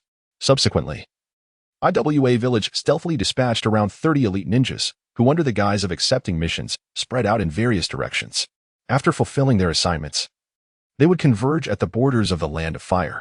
Due to the phased deployment and the cover of missions, even if Konoha scouts detected them, they would not take the actions of one or two ninja squads seriously enough to relay the information. When these squads finally converged, they formed a formidable elite force, with over half being J-Nin, including 4 elite J-Nin from IWA Village. The objective of this mission was to inflict significant casualties on Konoha's advance party, thereby securing an early advantage in the war. Orochimaru's serpentine eyes glimmered with a peculiar light. The elite force of around 30 IWA ninja, nearly half of whom were J-Nin, could not possibly operate without a sound. Yet, Konoha had received not a whisper of intelligence regarding this elite squad. This indicated that IWA had indeed expended considerable effort to create such a scenario. Whoosh, whoosh. In the next instant, 3 elite J-Nin landed around Orochimaru. Together with Hongtu and the previously mentioned IWA ninja, a total of 5 elite J-Nin surrounded him. While this formation did not pose a direct threat, it was sufficient to restrain his movements. "Ah, I see," Orochimaru mused, a glint of coldness flashing in his eyes. It remains uncertain who shall perish here. In truth, he had suspected that IWA might lay an ambush, for the entire situation had been far too advantageous for Konoha. Under normal circumstances, he would not have been so reckless as to attack. Yet, he chose to press on, and the reason was simple: the presence of Might Guy in the team, a ninja who was also outside Iwa's intelligence. Guy's combat prowess was sufficient to handle any unforeseen circumstances. "Regrettably, it would be you who would meet your demise," Hongtu coldly declared, then suddenly surged toward Orochimaru, the others following suit, mounting a collective assault. Meanwhile, the situation for the Konoha ninjas had deteriorated drastically. Nearly 30 elite IWA ninja, with more than half being J-Nin, had suddenly entered the fray, enough to completely reverse the balance of power in the battle. "Lord Orochimaru," someone shouted towards him, attempting to alert him. In such dire circumstances, continuing the fight would only lead to their defeat. A retreat was imperative. They could no longer afford to engage the enemy. However, Orochimaru showed no inclination to retreat. He continued to engage, attacking the elite IWA J-Nin without issuing any orders to withdraw, appearing resolute in his determination to fight to the bitter end. Hinata Shizuka, struggling against the onslaught of 2 IWA J-Nin, found himself in a precarious position. He glanced toward Orochimaru, his heart filled with uncertainty. "Lord Orochimaru?" This situation clearly calls for a retreat. Given Orochimaru's discernment, it was impossible for him not to recognize this fact, yet he had yet to express any intention to withdraw, a choice that left all of Konoha's ninjas perplexed. Just then, amidst the chaos, Might Guy, engaged in fierce combat, suddenly roared with fury. His body enveloped in a vibrant green chakra that surged to unprecedented levels. The 8th gate of the 8 gates, open, with the 6th gate unlocked. Might Guy's speed and strength soared, delivering a single kick that shattered the short sword of an elite Nin, sending the opponent sprawling, blood spewing forth. This spectacle left Senju Ibiki and the others momentarily stunned. They had not anticipated that this perennial genin possessed such formidable power. It was only at this moment that they began to comprehend why the Hokage had assigned Might Guy to the advance party. Such prowess indeed warranted his inclusion, as it was on par with that of a Nin. However, the brief astonishment was soon overshadowed by the immense pressure they faced. Though Might Guy's capabilities were somewhat unexpected, they were still insufficient to alter the tide of battle. Orochimaru remained steadfast, never issuing a retreat command. Senju Ibiki and the others could only grit their teeth and continue to fight. Unlocking the sixth gate only afforded them this much. The IWA ninja were indeed exceptionally strong. It appeared that Guy would need to open the seventh gate, perhaps even the eighth, as Might Guy unleashed the sixth gate. Showcasing the power to dispatch Nin and suppress Nin, it still proved inadequate to turn the tide, given the current battlefield conditions. Even if he opened the seventh gate and eliminated a few Nin, it would remain a formidable challenge to shift the momentum. It seemed he would ultimately need to unlock the eighth gate. The eighth gate, huh? Might Guy inhaled deeply, feeling little fear of death. To protect what must be protected, to ignite his youth for the sake of Konoha, was the duty he embraced. Yet, just as he was about to open the seventh gate, and subsequently the eighth, a voice suddenly called out from behind him. Do not continue to open the gates, Senior Guy. As Feng Ye approached from behind, gripping the ninja blade White Fang, he was accompanied by a rigid rock ninja. Suddenly, the body split in two at the center, crashing to the ground amidst a shower of blood. The reversal of time could not be applied to others. Might Guy was destined to open the eighth gate here, with the inevitable outcome being death. Given this reality, it was better left to him. Feng Ye? Might Guy exclaimed in astonishment as he turned to look. As Feng Ye approached, his demeanor remained tranquil. With his left hand, he formed a single seal and swept it across the blade of his ninja sword, White Fang, causing a cacophony of bird calls to resonate across the battlefield. Chidori. He continued to advance, and with each step, a silvery luminescence enveloped him. This was the manifestation of lightning chakra, surging forth after breaking through the third gate of the eight gates, flowing and dissipating in a breathtaking display. The hue was not as profound as the lightning chakra mode of the fourth raikage, nor was it the typical green of the eight gates. Rather, it was a lighter shade of silvery white. This was the name Feng Ye had bestowed upon this state, lightning of the life gate. The destructive potential of lightning chakra on the body was markedly severe, with considerable side effects, rendering it nearly a suicidal endeavor. However, for him, endowed with the ability to reverse time, these consequences could be disregarded. Furthermore, in this mode, Chidori could be sustained for a prolonged duration. This technique, developed after acquiring the ability to reverse time, was uniquely suited to him, boasting a speed that exceeded the norm of opening the gates.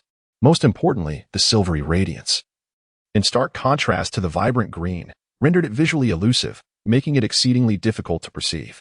You need not employ that here, my senior. Allow me to handle this. Bathed in the silvery glow, Feng Ye spoke softly to Might Guy, swinging White Fang from in front of him to the right, eliciting arcs of lightning that danced through the air.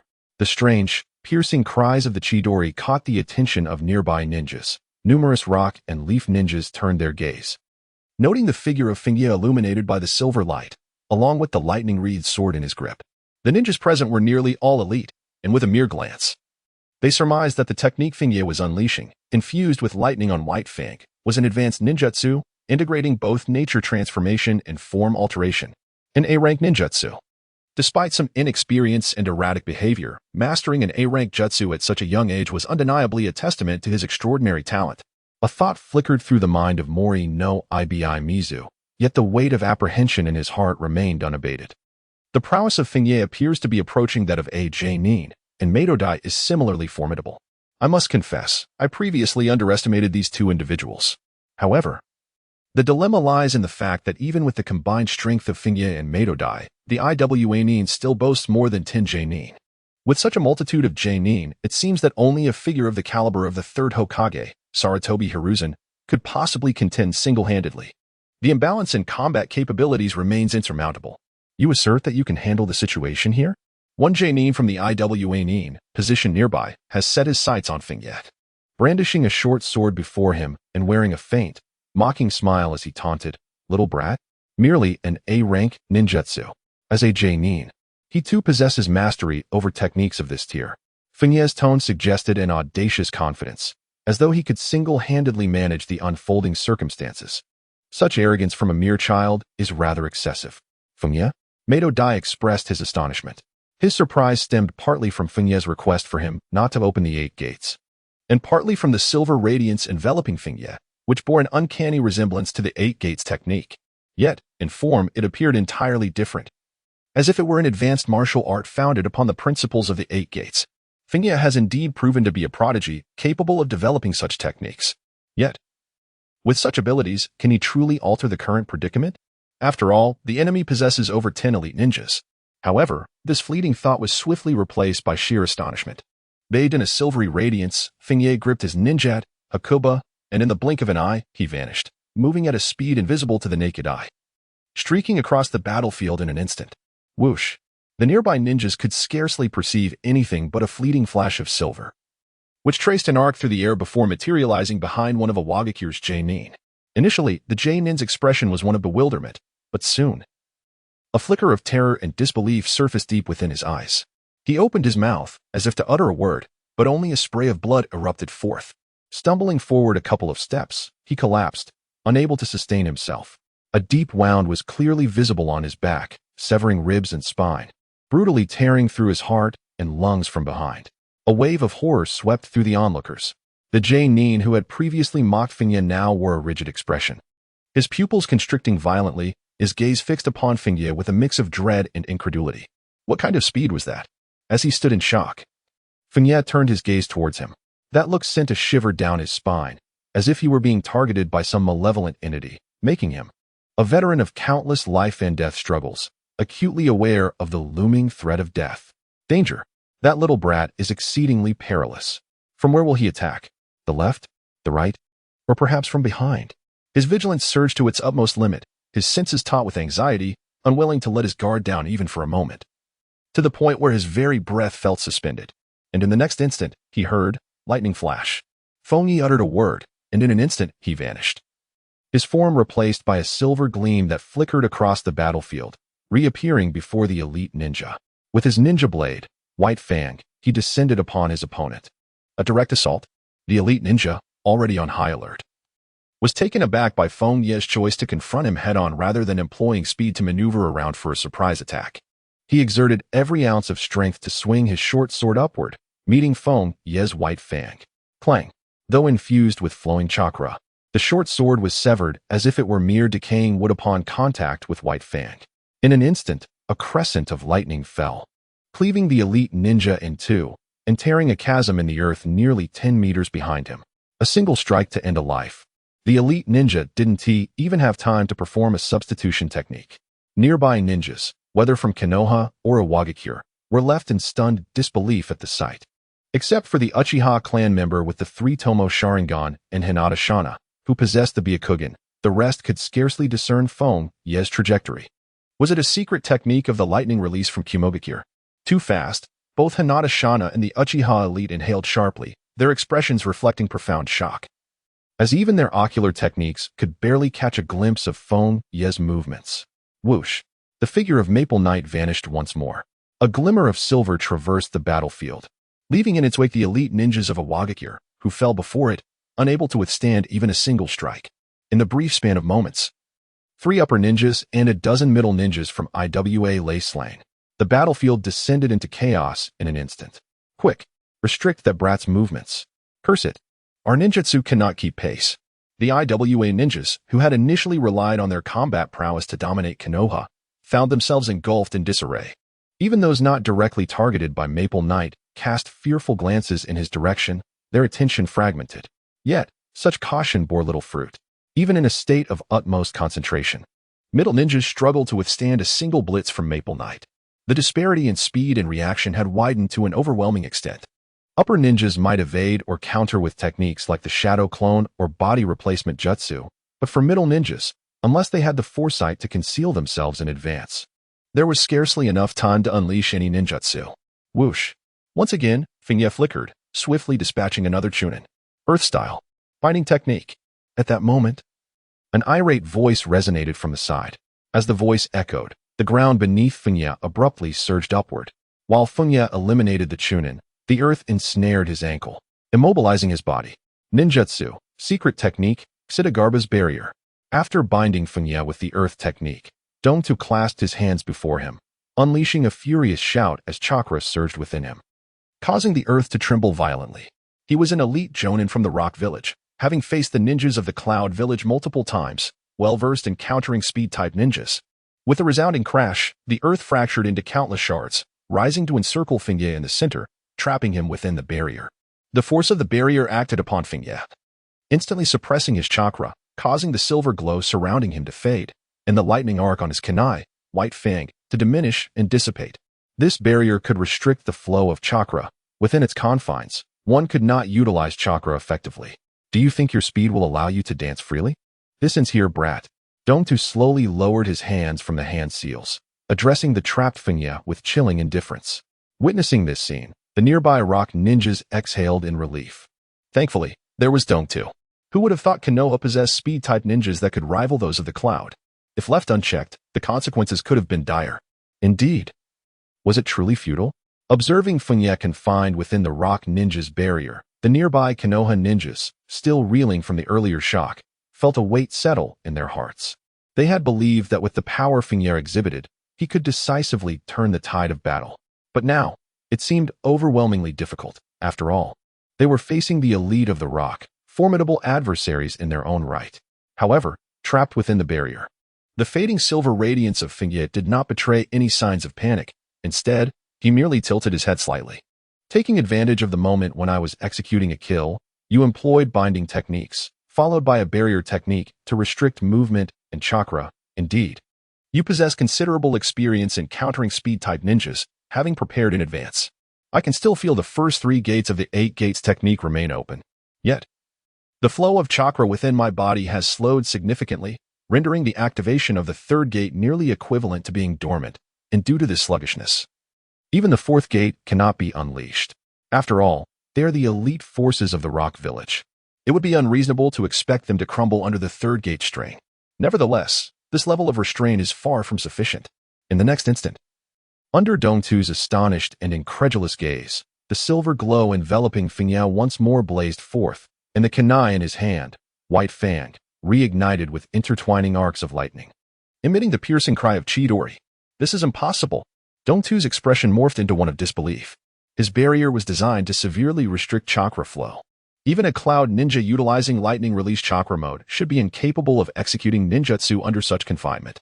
The demeanor of Feng Ye was tranquil, as if time itself had reversed. The restraints still lingered, preventing him from dispelling the barrier outright. However, his physical condition had reverted to that before the binding, and the sluggish chakra within him surged back to its frenzied state, with Chidori once again manifesting, just before the barrier's confinement could take effect anew. The reawakened chakra within Feng Ye surged downward, shattering the 4th gate of the 8 gates. It appeared that he would have to exert his utmost effort. Injury gate lightning. Crackling sounds echoed. The 4th gate of the 8 gates was breached by the lightning chakra, causing his hair to become disheveled, revealing strands of intertwining lightning arcs amidst his silver locks. In the explosive state of the 4th gate, Feng Ye shattered the encroaching boulders, wielding his ninja blade, White Fang, infused with lightning, and struck forward with a sudden, decisive slash. The speed of this strike was astonishing, so swift that even the ocular techniques of Ri and Uchiha Suki could scarcely discern its trajectory. The blade sliced through the air, igniting a flicker of flames in its wake. The flames intertwined with the lightning, coalescing into a strike reminiscent of the sun, cleaving the earth-style barrier asunder at its center. Boom! The flaming strike erupted forth, crashing into the ground several dozen meters away, causing the earth to shatter and creating a chasm that extended for yards. The blade's ability to generate flames through friction with the air transcended mere lightning flashes, surpassing even the moon flash. This technique ought to be named Radiant Flash, Feng Ye murmured softly. And in an instant, his form vanished from sight. Dongtu's expression shifted dramatically. This is bad. He was bewildered by how Feng Ye could unleash such a formidable attack within his barrier, shattering it with such ease. Yet, there was no doubt that Feng Ye was now approaching him. Without a moment's hesitation, almost as soon as Feng Ye disappeared, he formed a hand seal, and quietly, he too vanished from the spot. Earth Instant Technique. The silhouette of Feng Ye materialized at the spot of his disappearance, the blade in his hand cleaving the earth and creating a fissure from which flames flickered. How many times can you evade? With a misstrike. Feng Ye's demeanor remained unchanged as he vanished once more, transforming into a streak of silver that darted across the battlefield. Nearby, the rock ninjas attempted to unleash their jutsu to impede Feng Ye, yet their techniques could not keep pace with his velocity, all falling short beneath the glimmer of silver. Not far away, the figure of Dong Tu appeared abruptly, only to be met head-on by Feng Ye's fiery slash. With a sharp sound, Dong Tu was cleaved in two. Yet no blood spilled forth. Instead, he morphed into two stones. Dong Tu re-emerged a dozen meters away, his eyes reflecting a hint of panic as he hastily formed hand seals and attempted to evade once again, but this time it was too late. A blade entwined with flames sliced through him. Dong Tu stood frozen in place, his hands barely completing the sealing gesture, now immobilized, bathed in silver light. Feng Ye appeared behind Dong Tu, his ninja blade, White Fang, poised in a slashing posture. To have evaded two of his attacks while in a state of four gates at double speed. Dong Tu was the most formidable Jonin Feng Ye had encountered on this battlefield, likely nearing the level of a quasi-kage. Quite impressive. You. Dong Tu struggled to turn his head to face Feng Ye. He could not discern Feng Ye's words. Only an amalgam of sounds that resembled a cacophony played at double speed. Yet, this was inconsequential.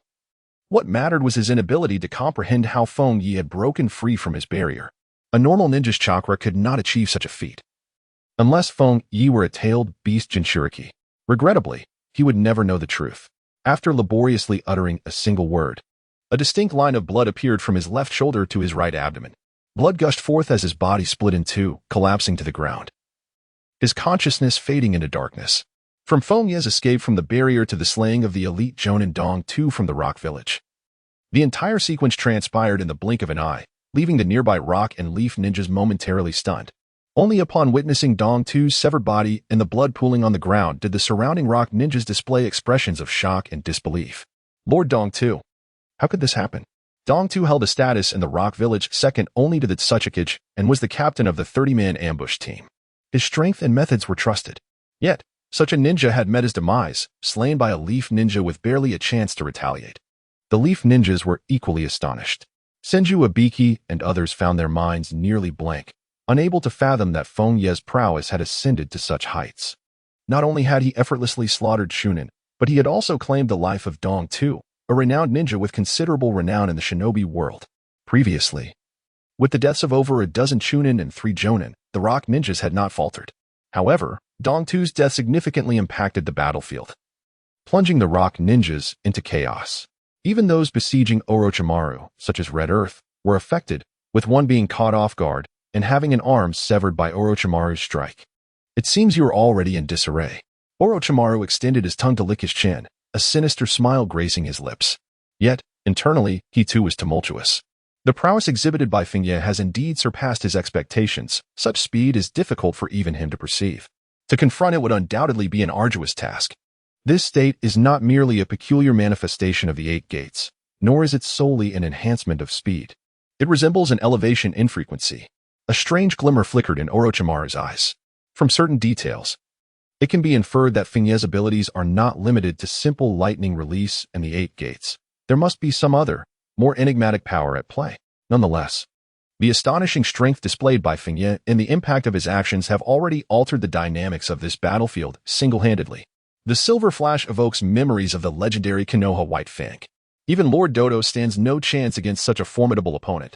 The rock ninja gazed at Feng Ye, their eyes betraying a hint of fear. A senior ninja, sensing the dire situation, gritted his teeth and declared, "Do not panic. That state cannot be sustained for long. We still hold the advantage. Continue the assault." Indeed, another chimed in. That brat's chakra cannot last indefinitely. One of the rock ninja noticed the silver glow around Feng Ye had dimmed slightly, providing a momentary sense of reassurance, and their panic began to subside. Gritting their teeth, they pressed on in their attack against the numerous Konoha ninjas. Meanwhile, the Konoha ninjas, emboldened by Feng Ye's swift elimination of 4 high-ranking ninjas and over a dozen mid-ranking ones in a remarkably short span, found their circumstances transformed. It was no longer as daunting as it had once seemed. Now, as they faced the continued onslaught of the rock ninja, they too advanced to meet the challenge. Boom. Boom. Explosions echoed across the battlefield. They hoped to exploit my weakness and endurance, but alas, I am no longer the person I once was. As Feng Ye's gaze swept across the battlefield, he murmured softly in a voice audible only to himself. Then, with a swift motion, he lunged towards the nearest rock ninja.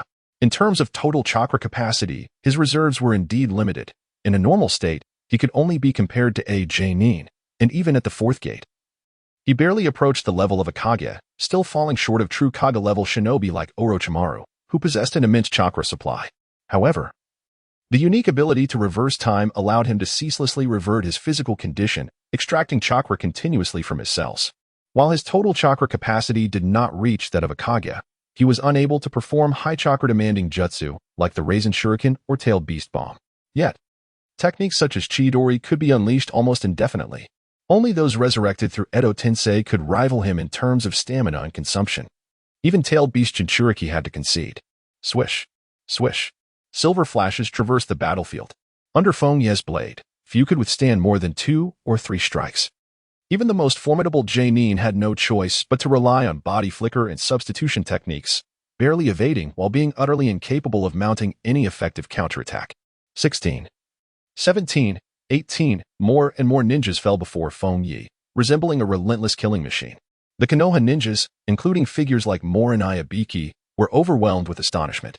As nearly 10 Jainin perished at Feng Ye's hands, and Orochimaru dispatched 2 of his assailants, the rock ninjas' morale finally crumbled. Retreat.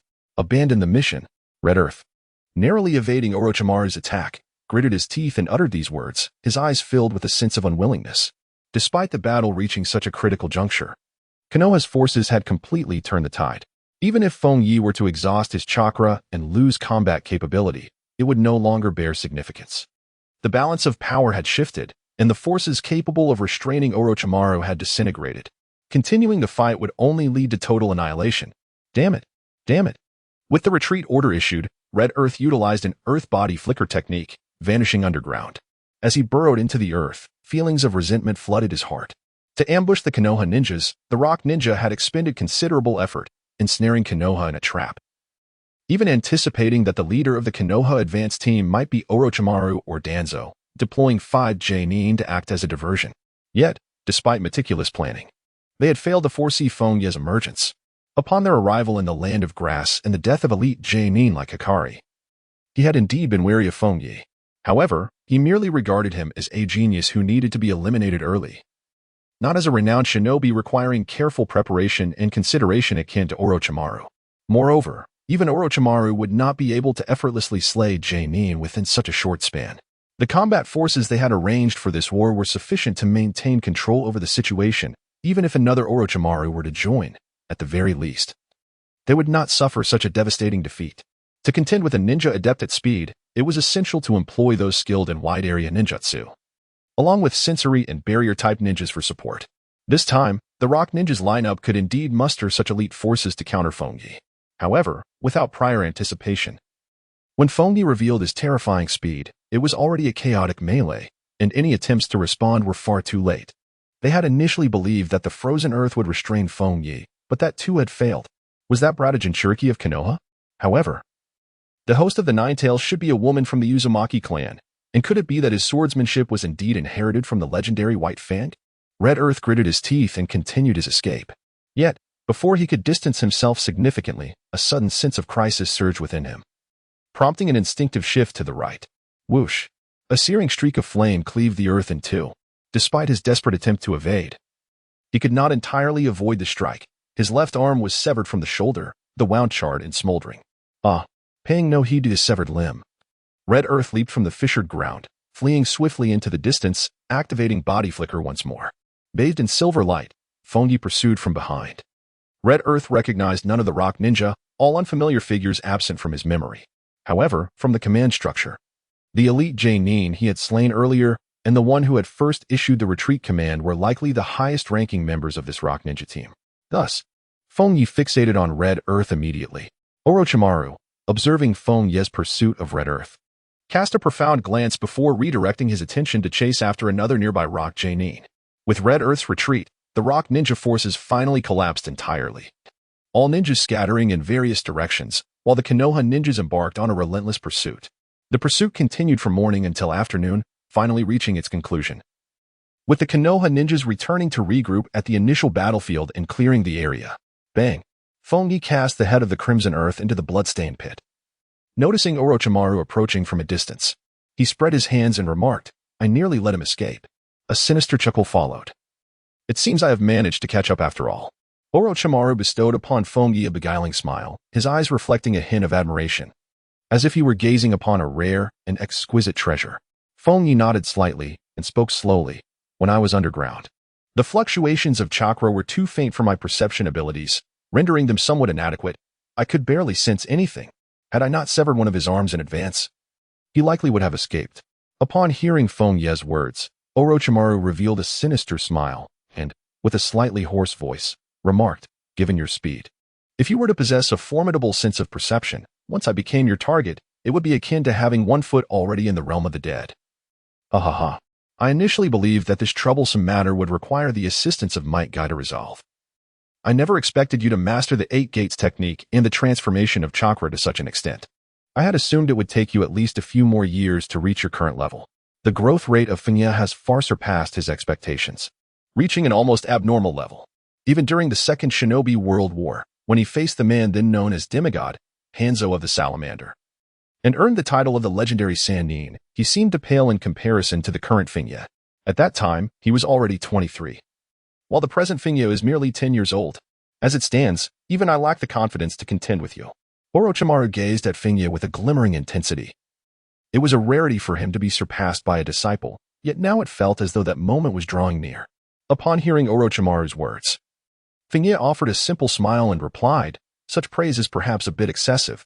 I have merely relied on your guidance, Orochimaru-sensei, to develop a few ninjutsu techniques, which come with significant side effects. I am still far from your level." When Orochimaru spoke of lacking the confidence to confront him, he did not mean he was unsure of victory, but rather of securing a definitive defeat. After all, winning a battle and taking a life are two distinct concepts. Given Feng Ye's speed and determination to escape, Orochimaru currently possesses no effective means of countering him, unless he were to set up barriers in advance. Feng Ye's response was a modest one. However, the prospect of him engaging in combat with Orochimaru is indeed a challenging proposition. Orochimaru's chakra capacity and perceptive abilities reveal no discernible weaknesses, and his survival instincts are unparalleled. It is unrealistic to expect a swift elimination of Orochimaru. The confrontation would inevitably devolve into a war of attrition. Ultimately, it would either result in Feng Ye exhausting Orochimaru's chakra or Orochimaru utilizing barriers or sealing techniques to subdue him, making it improbable for the battle to conclude in a matter of days or nights.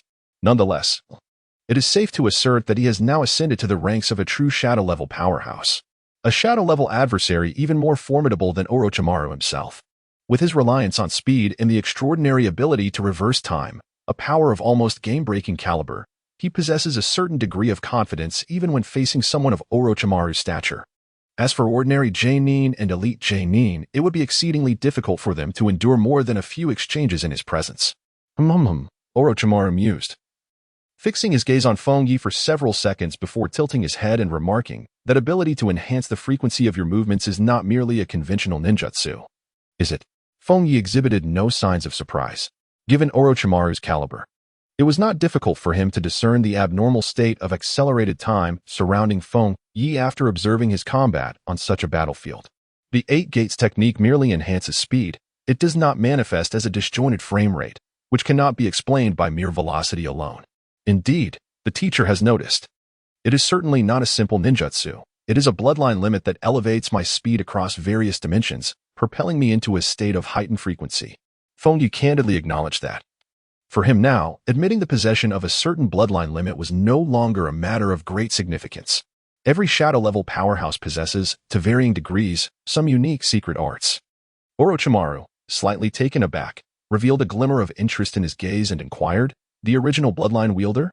Beyond the well-established bloodline limits such as Byakugan and Sharingan, which have been passed down through generations, techniques like wind release and lava release typically do not circulate within families, but rather manifest as unique awakenings in certain exceptional individuals. Such ninjas are referred to as original bloodline wielders. The bloodline limits of these original wielders do not necessarily inherit to the next generation, or rather, the probability of inheritance is exceedingly low, nearly non-existent. Presently, the most reliably inherited bloodline in the ninja world is the Byakugan, with every member of the Hyuga clan assuredly possessing it.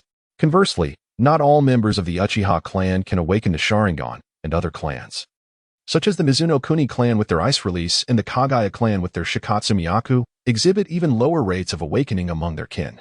Indeed, Maple Knight nodded. Orochimaru, lost in thought, remarked, the bloodline limit that fuses fundamental attributes lacks the ability to enhance frequency.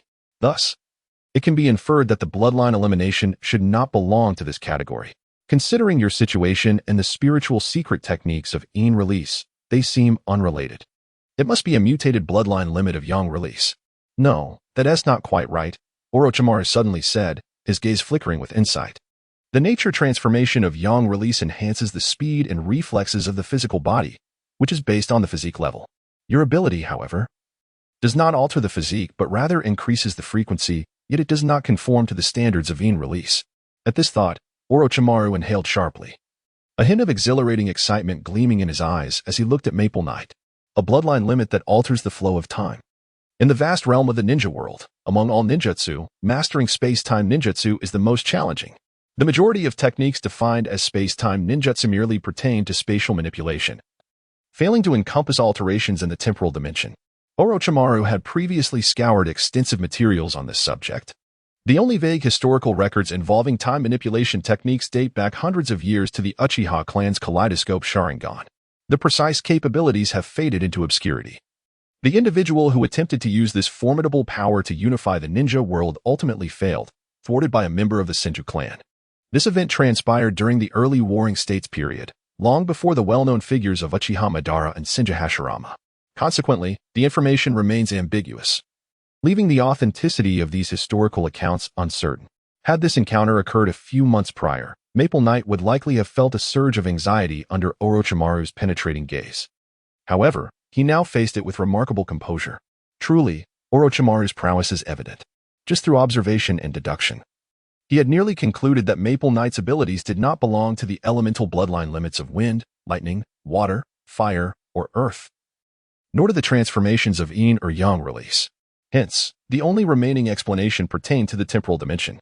Indeed, Orochimaru-sensei, your capacity for accurate judgment from mere observations during combat is impressive, Maple Knight thought. With no other distractions to obfuscate the truth, he confidently stated, I have conducted some tests and confirmed that this ability does not belong to the elemental ninjutsu nor to Yin or Yang Release, nor is it related to space techniques. It should be classified as the 9th category of ninjutsu.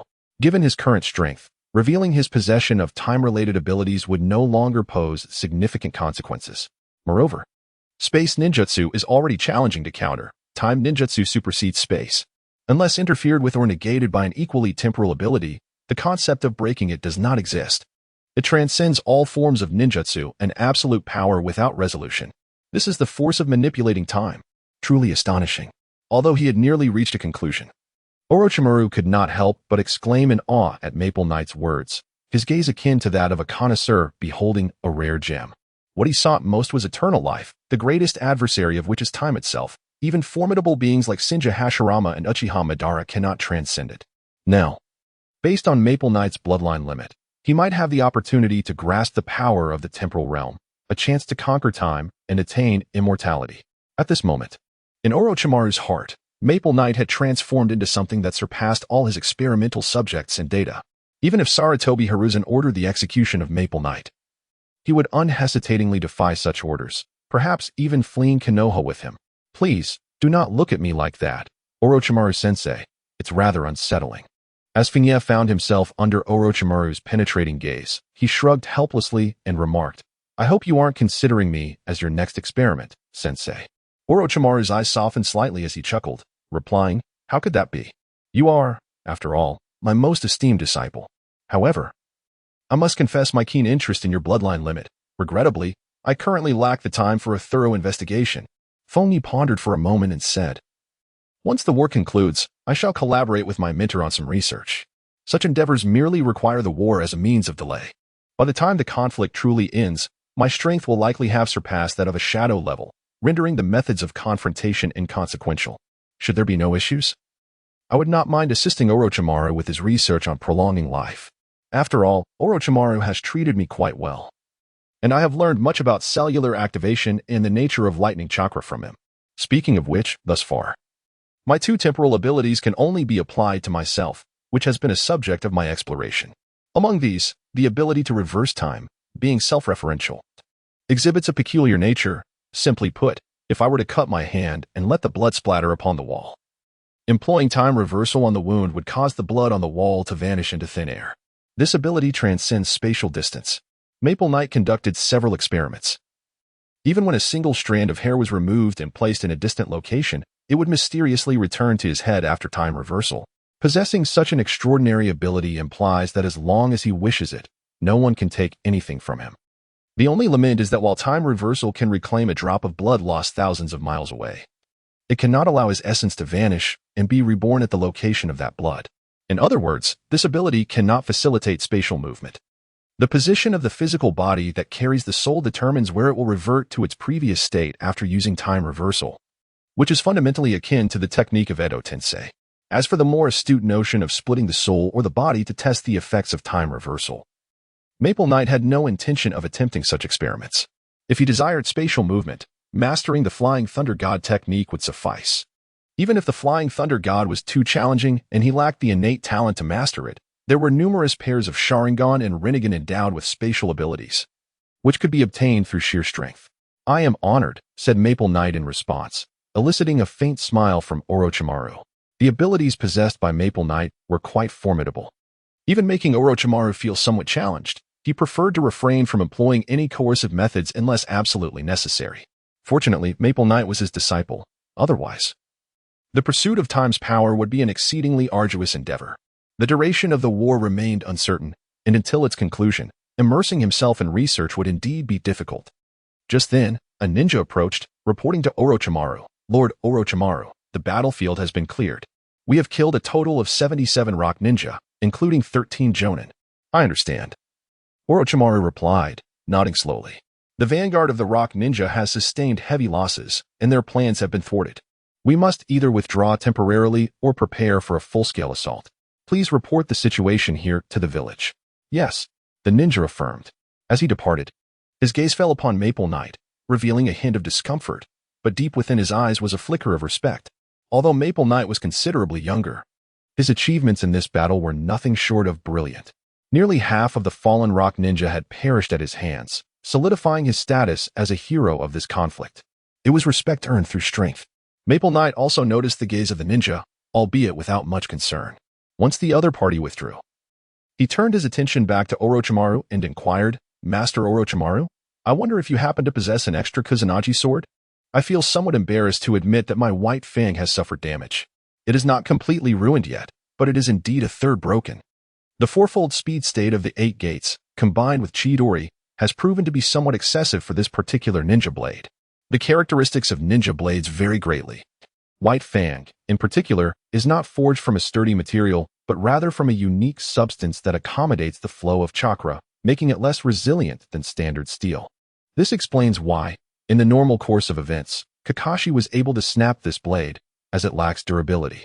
In terms of raw offensive power, my current full-force strike is likely inferior to that of Tsukumo Hatake wielding White Fang, yet the disparity in combat techniques is substantial. Tsukumo utilized the second stage of the Hatake swordsmanship, employing pure chakra transformation that has reached a solidified level. This not only prevents undue strain on the ninja blade, but actually fortifies White Fang, rendering it more difficult to damage. I, on the other hand, employ the first stage of Hatake swordsmanship, relying on lightning release Chidori and forcibly creating effects akin to the second stage through sheer speed. During the battle, I failed to notice any issues, but after vanquishing the Red Earth, I observed a minuscule crack had formed on the edge of White Fang. I estimate that another bout like this would shatter it completely. Unless, prior to that, I can master the second stage of Hatake swordsmanship and achieve a higher understanding of chakra flow, which is no simple feat moreover. In the state of the 8 gates of lightning, it is exceedingly difficult to execute the second stage of Hatake swordsmanship. When it comes to resilience, only the divine Kusanagi sword seems capable of withstanding my ferocious strength. Although the Kusanagi sword is not a short blade and does not align with the form of Hatake swordsmanship, it appears to possess the ability to alter its shape, allowing it to extend and retract at will. Even if it cannot shorten, I could potentially adapt my techniques accordingly. After all, I am not lacking in time for training. Upon hearing Maple Knight's words, Orochimaru contemplated briefly before responding, I do not have an extra Kusanagi sword at present, but I am aware of its whereabouts. Feng Ye remained silent, anticipating Orochimaru's next words. Soon, he witnessed Orochimaru unveil a scroll. Presenting the scroll to Feng Ye, Orochimaru stated, it contains approximate coordinates. The ninjas within that village possess average strength, and with your capabilities, you should be able to handle them with ease. This information had been acquired earlier, and he had initially intended to retrieve it. However, the sudden outbreak of war compelled him to the front line, forcing him to set this matter aside for the time being. Feng Ye accepted the scroll. He felt a twinge of amusement at the thought of Orochimaru storing so many scrolls in his belly and wondered how he managed to distinguish one from another. Did he perhaps categorize them like waste? However, Feng Ye kept his thoughts to himself and nodded respectfully to Orochimaru, saying, Thank you, sensei. Ah, no need for thanks, Orochimaru chuckled softly. In the heart of Konohagakure, atop the Hokage building, a meeting was underway. The atmosphere was oppressive, with Sarutobi Hiruzen seated at the center, flanked by Danzo. Sunagakure, unwilling to accept our explanations, firmly believed that the disappearance of the third Kazekage was directly linked to Konoha. Now, under the command of the newly appointed fourth Kazekage, a substantial force was marching toward the borders of the Land of Fire, necessitating an immediate response. Hiruzen's gaze flickered with intensity as he spoke gravely. The third Kazekage had vanished nearly a month ago. Sunagakure had tried to suppress the news while searching for him, but to no avail. Ultimately, they concluded that Konoha had covertly abducted the Kazekage and declared war on us. This declaration from Sunagakure worsened the situation significantly. Initially, Iwagakure had only dispatched a small advance force into the Land of Grass, engaging in minor skirmishes and strategic deployments without escalating into full-scale warfare. In contrast, Sunagakure had launched an all-out assault from the start. Given that the fourth Kazekage has mobilized, I believe it is imperative for you, Lord Hokage, to lead our forces at the front, an elite jonin suggested solemnly. Hiruzen's expression turned serious. He, too, wished to take command on the battlefield. Yet the news of Sunagakure's full-scale advance made it difficult to guarantee that Kirigakure and Kumogakure would remain passive. These two villages, not bordering the Wind Country, would likely exploit Sunagakure's offensive to launch their own attacks on the Land of Fire. I shall go, Jiraiya declared, rising to meet Hiruzen's gaze with a serious and determined expression. You should remain in the village to deter the other villages. Hiruzen regarded Jiraiya, fully aware of his capabilities, feeling somewhat reassured by the prospect of him heading to the front lines. Nonetheless, facing a significant invasion from Sunagakure alone would be exceedingly challenging for Jiraiya. Danzo, you shall accompany Jiraiya, Hiruzen instructed, turning to Danzo. As Danzo leaned on his cane, his demeanor calm, he was about to respond when Jiraiya interjected, Lord Danzo, perhaps you should remain vigilant against Kirigakure. I can handle the assault from Sunagakure with Minato by my side. Hiruzen mused, contemplating before he nodded in agreement.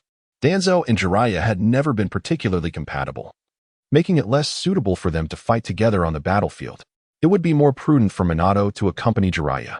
Next came the matter of personnel allocation. Hiruzen's gaze swept across the meeting room, where not only elite jonin from Konoha sat but also the heads of prominent clans such as Uchiha and Hyuga. The true aim of this meeting was to inform the clans of the dire situation and to exert pressure for them to contribute personnel for the impending war. As this is a full-scale war, we shall heed the orders of Lord Hokage, the head of the Uchiha clan spoke slowly. The head of the Hyuga clan echoed this sentiment. They understood Hiruzen's purpose in convening this meeting. It was impossible to remain detached in the face of impending conflict. Very well, Hiruzen replied, satisfied with their affirmations. He distributed documents containing the profiles and lists of ninjas, preparing to form a frontline force to counter Sunagakure's advance. As he organized the roster, a member of the Umbu suddenly appeared, kneeling before Hiruzen and presenting a scroll. Lord Hokage, urgent news from the front. Is it concerning the battle? Hiruzen paused, lowering his gaze to the Umbu, his eyes glinting with curiosity. The Umbu nodded. Yes, it appears to be good news. Oh, that's reassuring, Hiruzen murmured, accepting the scroll. With Orochimaru leading and Might Guy, a special ninja capable of unleashing tremendous power in unexpected situations on our side, it was unlikely Iwagakure's strategies would succeed. As Hiruzen opened the scroll and scanned the initial lines, a look of relief crossed his face, confirming his earlier assessments. He began to read aloud, the frontline reports that Konoha's advance party has reached the borders, tracking the IWA ninjas, and engaged them in battle in the wasteland, ultimately repelling their forces and inflicting heavy casualties on the enemy. The atmosphere in the meeting room lightened considerably as Hiruzen read the first line. The leaders of the clans visibly relaxing. Given the full-scale offensive from Sunagakure, the news of a decisive victory against IWA ninjas was undoubtedly uplifting. The situation at the borders of the Land of Grass seemed stable, allowing for a more measured response to Iwagakure's movements without the immediate need to dispatch reinforcements. This would enable them to concentrate their forces against Sunagakure, thereby minimizing losses among the clans. Orochimaru has performed admirably, Danzo observed, casting a glance at Hiruzen with a tone of detached approval. The success against Iwagakure at the borders was also encouraging. They could now focus their strength on defeating Sunagakure before turning their attention back to Iwagakure, confident even in the face of a two-front war. Trust in Orochimaru during such times is indeed warranted, Jiraiya added, a confident smile gracing his face. Leave Sunagakure to me. I want to allow them to disrupt our plans. Having long been in competition with Orochimaru, Jiraiya felt compelled to match his achievements now that his rival had claimed a significant victory. Hiruzen continued to peruse the scroll, noting the detailed reports of the situation and the losses sustained by Konoha. In this engagement, our advance party suffered 11 fatalities, 4 serious injuries, and 21 minor injuries.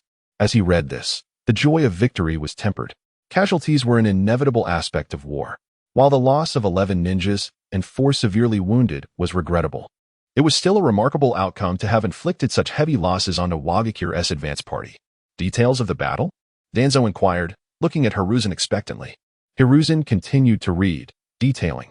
Orochimaru led our forces in pursuit of the IWA ninjas, locating their position in the wasteland and launching an attack. Our forces numbered approximately 80 against 70 of the enemy, giving us an advantage. Iwagakure had nearly 30 elite ninjas lying in ambush, half of whom were Jonin, who suddenly emerged from underground. At this point, Hiruzen's voice faltered. The expressions of Danzo and the clan had shifted, revealing a hint of concern as they awaited the continuation of the report. Although they had received good news, the emergence of nearly 30 elite IWA ninjas posed a serious threat. How had Orochimaru managed to turn the tide in such a precarious situation? Even in absence, one could sense the imminent peril of the situation. The concept of an elite force comprising nearly 30 individuals was well understood by all present, particularly by Danzo.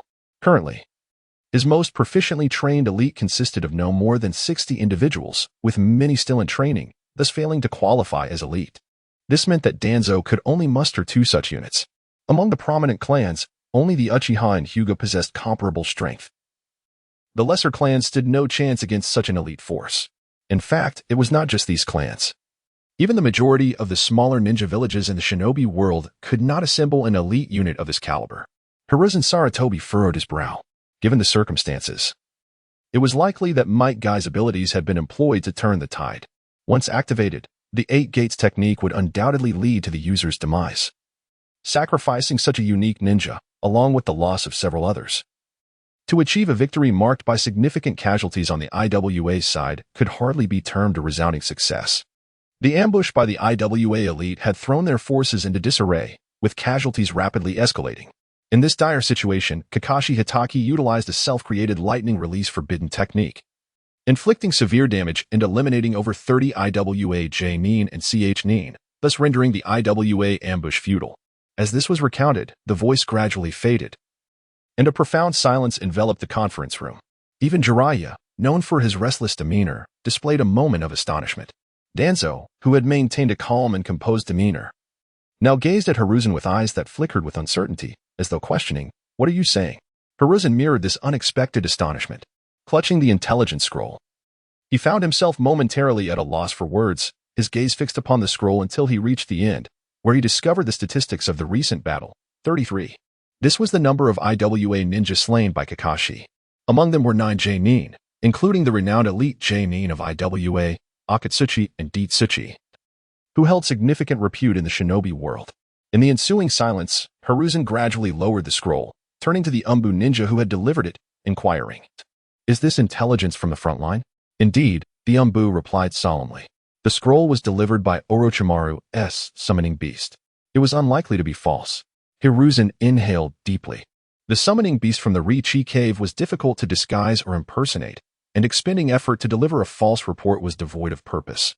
It was not my guy who had altered the situation with a forbidden technique. Rather, it was Kakashi Hitaki, a mere 10-year-old boy, who had wielded some form of forbidden technique to alter the course of the war. Shock. Disbelief. That must be the son of White Fang, mused Fugaku Uchiha, seated nearby, arms crossed before him. He took a deep breath and slowly spoke, breaking the silence in the room. The name Feng Ye lingered in his mind, after all. He was a young ninja recently hailed as a genius. Yet, it was merely a fleeting impression. The Uchiha clan had never been devoid of prodigies. A boy who had yet to mature, even if adorned with the title of genius, hardly warranted the attention of the Uchiha clan leader. However, circumstances had shifted. Should this intelligence prove accurate, it would signify that Feng Ye was no longer an unrefined talent, but a ninja worthy of inheriting the title of Konoha's White Fang. A ninja with such formidable prowess could not be overlooked or disregarded, even by the Uchiha clan. It was astonishing. Was he not merely in his teens? Hinata Hizashi, seated beside Uchiha Fugaku, could not suppress a gasp, his voice tinged with awe. A self-created forbidden jutsu, slaying 33 IWA ninjas, 9 of whom were jonin. Even if this feat was embellished, perhaps bolstered by the assistance of other Konoha ninjas rather than a solitary confrontation, it was nonetheless staggering. Such an achievement would be enough to catapult any ninja to fame. The legendary Konoha's White Fang had similarly risen to prominence through a monumental battle. And how old was Feng Ye? 10, scarcely 11. Danzo withdrew his gaze from Sarutobi Hiruzen, a flicker of intrigue flashing in his eyes. Unexpected. Utterly unexpected. Who could have anticipated that Feng Ye, at such a tender age, would possess such strength? Had he known, he would have employed a firmer approach to bring Feng Ye under his wing. A ninja nurtured with care could become an exceedingly powerful and useful asset. A trump card capable of accomplishing vast undertakings. Regrettably, Danzo felt a tinge of remorse. He had underestimated Feng Ye, allowing him to slip through his fingers, even becoming a disciple of Orochimaru. Had he adopted a more assertive stance, extracting Feng Ye from Sarutobi Hiruzen would not have been insurmountable. Alas, it was now too late. Perhaps the tumult of war could be leveraged. Orochimaru posed a challenge, yet Sarutobi Hiruzen could be utilized to resolve the matter, though that would be post-war. Danzo closed his eyes, concealing the shift in his gaze as his thoughts raced. After a moment of contemplation, Sarutobi Hiruzen lifted his head, addressing the Ambu ninja. Convey my orders. Promote Feng Ye to Special Jonin, directly under Orochimaru, allowing him to engage in independent operations. The achievements and prowess of Feng Ye merit his elevation to the rank of Jonin. However, a Jonin typically requires not only combat skills but also leadership abilities, strategic acumen, and an astute judgment of circumstances. In these aspects, Feng Ye remains an enigma. Until more information regarding Feng Ye's capabilities is available, promoting him to the status of Special Jonin, directly under Orochimaru's command without leading a team, appears to be the most prudent choice. Understood, replied a member of the Umbu, vanishing from the meeting room. Sarutobi Hiruzen glanced at Jiraiya and the heads of various clans, noting that many were still reeling from the earlier intelligence shock. He paused for a moment before continuing, now, let's proceed to discuss personnel matters regarding the frontline troops. Upon hearing Sarutobi's words, the clan leaders and elite Jonin like Jiraiya exchanged glances, inhaled deeply, and suppressed their astonishment as they resumed deliberating on the ninja personnel issues in response to the impending full-scale assault from the Sand Village. In a certain clearing in Konoha, Kakashi stood atop a stone stump, arms crossed, wearing a stoic expression as he addressed Uchiha Obito, who rushed over, goggles in place. Obito, you're late again. Having matured into a capable ninja, Obito, despite his hurried arrival, was not out of breath. He looked at Kakashi and explained, I encountered an elderly lady on the way. That's the same excuse every time, Kakashi retorted, casting an incredulous look at Obito. Could you possibly come up with a more convincing reason next time? What constitutes a convincing reason? Obito shot back, glaring at Kakashi in dissatisfaction. I genuinely encountered one. As Obito and Kakashi seemed poised to argue, Rin, standing nearby, interjected with exasperation, all right, stop bickering. I believe Obito, and besides, didn't he Sensei Minato arrive late as well? Surely something must have delayed him. Kakashi, taken aback by Rin's comment, scanned the surroundings, noting that he had never witnessed Minato arriving late. Almost as soon as Kakashi finished speaking, a figure appeared silently behind him. Adorned with the Leaf Village headband and sporting golden hair, none other than Minato Namikaze himself. Apologies for my lateness. I encountered a minor issue, he said. No problem. I just arrived as well, Obito chuckled awkwardly, while Kakashi shot him a glare that seemed to say, "How dare you speak?"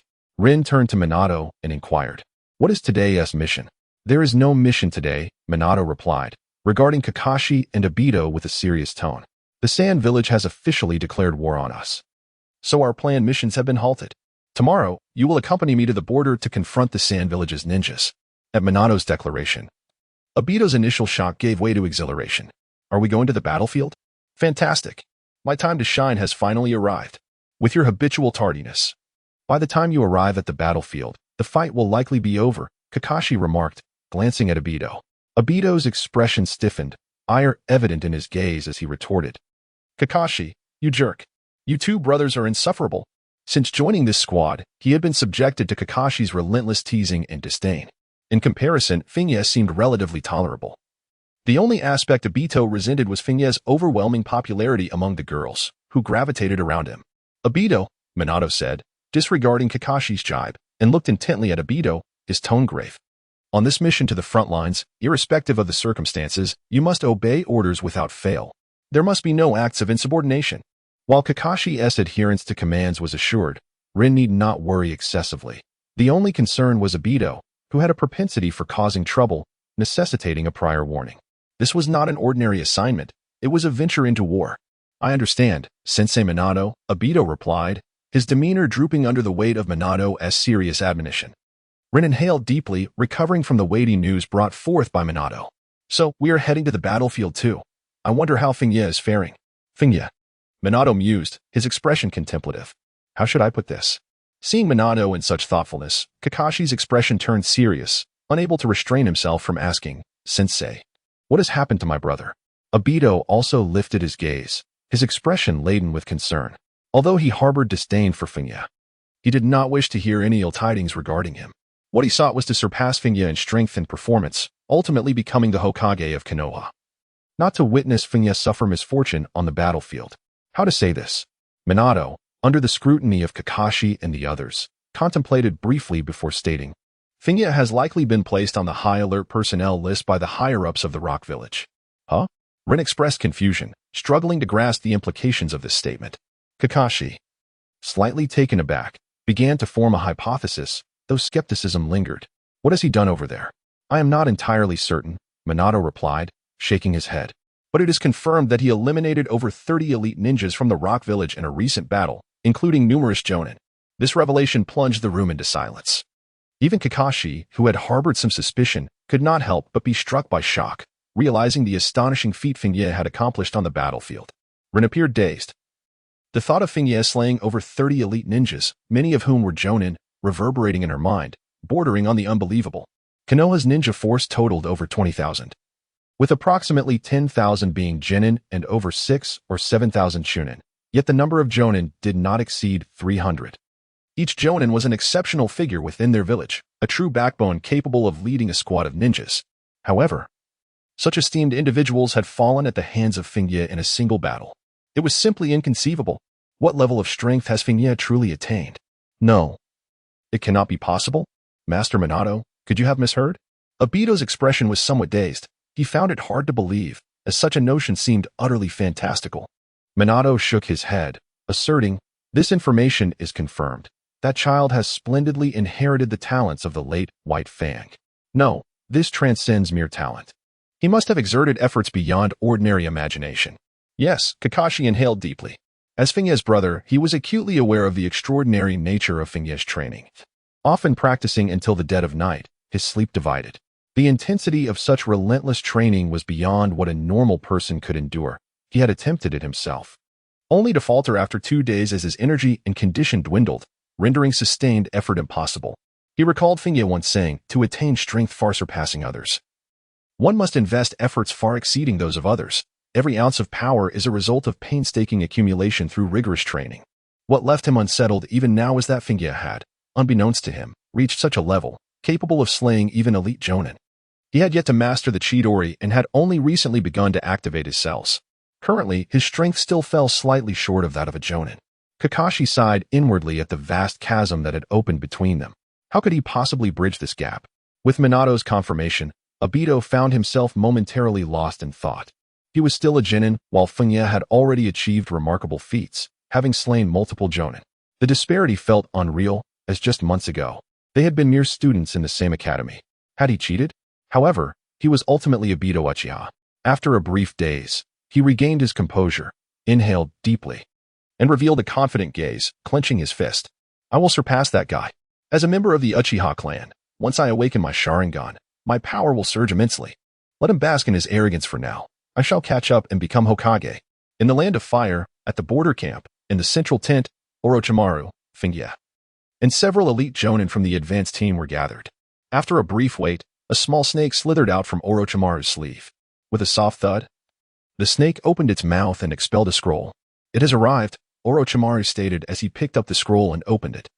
Inside was a directive from Sarutobi Hiruzen of Konohagakure. After a cursory glance, he read it aloud.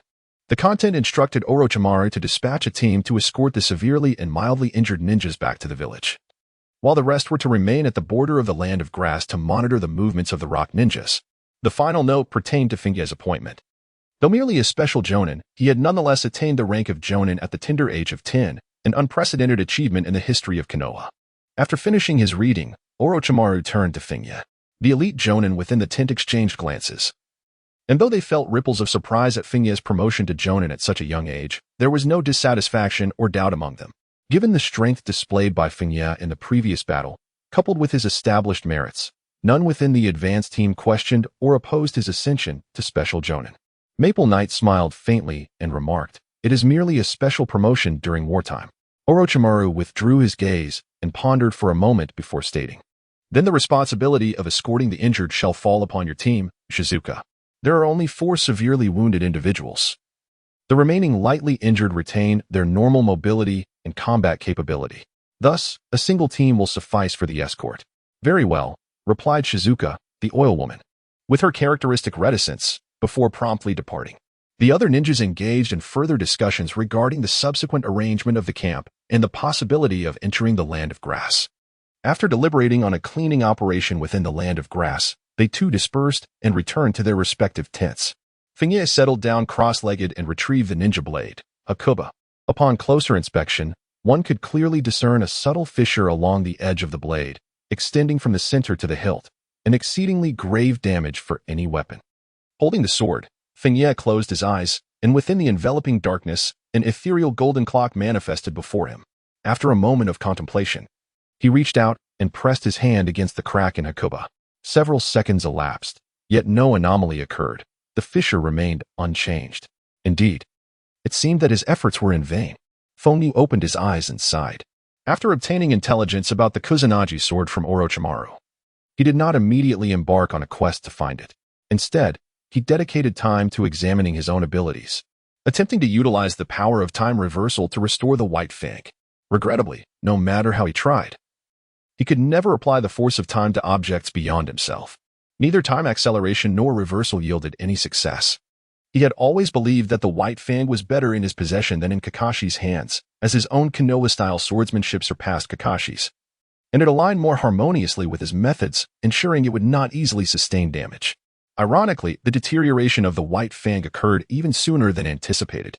He resolved to seek out a skilled craftsman capable of restoration. If it could be mended, it would ultimately be better suited for Kakashi, as its type no longer resonated with him. Feng Ye pondered for a moment before sheathing the. It appeared that the shinobi village of Suna had launched a full-scale assault. While the situation in Iwa's shinobi village remained uncertain, should there be no subsequent actions, he could indeed prioritize acquiring the Kusanagi sword. For him at present, the availability of an appropriate weapon no longer held absolute significance in terms of his prowess. This was largely because the technique of Chidori could be executed without reliance on a weapon. His close combat capabilities would not be significantly diminished, although his ranged attacks would experience a notable reduction in effectiveness. The Konoha swordsmanship technique served to concentrate his power, allowing him to unleash long-range slashes that boasted greater lethality than the Morning Peacock technique, which relied on striking with his fists to produce fireballs. Under normal circumstances, the quantity of his chakra had already reached the level of an elite jonin. However, this amount still fell short of what was required to cultivate the Sage Mode Ansenjutsu. Feng Ye pondered upon his subsequent cultivation path. Under normal circumstances, his 13-year-old physique would possess a chakra level commensurate with that of a high-ranking ninja. However, thanks to the existence of the secret technique of cellular activation, his chakra capacity was elevated to a higher tier. This level of chakra seemingly surpassed that of 90% of the ninja in the world of Hokage. Yet, in reality, he could not even unleash a single Rasengan. To me, there is little necessity to cultivate the Rasengan. However, the challenge lies in the fact that this chakra level complicates the enhancement of Chidori into Raikiri. Chidori is classified as an A-rank technique, while Raikiri, as its evolutionary counterpart, is an S-rank lightning release ninjutsu, demanding a greater chakra reserve and a higher precision. Undoubtedly, the power of Raikiri eclipses that of Chidori. For Feng Ye, evolving Chidori into Raikiri represents a facet of his training ambitions, yet he currently finds it difficult to break through. If only his chakra capacity could ascend to the next level. In the depths of his thoughts, Feng Ye murmured softly, should his chakra ascend to the next level, it would reach the caliber of a Kage, enabling him not only to cultivate the lightning cutter but also to embark upon the path of sage techniques. This would herald a leap in power akin to the opening of the 8 gates. Regrettably, such an advancement is not easily attained. Across the entire shinobi world, those capable of elevating their chakra to the Kage level are exceedingly rare, with only a handful in each village. If he were to follow a steady regimen of training, it would likely require him to reach the age of 16 or beyond to possess Kage-level chakra. Should he desire a more expedited route, he would need to resort to alternative methods, such as becoming a Jinchuriki or absorbing the energy from the dragon veins of Lulan. However, at this juncture, becoming a Jinchuriki of the tailed beasts is ill-suited for him. Given his constitution, he could only sustain a quarter of the 9 tails chakra at most. As for the 1 tail to the 8 tails, there would be no issue with absorption, yet his psyche would be constantly affected, necessitating the establishment of a harmonious relationship with the tailed beasts and imparting them with socialist ideologies. Such an endeavor is not a task to be completed in a short span. It is far too cumbersome, thus making the traditional cultivation of chakra to Kage level a more appealing option. The dragon veins of Lulan are equally inappropriate. While the ability to reverse time exists, allowing for infinite recovery even if his body could not withstand the energy, the density of that energy is overwhelming, capable of distorting space-time. Should he be transported several millennia into the past or future and fail to return, it would indeed be a most unfortunate predicament. As for other options, such as Orochimaru's curse seals or the chaotic enhancements from the Star Village, they are simply beneath his consideration. The energy expended on such trivialities would be better invested in a 4-fold acceleration of his own training. It seems most prudent to focus on the next gate of the 8 gates. In Feng Ye's estimation, with his current level of strength, mastering the 5th gate of the 8 gates should grant him peak Kage-level power. Advancing to the 6th gate and further accelerating time would allow him to surpass the Kage level entirely. Feng Ye had previously perused a number of novels, which delineated the ranks above the shadow level into 2 tiers, the super shadow level and the 6 realms level. He found this classification to be largely reasonable. The prowess exhibited by Pain's 6 realms clearly surpassed that of the shadow level in both destructive capability and other aspects. Whether it was the Tsuchika Jinoki or the 3rd Hokage Hiruzen Sarutobi, these pinnacle figures of the shadow level were virtually destined for defeat upon encountering Pain's 6 realms. The same could be said for Uchiha Madara and Senju Hashirama. Even the combined efforts of the 5 Kages would be insufficient against a single hand of Pain. This level of power evidently transcends the shadow level, and defining it as super shadow level is entirely warranted, considering the amplification of his strength through the 8 gates. At the 6th gate, in conjunction with time acceleration and time reversal, he should possess the capability to overwhelm the shadow level. Of course, there are variances in strength even within the super shadow tier. For instance, Uchiha Madara, with his eternal Meijiki Sharingan, despite commanding the mightiest of tailed beasts, the 9 tails, still falls short against Senju Hashirama. Thus, beyond the 6th gate, the hierarchy of power becomes increasingly ambiguous. Feng Ye tentatively surmised that relying solely on the 6th gate of the 8 gates and time acceleration would not suffice to surpass Uchiha Madara and Senju Hashirama. He would also need to incorporate Sage Mode or Sage Body. As for the prowess at the 7th gate, it remains uncertain, and he may not even be capable of unlocking it. After all, the training for the 8 gates demands both talent and physical constitution. Not everyone can access the 8th gate. Otherwise, the existence of all other ninjutsu and taijutsu would be rendered meaningless. In fact, reaching the 6th gate is already a considerable achievement. Feng Ye exhaled softly. For a traveler, possessing strength at the level of a super shadow before the onset of Naruto's narrative signifies the conclusion of the game. The plan to obliterate Uchiha Madara would be effortlessly achievable, and there would be no need to worry about the forbidden technique of Edo Tensei. One could simply gather tailed beasts and Rinnegan to become the Jinchuriki of the Ten Tails. With this thought in mind, it became evident that the eighth gate of death was of paramount importance. The forthcoming fifth gate would indeed pose another formidable challenge. Feng Ye, in a moment of exasperation, spread his hands helplessly. He had already cultivated the 8 gates of Duinjia to the 4th gate, and the monotony of this training had begun to wear on him. Although the acceleration of time could hasten his progress, the duration he experienced was undeniably tangible. Moreover, his innate talent for the 8 gates was not particularly remarkable. Shaoli had managed to reach the 5th gate in less than a year, while Feng Ye had spent approximately a year and a half merely to attain the 4th gate. The estimated time needed to unlock the 5th gate would likely take another year. This was precisely why he sought a breakthrough in his chakra abilities. After all, achieving the Sage Body and subsequently becoming the Nine-Tails Jinchuriki with the ability to activate the Tailed Beast Chakra mode would provide a more formidable advantage than merely advancing the 8 gates to the 6th or 7th. Resolving to focus on cultivating the 5th gate of the 8 gates for the time being, Feng Ye's thoughts turned to the power of the illusory clock. Closing his eyes, he envisioned the illusory clock once more. He could see the scale at position 3, now shrouded in a dense, gray mist. It was uncertain what the third temporal ability might entail. In the depths of his mind, Feng Ye murmured softly. The acceleration and reversal of time had bestowed upon him formidable power. Should he unlock yet another ability related to time, he might transcend the capabilities of the ninja world without overly relying on the skills of others. In the Rock Ninja Village, within the Earth Shadow Building, the third Suchikage, Inoki stood before his desk, his expression dark as he glared at the ninja before him. Failure? How could such a plan fail? You dare tell me it was thwarted by a mere child? Kazekage, my lord, the kneeling rock ninja replied, his forehead glistening with cold sweat. Both Lord Akatsuchi and Lord F. Tun did not foresee this. We had no inkling that such an anomaly existed among Konoha's ninjas. A flicker of fury ignited in Inoki's eyes. He had invested considerable effort into this strategy, intending to catch Konoha off guard at the onset of war to gain the upper hand. Now, however, they found themselves in disarray, having suffered significant losses. Blaming the advanced team at this juncture was futile. Both Akatsuchi and F. Tun had perished on the battlefield, and the remaining forces were largely wounded. Do we have any information on this young ninja? Yes. The kneeling ninja inhaled deeply and began to relay intelligence to Inoki. Upon absorbing the details, a peculiar expression crossed Inoki's features. So the boy is the son of the White Fang of Konoha. How infuriating. During the Second Ninja World War, we suffered greatly at the hands of Tsukumo Hatake. Indeed, his presence had a decisive impact on our defeat. I had rejoiced upon hearing of Tsukumo's demise years ago, for Konoha had lost a powerful ninja. And now, with the Third War ignited, while the White Fang is no more, his son emerges. It was this Hatake Feng Ye who had inflicted severe damage upon the advanced team. Was it fate that he was destined to contend with the Hatake lineage? A ninja seated on the nearby sofa rose and addressed Inoki with gravity. The advanced team has suffered catastrophic losses. Inoki, what are your next steps?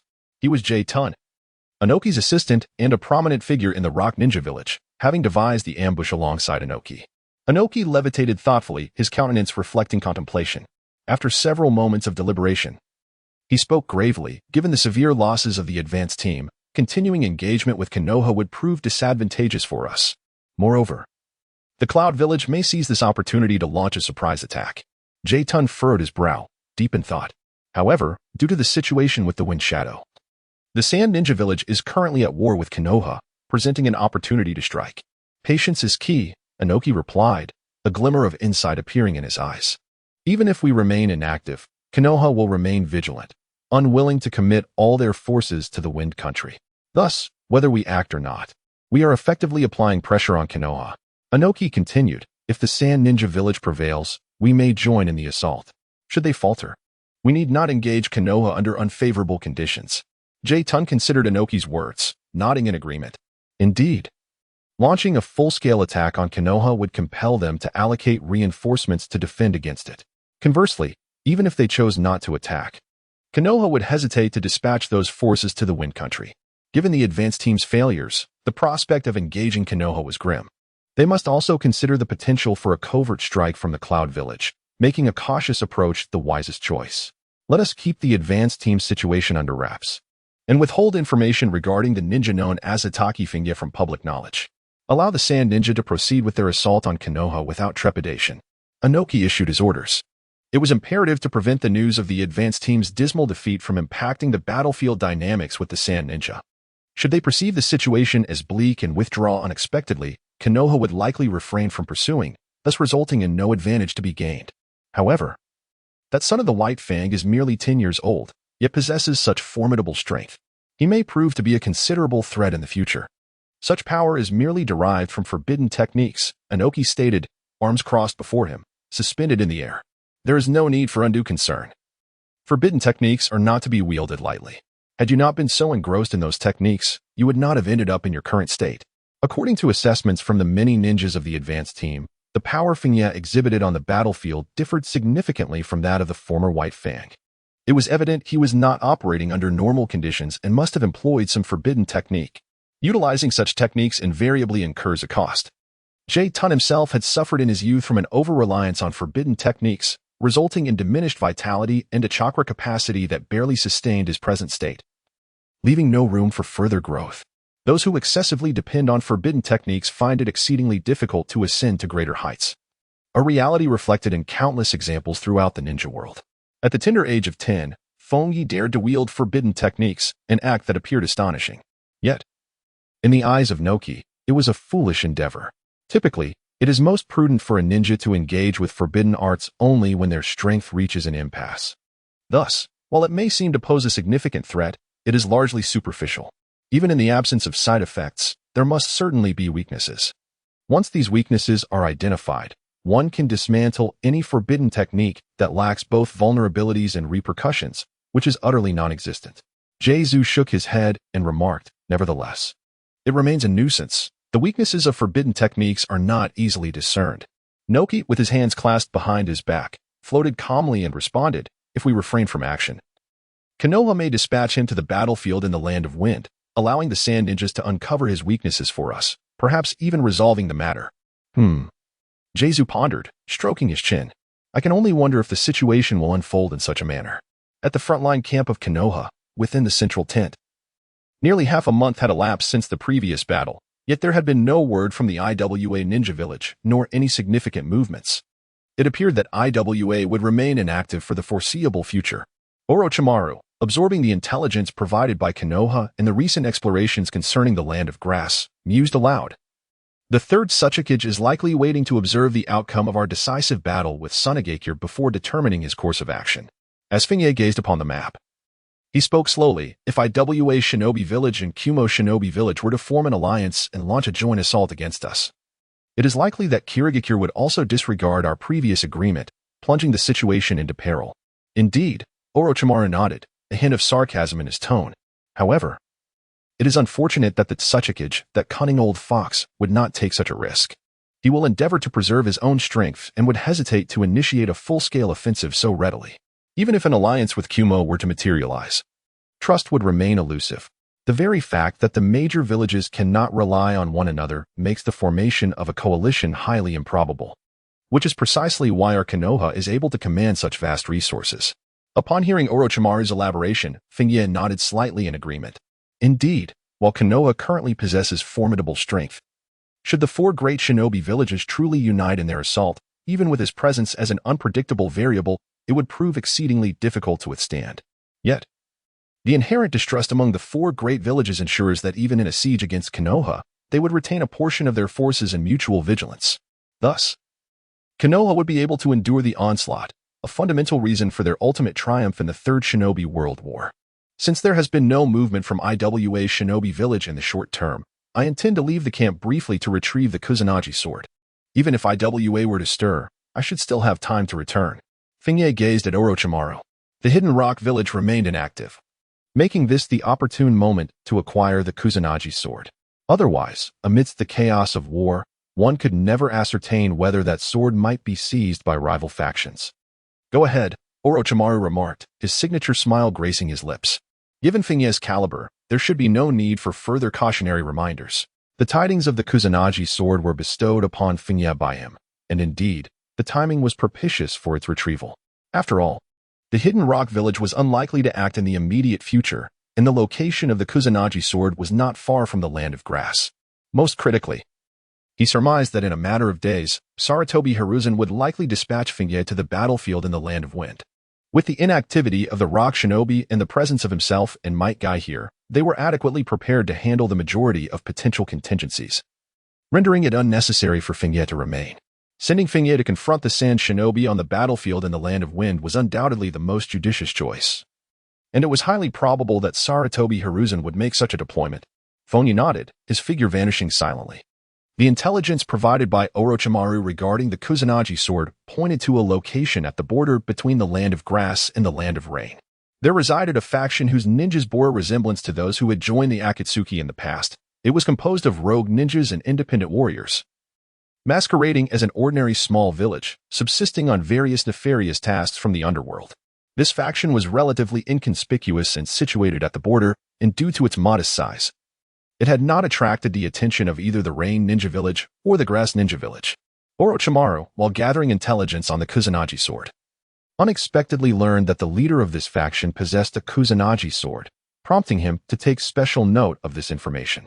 Several days later, Feng Ye arrived at the village, which appeared rather desolate. The streets were nearly devoid of pedestrians, and every household remained shuttered, resembling an ordinary settlement trembling in the wake of war. At that moment, Feng Ye, clad in a raincoat and donning a wide-brimmed hat, entered the village from its outskirts, quickly sensing that someone was watching him from the shadows. The presence of this observer felt distinctly unusual, suggesting that something was indeed amiss. Feng Ye narrowed his eyes slightly and made his way towards the only shop in the village that was still open, a tea house that appeared rather desolate. The proprietor was somewhat taken aback by the arrival of a customer, but upon seeing Feng Ye produce a substantial amount of money, he promptly served tea and snacks. In the shadows, several pairs of eyes were fixated on Feng Ye as he entered the tea house. One individual, his expression shifting between uncertainty and resolve, swiftly vanished into the rain and made his way to a small dwelling on the northern edge of the village. He leapt to the second floor, entering through a window. The leader, a ninja, has arrived. Ninja? A scar-faced man seated in the room opened his eyes and spoke in a low voice. What kind of ninja? Young. Likely only 12 or 13 years old, without a headband. They might be from the Rain Ninja Village or perhaps another village. They do not appear to be a rogue ninja. The scar-faced ninja narrowed his eyes and asked, only one? The sudden appearance of a teenage ninja in the village, especially one without a headband, was undoubtedly a cause for concern. The subordinate nodded, his gaze betraying a glint of coldness. Yes. We're uncertain if he has noticed our leader. Should we take action and eliminate him? No. The scar-faced ninja shook his head, speaking with gravity. Inform everyone to leave this place. The subordinate was momentarily taken aback.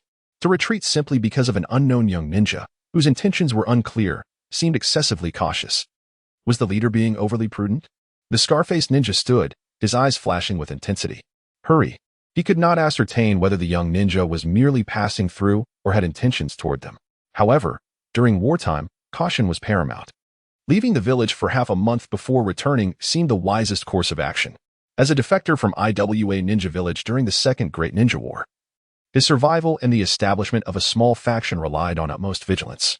Any confrontation with a ninja must be avoided at all costs, particularly one whose origins were unknown. Should even the slightest trace be left behind, it could lead to significant trouble, not just with the 5 great ninja villages, but even with smaller ones like the Rain or Grass Ninja Villages, which they could not afford to provoke. Understood. After a brief moment of shock, the ninja complied and swiftly departed. The scar-faced ninja retrieved a package from a cabinet, placing a stack of cash and a long wooden box inside. Moments later, nearly a dozen ninjas donned in straw hats gathered in the courtyard, all wearing raincoats. Boss, he is just a child. Isn't this being overly cautious? Indeed. That boy may not even be here for us. He could simply be passing by. Ignoring him would suffice. Many of the ninjas frowned, voicing their dissent. To abandon the village merely because of an unknown young ninja seemed excessively careful, especially in wartime, where leaving the village did not guarantee safety. Encountering a large-scale ninja force would pose extreme danger. Those who wish to stay may do so. The scar-faced ninja emerged with his burden, unfazed by the opinions of others. Those willing to follow me may do so. With that, he left the courtyard and headed towards the village exit. The remaining ninjas exchanged glances. A few hesitated but quickly followed. The remaining 3 or 4 ninjas wore expressions of conflicted thoughts. Their leader was indeed too cautious. He was merely a child. If they were worried about exposure, they could simply eliminate him. Yes, in times of war, Even the major ninja villages wouldn't bat an eye at the death of a single ninja. They wouldn't expend significant resources to pursue one. After sharing looks of mutual understanding, they reached a consensus. They would quietly eliminate the boy, perhaps gaining unexpected rewards in the process. Moments later, by a river on the eastern edge of the village, the Scarface ninja and his 7 subordinates arrived at the riverbank, preparing to cross when they suddenly halted. On the opposite bank, a figure had appeared. Seemingly no older than a teenager, without a straw hat, his silver hair drenched by the falling rain. It was none other than Feng Ye. Feng Ye's expression was somewhat peculiar. He stood on the opposite bank of the river, fixated on the scarred ninja who led the group, remarking, "Surviving in such a perilous world until now is certainly not without reason." This individual had audaciously fled upon hearing news of his arrival in the village. Had it not been for the relatively normal subordinates of this rogue, who chose to ambush him in a tea house and were subsequently dispatched by him, leaving one alive for interrogation to hastily pursue him, he might have truly escaped unnoticed. The most critical aspect is that, while it would have been acceptable if he recognized Feng Ye, he did not know who he was. Nor was he aware that he was a ninja from Konoha, let alone his accomplishments on the battlefield of the Land of Grass. He merely deduced that Feng Ye was a ninja and chose to flee. "I, Uchiha Madara, shall dub you the most cowardly. Do you wield a Kusanagi sword?" Feng Ye inquired directly. The several ninjas across the river cast cold glances at him, and upon hearing his words, one could not help but retort, "You seem rather arrogant, little brat." However, just as the words left his mouth, the scarred ninja suddenly drew a wooden box from his pack and hurled it towards Feng Ye. As the box soared through the air, it exploded, revealing a beautifully sheathed Kusanagi sword that descended directly before Feng Ye. This scene left not only the ninjas momentarily stunned but also caught Feng Ye off guard. "This is for you," the scarred ninja murmured before swiftly fleeing into the distance. A heavy silence ensued, and the atmosphere grew awkward. The ninjas remaining in place gaped at the unfolding spectacle, momentarily at a loss for words. The young boy had been the intended target of the Kusanagi sword, and their leader had simply tossed it to him and fled. Who was this boy that instilled such fear? How intriguing.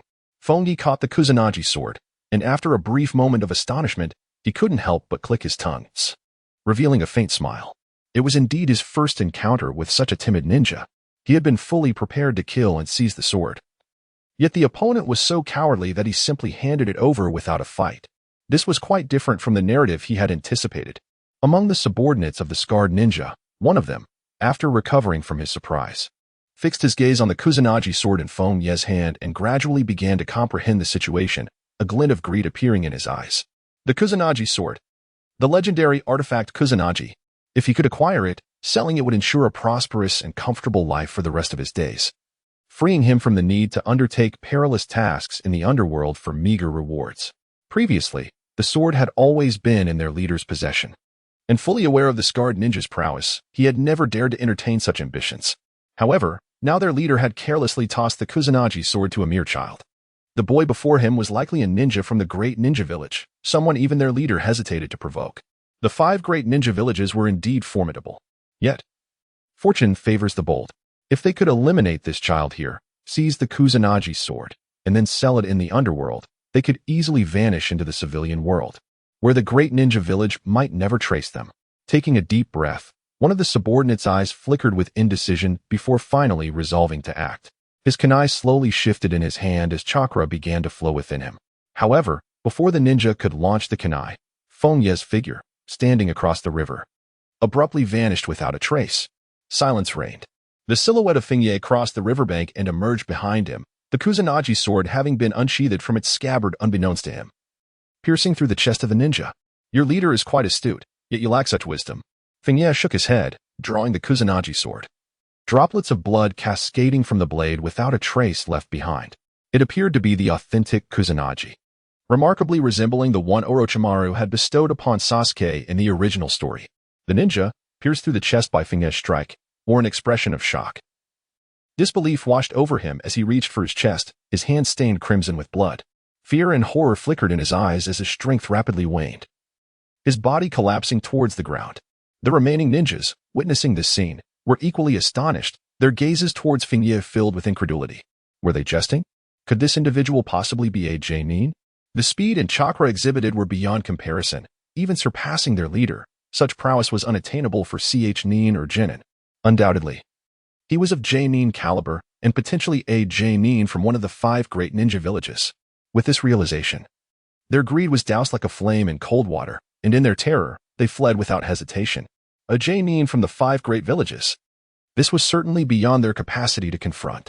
However, by the time they sought to escape, it was already too late. Feng Ye had no intention of sparing the ninja who had harbored murderous intent towards him.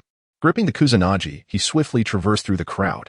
In an instant, they could barely perceive a fleeting shadow pass by. Fear and horror froze on their faces as they fell one by one, blood mingling with the rain, rapidly staining the damp earth and flowing into the adjacent stream. A bunch of fools, cursed the scarred ninja, who had retreated to a considerable distance. Catching sight of the unfolding events, he thought to himself, I knew it would come to this. The bizarre ability to pursue from the village, coupled with such a straightforward demeanor, clearly indicated that the objective was the Kusanagi in his possession.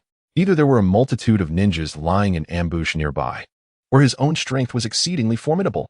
Though he lamented the loss of the hard-won Kusanagi, he did not hesitate to abandon it, for clearly, life held greater importance than any artifact. With a swift motion, the scarred ninja ignited his chakra, increasing his speed as he fled rapidly into the distance after witnessing Feng Ye eliminate his subordinates. Meanwhile, Feng Ye, standing at the riverbank with the Kusanagi in hand, gazed into the distance, tilting his head slightly, contemplating whether to pursue this overly cautious ninja.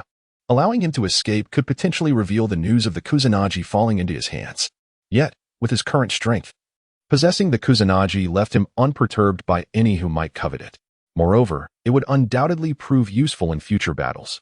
Orochimaru had never concealed the Kusanagi on the battlefield. However, just as Feng Ye was deep in thought, his gaze suddenly fixed upon something. The scarred ninja, having fled to a considerable distance, abruptly froze, halting before an expansive forest. As Feng Ye beheld, the scarred ninja turned away, attempting to flee in another direction, seemingly having witnessed something terrifying within the depths of the forest. However, a chaotic array of projectiles soon erupted from the thicket, comprising searing flames and water jets as sharp as blades. The relentless onslaught rained down upon him, and the scarred ninja exerted every ounce of strength to evade, desperately darting to the side, yet ultimately, he was still struck by a barrage of ninjutsu. What is that? Feng Ye narrowed his eyes, observing that this overly cautious ninja appeared to be having a stroke of bad luck, first colliding with him, and then encountering a situation he ought to have avoided. In the next moment, a multitude of figures emerged from the forest, rushing forth with remarkable speed. A rough estimate suggested nearly 100 individuals, unmistakably a contingent of ninja, despite the considerable distance. It was evident that their attire did not belong to the ninjas of Konoha, nor those from Awagakure or Amigakure, but rather, they hailed from Sunagakure. What could a sand ninja squad possibly be doing here? As he gazed at the swarm of Suna shinobi pouring out from the woods, Feng Ye's mind raced with thoughts. This was the northeastern border of the land of rain, far removed from the land of wind, and somewhat closer to the land of earth. The appearance of a sand ninja squad here likely indicated they had taken an extensive detour. Although he did not fear the nearly 100 sand shinobi, he found no reason to engage in battle. Merely recognizing their presence and relaying this information back to Konoha sufficed. However, before Feng Ye could retreat, a significant number of sand ninjas charged towards his direction.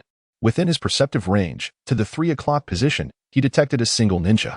Among the advancing sand forces, a sensory-type ninja called out loudly.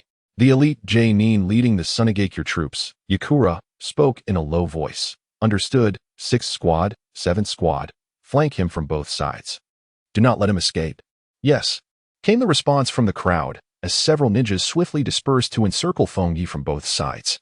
Yakura's gaze was cold and focused on Feng Ye, although she did not know which village he belonged to, having recognized their presence. Allowing him to flee was simply not an option. Their objective was to conduct a surprise assault on the Konoha encampment, targeting the logistical units, medical teams, and the wounded. This was Elder Kaizoku's plan, for which they had spent nearly 10 days traversing the land of rain, taking the most obscure routes. Should this surprise attack succeed, it could catch Konoha off guard and potentially determine the outcome of the war. Therefore, absolutely no possibility of information leakage could be tolerated. Whoosh, whoosh. Numerous sand shinobi rapidly closed in on Feng Ye's position. Feng Ye sheathed the Kusanagi sword and retreated into the distance.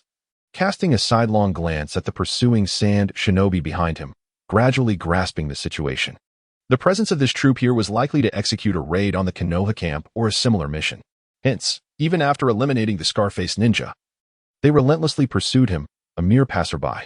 As Feng Ye withdrew, the sand shinobi showed no intention of relenting, continuing their chase and swiftly covering several miles. Should they persist in their pursuit, I shall have no choice but to respond without restraint. With a sidelong glance, Feng Ye observed the pursuing sand ninjas behind him. A mere contingent of 100 sand ninjas was insufficient to compel him to resort to the 8 gates of Duanjia for escape.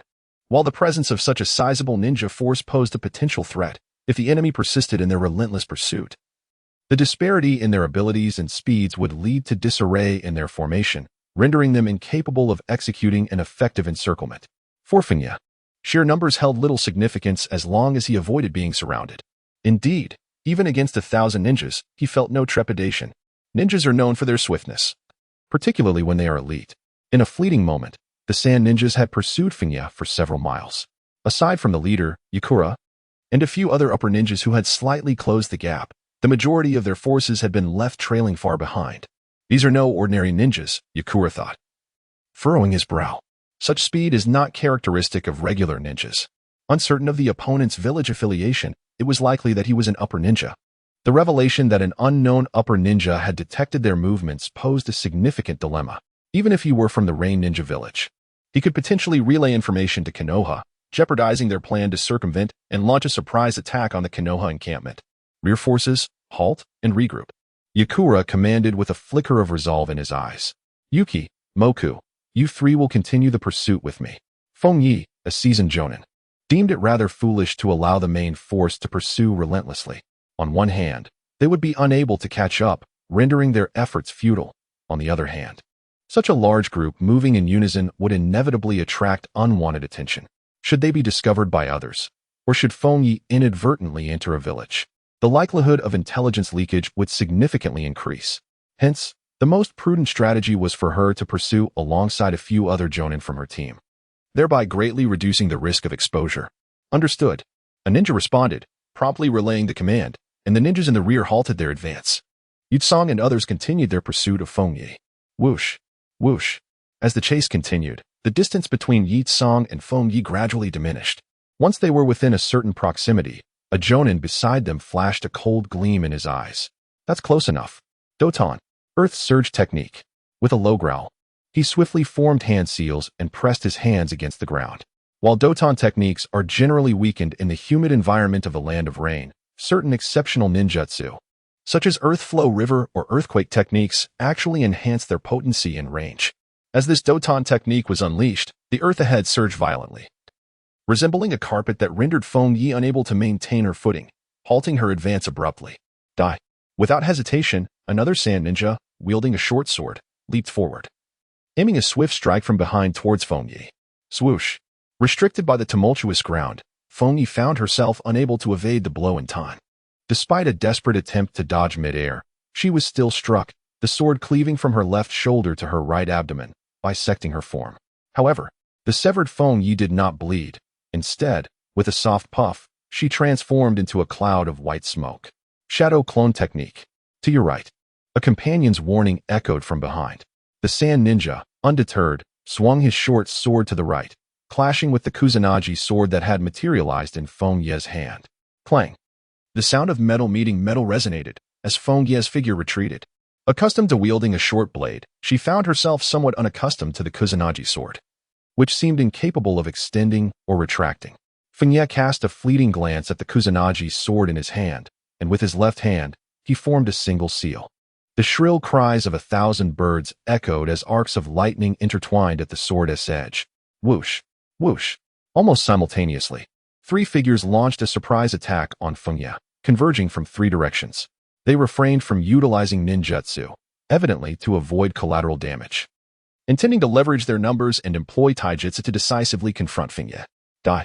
The glint of cold malice flickered in their eyes as the encirclement from 3 directions tightened. Escape seemed impossible. He was on the brink of being torn apart. In the depths of Feng Ye's eyes, a fleeting glimpse of a golden clock shimmered momentarily, and in an instant, he exhibited an astonishing speed.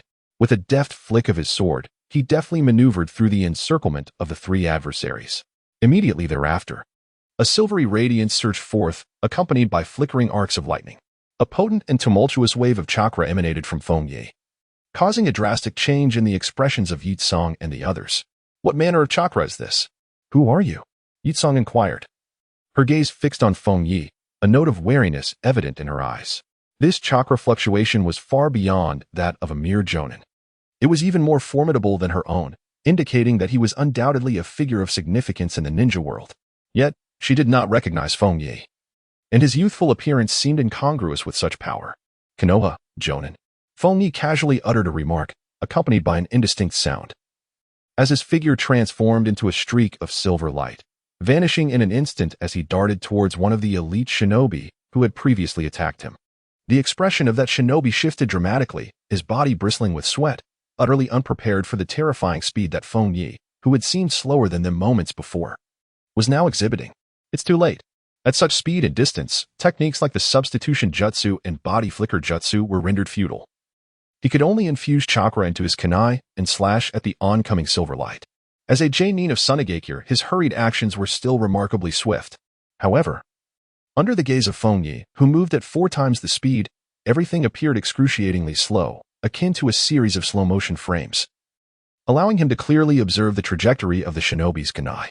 This ability of temporal acceleration did not merely accelerate the body, but everything within its vicinity, including consciousness and perception, all existing in a state of heightened speed. Thus, from Feng Ye's perspective, the entire world seemed to have slowed down by a factor of 4. What was the implication of this? Even between Jainin and Ch-Nin, such a vast disparity was rare. Why was it that any Jainin who dared to engage in close combat with Feng Ye could scarcely endure a single exchange?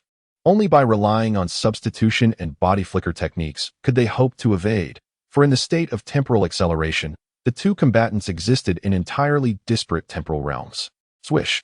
The silver light flashed past. The elite shinobi's expression froze, his eyes reflecting a mixture of horror and disbelief, unable to fathom the emergence of such a situation.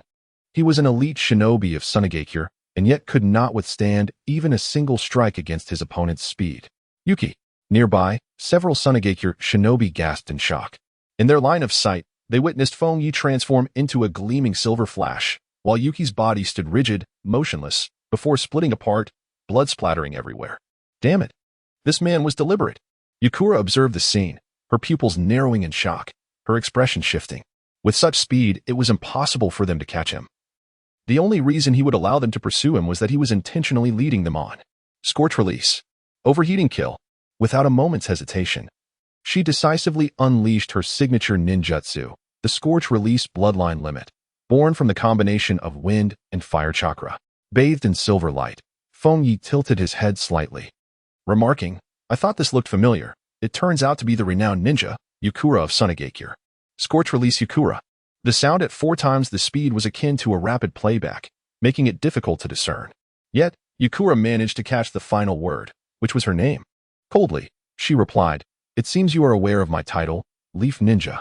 Feng Ye's previous words were lost on her, and she had not donned the ninja headband of Konoha. However, it was now evident that Feng Ye was indeed a ninja of Konoha. Aside from the ninjas of Konoha, there was no reason for those from other villages to linger after encountering them. They would typically opt for a swift retreat rather than intentionally luring them into combat. Buzz. 5 crimson fireballs materialized, radiating a brilliant light.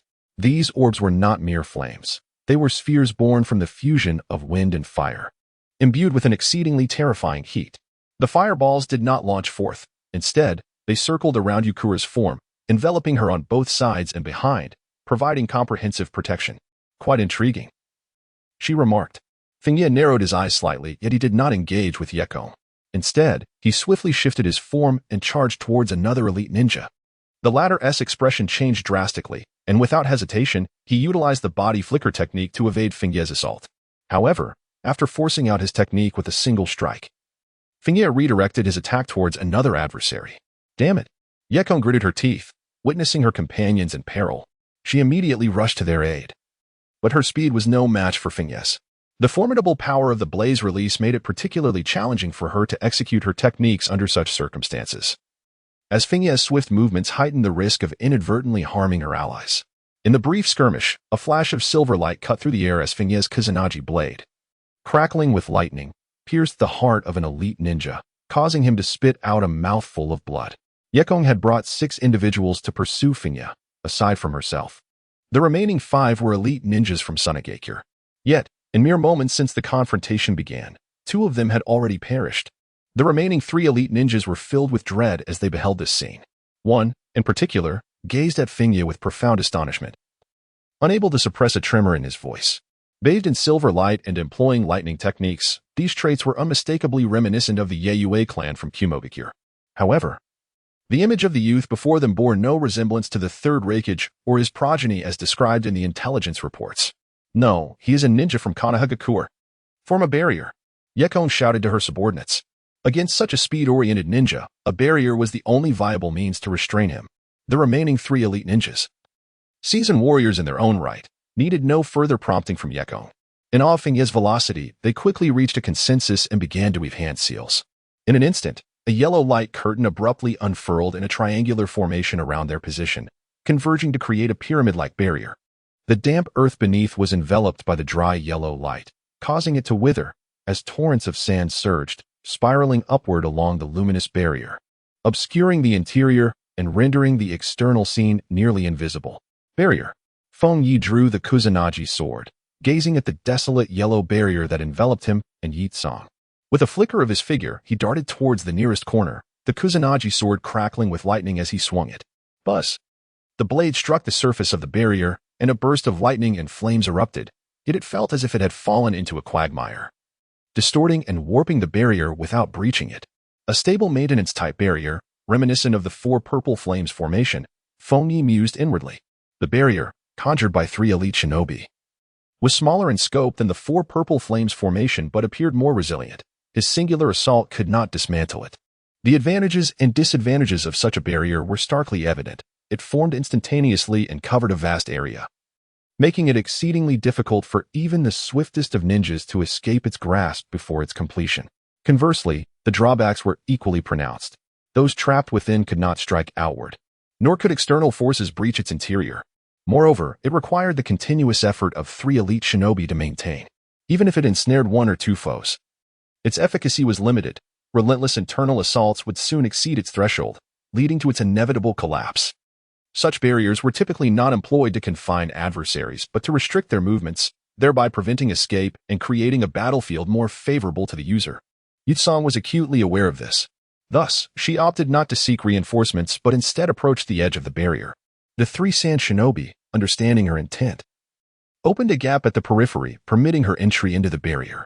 Yi Tsang positioned a fireball before her, unleashing its searing flames as she thundered through the opening, ensuring that Feng Ye could not seize the moment to escape.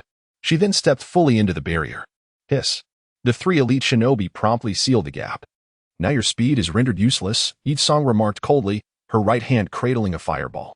If you inadvertently eliminate us 2 elite shinobi, then you shall savor my scorch release within this barrier. As her words echoed, Yi Tsang suddenly waved her hand. Whoosh. The blazing fireball surged towards Feng Ye, erupting in a dazzling white light that sent a shiver down the spine. The figure of Feng Ye vanished from its original position, and in a flash of silvery light, he appeared to the right of Yi Tsang, wielding the Kusanagi sword enveloped in crackling lightning. With a hum, Yi Tsang flicked her finger, causing the fireball on her right side to suddenly swell, enveloping Feng Ye in its fiery embrace. Feng Ye deftly evaded the swelling fireball, a flash of silver light illuminating his form as he reappeared to the right of Yi Tsang, wielding his Kusanagi sword once more to deliver a downward strike. Unperturbed, Yi Tsang manipulated the fireball on his left to expand, launching it toward Feng Ye with fervor. The air crackled with the sound of thunder and flames intertwining. The terrifying heat, though not directly touching him, still hinted at igniting the fabric of Feng Ye's attire, as he felt the searing sensation enveloping his face. Within this barrier, your movements are constrained, and with your strength, you cannot prevail against my scorch release. This is where it ends, Leaf Ninja. After successfully neutralizing 2 of Feng Ye's assaults, fireballs once again materialized around Yi Tsang, resembling miniature suns, exuding a heart-stopping power as they advanced menacingly toward Feng Ye. Witnessing this scene, the 3 upper ninjas maintaining the barrier released a sigh of relief. Thank heavens for Lord Yi Tsang, were it not for his presence. Even if they managed to temporarily confine Feng Ye within the barrier, it would not hold for long. It would eventually crumble. At that point, no one could hope to restrain Feng Ye's speed. They had not anticipated such a formidable ninja from the Leaf. If it weren't for the fact that the Cloud Ninja had no reason to engage with them, one might suspect he belonged to the Yue clan of Kumogakure. Even now, doubts lingered, but it mattered not. Whether he hailed from the Cloud or the Leaf, he was on the brink of becoming a lifeless corpse. Trapped within this barrier and facing Yitsong's Scorch Release, even the fourth Kazekage would find it challenging to cope, let alone others. A melee ninja, inherently at a disadvantage, now found his expertise and speed severely hampered. It was a certainty that he would meet his demise. Indeed, Scorch Release proved to be a rather troublesome ability. Feng Ye gazed distantly at Yitsong, who was renowned as the hero of the sand-hidden village. Yitsong's status was comparable to that of Kakashi in the Leaf Village, and his fate mirrored that of Kakashi as well. His remarkable achievements became a threat to the position of the Wind Shadow, Raza, ultimately leading to his demise at the hands of sand-hidden villages higher-ups after the war. To have attained the status of a hero, it is likely that he successfully executed a significant attack that inflicted severe losses upon the Leaf Village. Now, fate had brought them face to face. There was no doubt that Yitsong possessed strength at the level of a shadow, yet from the fluctuations of his chakra, it appeared that during this period, he had merely reached the threshold of shadow-level power, falling short of Kakashi's caliber. This marked Feng Ye's first encounter with a shadow-level ninja. Initially believing he could easily dispatch the sand ninja he had lured, he was surprised to find a more troublesome adversary. However, in Feng Ye's perspective, he was merely a minor inconvenience. After all, the technique of Scorch Release held no efficacy against him, who possessed the ability to manipulate time. For now, he decided to use this opportunity to adapt to the transformation of his short blade into a long sword. After murmuring softly to herself, Feng Ye grasped the hilt of the Kusanagi sword in her right hand. This time, she did not charge towards Yitsong, but instead swung her sword from a distance. With a sharp sound, the blade, enveloped in thunderous light, sliced through the air, igniting flames through friction and delivering a crescent-shaped strike. The two tips of the moon arc intertwined with flames, resembling a full moon that had come together in unity. Yitsong was slightly taken aback by Feng Ye's ability to unleash a ranged attack. Nevertheless, she remained composed and, with a soft huff, waved her right hand. A white sphere engulfed in flames surged forth to meet the crescent moon. With a resounding boom, the crescent moon collided with the white sphere, resulting in an explosion. The ground was instantaneously transformed into a deep pit with a diameter of several meters, while the ensuing shockwave swept through the barrier, causing the damp earth to churn violently. "Are you hesitant to engage me in close combat?" Yitsong remarked with an unchanging expression, her tone icy. "But long-range attacks are also my forte." As her words fell, she elegantly extended her slender hand forward, and a white sphere of light launched directly towards Feng Ye. Following that, with another wave of her right hand, yet another white sphere was unleashed. Feng Ye gazed at the approaching white sphere of light, wielding the Kusanagi sword with a deft flick of his wrist. With a reverse motion, two flaming crescent moons spiraled forth, colliding with the orb in midair. Boom, boom. The air was rent with the sound of two violent explosions. Feng Ye paid no heed to the explosions erupting in the sky. The ensuing shockwaves compelled him to shut his eyes. Yet, the Kusanagi sword in his grasp did not falter, continuing to slash towards Yitsong. With a swift motion, a series of dazzling flashes erupted forth, resembling silvery magatama, twirling as they tore through the earth and sliced through the air, hurtling towards Yitsong ahead. Witnessing this spectacle, Yitsong's expression shifted dramatically. Such an onslaught could be unleashed in succession? It was inconceivable. She discerned that Feng Ye's assault harnessed the power of lightning chakra, executed with extraordinary speed for long-range strikes. However, this method should undoubtedly consume far more chakra than her own Blazing Release Kekiai Genkai. Blazing Release. Overheated explosive burst. Though uncertain of the source of Feng Ye's confidence to compete in chakra consumption, Yitsong nonetheless uttered a low command, thrusting her hands forward. White fireballs erupted from her palms, hurtling towards Feng Ye, colliding with the relentless flashes. Boom, boom. Intense explosions erupted in succession. Each detonation occurred almost at the heart of the barrier, yet the shockwaves still caused the entire barrier to tremble, compelling the three Jainin maintaining it to change their expressions, exerting every effort to uphold its stability. As they observed the scene within the barrier, their expressions were tinged with astonishment. They were aware of Yitsong's prowess and her techniques. Yet this young ninja astonishingly managed to engage her in long-range combat with Blazing Release. This level of strength surpassed their prior expectations. Had they encountered him on the battlefield rather than here, he would undoubtedly pose an exceedingly formidable challenge. Such a being must not be allowed to remain. Yitsong, I implore you. The group gazed into the barrier, collectively inhaling deeply. The strength displayed by Feng Ye is somewhat terrifying. Were it outside the barrier, the situation would be exceedingly perilous. However, within the confines of the barrier, thanks to the capabilities of the Scorch Release Kekiai Genkai, Yitsong holds an absolute advantage. Boom. Boom. The series of explosions continues to erupt. Inside the cramped barrier, the residual waves incessantly accumulate. The scene within has devolved into chaos. No one can discern the internal circumstances, only the relentless echoes of explosions resound, accompanied by a faint tremor in the earth. As the battle rages on, Yitsong, who initially maintained her composure, now finds it increasingly difficult to remain calm. This guy, she thinks incredulously, as over half of her chakra has been depleted. Yet Feng Ye continues to launch a relentless barrage of attacks without any signs of abating, even more ferocious than at the outset. Could the opponent's chakra be limitless? This cannot continue.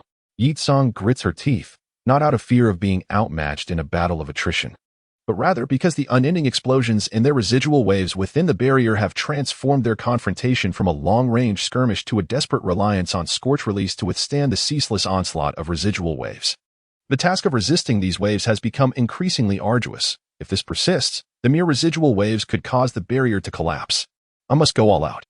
A decisive glint flashes in Yitsong's eyes. At this moment, she realizes the terrifying prowess of a ninja like Feng Ye. If Feng Ye were to escape, he could wreak unimaginable havoc on the battlefield. Moreover, his incredible speed makes containment exceedingly difficult, thus he must be eliminated here and now. Scorch Release. Overheating explosion.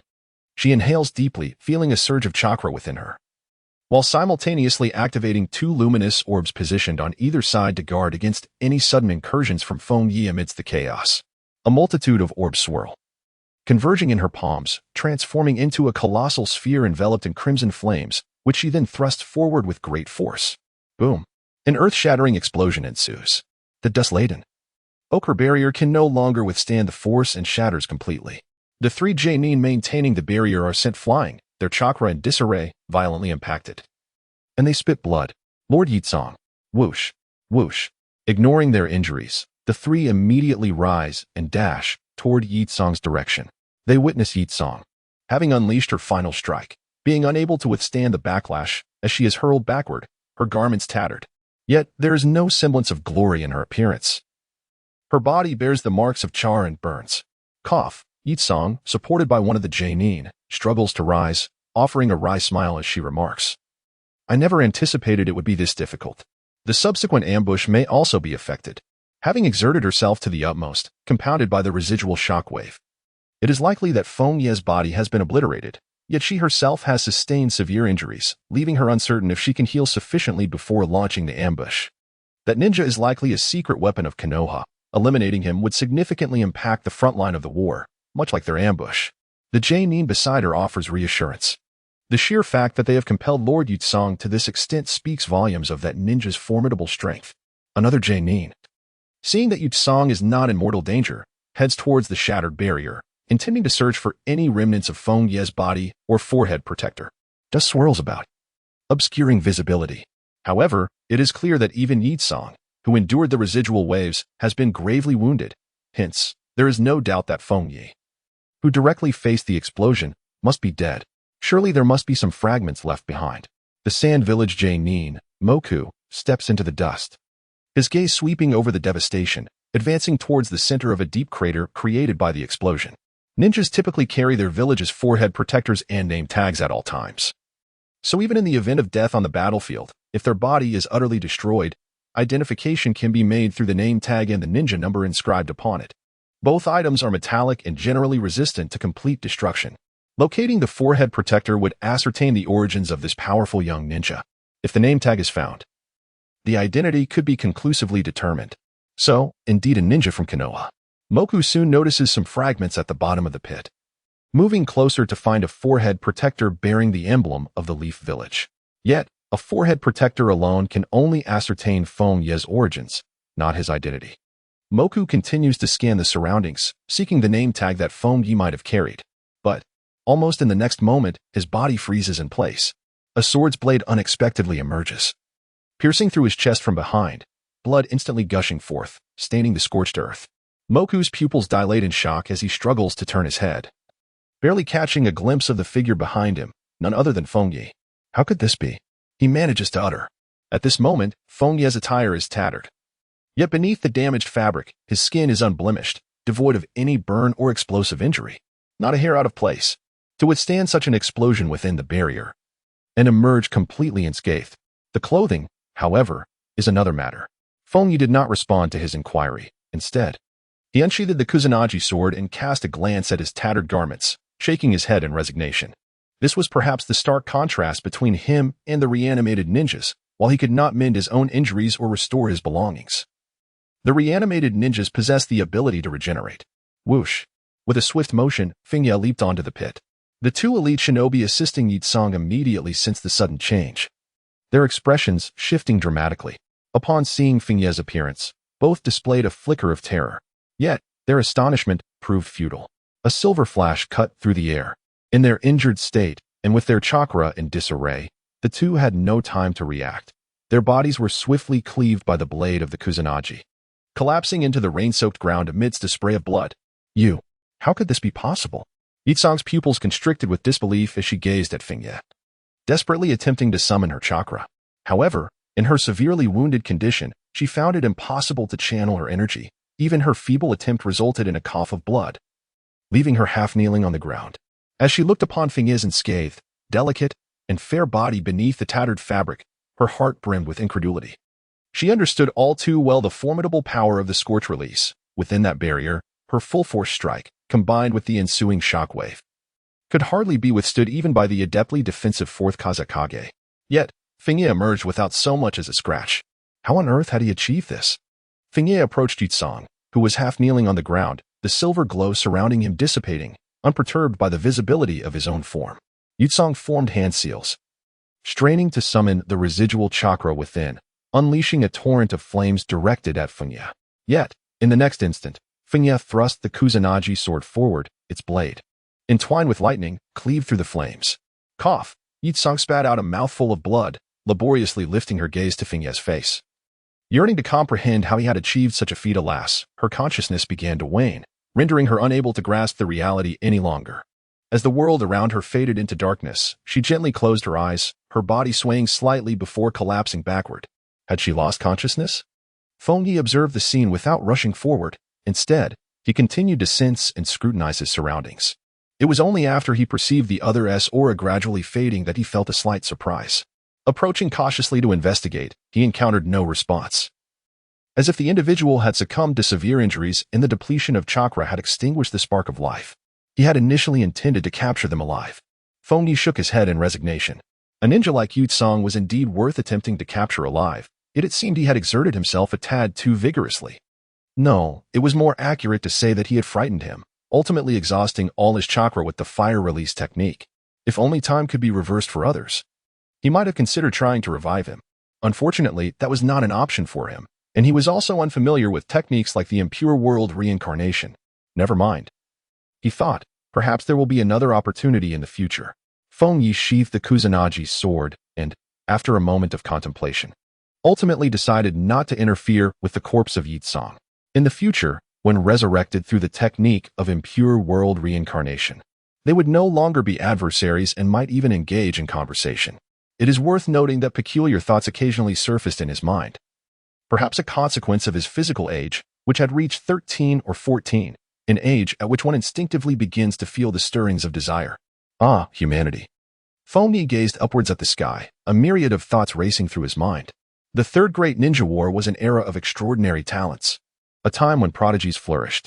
There was Yi Tsang from the Sand Village, the legendary Minato Namikaze from the Leaf Village, the esteemed Shisui Uchiha, the formidable Fourth Raikage and Killer Bee from the Cloud Village, as well as several distinguished members from the 7 ninja swordsmen of the Mist Village.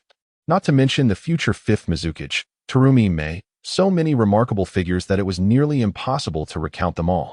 Now, as he stood upon the battlefield of the Third Great Ninja War, he would inevitably encounter these individuals and engage in fierce confrontations. Aside from Minato Namikaze's Flying Thunder God technique and the troublesome impure world reincarnation, the abilities of others posed no significant threat to him. However, the Raikage was a different matter. He needed to further enhance his strength. With a quiet murmur to himself, he contemplated this reality. Feng Ye bent down and searched Yi Tsang's body once more, discovering a small metallic plaque inscribed with Yetsong's ninja identification number from Sand Ninja Village.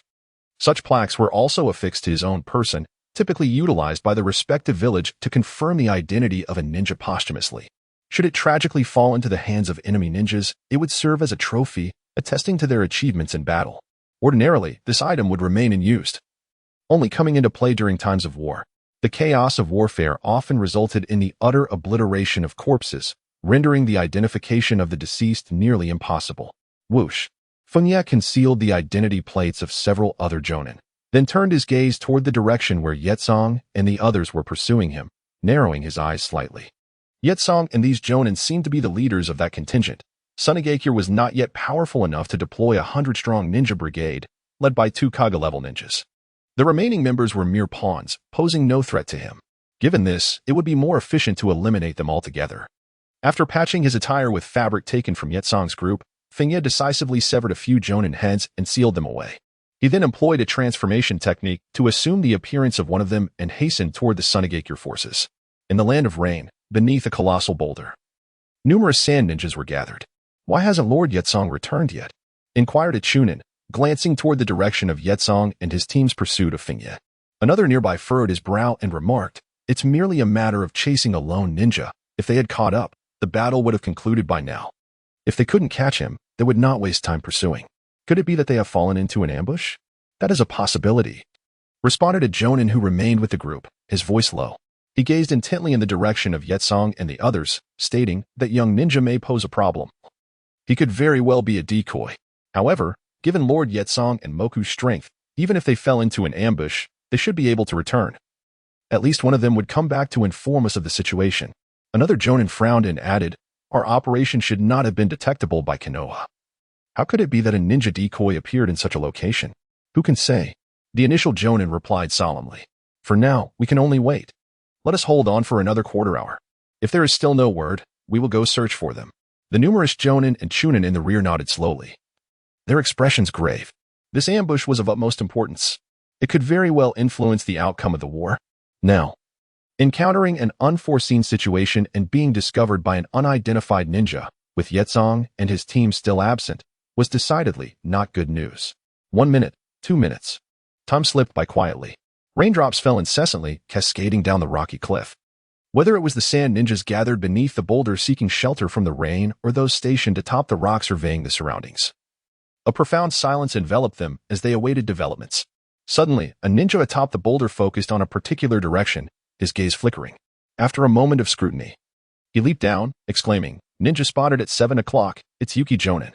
Upon hearing his voice, the oppressive atmosphere dissipated instantly, and all the sand ninjas turned their attention toward him, with some rushing out to observe the 7 o'clock direction.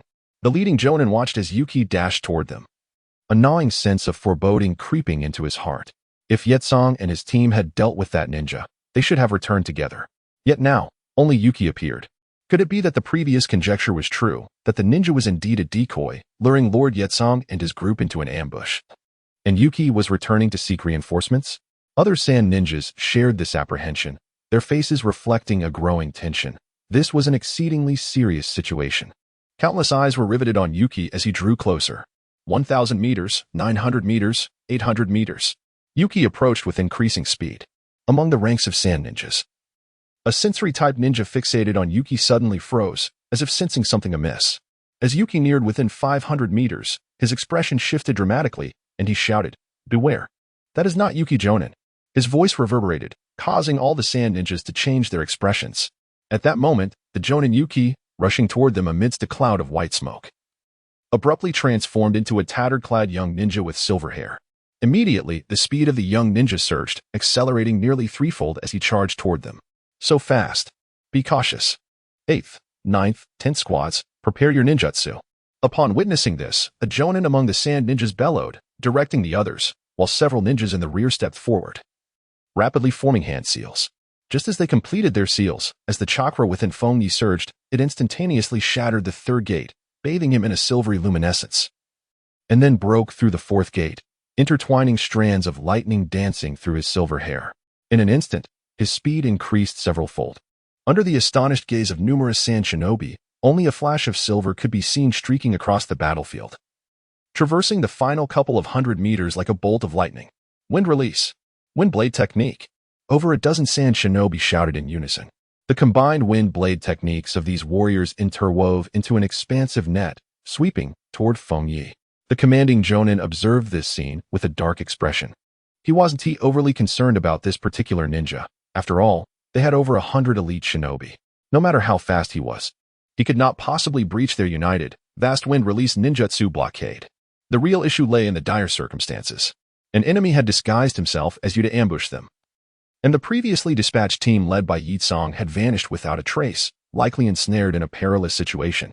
As thoughts raced through his mind, his command did not falter. 4th Squad, 5th Squad, right flank blockade. 6th Squad, 7th Squad, left flank blockade.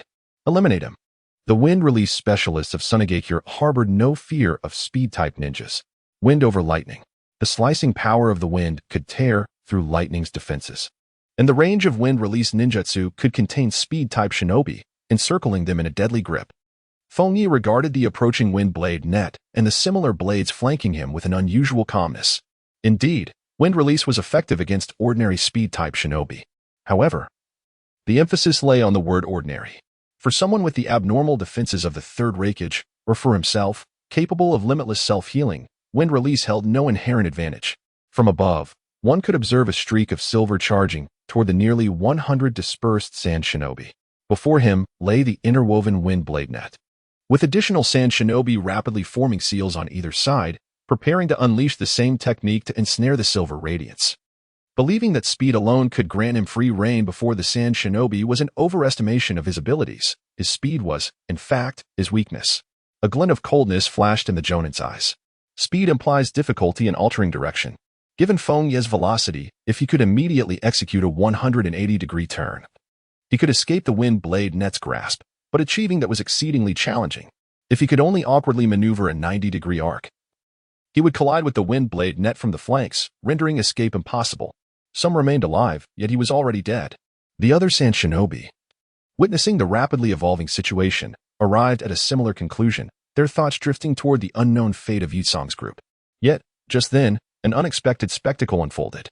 Bathed in silvery light, Feng Ye did not alter his course in the face of the advancing wind blade net. Instead, he charged straight ahead. What?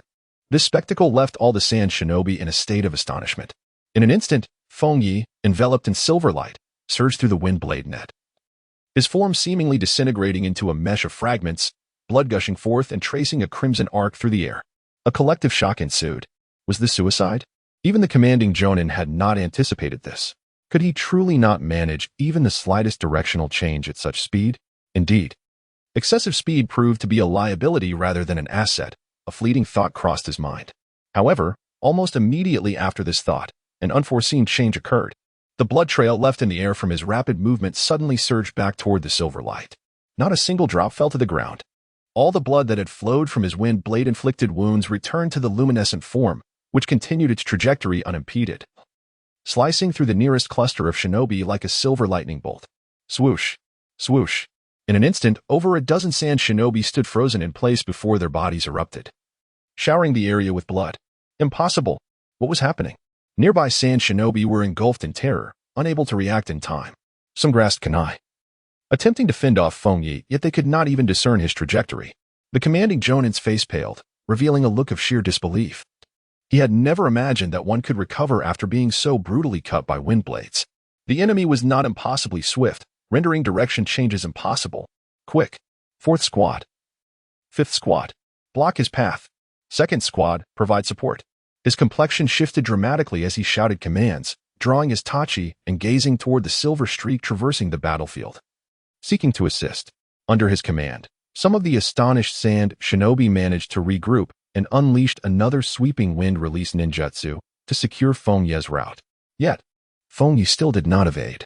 He charged headlong into the wind blades once more, disregarding all harm. His Kusanagi sword entwined with arcs of lightning as he transformed over a dozen sand shinobi into corpses. Stay calm. Barrier. Barrier.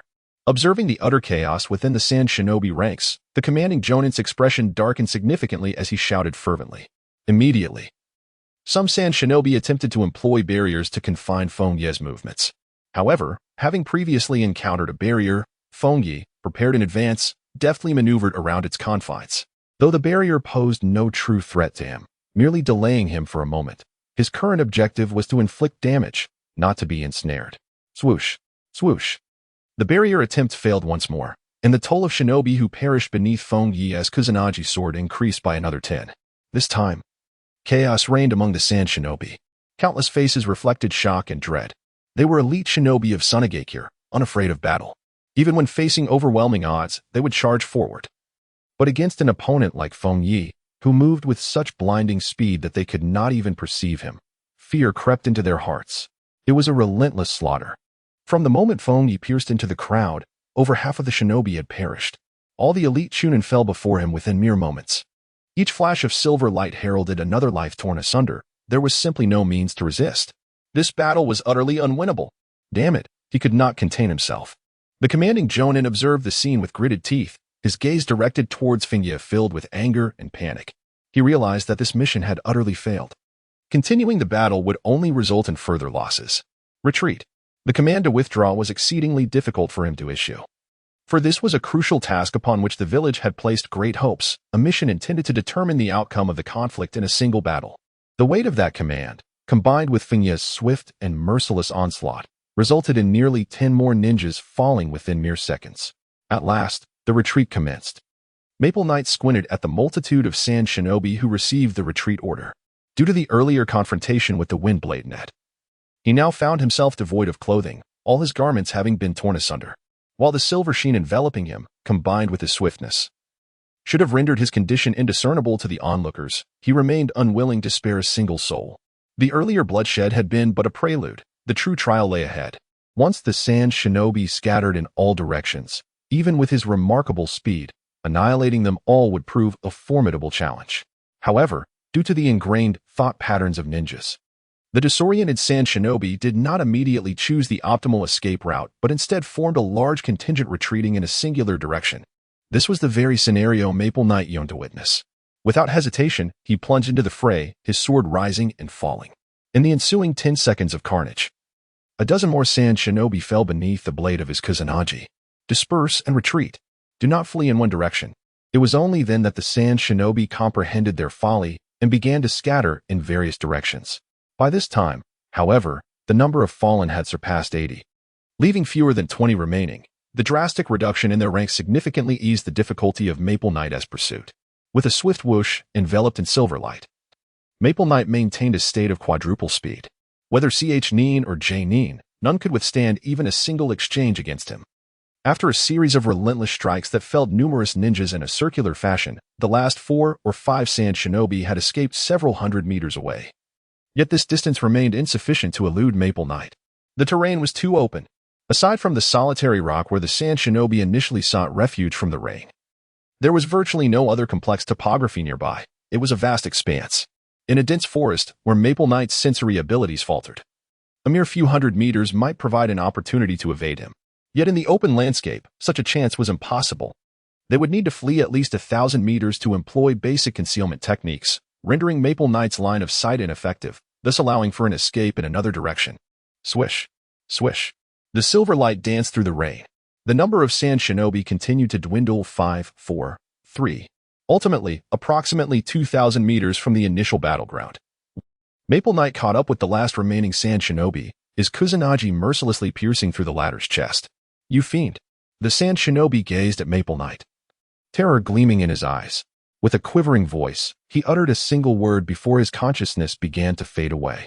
Feng Ye unsheathed the Kusanagi sword, gazing at the lifeless body sprawled in the rain-soaked earth, and shook his head. A malevolent spirit? No. I am merely a human striving to reach the conclusion of my tale. After uttering this, Feng Ye turned to glance at the battlefield behind him. Even from a distance of 1,000 meters, he could barely discern the land, drenched in crimson. Corpses lay scattered, and rivers of blood flowed, resembling a hellish realm. In the Land of Wind, at the front lines, due to Sunagakure's decision for a full-scale assault, nearly all the ninjas from the village were deployed to the battlefield, leaving only a handful of defenders and apprentices behind. Such a bold maneuver was justified. The desert terrain of the Land of Wind rendered it inhospitable to ninjas unaccustomed to its environment. Furthermore, geographically, The only village capable of launching a surprise attack on the heart of the Land of Wind was Awagakure. However, should Awagakure expend a significant military force in an attempt to infiltrate, Kumogakure would undoubtedly seize the opportunity to strike. These multifaceted advantages allowed them to conduct a comprehensive offensive. Within the central tent of the encampment, a senior ninja from Sunagakure presented the battle damage report to the 4th Kazekage, Raza. Lord Kazekage. Today's casualty statistics indicate 21 fatalities, 43 serious injuries, and 109 minor injuries. Raza took the report, glanced at it, and placed it upon the table. Stating solemnly, "There is no need to alter our battle plan. We shall proceed as originally intended tomorrow." "Understood," the senior ninja replied before departing the tent. Within the tent, alongside Raza, were the chief strategist, Hyazong, and several high-ranking members of Sunagakure, including Elder Chiyo. Prior to the assault on Yakura, it would have been prudent to remain stationary to minimize casualties. However, such a strategy could arouse suspicion from Konoha. Hyazong surveyed the map spread across the table and spoke slowly. Raza nodded in agreement, saying, "Indeed, to avoid alerting Konoha, we must maintain engagement on the front lines, even if it incurs some losses. Once the operation at Yakura succeeds, we shall promptly reverse the situation on the battlefield." Chiyo, with a penetrating gaze, regarded Raza and remarked, "One can only hope for such smooth sailing." Raza noticed the unusual glimmer in Chiyo's eyes but refrained from responding, instead urging her, "It is getting late, Elder Chiyo.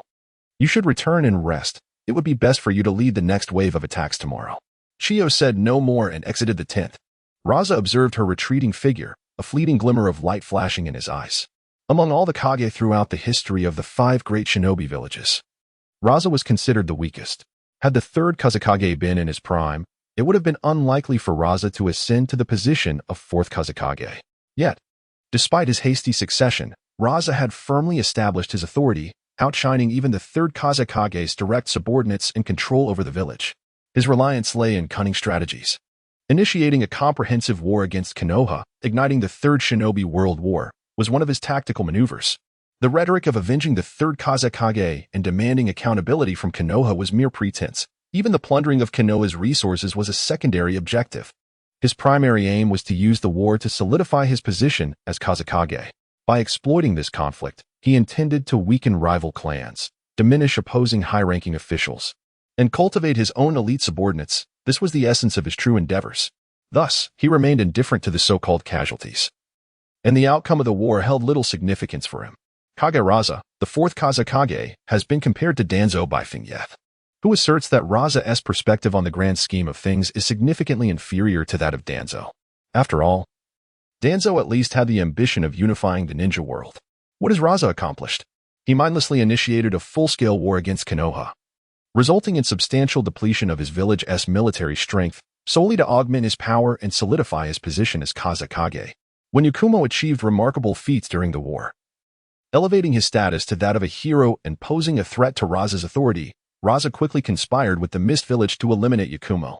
Subsequently, he expelled the revered Chiyo and Ebizo from the decision-making body, forcing them into retirement. Ultimately, he was vanquished by Orochimaru during the Chunin exams.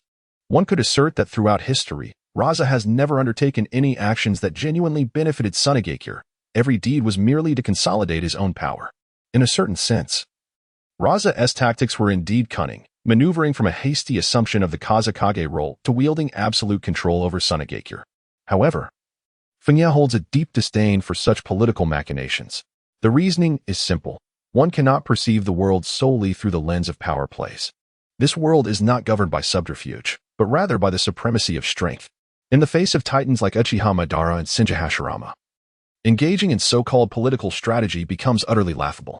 Chiyo and Ebizo are well aware of Raza's intentions but are powerless to thwart him.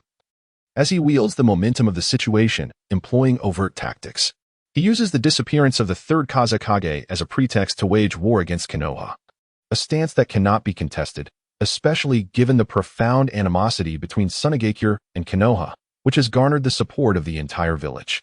"Elder Ebizo, you should also take a rest," Raza remarked, glancing at Ebizo, who was studying the map. Ebizo traced his fingers over the map and raised his head, a hint of concern on his face. "I fear I may not be able to sleep. I have an ominous premonition for some reason." "Ominous premonition?" Raza mused, shaking his head. "Perhaps it is merely a result of your fatigue." You should rest early. The subsequent battlefield arrangements require your guidance. Perhaps, Ebizo sighed, standing up to leave. Just then, a figure rushed into the tent, kneeling before Raza with urgency, reporting, Lord Kazakage, we've lost contact with the ambush unit. The previously tranquil atmosphere in the tent shifted dramatically. Ebizo's heart sank, and he exchanged a glance with Raza. Raza's expression darkened, though much of it was feigned. The ambush unit was not directly under his command, and he was not overly concerned. Yet, receiving such alarming news left him no room for indifference. When did we lose contact? This afternoon, the messenger ninja reported urgently. According to our original plan, the ambush unit was supposed to contact us at noon. But no messages were received. In the afternoon, the liaison team attempted to reach out, yet by evening, there was still no response. I just learned from the summoning beast that the liaison ninja has perished. Ebizo's face turned grim. His ominous premonition had come to fruition. The liaison ninja held a crucial role within the ambush unit, being protected at the center of the team. The death of the liaison ninja indicated a grave crisis for the ambush unit. Raza's expression soured as well, though much of it was a fade. The ambush plan was Ebizo's decision. Should it falter, Ebizo would bear the brunt of the blame, his status severely diminished, which ironically boded well for Raza. Lord Kazakage, Elder. What shall we do next? The liaison ninja inquired anxiously. Ebizo inhaled deeply and replied in a measured tone, remain calm. The ambush unit has a Kumo. Even if they encounter difficulties, they will manage. Their current situation is likely one of scattered disconnection. Dispatch scouting units to investigate and re-establish contact. Let us proceed as such. Raza affirmed, nodding solemnly. The liaison ninja acknowledged and swiftly exited the tent to relay the orders. At the frontline camp of Konoha in the Land of Grass. After decimating the Sunagakure ambush unit, Feng Ye had no intention of delving further into the Land of Rain. Although Nagato's Rinnegan intrigued him, it was not a matter he could afford to prioritize at this moment. After all, Uchiha Madara was still alive, surveilling the ninja world, and Nagato was equally under watch. Prematurely engaging with the clandestine secrets of this world was ill-advised. Feng Ye, it appears you have succeeded, Orochimaru remarked, engrossed in his studies within the tent. His gaze drawn to the Kusanagi sword at Feng Ye's waist, revealing a faint smile. Feng Ye nodded and said, Teacher, your information is entirely accurate. Orochimaru gazed at the Kusanagi sword at Feng Ye's waist for several seconds and remarked, Could you show me that Kusanagi sword? Feng Ye unsheathed the Kusanagi sword and handed it to Orochimaru. Orochimaru took the Kusanagi, observing it with keen interest for a moment. After channeling a strand of chakra, he attempted to wield it a couple of times and remarked, There is no doubt, it is indeed the legendary Tsuji no Kusanagi. Kazuya, lost in thought, inquired, How many Kusanagi swords are there in total? The term Kusanagi does not refer to a single sword, but rather to a collection of many. He had heard of the Timberia sword, which, as he recalled, was indeed the one held by Saito. Its appearance corroborated his memory. And Orochimaru's words further validated his prior speculation. Orochimaru handed the Timberia sword to Kazuya, chuckling softly. It is said that there are 11 Kusanagi swords in total. Yet 8 of them have been lost to time. Thus, only 3 remain, though the veracity of this legend is uncertain. What we can assert is that only 3 are confirmed to exist, the Tsumakigumo, the Timberyu, and the Tokakase. Kazuya was not particularly surprised by Orochimaru's response, as this information was already within his knowledge. The only revelation was that the 3 swords he had confirmed were indeed the very ones mentioned in the original tales. With no others to be found, Orochimaru continued to smile. You have witnessed the Tsumakigumo in my possession. It possesses the ability to transform freely and adjust its length at will, easily manipulated according to its master's intent. The sword you hold is the Timberyu, characterized by its exceptional resilience and sharpness, making it highly compatible with the flow of chakra, effectively accommodating all forms of ninjutsu. The last of the trio, the Tokakase, also known as the Sakagari Tachi, is recorded to possess sealing abilities, capable of sealing everything it pierces. Kazuya was well aware of this information, gently tracing his fingers along the blade's edge. Among the 3 Kusanagi swords, the sealing technique of the Tokakase posed a certain threat to him, while the Tsumakigumo seemed somewhat ostentatious. Yet, the Timberyu sword was the most suitable for him. From his battle with Yakura, he had sensed that the Timberyu sword's capacity for accommodating lightning chakra surpassed that of the ninja blade, White Fang, by a considerable margin. The term capacity refers to the rate of consumption. Infusing a standard kunai with lightning chakra, due to the poor material quality, could only yield a mere 2 to 3 tenths of its potential power. In contrast, the ninja blade, White Feng could harness nearly 70 to 80% of the infused lightning chakra, achieving an efficiency of chakra utilization that approached the direct release of ninjutsu. The Tembaryu's sword, however, was even more formidable. It could achieve over 90% efficiency with minimal loss. This explains why, despite the impact on his Konoha sword techniques after acquiring this sword, Kazuya was still able to execute the technique Radiant Flash. His swordsmanship may have been affected, but the efficiency of his chakra had improved, resulting in a negligible change in his overall strength. I see, Kazuya replied, his expression reflecting enlightenment, even though he was already aware of what Orochimaru had conveyed. Orochimaru's lips curled into a subtle smile as he remarked, that Kusanagi sword is indeed well suited to your techniques. However, you may need to make some adjustments to your Konoha sword style. Feng Ye nodded and remarked, indeed. Transitioning from a short blade to a long sword does present a certain degree of adjustment. However, both are weapons of a similar nature. With some modifications, it should not prove to be overly challenging.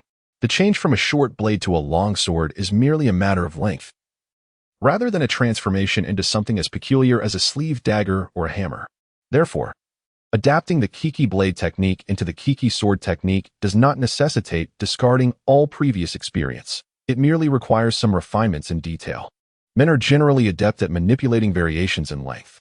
I am confident that with your innate talent, Feng Ye, you will swiftly master these improvements. Orochimaru chuckled lightly and inquired, did you encounter any other matters in the Land of Rain? It was a casual question, for judging by Feng Ye's prompt return, the journey must have been quite smooth, devoid of any unforeseen incidents. However, upon posing this question, he noted a contemplative expression on Feng Ye's face, as if he were organizing his thoughts. After a brief moment, Feng Ye responded, well, regarding that. Moments later, Orochimaru observed a collection of metallic nameplates on the table, his expression shifting to one of astonishment. After Feng Ye cast the metallic plaques onto the table, he gestured to Orochimaru, stating, that is the general situation. A profound silence enveloped the tent. The two standing Konoha Jonin were momentarily rendered speechless. At a cursory glance, the metallic plaques numbered nearly 100.